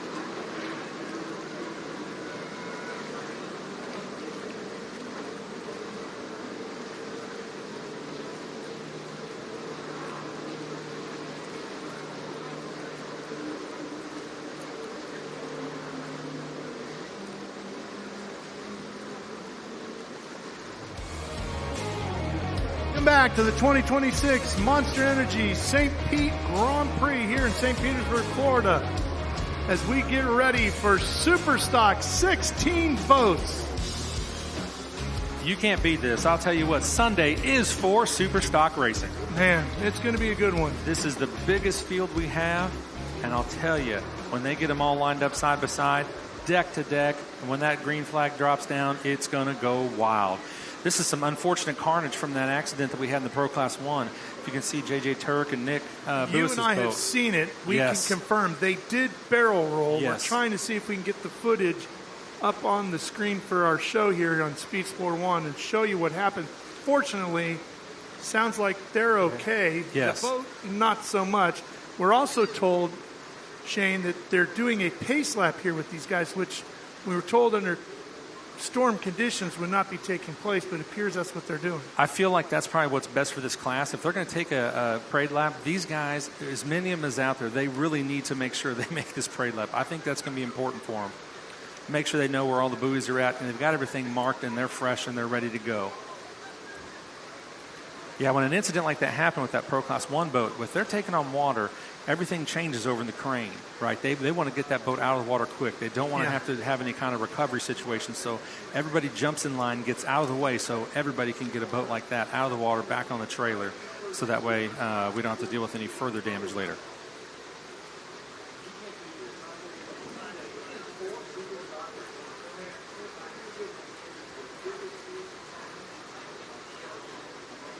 Getting late in the afternoon here as we approach 3 o'clock on the East Coast. Getting to the tail end of the day with our racing, aren't we? Yep. I tell you, this is going to be a wild one. Everybody's holding their breath. There's the look at our top qualifiers. Here's your lineup. Team Bermuda, Mom Ain't Happy, Wozencraft, STR Allied, Enough Said, Digging Deep, Ignite Celsius with the Valvoline logos on there as well. X Insurance Moxie, Big East Construction, Demon Bikini, of course, in this one, Sayless MF, Atlas, HBS Motorsports, and Team Allen Lawn Care, along with Bad Decisions and STR Car Wash. And these racers in this category come from literally everywhere. We got teams from Bermuda, Florida, Louisiana, Texas, South Carolina, Minnesota, Arizona, Canada, and Iowa. They are from everywhere. But I'll tell you what, that brings in a bunch of good diversity, a bunch of experience from the different areas that they're from. You normally talk about super stock racing in Iowa. You're talking about either a drag racer or a dirt guy. Here you're talking about a boat racer, not a normal thing from Iowa, right? No, not at all. But I'll tell you, this is unlike anything that you've ever seen that's been called super stock anywhere else. I promise everybody at home that. You won't be disappointed. Absolutely not. Some of these teams have had some repair work to do. As you can see, the Demon Bikini entry there.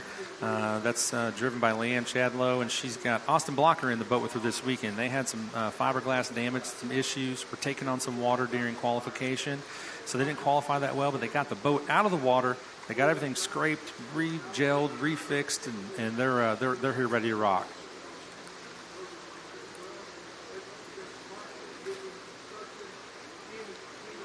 Shane, we were talking earlier when we watched these boats on the parade lap, how long it can take to build a boat, certainly longer in some of the bigger categories than here. Talk about repairs. And we see this X Insurance, but now we don't know necessarily the extent of the damages that they suffered. But when you see that, what goes through your mind? Are you thinking to yourself, oh, that's an easy fix of a week or two? Or are you thinking, boy, they could be out for months? Well, no, guys like these, they've got some professionals on their team. They can put some glass back together pretty quickly. So sometimes a pit repair might not be the long-term repair.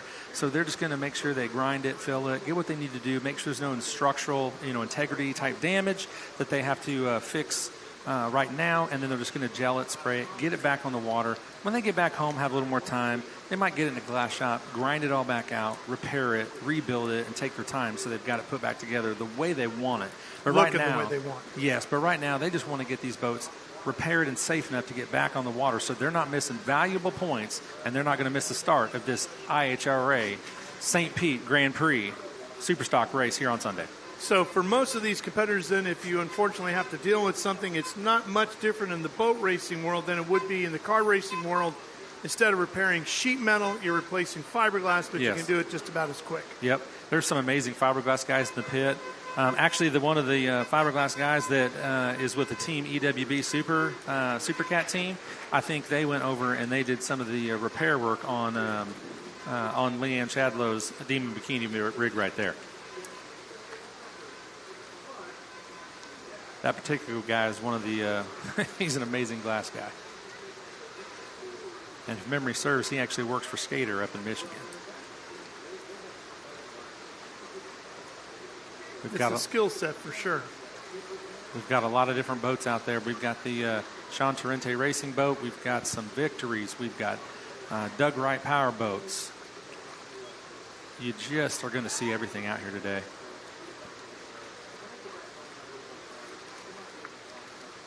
See the Wozencraft boat bobbing in the water? Yep, that's going to be S8. Jeremy Tashida. and Julian Modalondo's in that boat. He was the throttleman for the jackhammer boat that took the podium first place position in the factory stock race. So, again, like I said earlier, some of these guys have seen the conditions today. They've been out here. I don't know if that's going to give them a competitive advantage or not, but we will see.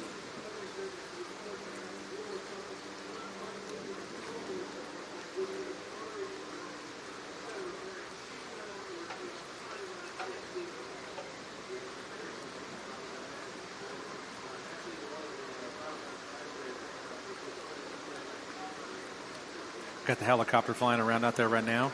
In this particular class of stock boat, this is a 300 horsepower Mercury engine. This year they did change the rules up a little bit to where they can run the new 300 Mercury ROS motor, which is going to have a shorter midsection. So if you can look right there across the field of boats, some of those boats look like the engines are sitting a little bit lower potentially than the others. I think for this rough condition, most of them guys probably would have dropped that down a little bit, but those shorter midsections are going to allow those boats to potentially have a little bit lower center of gravity. I don't know if that's going to help them in the corner, but, you know, the theory might be that they can maintain a little bit more speed through the corner. In these conditions, I'm not sure what that's going to translate to, but we are about to find out. See Gary Ballou way up there in that Ray Marine bright green boat. Yep, that's a brand new boat for this season. Cole Leibel, the driver, got Gary on the throttles there. Talking to Gary about that very thing with those engines, they can move these engines up or down as little as a 1/16 of an inch as these guys start to look like they're going to get going here. Anyway, Gary telling me, depending on the direction you move that engine up or down, even if you go just a 1/16 of an inch, depending on the water and what you're dealing with, that 1/16 of an inch can be plus or minus 100 RPM and plus or minus a mile an hour. Yep, it can make a big difference, and these guys are going to find every ounce of speed they can. Look how And this tight is what these we guys expect are. to see right here, not just at parade speed, but at race speed. You've got Steve Bridges from Team Bermuda there on the pole, followed by, I believe we got Mom Ain't Happy. That's going to be Scott Blumberg. I just love those guys. I actually saw Mom of Mom Ain't Happy in the elevator the other morning, but you know what? She has to be happy Was right she now. scowling or smiling? No, she's happy. I think she's got to be pumped up about their second place qualifier right now. They are sitting in a really good position, but they are their neighbors out there in that line. They've got to watch out because any of these guys have the potential to just go, Here we go. go wild. Green flag, and we are racing with Superstock here, the Monster Energy St. Pete Grand Prix. There's Ballou. He's deep into the throttles. Cole steering that Ray Marine machine. Yep, we got Sayles right there in the foreground. That's going to be Chad Rutzel and Rusty Williams. That looks like they're gaining a little bit. Maybe it's the camera position, but they look like they're running hard at it. Oh, completely out of the water there. There's Sean Torrente peeking in there. The blue boat, the Allied machine. Yep. Looks like he's making a pass for the lead here. Not for the lead, but for position. Going to get two of them. These guys all have to hold their line through the first corner, so that makes things a little bit wild. Once you get through the first corner, you're starting to see a little more dicing, a little more dodging, and you're going to see things settle in. Change your lane. Yep. Jeremy Tashida and Julian back there bouncing around. Steve's running hard.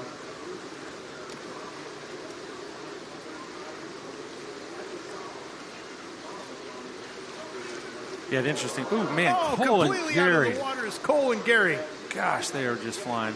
That boat, they built Here, that. This is on board with them right here, is it not? Yeah, that sure was. He ordered that boat, the exact same boat he had, but he put a bigger, taller canopy on it. If you stand next to Cole, the guy is tall. He needs a little more headroom. 6'5". Man, maybe. He might be bigger than that. And Gary telling me he weighs in at a svelte 270 pounds. He's tall, though, man. He looks like a linebacker. We got enough set in the mix right there, too. Yep. That's another Bermuda Pink team. boat? Yep, that's Stephen Oh, Nunes. boy. Oh, man, look at that Torrente. Giving it everything.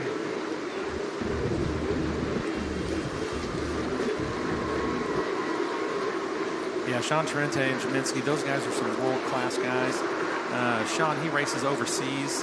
He also runs F1, the tunnel boat style, and he is a world champion at a world level. And, of course, IHRA has the new F1 Powerboat Championship, too. Kicked off their season at Bradenton, Florida a few weeks back. Next up, going to Texas, Port Neches. Oh, man, there goes Jeremy and Julian just flying up in there. And as close as these boats are together, Boy, you make a small mistake in there, you're going to be banging hulls, and that's not good for anybody. No, you definitely don't want to take the air off your competitor because it could just equally as affect you. Trying to see who we're watching. Oh, we got a replay. Oh, man, that looks like... Is that Andy? Atlas? No, is that Andy Miller digging deep? I can't see it. Here we got a next insurance entry. I'm having trouble seeing which one that was. Here we go. Here we got Leanne, Dima Bikini, Austin Blocker. That was the boat that had some fiberglass issues the other day that really left them with a poor qualifying position. But, man, they worked hard in the pits getting it ready.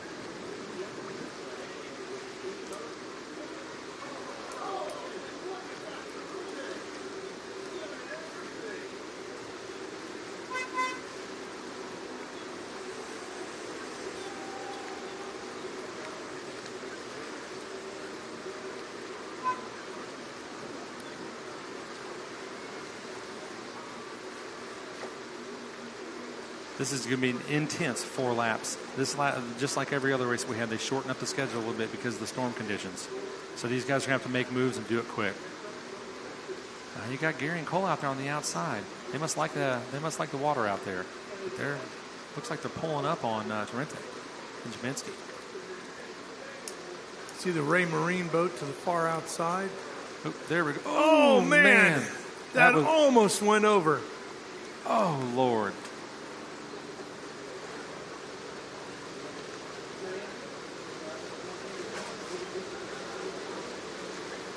Man, they're catching some air. They sure are.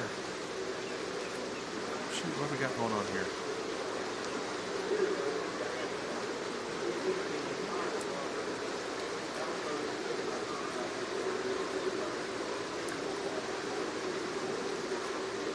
Oh. Like I said earlier, these guys need a pilot's license for this, I feel like. Oh, no doubt about it. That boat right there, they made a lot of changes to last year, and they gained a lot of ground with setups. And that's an interesting boat, that they built in-house. You get a hold of STR, you've got something to work with there. They've got some new pleasure boats coming out later this year, I think. Here's Dima Bikini. Yeah, I'm wondering if they had some kind of issue maybe with that fiberglass. I'm not sure what's going on. It looks like they're just trying to get some points out there right now. Yeah, according to our timing and scoring, that only shows me down to 7th. Well, then the one on the screen pops up here, and they're showing in 14th on that one, which I cannot see that far down on our other screen in our booth here. So they must be having some sort of an issue. Got Stephen Bridges sitting in second, and they're really nipping at the Torrente and Jabinski pair right there. We got Enough Said, Big East Construction, which is Cole Live on Gary Ballou. Jeremy Allied here on the screen. Allied, your race leader. Sean Torrente's boat. Just like what we saw earlier. You can dig yourself up from the back. Any kind of mistake can be overcome with the right drive, and all these guys are here to get after it. Big charge up the inside here. There's Chris Hopgood, Team Celsius, and the Valvoline boat. They're knocking on those guys' doors too. Say, hey, don't forget about us. It's one of the ex-insurance machines. There's Say Less. Chad and Rusty. They were just in a race, 3 races back in the factory stock, and had a pretty good showing. Yeah, Say Less right now scored in 10th. There's the boat out of Iowa. There's Billy Allen and Sabrina. That's so they had to start on the outside. That really hurts their start position, because she was a rookie. But hey, that's the rule. But if anybody can get them back to the front, Billy will probably put that thing hammered down, set the trims just right, and she's along for the ride, steering it. Yeah, they're showing in 11th right now. Team Allen Lawn Care entry. Looks like Jeremy Tashida's up there. He is sitting in 3rd right behind Bridges. There we got Team Atlas. We got the HBS crew.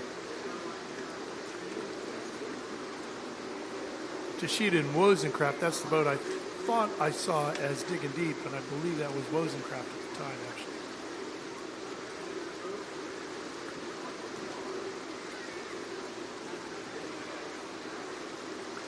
And there's Demon Bikini. There's Andy Miller there, digging deep. Yeah. He looked like he had a little bit of a struggle earlier with some air. Is he fighting with Ignited Celsius at that point? Is that where we're seeing those guys? Because that would be a battle right now for 7th. And they've got some new logos on that boat, don't they? With Valvoline joining them. Oh, you got Stephen Bridges right there, GL Construction. He looks like he's making a run at Sean Trenti and Jaminski. I don't know if those guys are going to handle that or not. What's going to happen here? Did he get the pass? Sure hard to tell. They still look like they're dead even. Some of these angles, depending on where our cameras are, really change the perspective. Yep. Looks like he's gaining some ground. Sure does. He's got a little horsepower there. He's gaining some air, I can tell you that. Yeah, you can tell he's running that trim up saying, I want to sit in that number 1 position and I want to lead some laps. Just gained a fair amount of altitude.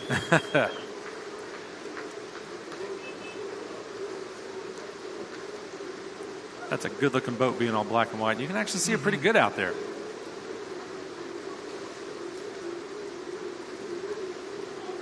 Man, this is just back and forth, back and forth.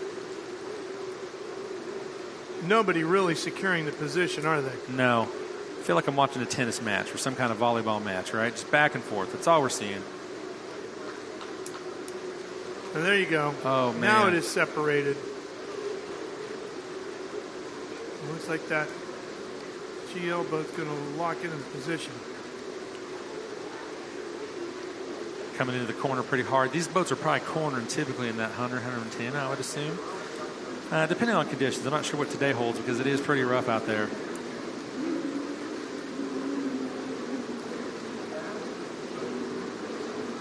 GL boat definitely out in front now. Yep. As they come past us here on the pier. Who's sneaking up on the inside? Looks like somebody taking a run at Trente now that he's fallen second.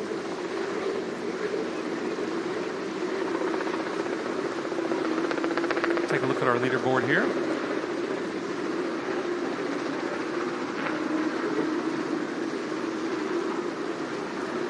This should be the final lap getting underway now. There's Mom Ain't Happy.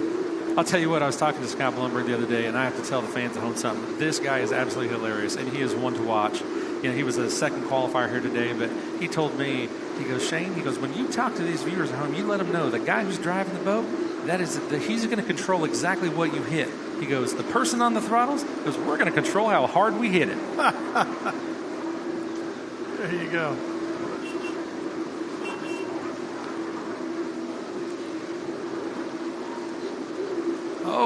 Oh boy. Man, that was... thought they were going to bury the nose there. I was worried about them going the other direction. Man, they carried a high nose and got some wind.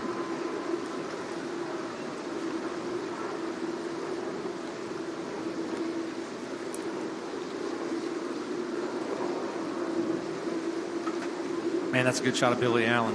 Like you said, he's out of Iowa. Running 11th is Billy. Yep. Like I said, he's got Sabrina. She's another a female racer now. So now we have 2 drivers in the super stock class. They've moved up to 10th as Wozencraft has fallen back. Yeah, I don't know. That's unlike that team. So I don't know if it's the conditions or if there's some type of mechanical situation. Oh, here we go. Here's a replay of Billy Allen and Sabrina here. Looks like they were off power there for a second. Sayla's got around them. And they were charging hard.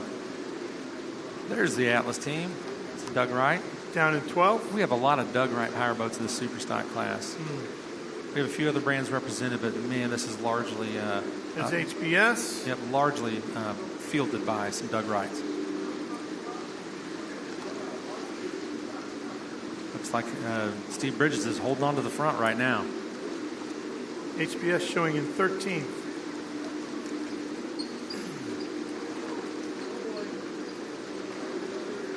There's your race leader.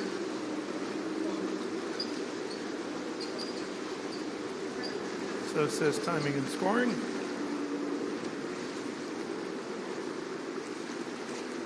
If you're sitting in first place right now, you've earned it. Yep. Hold your breath. Big time. Make sure there's no mistakes. No.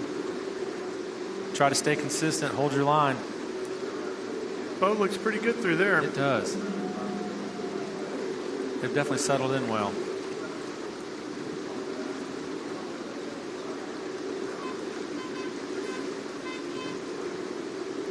Still getting tossed up out of the water as they make their way around the final few buoys.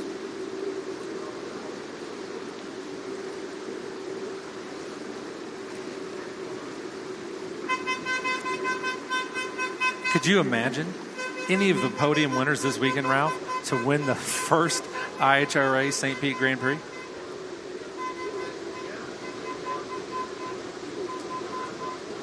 It's a great way to kick off the 2026 season and to make some history in the process.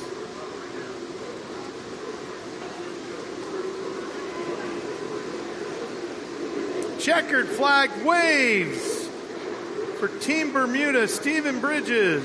GL Construction, look at those guys. GL Construction taking the win. Looks like we got Sean Tarente and Matt Jaminski pulling up the second spot. That's a great podium position for them.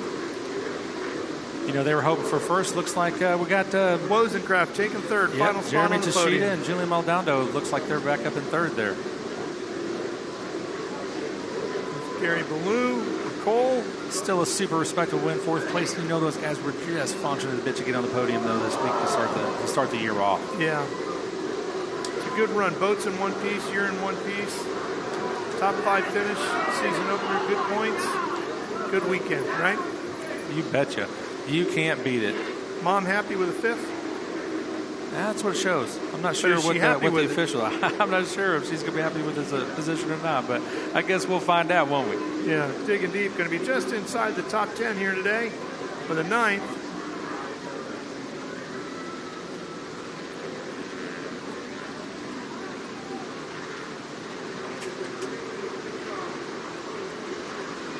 Man, that's an exciting race. When those guys get piled up like that, it can get wild real quick. Oh, yeah. I'm really, really fortunate all those guys are mindful of the conditions, and they're out there racing hard. But, again, that just shows their level of professionalism and commitment to this sport and their positions in this race. Yeah, for sure.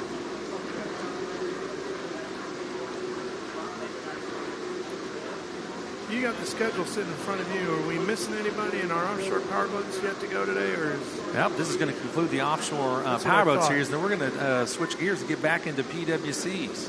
Finish things off with our pro watercraft competition. Well, all of our boat racers are going to start focusing on Louisiana. Yep. That's a whole different animal. Yep, different water conditions completely. Lake Pontchartrain, what are we, 2 weeks out? Yep, 2 weeks out. What is it, April 10th through the 12th, somewhere in that weekend range? New Orleans, here we come. Yeah. I hope they are ready for this crew. You got all your beads? You good to go? Trip down Bourbon Street? You know, I don't know I don't know what any of that means. Means a lap for me with you. Oh, there's Team Atlas finishing everything up. Those guys have been, there's a lot of history with that team, but they are just getting the boat put back together, and they're shaking some bugs out, and they are, they're here to be a contender this year. I'm very excited for those guys.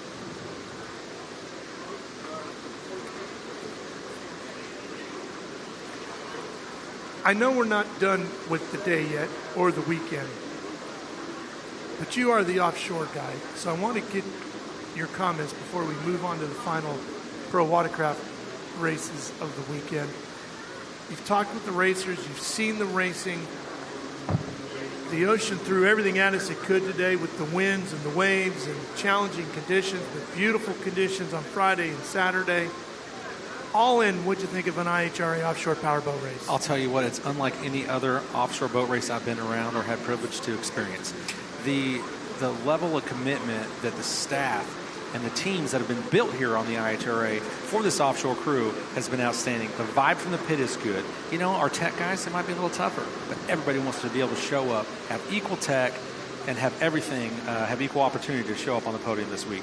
All right, well, we're not done racing, just done with the boats. We got more pro watercraft coming up after this.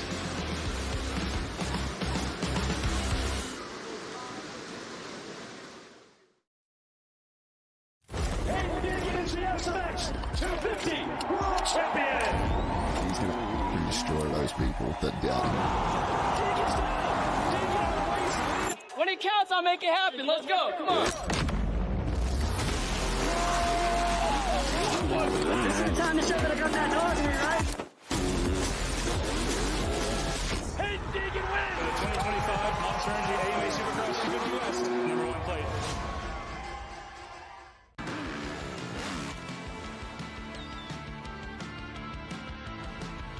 I think I'm just so passionate and so motivated back to where I belong, and that's on top.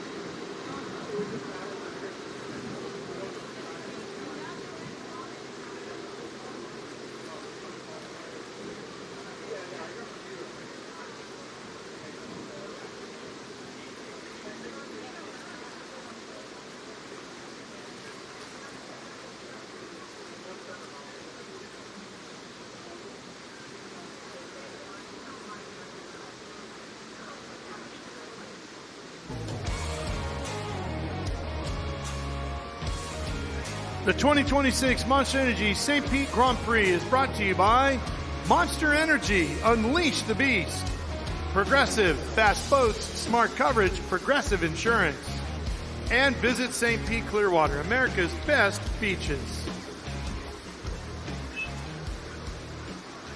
Pro Class 1, Shane, that was a thriller with the big boats. Man, it was. It was unreal. I mean, you know, you had those guys, these big boats. There was our winner from today. We had some mechanical problems. We had a little bit of carnage out there. We got some great action to show you here. Monster Energy MCon out front.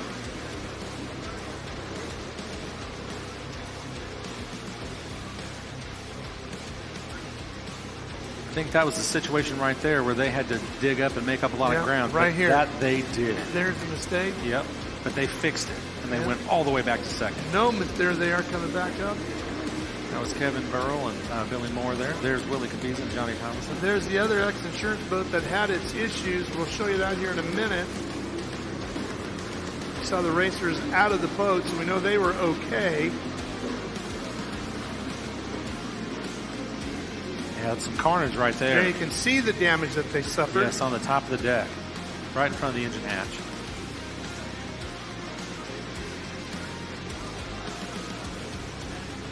These guys didn't put anything wrong. Sometimes that's what it takes, is no mistakes. Sure did today. And here's a checkered flag waving.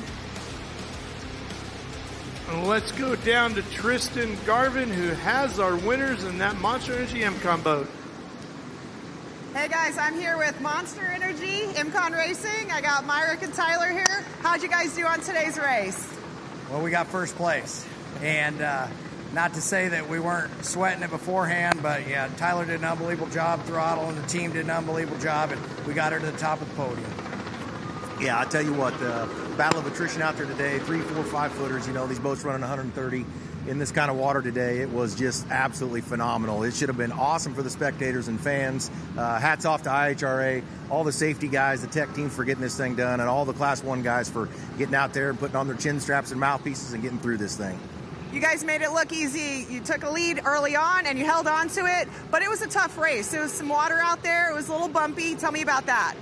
Yeah, the section from the left-hander where you probably get some good footage with the cameras. Left-hander back into the right-hander coming towards the pier was definitely the roughest. You're out of a quartering sea on your left hip, coming across the port side, and it really launches the boat. Kind of take some shots that you can't believe the boat can stay together, but yeah, this 438 skater did great today. Tyler, you guys are going to New Orleans in a couple weeks. What are you going to change, or what are you expecting to see for that race? You know, we'll take this thing back to our home, Lake of the Ozarks. If you're not continuing to advance, you're behind the game in Class 1. So we're going to go back, keep working on everything. New Orleans is an amazing, amazing event. Can't wait to get there. Lake Pontchartrain, go get this thing back on the water. Monster Energy, 438 skater. This team rocked it today. Congratulations, guys. And we look forward to seeing them there, Tristan, as the tour continues on to round number 2 in just 2 weeks' time up in Louisiana. You're going to see a lot of guys wanting to make some comebacks and make some changes for that next race. Oh, yeah. Divers. That's the first time a diver's been wet all day, I believe. Yeah, let's keep it that way. Absolutely. I don't know how far that jump was, but farther than I'd like to go. I think I'd hit the water a little harder than them boys would. You go a little further down before you pop back up. Man, it looked like a cannonball.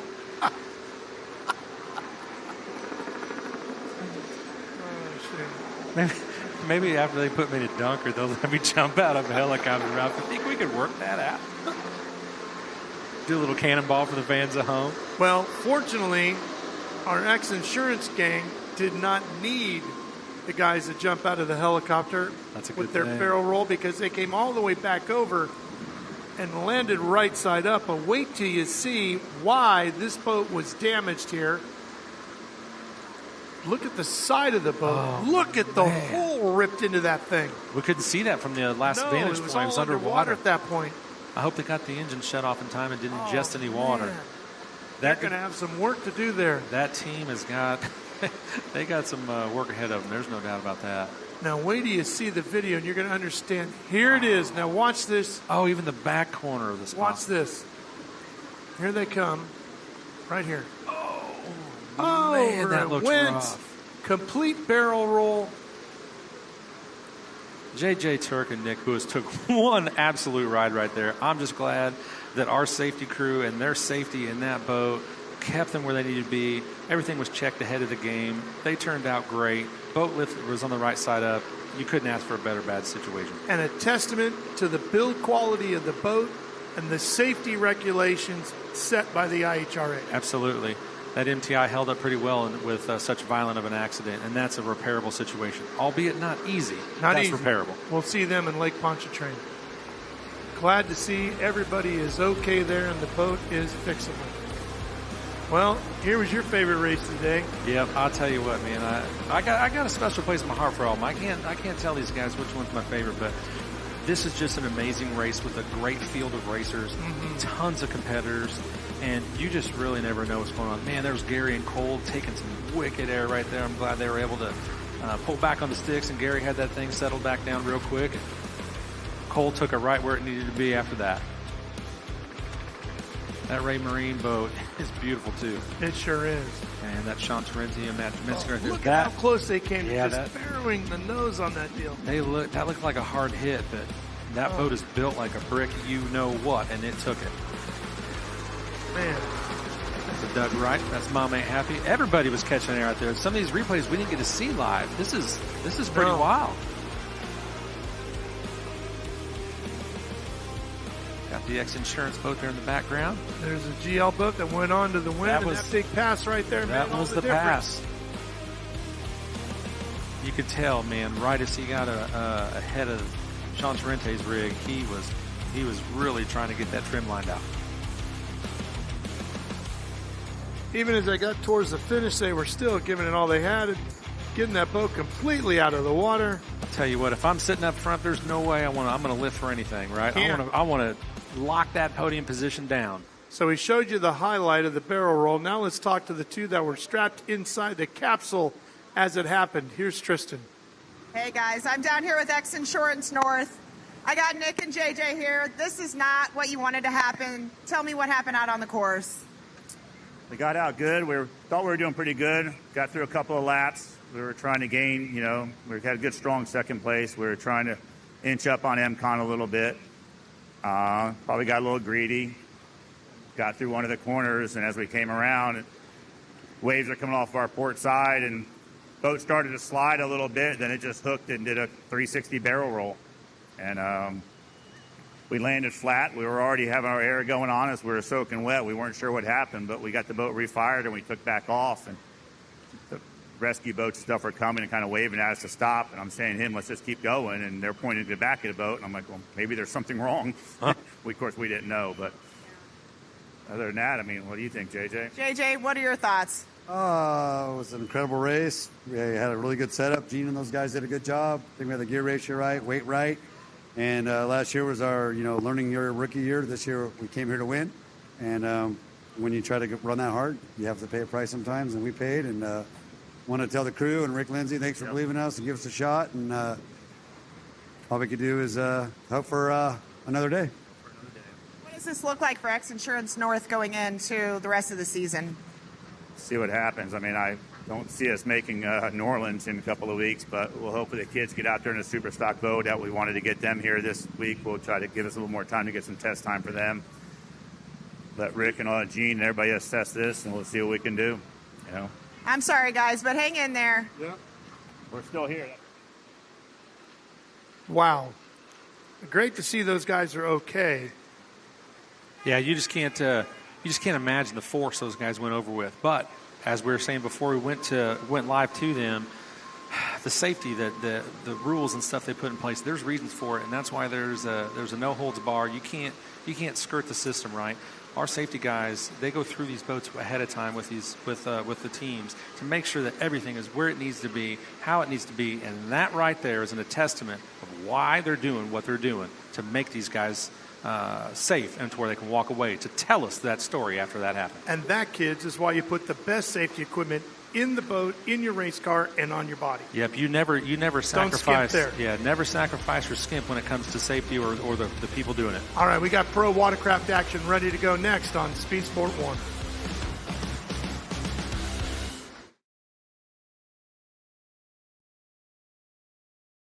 Speed Sport 1 is the home for the IHRA Offshore Powerboat Series. Watch top international teams push the limits of some of the fastest boats in the world, reaching speeds of up to 180 miles per hour. 14 classes, racing hull to hull, from Pro Class 1 to Super Cat.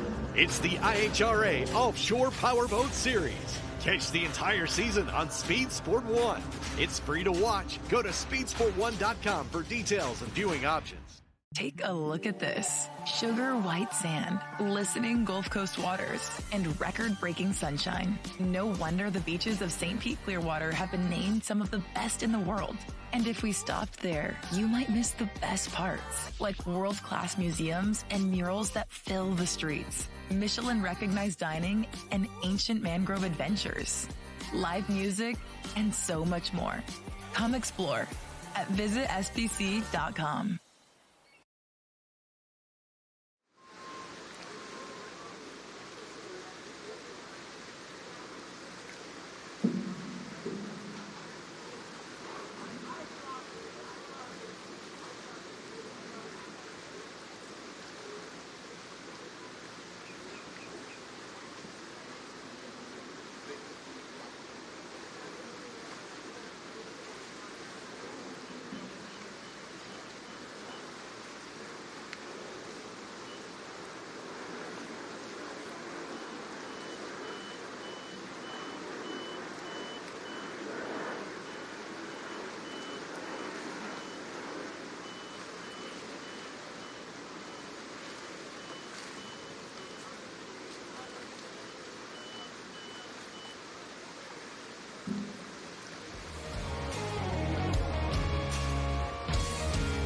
'26 Monster Energy St. Pete Grand Prix is brought to you by Monster Energy. Unleash the beast.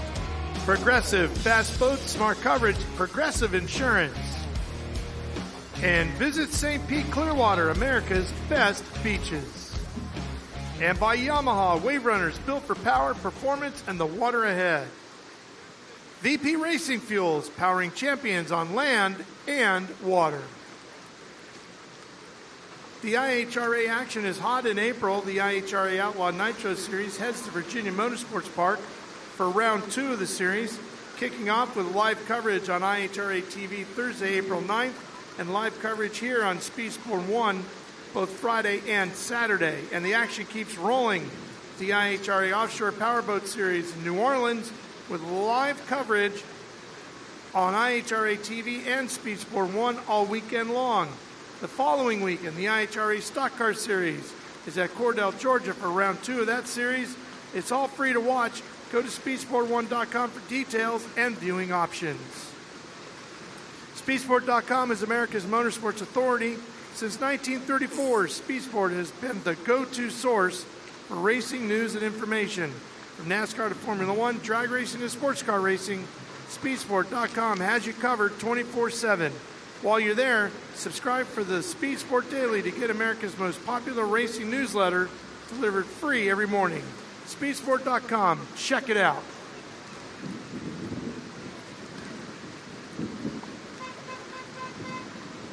Well, as we get ready to go racing here with our next pro watercraft event, Michael Young, what are we seeing here? What's up next? Well, we've got the Pro Enduro 300 class, and you can see they're milling about right now. They'll go up to the northeast side of the track, get them all lined up, and we'll go and run Moto number 3. We've had 2 motos so far. Now, they were lucky enough to run their first 2 motos yesterday when it wasn't as rough. Not as rough as it was this morning, but still no picnic out there. Well, before we do that and go green here, we need to check in with Taylor.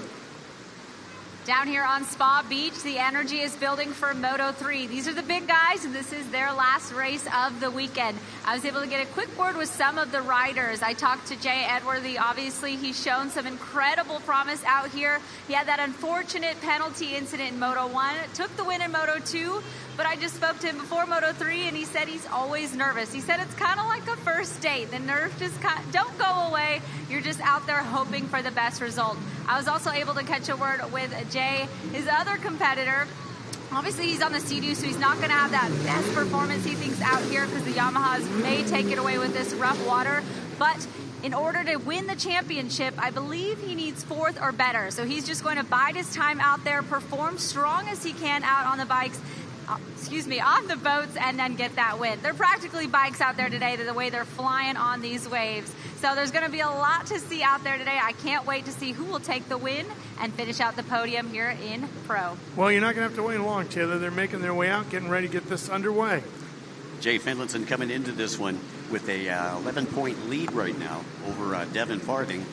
Jay with 45 points, Farthing with 34, and then you got Jay Edworthy knotted up with Noah Skips at 31. Those are your top 4 positions, and we're tied up for 3rd place. But Finlinson with a good shot at the overall. Edworthy, again, as Taylor pointed out, having that penalty, got called in Moto number 1 for 4 straight line in the buoys, and when you get called for straight line in the buoy, that is a docked, you're getting docked a lap. So he ended up in 13th in that first moto, but he finished in 1st. Yeah, that was on Saturday morning, and it has really haunted him for the rest of the weekend, hasn't it? Yeah, it sure has. But, he's a tough kid. He's coming back. I talked to him in the pits after his performance yesterday, and he said, Mike, he's like, sometimes you win some, sometimes you lose some. So he's got the right attitude coming into this 3rd and final moto. As you can see, our riders working their way out to where the staging area is going to be, and it's probably close to a mile almost offshore to where they're starting right now. We should have 18 people in the gate. Riders from all over the United States and beyond. We've got riders here from New Zealand and Argentina, Canada, also represented in this one. Here's a look at our race course. You see the split lanes. See where the racers are headed out now. They're on this section of the course right here, making their way out to the farthest point out. One of the different things I see here, Ralph, with this course is a lot of these riders are used to running like a big box or a big rectangle. Here you got some turns. You see all these chicanes here. That's an inside and outside split. It'll be utilized after the first lap. Which I like that. I think it's very interesting. Makes it a lot more fun for the racers and for our spectators.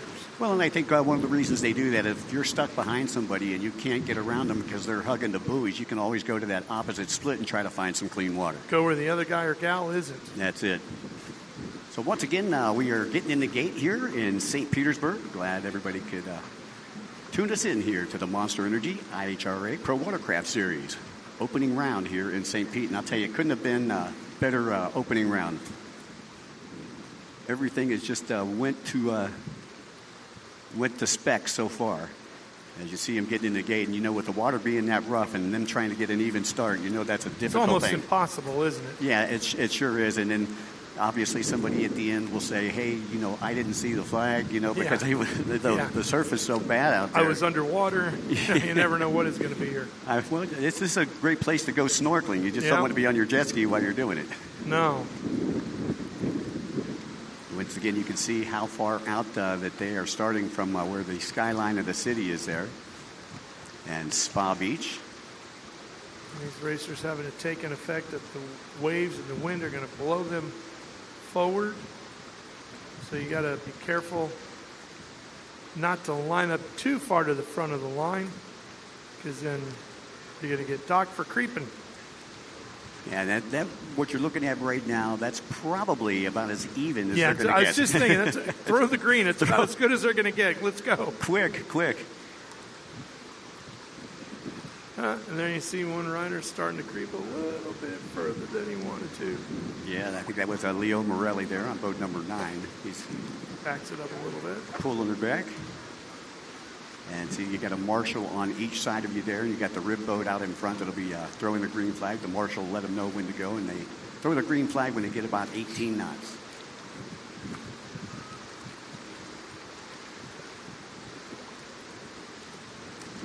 Kind of a boomerang line right there. Yeah, it was a lot straighter a little bit ago.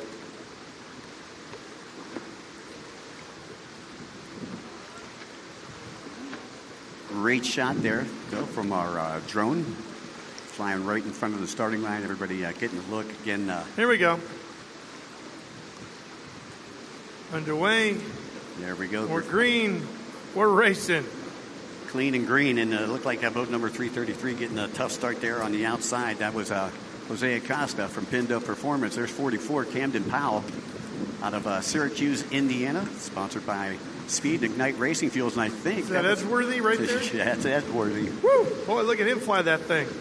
And that's a big boat to be putting that far up in the air, but he's got competition bar to bar, deck to deck as they get to that first big buoy. Yeah, that's Devin Farding. It looks like he grabbed a hole shot. He's got Torrey Snyder flanked to his left right now.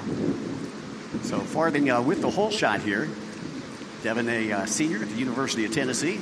Yeah, and Edgeworthy had to lift a little bit to make that corner, but he's back in it. And once again, we talked about them Sea-Doos not being able to corner as well because they're a lot lighter. And these Yamahas able to corner just a little bit better.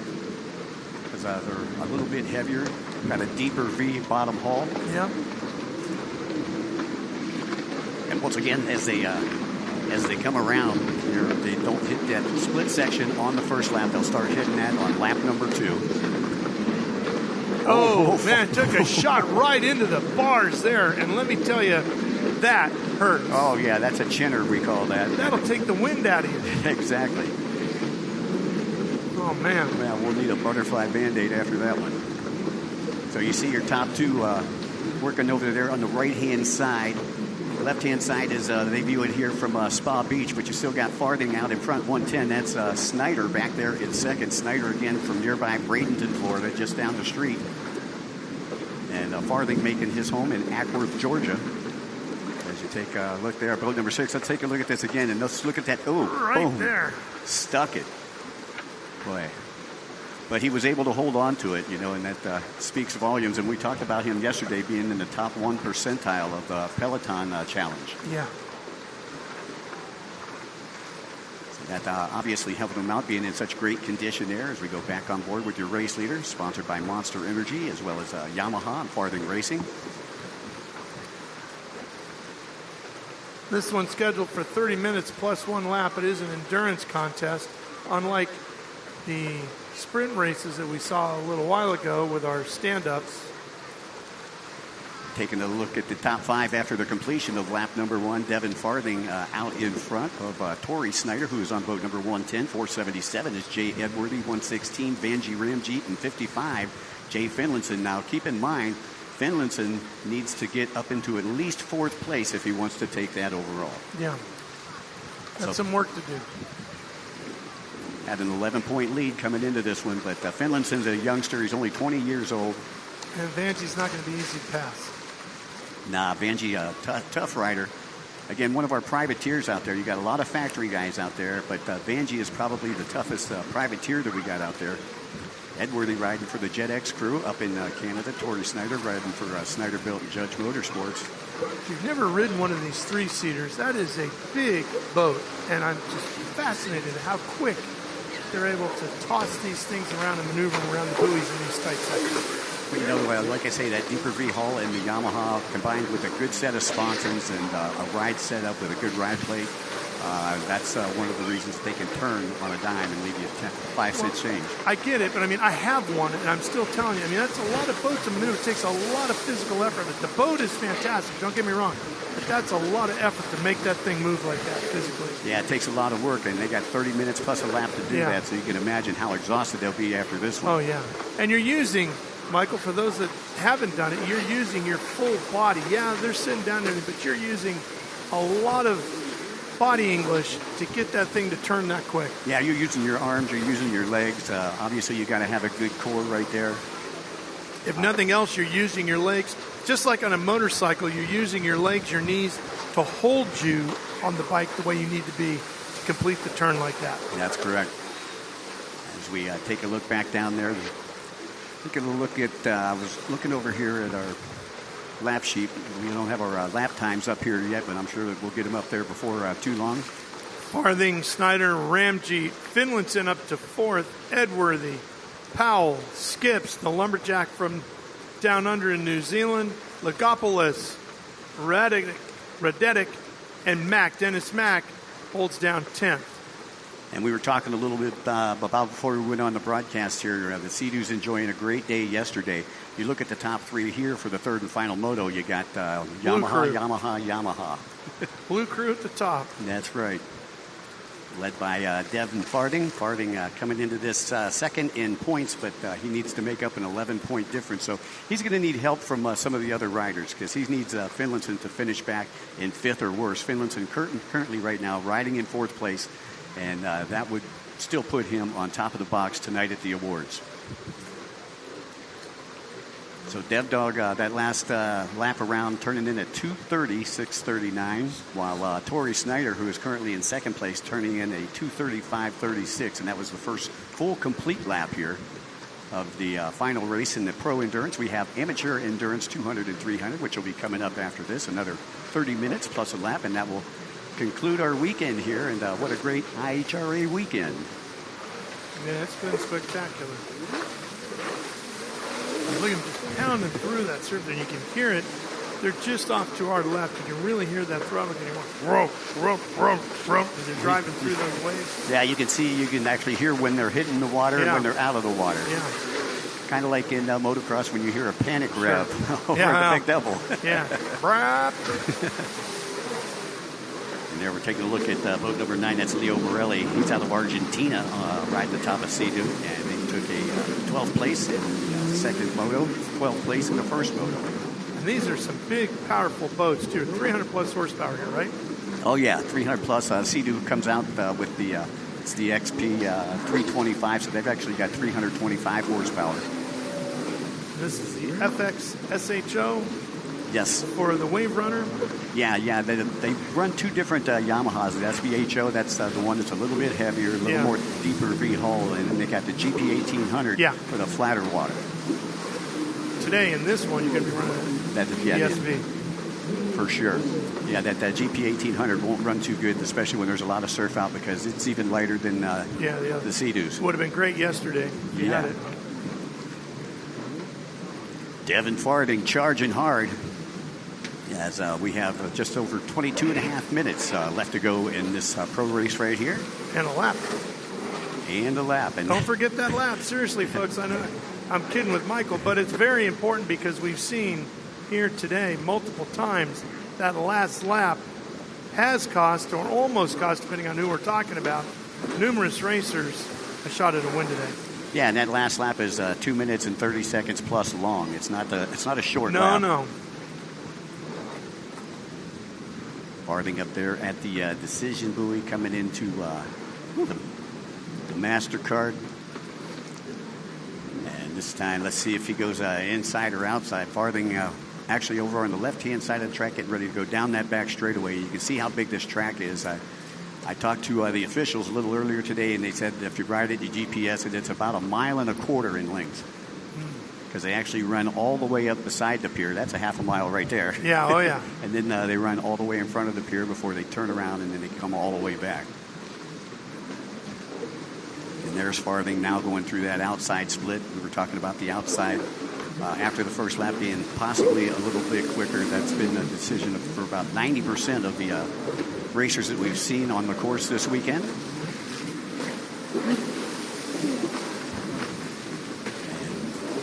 That is Anthony Radetich, boat number 22. Anthony Radetich, as I take a look over here, currently running in 9th place. So he's running in the top 10. He's got Dave Davidson out of Canada right behind him. So Dennis Mack sliding back to 11th place, for those of you watching on. He's running that little bit lighter Sea-Doo. Now, one of the only riders I see here, or racers rather, that I see on the move is Vanjie Ramjeet. Yeah. Ramjeet started out in 6th place, and he has moved his way up to 2nd place on the VR Racing. And that's going to have a huge impact on the overall finish here today. Yeah, Ramjeet came into this one, I believe, 4th in points. He had 28 points coming into this, but if he does very well here, he has a chance to get up onto the podium tonight. Finlayson staying right where he needs to be, right there in that 4th place, but I'd be sweating it right now if I was Finlayson. And Ed Worthy's sitting back there in 7th. He's dropped back a little bit. His Skip's literally just got around him.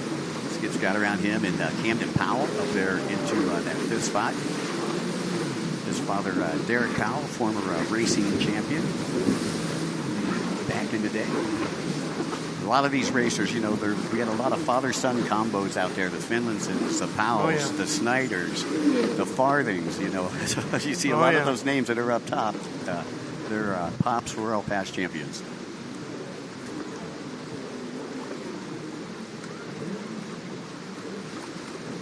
Well, this one continues on with just inside of 20 minutes and a lap to go.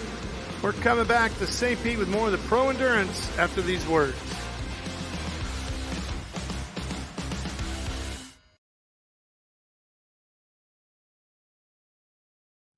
Racing continuing here in St. Petersburg, Florida. Pro Endurance underway. Watching Devin Farthing on the number 6, the white boat, big monster claw on the nose. Having a great run here today. Farthing running right there along on the north side of the jetties. And this is where we expected to see Devin out front here today. He struggled a little bit during the weekend. He's had some decent runs, but he wasn't where we thought he would be, which was at the exact front of the field. Yeah, he struggled a little bit, I think, just because the water was so calm yesterday. I mean, it was kind of like a pond out here. It was a big pond out here, and today, you know, things have really chopped up a bit. And as we were talking earlier during our sprint races out there, that because of the chop, it's kind of like a washing machine because we're in the Bay Area. We're not in the ocean. In the ocean, you can actually read the waves as they're coming in here. They're bouncing off seawalls, bouncing off piers, and coming every which way at them. When it comes to racing on a day like today, Shane, whether you're a pro watercraft racer or you're a boat racer, it's very similar to racing in the rain when you're a car racer. Guys that race in the rain can wake up, look out the hotel window, see that rain going, and before they even get to the track, they are mentally out of it or mentally going, oh, baby, I got him today. Yep. And the same thing here with our racers on the water. You wake up, you see that wind howling, you see those waves, you're thinking, I own these guys, or just put it back in the truck, let's go home. Yeah, these guys, you know, some of these guys love these conditions, right? Right. I mean, you know, if they have the ability to practice and learn it and learn how to, you know, turn their boat, turn their ski, you know, really ride this thing right, or run the throttles or the wheel correctly, you know, some guys really, really shine in this type of condition.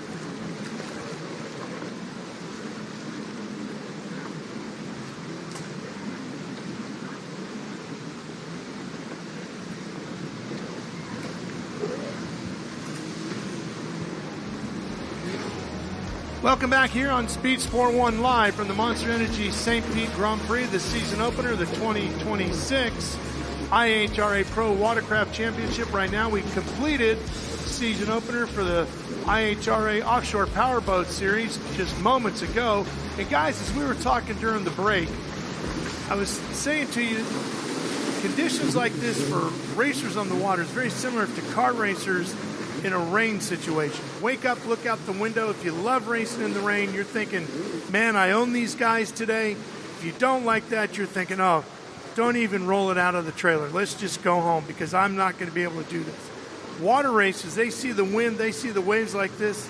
Some folks are going, yeah, let's go. Get it off the beach. I can't wait to get out there. I'm going to crush these guys, Shane.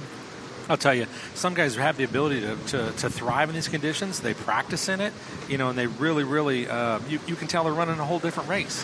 Whether it's a stand-up, a sit-down, whether it's an offshore boat. Some guys really, really love this rough stuff, I'll tell you, and they are geared and ready for it. And Devin has gotten a lot of great coaching from his father, Dustin. Dustin was an amazing rider in waters like this. He always wanted it, the rougher the better. And that's the way that he has taught his son here, Dev Dog, to also approach the situation. Well, it's definitely showing. There is you got some good education there. Definitely a technique to it, but there's also a mental technique to it. And it just works for some racers like Dennis Mack here on the 243 that runs in ninth. One area that hasn't changed at all is the sand on the beach over there at Spa Beach. Right, Taylor? It definitely hasn't. I was able to catch a word with some of the riders before, and I'm getting a little bit of insight from their teams. I was able to talk to Devin's brother down here. He lives for this rough water. He obviously trains on a stand-up, so water like this is what he thrives. I know you guys mentioned that. This is where he thrives. I asked him if they thought anybody had him. They were cautious, but they said his stamina is absolutely top-notch, so he's not going to get tired out there, even though this is an endurance race. Pretty impressive. I also caught a word with Tori Snyder before the race. He really finds a lot of skill in the sweeper, and he finds excellence in passing on the straights. Unfortunately, he did get passed by Avanji Ramjeet, also another really, really skilled rider. I asked Tori who his biggest competitor was out there today. He said the waves, so I think that's definitely going to be the biggest one to watch out for is the waves. Yeah, the waves are undefeated today, right, Taylor? That's undefeated. Well, Tori Snyder actually trains just down the street here over the St. Pete Skyway. These guys meet down there every weekend when we're not racing, and they're always bringing buoys out and turning laps down there. So this kind of water kind of favors him. But Devin Farthing, like she said, he is kind of an Iron Man out there. Well, Farthing right here leading the race with inside of 14 and a half minutes and a lap to go. Snyder up to second. Vanjie back to third. Camden Powell and Jay Finlinson holding down fifth. And our Lumberjack skips in sixth with Edworthy seventh. Mark Basu. What's the last name there for me? Bizowitz. Thank you. Bizowicz. Wanted to make sure we got Martin's name right. He's in eighth. Dennis Mack, I can handle that one. I can even do here Logopoulos in 10th. Yeah. So I was going back to Ramjeet. Ramjeet, even though he's in third place, one thing to note, he has put in the fastest time on the track right now with a 2:29.679. So keep your eyes on Ramjeet to come back and challenge Snyder for that second place position. And with them two pushing each other, Devin cannot go to sleep at the wheel, as we are well over halfway now. I do want to give our viewers a heads up. We're going to be leaving Speed Sport 1 here in just a couple of minutes as we catch a glimpse of Jay Finlinson. However, if you shift on over to the free coverage over on Speed Sport 2, you'll be able to see the completion of our Pro Endurance event there, as well as our final race of the day yet to go with our IHRA Pro Watercraft events before we complete the Monster Energy St. Pete Grand Prix weekend. We're not ready to shift over just yet. Just want to give you a heads up. We're about a minute out from doing that, and we know some of you don't want to miss a lap competition. We totally understand. So either go ahead and shift over now or just hang with us till the very last second, and we will have it all for you with Speed Sport. Getting ready to go to Speed Sport 2 for more live coverage over there. Well, we got about 12:45 left on the clock, and one of the things I just noticed was Devin Farthing just overtook Dennis Mack, so he has lapped all the way up to 8th place right now. And Snyder switching places with Ramjeet again, and the other thing is Powell getting ahead of Finlinson. Okay, we're getting ready to shift over there now, but what a day it has been, full of action like this with our IHRA offshore powerboats and our IHRA Pro Watercraft. Big thanks to Shane Landis, Tristan Garvin, Taylor Snyder, of course, Michael Young helping me out here today. I'm Ralph Shaheen. We sure hope you've enjoyed the Monster Energy St. Pete Grand Prix here on Speed Sport 1. Join us now over on Speed Sport 2 for more live coverage from St. Pete. So long, everybody.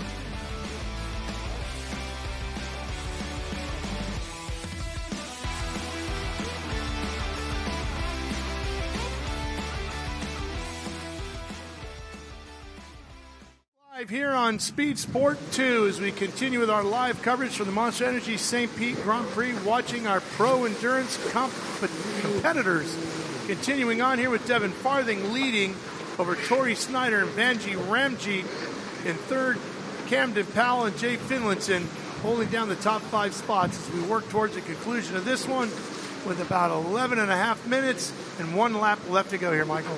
Well, I'll tell you, Finlinson needed to get up into that 4th place position. Farthing came into this one in 2nd, needed 11 points to catch Finlinson. Finlinson needs to finish 4th or better, and his best friend, Camden Powell, just overtook him and took that 4th place position. So I find it interesting there that Syracuse Mafia boys are switching positions there, and this could put Jay 2nd place on the box instead of 1st. So again, you got Farthing, Snyder, Ramjeet, Powell, Finlinson in your top 5. And then your second 5, you got Skips in 6, Edworthy, Bizowitz, Mack, and Lagopoulos. And there is Edworthy, who won his 2nd moto and unfortunately got penalized the 1st moto. Otherwise, he would have this one in the bag, Ralph. Just imagine. He's got to be running that through his mind throughout the course of the day. But that's racing. Woulda, coulda, and shoulda, right? That's right. That's right. Well, and the good thing is he's got 5 rounds here with the IHRA series, and every round you're getting points. Every race you're getting points, so everything adds up.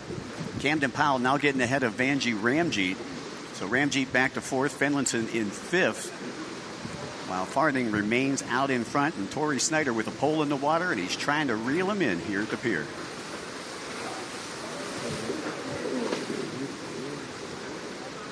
Last lap around for Devin Farthing at 2:36, 6:25. And then 2:39, 3:57 for Tori Snyder. Fastest guy on the track right now, though, is Camden Powell. Camden turning in a 2:35, 2:74 that last lap. So he has moved himself into the top 3, Shane. Yeah, I'll tell you what, he looks like he's really making a run for it. Or he's finding some clean water, or he's navigating the wave troughs maybe a little bit better than some of the other competitors out there. But he really's got something figured out there. Hopefully he can continue that momentum. Well, that's the whole thing. It's really hard to find a clean line out there. Yep. The one thing that's different here in the pro class than the amateur class is the amateur has the 200s and the 300s. So those guys are all used to lap traffic. Here in the pro class, you don't see lap traffic too often. But with these kind of conditions, you are seeing some lap traffic. Yep. This is definitely not the water everybody wanted, but this is the water that everybody's going to get to race on this weekend. So. Hey, it's the same water for everybody, right? Yep, everybody's got the same opportunity when they show up or wake up in the morning to hit that beach and get after it. Once again, this is the Pro Endurance Moto number 3, round number 1 here, the Monster Energy IHRA series from St. Petersburg Pier. From here, we're moving on to New Orleans. Heading out to Lake Pontchartrain, which should be a good time. It's going to be another beautiful city, another beautiful site, more great VIP, great experiences. I'm just excited for everything this season has to hold. All the race sites that we have on our schedule are absolutely breathtaking. Besides the racing there in New Orleans, which is going to be absolutely fantastic, the one thing that I enjoyed about going to New Orleans last year was all the different restaurants, all the different food, that Creole food, the Cajun food. Ooh. Man, that's why I love coming down here. You get me close to some seafood, man, I could tear it up. I can put some damage in. But I'll tell you what, we get so busy sometimes we don't get to go enjoy as much of that local fare as we wish we would, because we're out here grinding behind the scenes and trying to make things happen. That's it. I always try to stay an extra day for that vacation, or staycation, if you will. My wife's been on the road. She's been working hard with the stock car series last weekend and setting up for this. And, here we are today. I'll tell you what, we were joking around last night. We spent our Saturday night doing laundry to laundromat. We had Hooters pickup. So we sat in an 85-degree hot laundromat, and that was about the closest thing I could get to a date night in the last several weeks. But you know what? The season will be over, maybe November, and then we can have another one. So. Laundromat, that's what we call a Florida sauna. And it was. That's the best thing I've heard all day. Wasn't the best experience yesterday, but hey, we got it done. So. All right, about 7:15 left on the ticker, and Devin Farthing still in command, looking to go wire to wire here. He's got Camden Powell in his rearview mirror. Torrey Snyder sliding back a position. Ramjeet still running in fourth. Finlayson in fifth. Again, Ramjeet running the fastest lap times right now with a 2:29.679. Yeah, he's blistering. So he is trying to get back up to Torrey. He was in second for a while, but started out in sixth, so he's been really moving around. You'd made the comment earlier on in a race that some of these guys they'll maybe sit further to the back, and some of these guys are constantly standing so they can take that shock with their knees and their bodies to be able to reposition that that ski through different corners and such.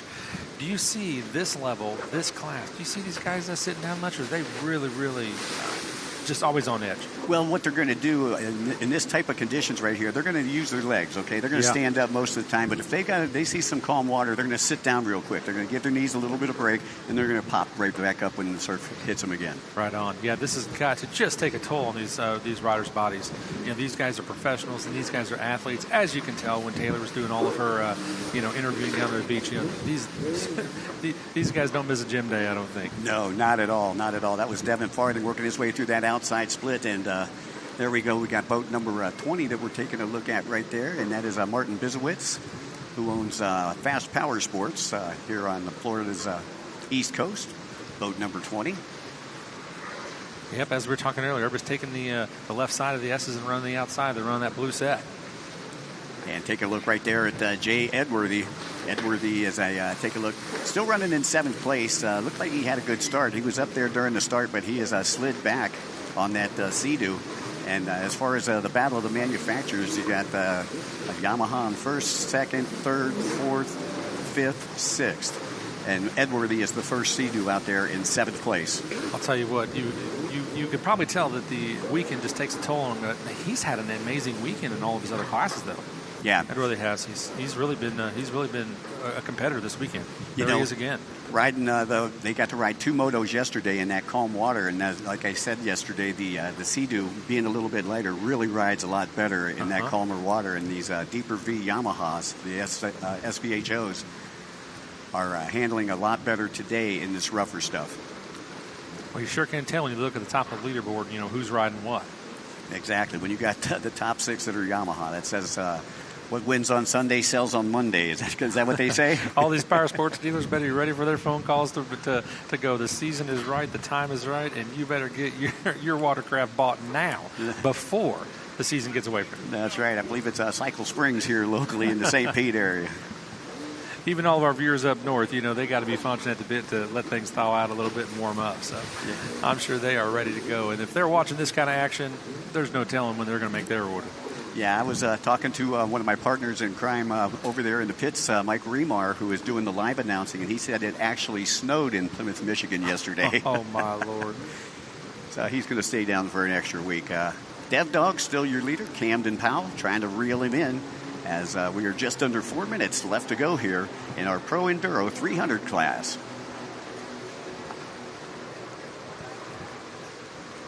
Here's Edworthy coming alongside the pier. And it looks like Edworthy taking that inside. We talked about the outside being popular. Edworthy going to try something new. Maybe he's trying to pick up a little ground. We'll see how that works out for him when he comes across the start finish. And that's Farthing. Farthing's getting ready to actually lap Edworthy. If he laps Edworthy, he'll have lapped all the way up to sixth place. Wow. In the pro class, that's amazing. Yeah, that's one heck of a ride right there. No doubt about it on that Farthing Racing Monster Energy Yamaha. I'll tell you what, that kid, he has got it, and he is going places, isn't he? He sure is. He sure is. He's already got 4 world titles under his belt. Wow. And that's crazy. I believe he just turned 22. Oh, there's my beach camo right there, guys. Yeah, you gotta love it. That must be a big thing down in Argentina because that's Leo Morelli out of Argentina. I saw him pull into the pits yesterday. I thought that was a good-looking watercraft. I'll tell you, the biggest challenge for Farthing is growing up in Georgia and attending the University of Tennessee. That doesn't play out very well if you're in the SEC. Well, does he go back home with Tennessee orange on? Man, carefully. Yeah, you don't want to be sporting that volunteer colors in Bulldog country, that's for sure. Get a nice overhead shot there, and I believe that is Anthony Radetic, who we're taking a look at, currently running in the 12th place, right there behind Morelli, Logopoulos, and Dennis Mack. But no changes up front while we get ready to hit the 2-minute warning here, plus 1 lap. Dev Dog in control. He's got about, a lap and a half to go, maybe? Yeah, I would say probably about a lap and a half to go. I'm trying to see where he's at on the track right here. Just went past the yellow, so I believe he is on the back side of the track. So by the time he gets back around, I'm probably going to be right about a minute left, so he might have 2 more laps to go. As last lap time was about a 2:38.627. Fastest lap time that we've seen here, a 2:30.638.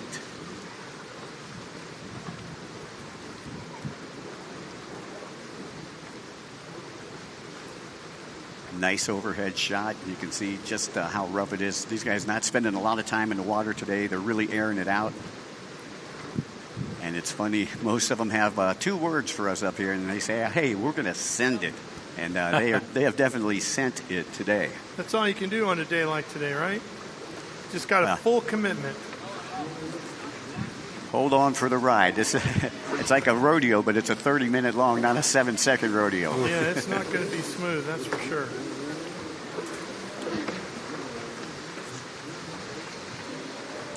Farthing under a minute left to go as he works the outside split right here alongside the pier.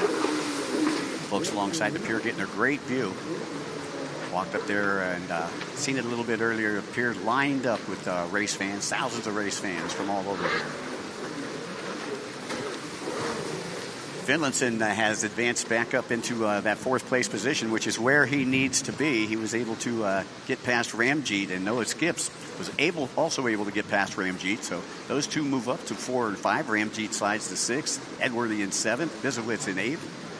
Ramjeet had been as high as 2nd, chasing Farthing, and now has slipped all the way back to 6th. I can only assume that that's a physical thing, that it could be something mechanical, I guess, but I'm probably going to bet it's more physical than mechanical. Yeah, he's one of the privateers. He does all the wrenching on his boats and everything like that. Out of Loganville, Georgia, originally from the Cayman Islands. Used to run a big Cayman race called Jet Around, which is a 54-mile race around the island. So maybe it's not physical then, if he's known to go 54 miles around the islands.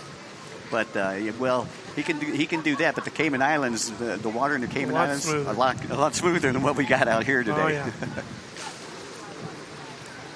There's 361. That is the outlaw Eric Logopoulos, who hails from nearby Sarasota, just south of us. He's in 10th. And time has expired here in the Pro Endurance. So the next time that Devin Farthing comes around, he should be collecting the white flag. Nice look alongside the pier as they make their turn around that big sweeper just by the jetty. And there's Farthing. He's on the opposite side of the track, right out in front of the pier right now, just to the left-hand side.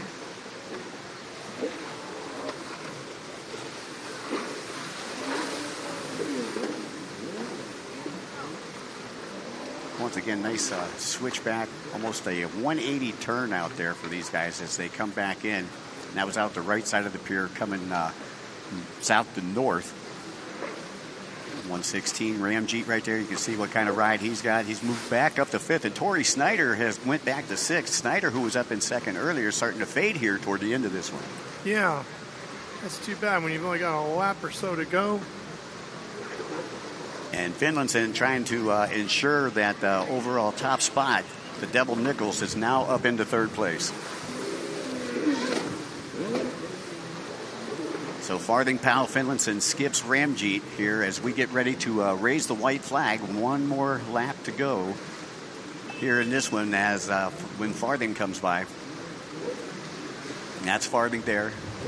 Going around the Devil Reds. He'll have Devil Yellows, a straightaway, and then he'll get the white flag. So he's got about a lap and a quarter to go here before this one is in the books. I'm sure Farthing would like to take a win here on the inaugural IHRA event and carry that momentum into New Orleans.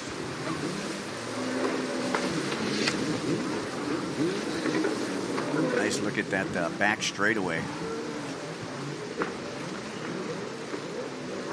And I believe that's Lagopoulos that we were taking a look there on 361. Meanwhile, Ryan pulls out the white flag. And Farthing will take the white flag. Camden Powell still trying to reel in Farthing. Could be too little too late. We shall see. Powell on boat number 44. Finlinson on boat number 55. Skips on 373. Ramjeet on 116. And there you're looking at Ramjeet, who is currently in 5th.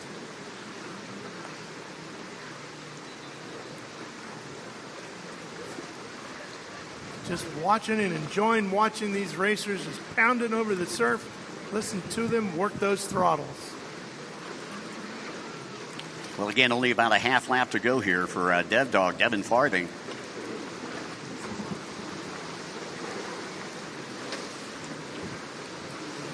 So again, Farthing with under a minute left to go in this one. Still got Powell back there in second. Powell fastest on the track that last lap, turned in a 2:40.069. Devin Farthing with a 2:45.61. So Powell shaving 5 seconds off that lead by Farthing. You got to think that Farthing's doing a little bit of saving that boat for New Orleans as well. Knows he's got a decent lead, got out there way in front, had about a 15-second lead, and now he's able to save the boat a little bit.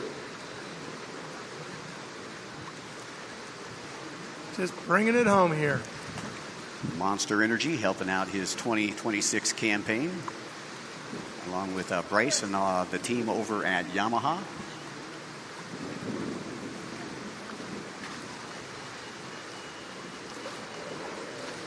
Watching these riders just finishing up here today, you can see just the exhaustion in their bodies. You know, Skip's now getting ahead of Finlinson, so Finlinson right now is riding on the bubble, sitting in that 4th place position, and we knew that he needed a 4th or better for the 1st place overall for the weekend. We'll see if Ramjeet can get past him on that last lap. That would change things up on the podium a little bit. That would probably give Dev Dog the winner there, and that was Snyder right there. Look at Snyder just bearing the boat. You know it takes everything they've got left in their body just to hang on a little bit longer. Farthing to those final couple of corners. You'll be so happy to see those checkers coming up any second now. Just off to his left. There it is. Checkered flag falls. And Farthing going to celebrate a little bit. I got a little energy left in me. Dev Dog, the doggy doing it, and we didn't have any dog catchers out there today. 243, Dennis Mack, one of the elder statesmen here in the pro endurance class. There's our finish line. You see the checkered flag waving for the rest of the competitors as we wrap up pro endurance.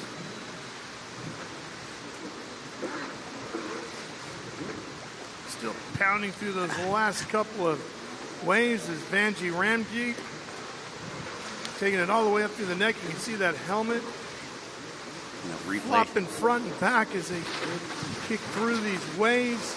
Here comes Vanjie trying to finish it off here. Survived all the way through to this point. Got just a couple more buoys to go. And that was 5th place right there. There's Dennis Mack.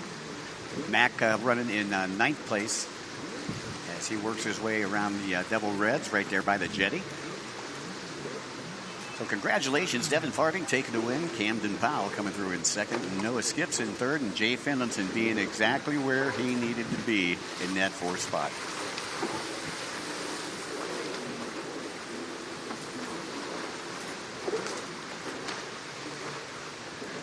And as the racers come in, they keep them all. They herd them all back there behind the finish line so nobody comes back into traffic.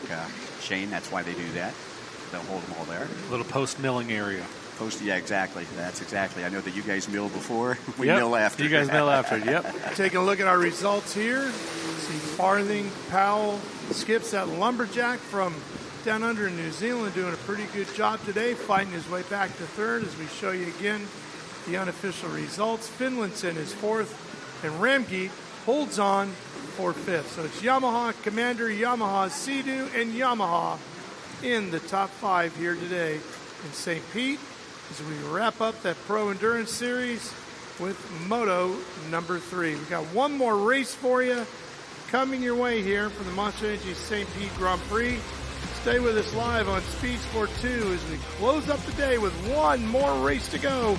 You're not going to want to miss it.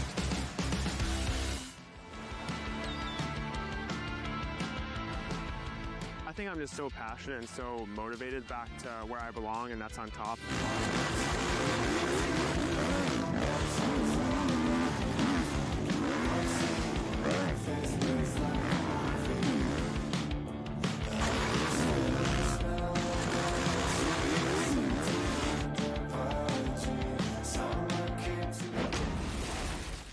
Take a look at this. Sugar white sand, glistening Gulf Coast waters, and record-breaking sunshine. No wonder the beaches of St. Pete-Clearwater have been named some of the best in the world. And if we stopped there, you might miss the best parts, like world-class museums and murals that fill the streets, Michelin-recognized dining, and ancient mangrove adventures, live music, and so much more. Come explore at visitspc.com.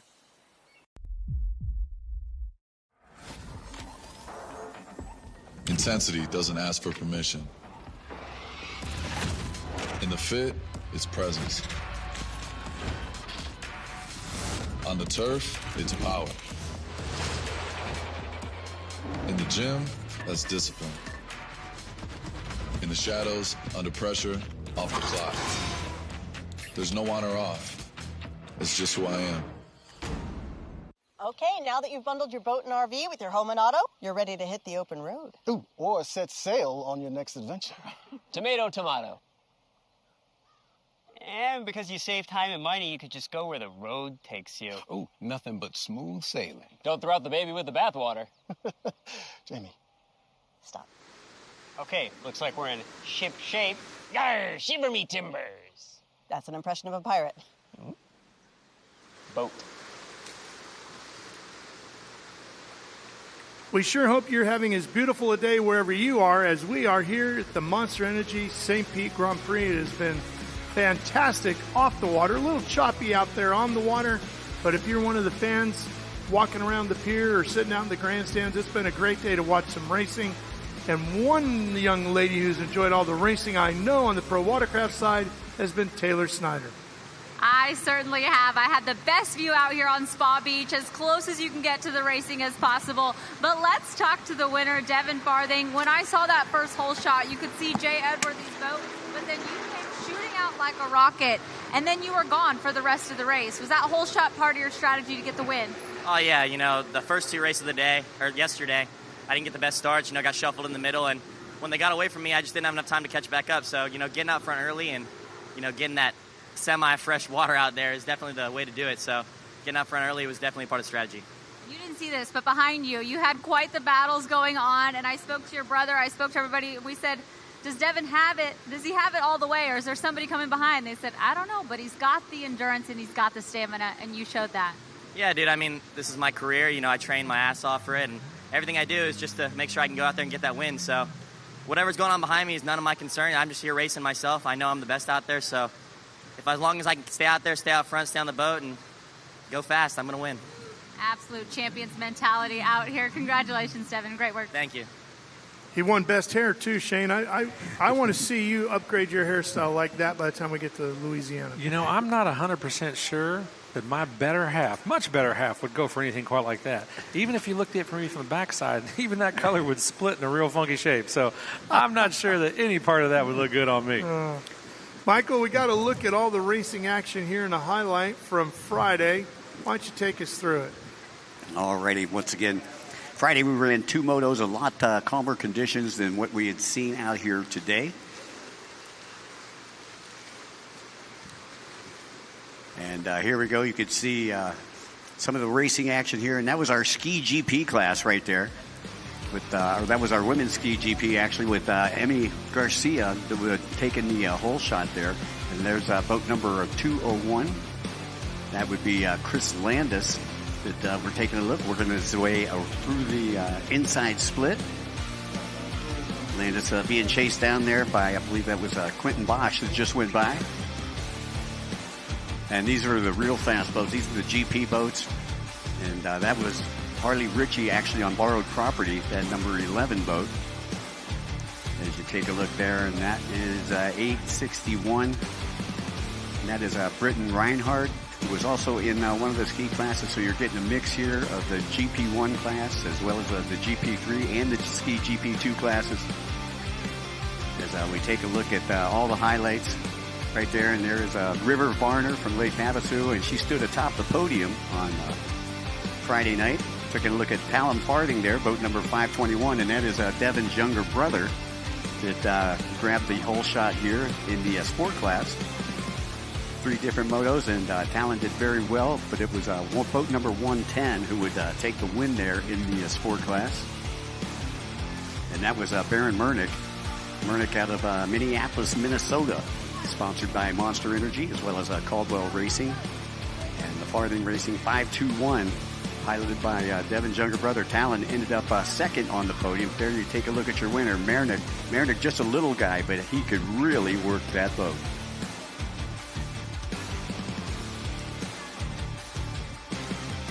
Matt Johnson would stand atop the podium with Talon Farthing and Baron Mernick in 3rd place.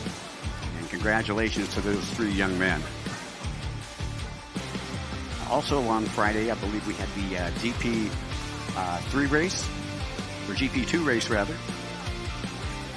And in the GP2 race, it was quite the battle right there. That looked like Johnny Smith out of Mims, Florida, who was your early leader there, but then got passed by this young man right here out of Dania Beach, Florida, boat number 23.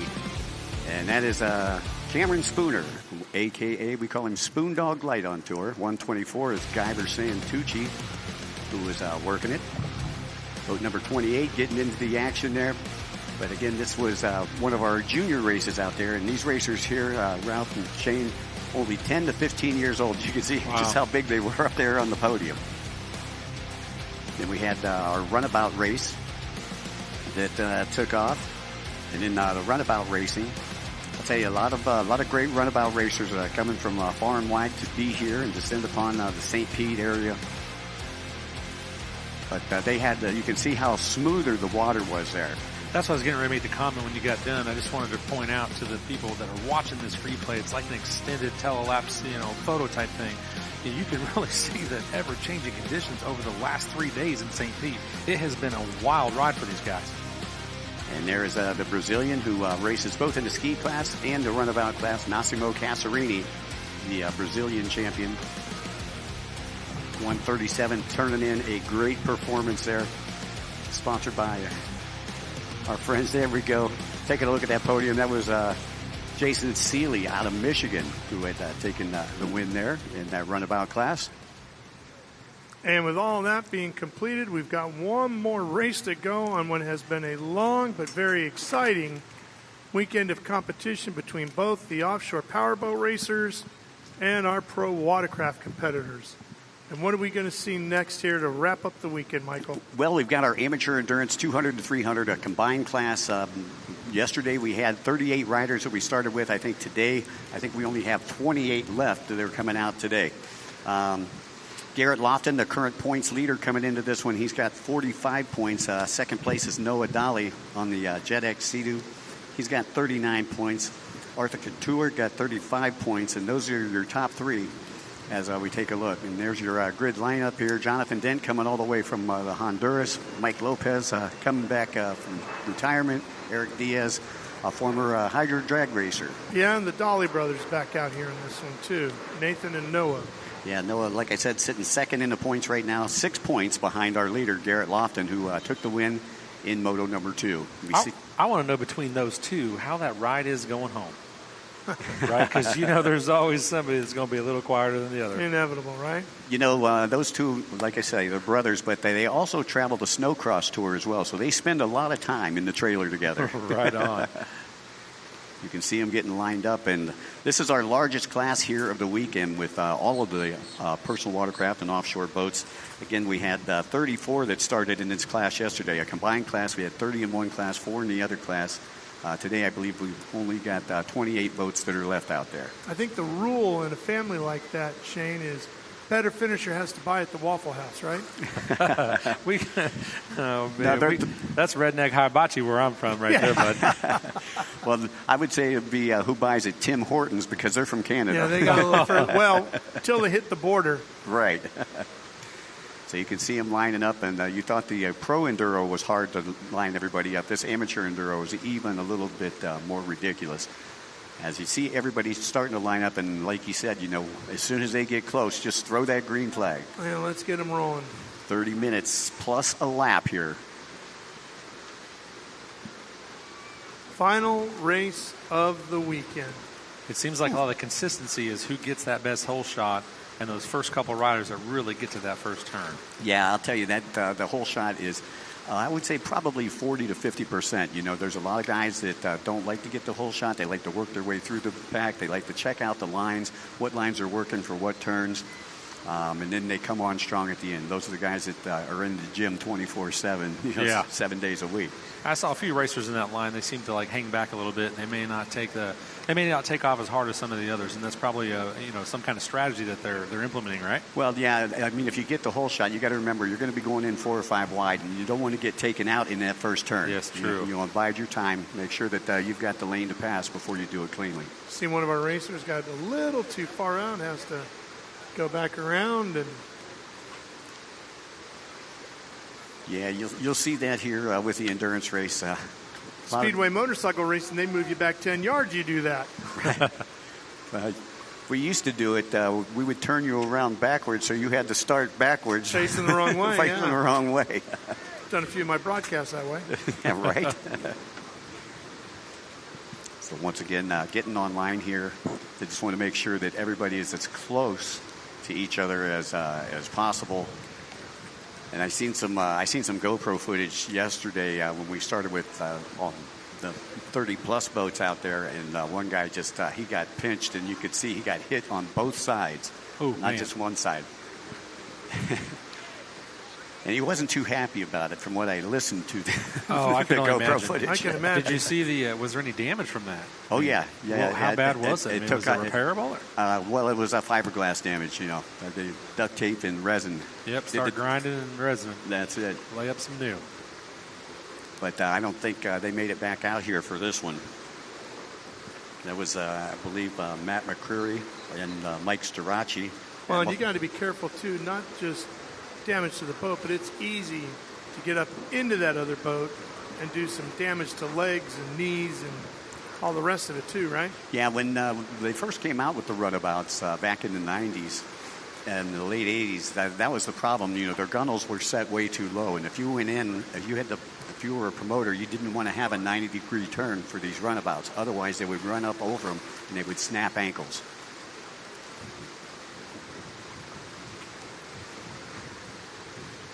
They're going to reset this. Yeah, so they're coming back. Once again, going to try to get everybody as even as possible before we throw up the green flag here. Again, 30 minutes plus a lap in this final race of our IHRA opening weekend here in St. Pete. Glad everybody could make it out. Been a beautiful weekend. A little windy today, but hey, that breeze feels good.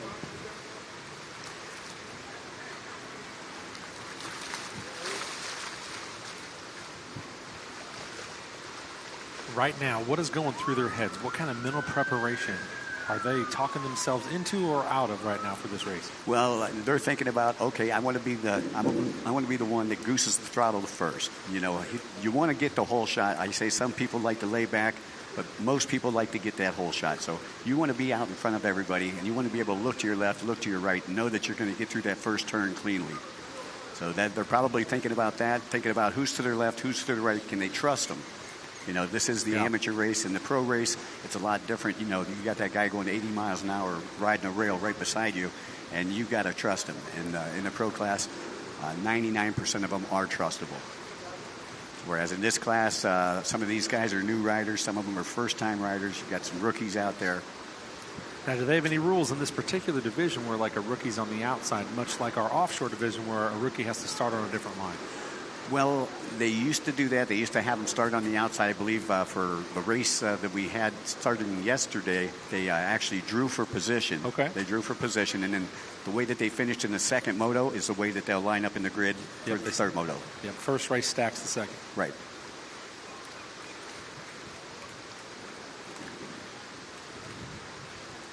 There's a lot of races around the world, and these guys would get waved off again just for the look of this line.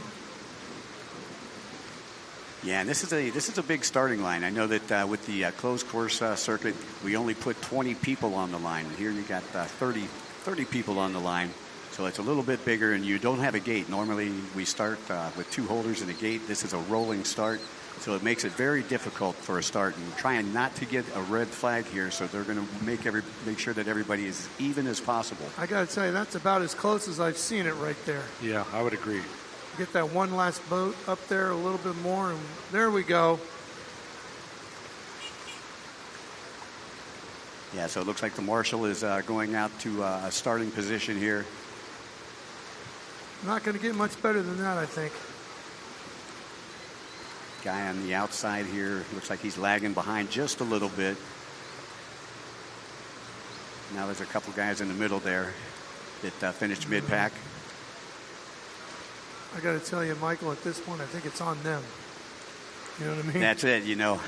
We even got some water calisthenics going on right here. Yeah. I feel like that's Thursday morning, 10 o'clock at the local YMCA. That's it. Well, you definitely want to be loose, 30 minutes plus a lap, especially in this rougher water. Not as rough as it was this morning. 424 there, saying hello to the drone out there. I thought we were ready to go. I did too. Well, 424, he needs to get in line there so we can get this thing cranking. Well, I think what they're doing on the outside is they're starting at 200 boats on the outside. You were talking about the rookies, but the guys with the less horsepower, they're starting on the outside. Gotcha. So everybody on the inside are the 300 boats. We only got 4 boats there on the outside that are representing the 200 class. Baron Marinick, the points leader in the 200 class, coming into this one.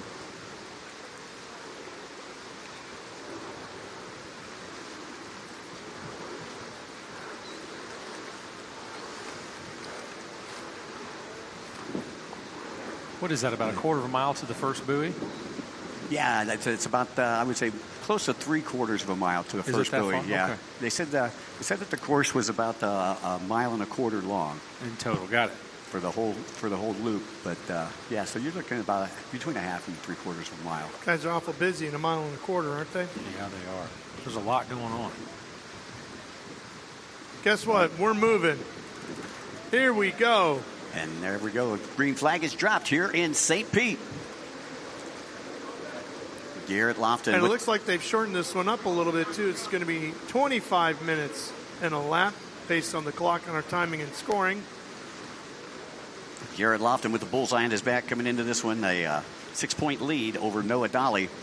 And Dolly really wants to take that hardware north of the Canadian. First buoy, here we go.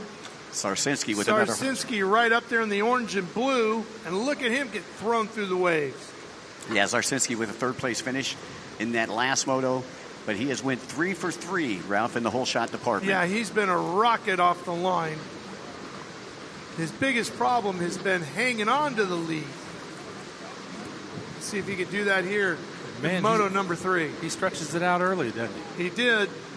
He's going to need to, because the rest of the pack is charging hard. Yeah, he's got a 6-3 finish so far. 6th in the first moto, 3rd in the second moto. Comes into this one with 30 points, sitting 4th overall. And already the challenge from second is closing in a hurry, as they don't take the split on the first lap. But he's got a lot of competition as they head towards the last 2 buoys here before they come past the flag stand. Yeah, and as they come past the flag stand, we'll be able to give you positions for your top riders out there. Sarsinski out front. And the leader in the amateur endurance 300 category as well as overall. Lofton, well, timing and scoring not correct, so let's not. Now it's catching up. Sarsinski, Gaddis, that's your top 2. Caldwell, Lofton, Russo. Top 5 right there. And here it comes. Baldwin, Caden Baldwin in 6th. Dolly, Armando Martinez, Nathan Dolly, Mantle, and Dowan. That's your top 11 as we complete first part of this race and head back out into the deeper water. Now, Sarsinski, he's been racing for just about 30 years. Started up in the Midwest and now races over along the East Coast. And coming to us out of Buffalo, New York. Owns a Hamburg Flooring Company up that way.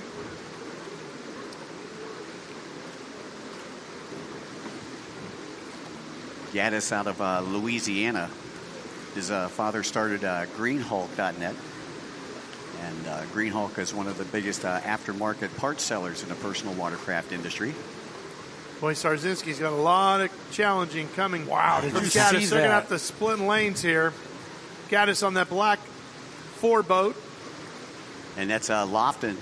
That's Lofton has moved all the way up to 2nd here. On the 114, he's going to take the lead away. Nice ride here for Garrett Lofton. Again, shortening the time to 25 plus 1. We got 21:30 left on the clock, and Lofton going from... Oh, he had a big bobble there, though, didn't he? Yes. Almost handed the lead right back to Sarzinski. Yeah, and Sarzinski almost ran into the back of him. And that's exactly what you don't want. You don't want to stick that boat in a turn. You want to just keep fluid and keep moving as he works the outside split. This is their, I believe, first time into the split section here in the amateur 200-300. Sometimes those waves don't allow that, right? You turn the boat, you go into the corner, all of a sudden the wave pops up and stops you cold. Yeah, and it's so unpredictable here. That's the whole thing, Ralph. It's just completely unpredictable. Here's a look at it. Watch here. This is a pass for the lead. Look at Lofton carrying all this speed, and he gets around the outside here. And then if we go a little further with the replay, this boat's going to basically come to a complete stop in the middle of the corner. Just didn't see it. So Lofton, once he's got out in front, he's put a little real estate between him and second place. And that's what he's hoping for. That's what he did earlier today, and doing it again here in the afternoon. And Lofton turning in a 2:43.601 lap time on that last lap. Caldwell a 2:52.333, trying to reel in Sarsinski. Gavin Russo, who rides for Russo Marine right down the street in Sarasota, in that 4th place, looking for a podium finish. As I take a look down here, currently sits in the 7th position overall with 24 points. Showing Lofton, Sarzinski, Caldwell, Russo, and Gaddis, your top 5. Yeah, Gaddis started in 2nd with Sarsinski starting in 1st. So both your top 2 leaders from the whole shot have moved back and back a couple spots. Just pounding through the waves here. That's an 04 boat. That's Gaddis. And your race leader, Lofton, on the 114. Yeah, and Lofton credits his PWC racing prowess as he used to be a professional motocross racer out of Georgia. Good way to start. Well, if you can hold on to a motocross bike, you could probably hold on to one of these. You would think. And so many of those guys do this in their spare time for fun, right? You don't have a race week. Yeah, you had to have a suit. Yeah, you get a lot of crossover athletes, you know, Sure. especially when the motocross guys get just a little bit older. Hitting the water don't hurt as bad as hitting the dirt. That's right. That's what I was getting ready to say. I'm less than I'm far from athletic, but I would much rather hit the water than a dirt pile. Well, you hit the water the wrong way, it can hurt just as much, right? That's for sure. Car racing, they say with age comes a cage, but in here on the 2-wheel stuff, you go from the pavement to the water. Well, and it's great training for both too, right? Because it's so similar in body English being used. It's a great way for both sets of racers to keep in tip-top shape. For the watercraft guys to ride moto when they go train if they can't get on the water, and for the moto guys, if you can in the heat of the summer, great to get out on the lake, rip around on one of these. Yeah, great cross training, no doubt about it. And fun. For Both sure. of them so much fun. For sure. You know, the older we get, though, we don't buy boats based on speed. We buy them based on cooler space. Yep. I've always been built for comfort, not for speed, though. That's it. And I believe that's Martinez right there. Yeah. Who they just showed. He may be leading in the 200 class. Again, we got a combined class out there, so we actually got 2 leaders. But we've only got 4 people in the 200 class. And again, for those of you watching on, the 200 means 200 horsepower. The 300 class means 300 horsepower. You can see the gap there between first and second. Lofton enjoying about a 4-second gap right now over Sarsinski. Michael, we talked about this earlier in the weekend, Shane and I did, as far as racing an offshore powerboat. But if I'm sitting on the couch at home and I'm watching this and I have a PWC out in my garage or sitting in my slip, and I think, you know what, I'm pretty quick around the old lake. I'd like to give this a try. What's the best way for somebody to begin a pro watercraft career? Well, I'll tell you, what I would do is I would go to probably a couple of regional races before you come out here. And they're all over the country. Yeah, you got regional races everywhere, all over the world at this point. I would hit a couple of regional races, kind of gauge your talent before you come out here and mess with the big boys. And, even though these guys that we're watching now are amateurs, look at Lofton. Lofton got a little sideways there, almost came off the boat. But, what you want to do is you want to make sure that you have some seat time. You want to make sure that you go to a couple races and make sure you check out the IHRA website so you can know the rules. In fact, IHRA sanctioning some regional racing in Texas and Oklahoma. Yes, they are. And taking a look up here, we got some leads flopping going up there, 2nd, 3rd, 4th, 5th place.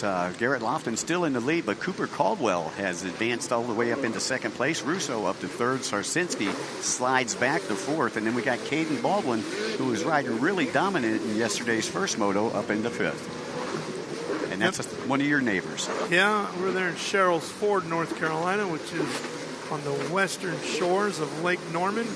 I'm over in Race City, USA in Mooresville.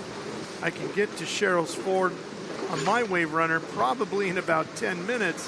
But if I had to drive around, it's going to take me a good half hour or so to get over there.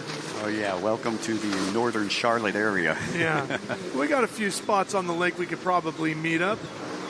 I'm sure. Be happy to do that. Go get some tips from Caden on how to be a little bit quicker on my wave runner like he is on his. Of course, Sherrills Ford, Michael Waltrip used to live over in that area. He still does. Mike, I got a question for you here. Can you tell some of our viewers at home that might not know, as Ralph brought up, somebody wanting to get started possibly, what kind of safety equipment are they wearing and using, and what will they have to look forward to trying to invest in to maybe get started as an amateur? Okay, well, if you're going to race in this series right here, we have a lot of rules with the safety equipment. Obviously, you have to have a wetsuit, you have to have a protective footwear, you have to have a life vest, you have to have a helmet. But now they're also requiring that you have to have a back brace. And a lot of the racers that we see out here will also wear a Hans device, which will help your neck and your spine. Head and neck restraint. So it's kind of like they're almost like football players going out there because they've got all this equipment. It's all safety equipment because as time has ticked by here, boats didn't used to be this fast. Now the boats are faster. We got more people coming out to race. So you want to be as safe as you possibly can. So if I was going to get into this, I would say get all the equipment. One other thing, like a football player, on a day like today, especially a mouth guard. I would think so as well. A lot of guys doing that. Totally would want to have that. I've seen a lot of chipped teeth. All right. Working our way through 14 and a half minutes. We're inside of that, plus 1 lap to go. Final race of the weekend, Amateur Endurance 300, 200. Stay with us for the finish. You're ready to hit the open road. Ooh, or set sail on your next adventure. Tomato, tomato. And because you save time and money, you could just go where the road takes you. Ooh, nothing but smooth sailing. Don't throw out the baby with the bathwater. Jamie. Stop. Okay, looks like we're in ship shape. Yarr, shiver me timbers. That's an impression of a pirate. Mm-hmm. Boat.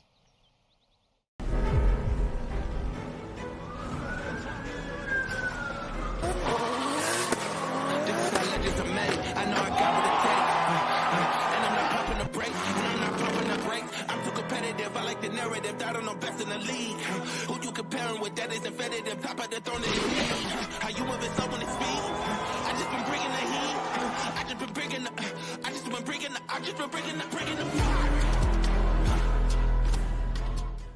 Take a look at this. Sugar white sand, glistening Gulf Coast waters, and record-breaking sunshine. No wonder the beaches of St. Pete-Clearwater have been named some of the best in the world. And if we stopped there, you might miss the best parts, like world-class museums and murals that fill the streets, Michelin-recognized dining, and ancient mangrove adventures, live music, and so much more. Come explore at visitspc.com. The wait is finally over. The IHRA Stock Car Series is here, and it's on Speed Sport 1. This is what stock car racing is all about. The International Hot Rod Association is going stock car racing. There's big money on the line, and racers willing to push the limits for a piece of the pie. Leaning on each other as we cross the start-finish line, head down into turn number 1. Watch the entire season on Speed Sport 1. It's free to watch. Go to speedsport1.com for details and viewing options. On Speed Sport 2 from the Monster Energy St. Pete Grand Prix. 12 minutes left to go in this amateur 200 and 300 race. Garrett Lofton is still in the lead. Caldwell in second, Russo in third. But Caden Baldwin has got past Zarsinski, so he has moved up into fourth place. Todd back into fifth. And you got the half of the father-son team. Armando Martinez, who is racing in the 300 class, is in the sixth spot. His son on boat number 117 racing in the 200 class, and that was just a look there at Ben Montel, who makes his home in Fort Lauderdale, Florida. Pretty good spot to do that from. Oh, yeah. Spends a lot of time in the Cayman Islands with us. Races the whole Cayman series with us down there. Even better place to be from. That's, I'm telling you. 114 Lofton in hailing from Georgia. I believe since he hails from Georgia, I believe he is a Bulldog fan. There you go.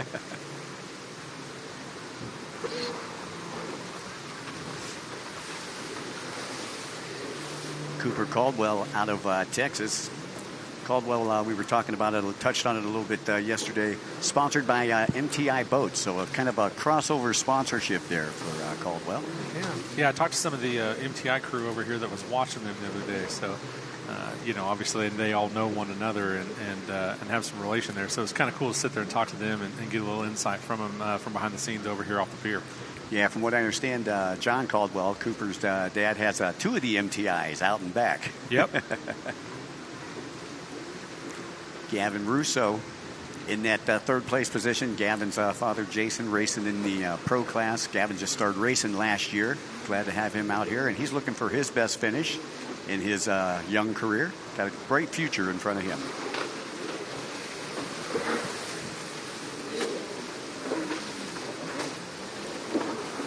Caden Baldwin in fourth spot, sponsored by Champion Power Sports. Up there in the Charlotte area, Todd Zarsinski still in fifth. Martinez rounding out your top six. Martinez just starting racing this year. They started racing some closed course. Figured they would come out here and give the endurance a try, and both of them really not doing too bad. Currently sitting in eighth place overall is Armando Martinez as far as coming into the points before this race right here. So he'll add to his point total and try to advance up the board for the overall result tonight. We got less than 10 to go on the clock here in our final race of the day, amateur 200 and 300. Yeah, it's been the Garrett Lofton show. Once he got past Todd Zarsinski, he hasn't looked back. Stuck the boat, almost got past again, and then took off, and now trying to extend that lead. Let's head back over to Spa Beach one more time to Taylor. I know we're in the AM 300 class, but I had to find this man, Jay Finlinson. We talked before the race, and you said I have to finish fourth to get that overall. It's provisional, but we're pretty sure you got it done today. But quite the battles out there. For a minute there, I didn't know if it was going to get done.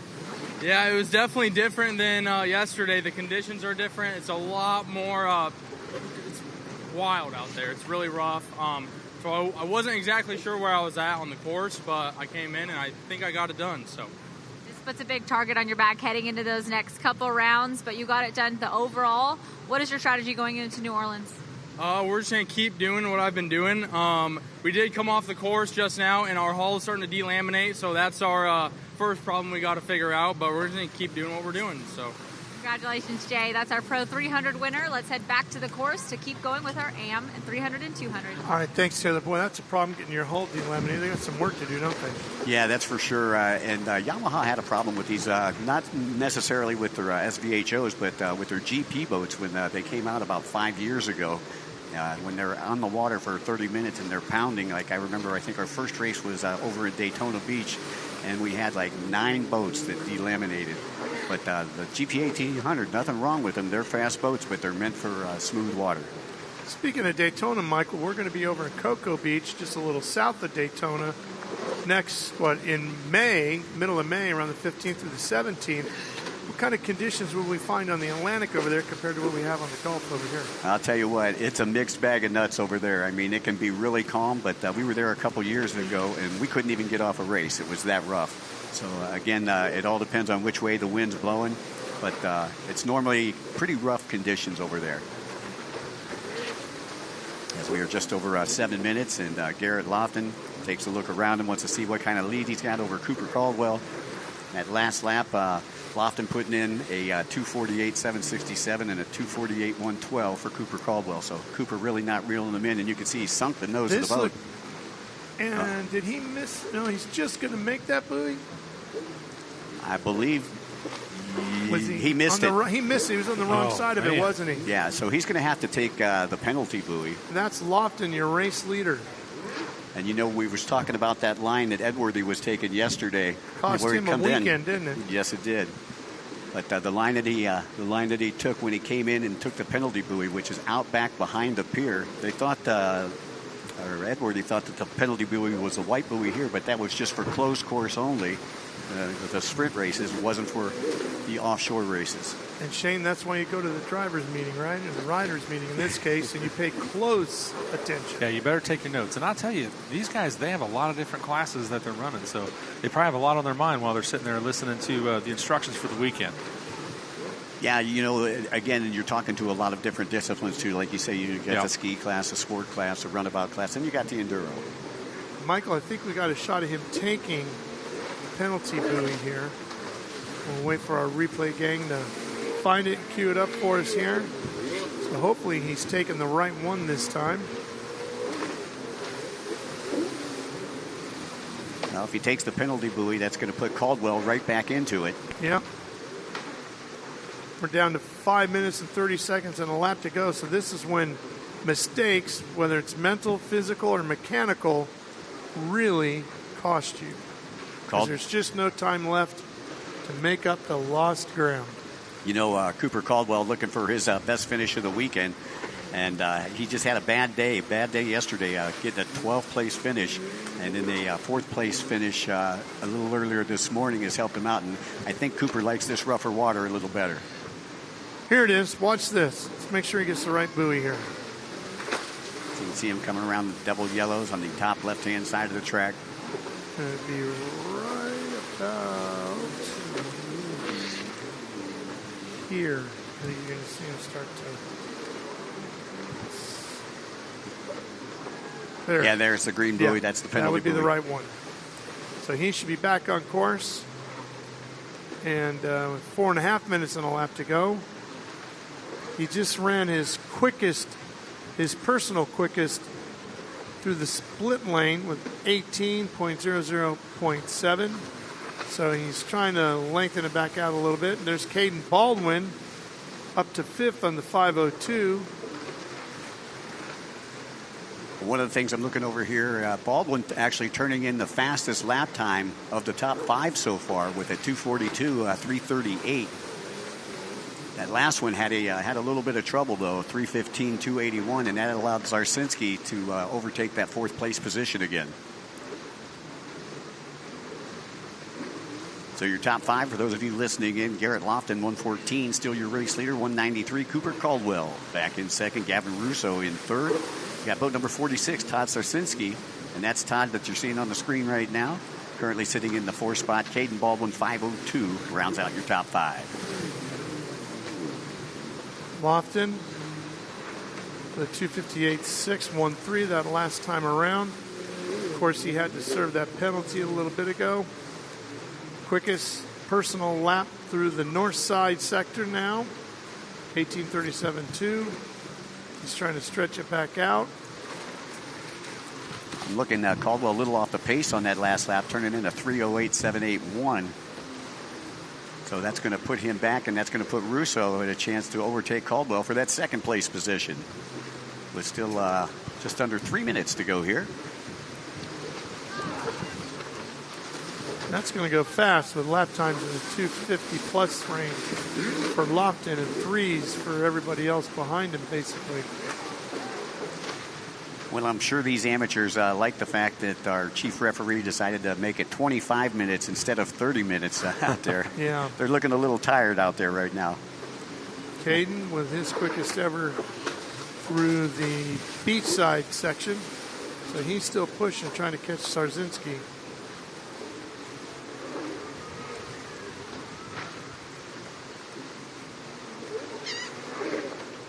Here they come across the front of Spa Beach past our flag stand. And we'll get the 2-minute warning here for Garrett Lofton.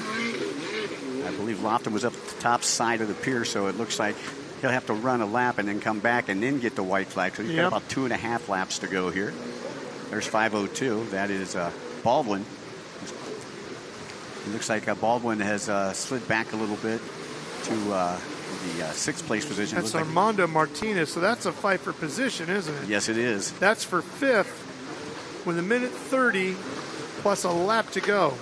Martinez trying to stay out of the pump wash. You see the pump wash coming from being dispersed from behind the skis. That's aerated water, and you don't want to ride in that water because you're not going anywhere when you're riding in air. Is that Dobson? Yep, 6:06. 6:06, Alex Dobson, yep. Who's in 10th. Trying to catch Halib, or Holub, I should say, for 9th.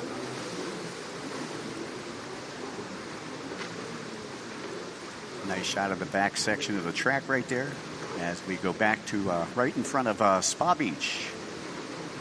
See the pits right there in the background.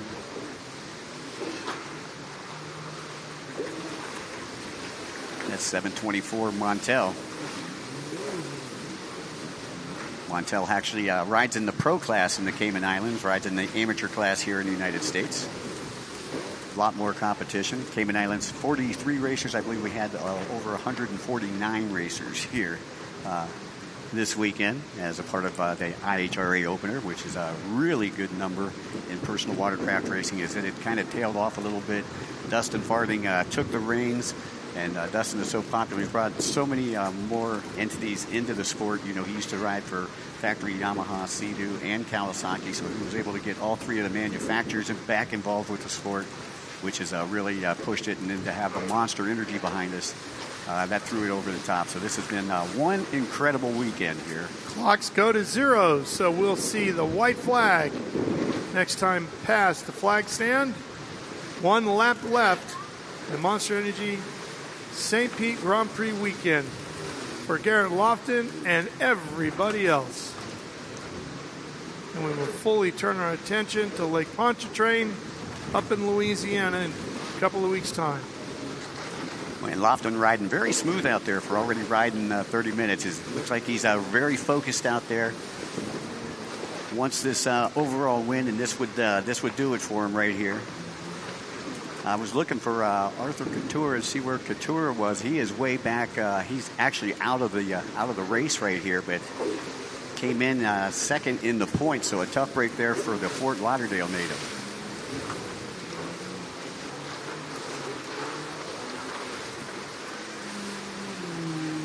There's the 5:02 Baldwin running parallel to Spa Beach. There's Lofton coming to that white flag. He hasn't taken it yet, has he? I don't believe that he has. I think he's working his way through. There's a split here.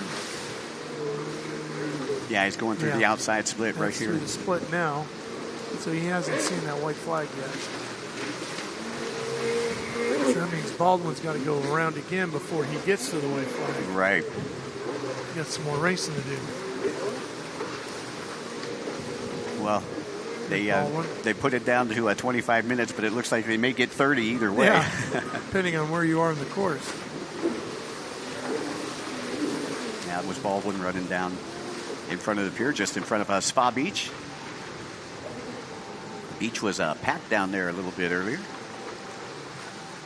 Lots of race fans coming out here for the inaugural IHRA event, brought to you by Monster Energy. And here on the personal watercraft side, Progressive Insurance, one of our presenting sponsors. And the white flag is now waved for Garrett Lofton. He has got one more to go. Cooper Caldwell now taking the white flag. So Caldwell again about 4.5, 5 seconds off the pace, being thrown down by Lofton. Buffalo, New York's Todd Sarzinski doing the same.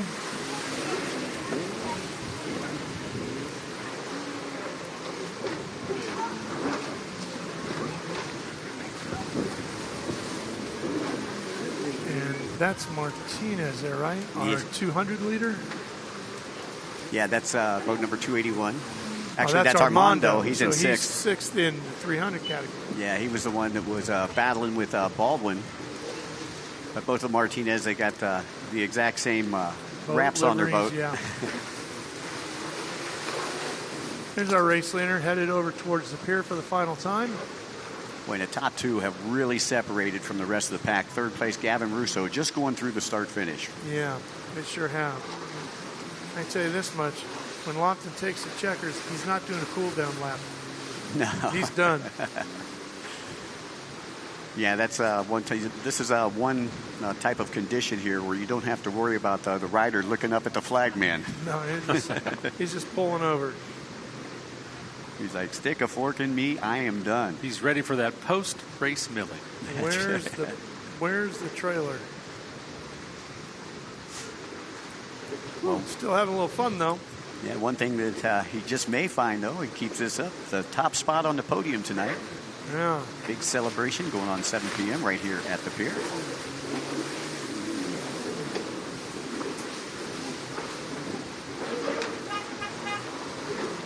So Lofton with about a half lap to go as he heads back toward the pier here.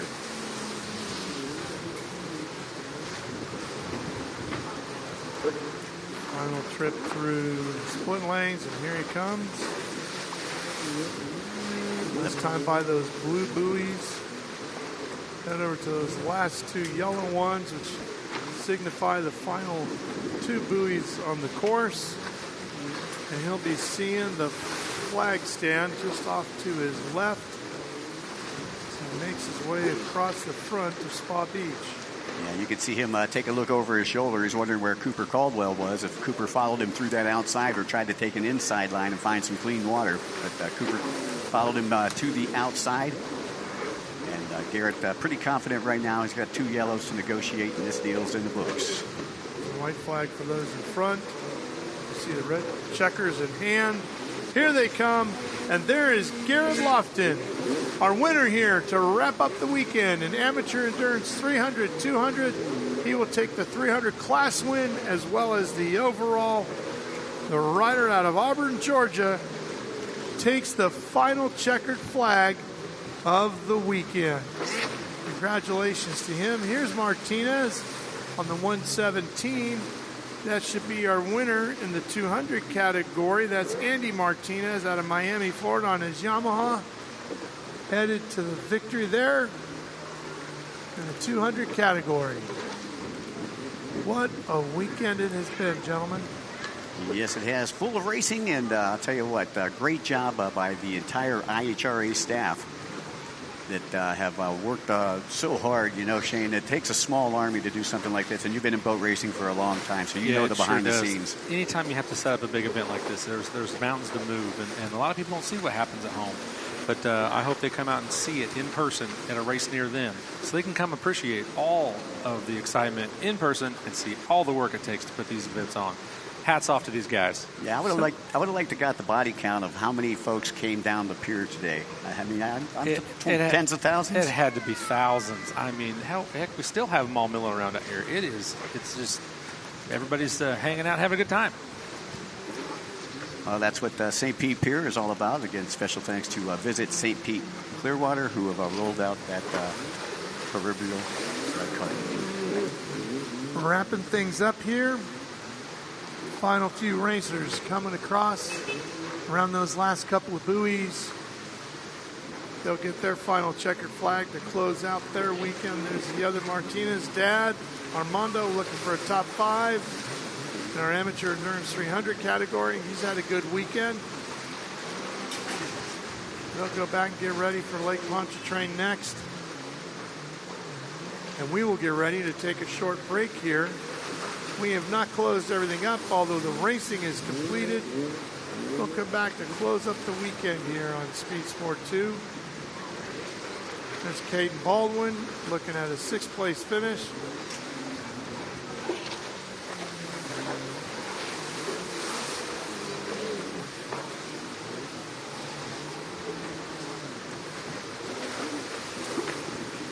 Everybody get one more look. Checkered flag.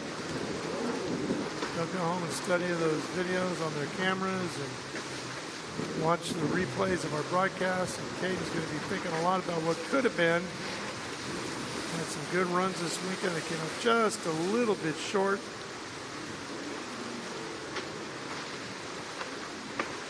Man, his arms are going to be getting tired after this one.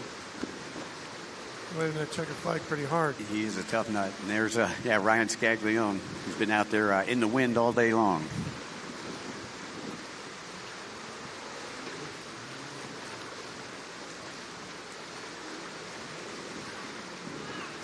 Let's see the final 2 boats just closing it out. One last boat through the split.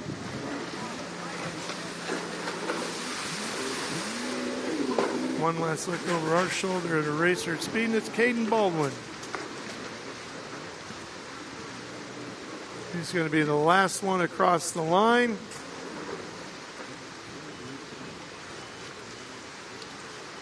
Trying to get him there before we go to break, just so you see literally everybody get to the finish line.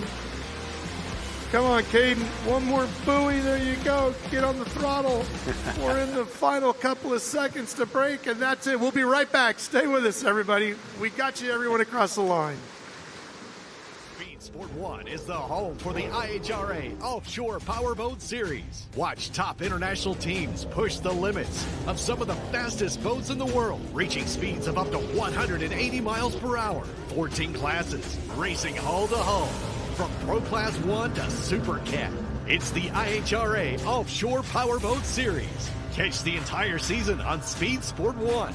It's free to watch. Go to speedsport1.com for details and viewing options. Retribution! Oh yeah, we want retribution! Oh yeah, we want retribution! Yeah, we ran out of patience. Boil up with the cold hard hatred.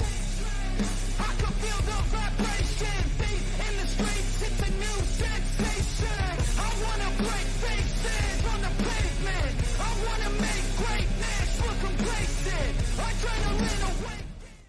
Okay, now that you've bundled your boat and RV with your home and auto, you're ready to hit the open road. Ooh, or set sail on your next adventure. Tomato, tomato. And because you save time and money, you could just go where the road takes you. Ooh, nothing but smooth sailing. Don't throw out the baby with the bathwater. Jamie. Stop. Okay, looks like we're in ship shape. Yarr, shiver me timbers. That's an impression of a pirate. Boat. Take a look at this. Sugar white sand, glistening Gulf Coast waters, and record-breaking sunshine. No wonder the beaches of St. Pete-Clearwater have been named some of the best in the world. And if we stopped there, you might miss the best parts, like world-class museums and murals that fill the streets, Michelin-recognized dining, and ancient mangrove adventures, live music, and so much more. Come explore at visitspc.com. There's a good final look at Spa Beach, the racers being pulled up out of the water, and some of them will have a chance to talk to Taylor Snyder one more time. Well, what a race that was to finish out the weekend. Garrett, you have done it. You have not only won this moto for the AM class, but you've taken the weekend. What a incredible race and finish. Thank you. Main shout out to my guys over here, VJ and Andre. Couldn't have done it without them. All the supports, people that sponsor me. I came to St. Pete last year, probably should have gotten first in that one, and I kind of had a chip on my shoulder, so came out here swinging, wanted to get the overall, so looking forward to New Orleans. Definitely something to prove out there. When making the choice for your hold, did that really play into today's win? A little bit. This morning I saw the wind, and I have my Yamaha, and that's my rough water ski, and I wasn't too sure about it, and I said, you know what, let's just go for the Sea-Doo. I know it's good, so I think I made a good choice. I think you did too. It really came down to your skill on the bike, so congratulations. Thank you. Sure did, Taylor. He rode it well. All right, gentlemen, as we close out the show here, Shane, let's start with you. Talk a little bit about what you thought of the first IHRA Offshore Powerboat weekend. You know, I think it went off without a hitch.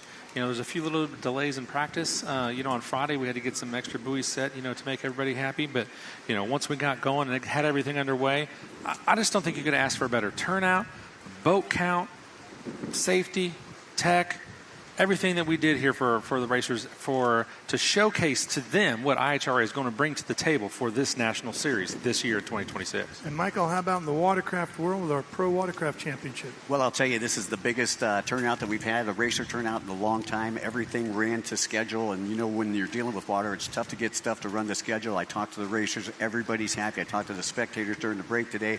They seem to be happy. So I'll tell you what, I'll give the IHRA an 11 on a 10 scale.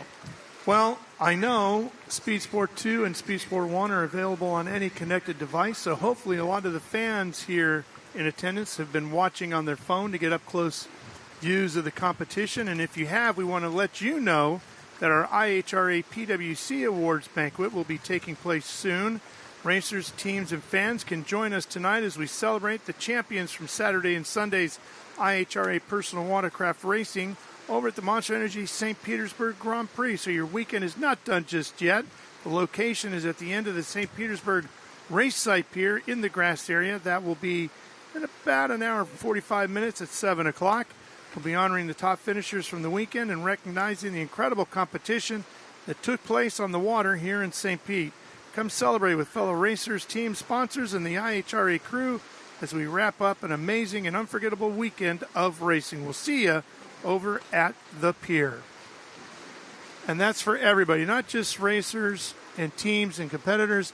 That's for all of our fans here as well.